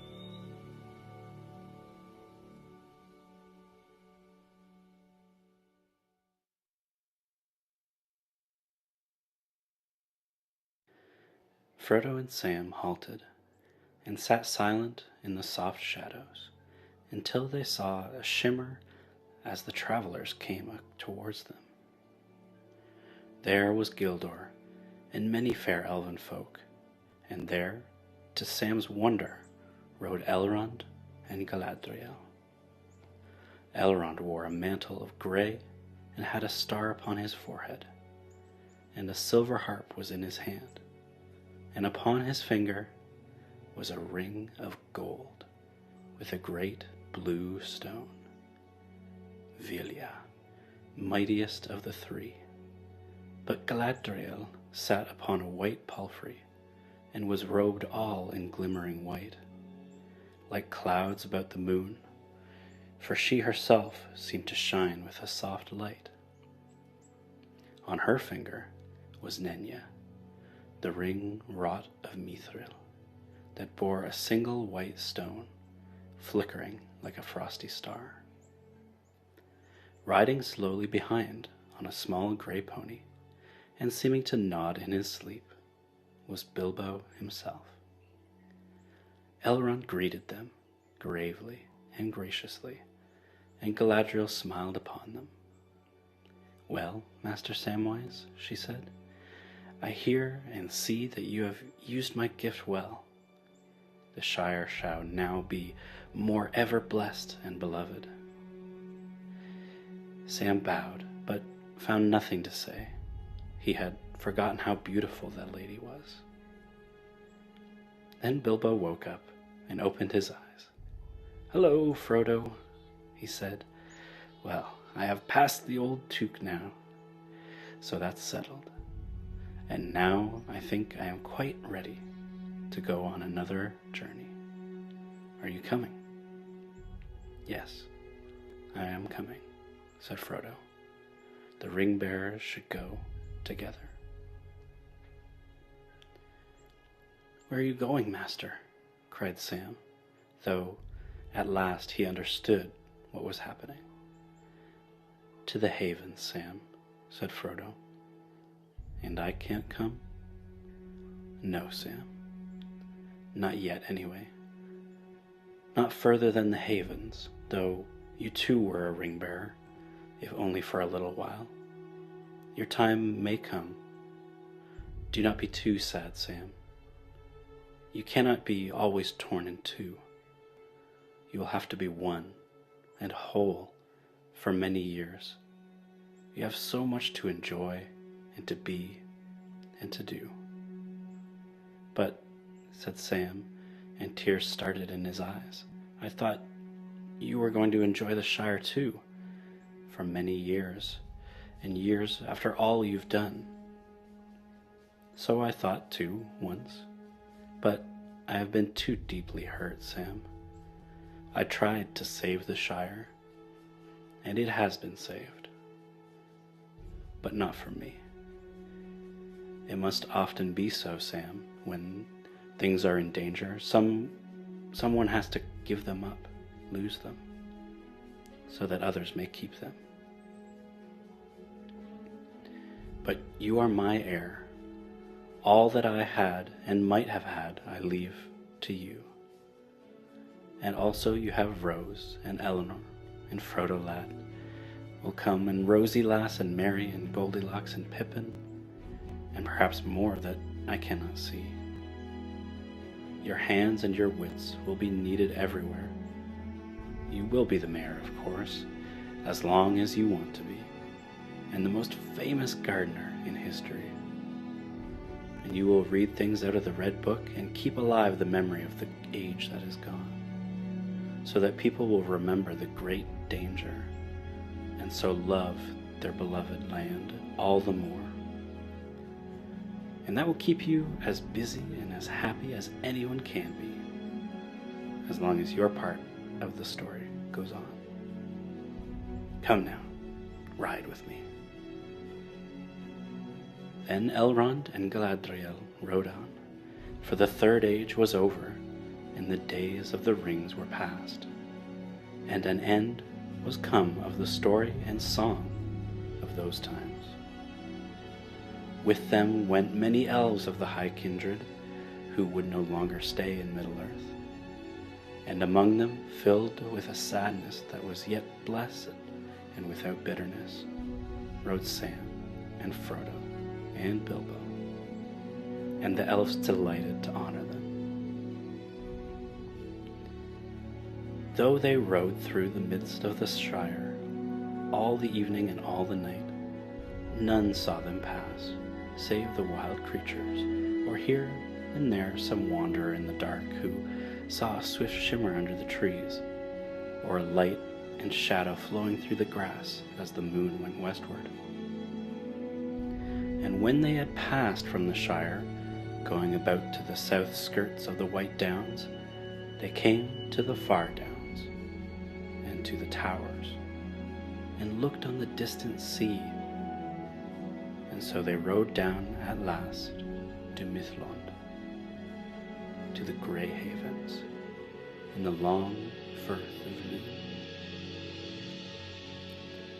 As they came to the gates, Círdan the shipwright came forth to greet them. Very tall he was, and his beard was long, and he was grey and old, save that his eyes were keen as stars, and he looked at them and bowed and said, "All is now ready." Then Círdan led them to the havens, and there was a white ship lying, and upon the quay, beside a great grey horse, stood a figure robed all in white, awaiting them.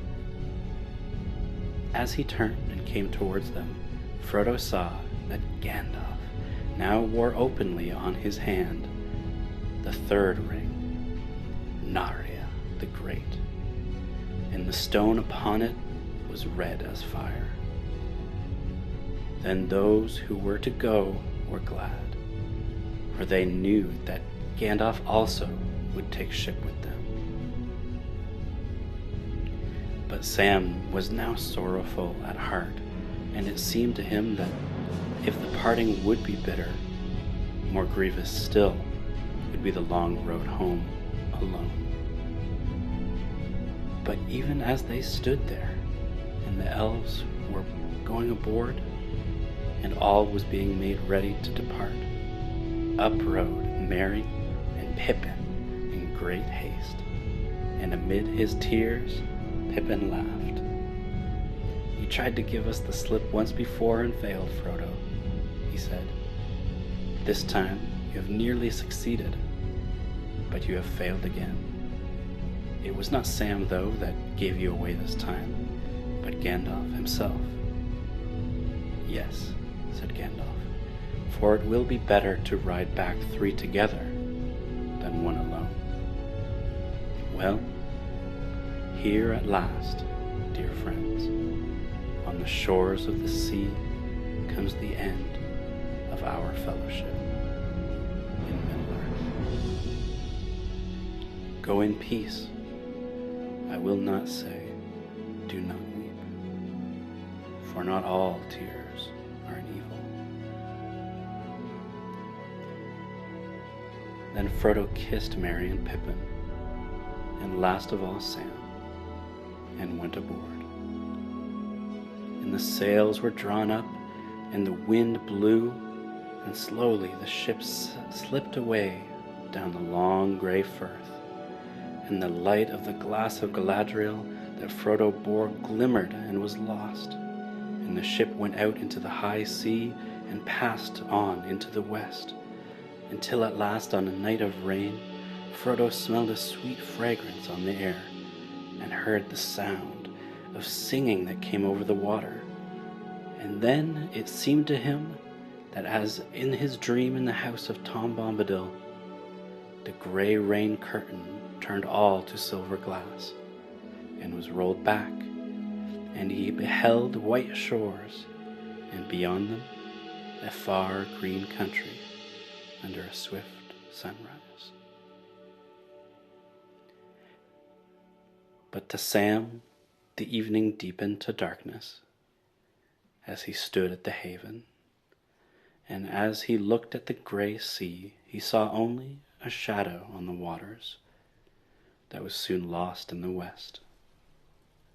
There still he stood far into the night, hearing only the sigh and murmur of the waves on the shore of Middle-earth, and the sound of them sank deep into his heart. Beside him stood Merry and Pippin, and they were silent. At last the 3 companions turned away, and never again looking back, they rode slowly homewards, and they spoke no word to one another until they came back to the Shire. But each had great comfort in his friends on the long grey road. At last they rode over the downs and took the east road, and then Merry and Pippin rode on to Buckland, and already they were singing again as they went. But Sam turned to Bywater, and so came back up the hill. As day was ending once more, and he went on, and there was yellow light and fire within, and the evening meal was ready, and he was expected. And Rose drew him in, and set him in his chair, and put little Eleanor upon his lap. He drew a deep breath. "Well, I'm back," he said.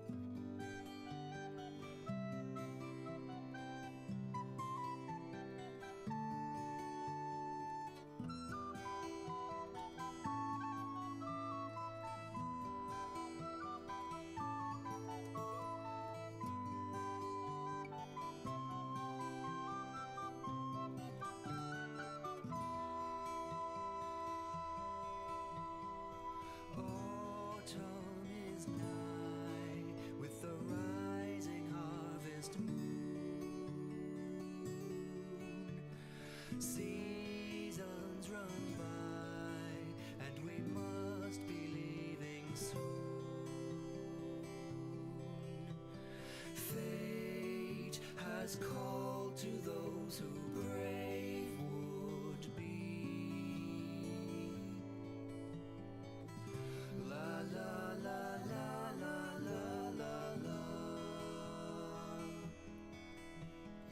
Winds of change whisper to the heart anew.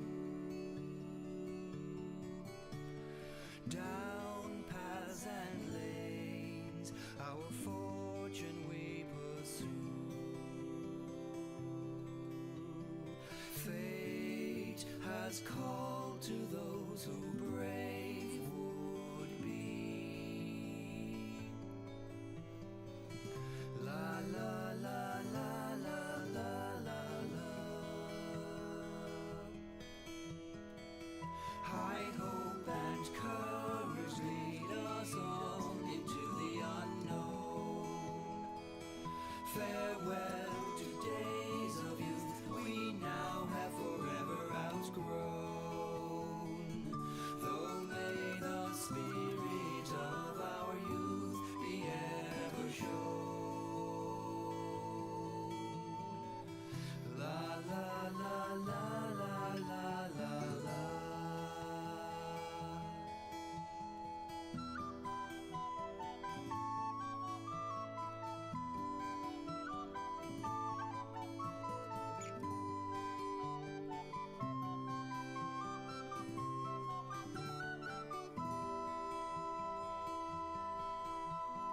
Call to our task, our course ahead agreed. Loath though to ask where the journey will us lead. Fate has called to those who brave would be. La la la la la la la la. Off now we go, flying with the wayward breeze. Sun sailing low, hear the wind rush in the trees. Brave travelers, fare ye well as you rise to meet your call and seek the way. La la la la la la la la. La la la la la la la la. La la la la la la la.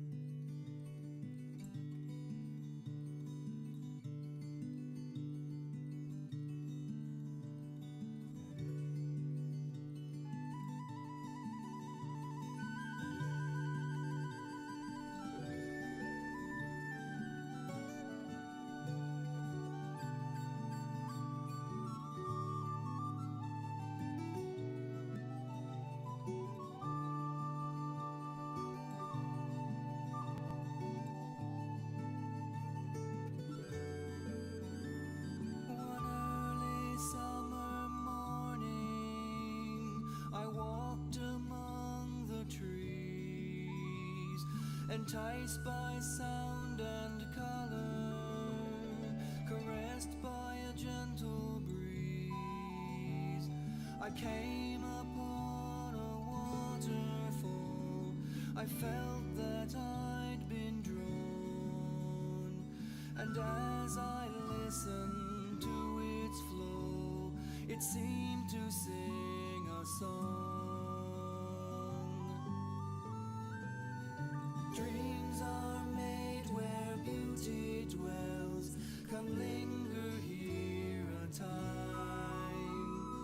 spirit's reawakening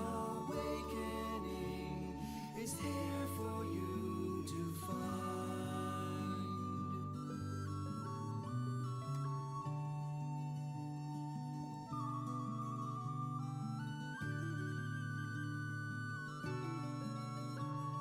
I walked again to sunlit glades where butterflies were playing, and onto meadows beckoning, and windy fields a-swaying. And then upon a hill I stood, the sun was westering, and so it seemed that to my heart the sky began to sing. Dreams are made where beauty dwells.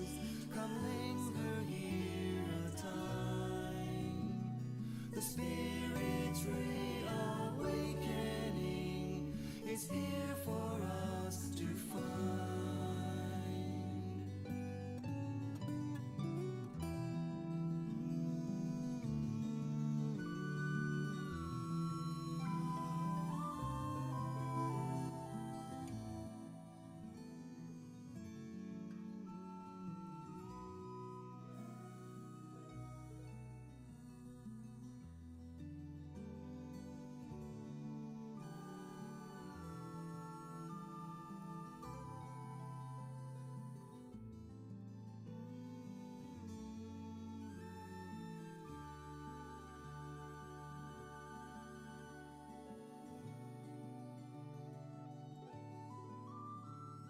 And as the sun descended, a breeze began to blow.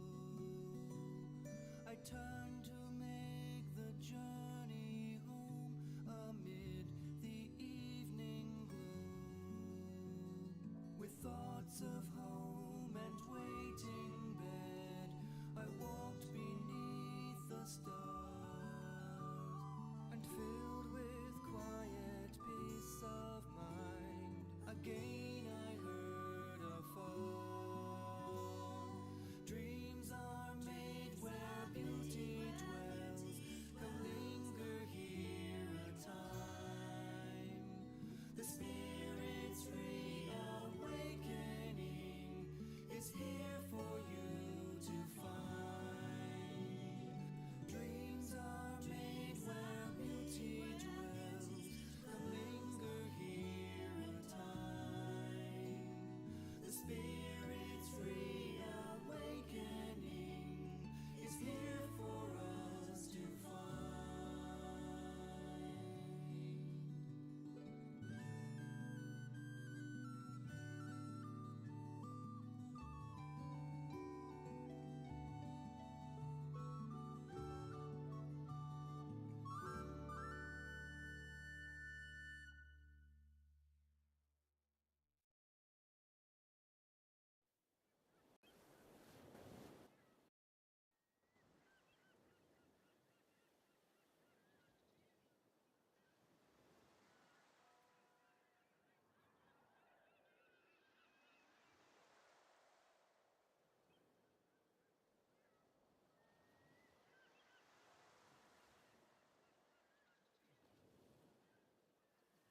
To the sea,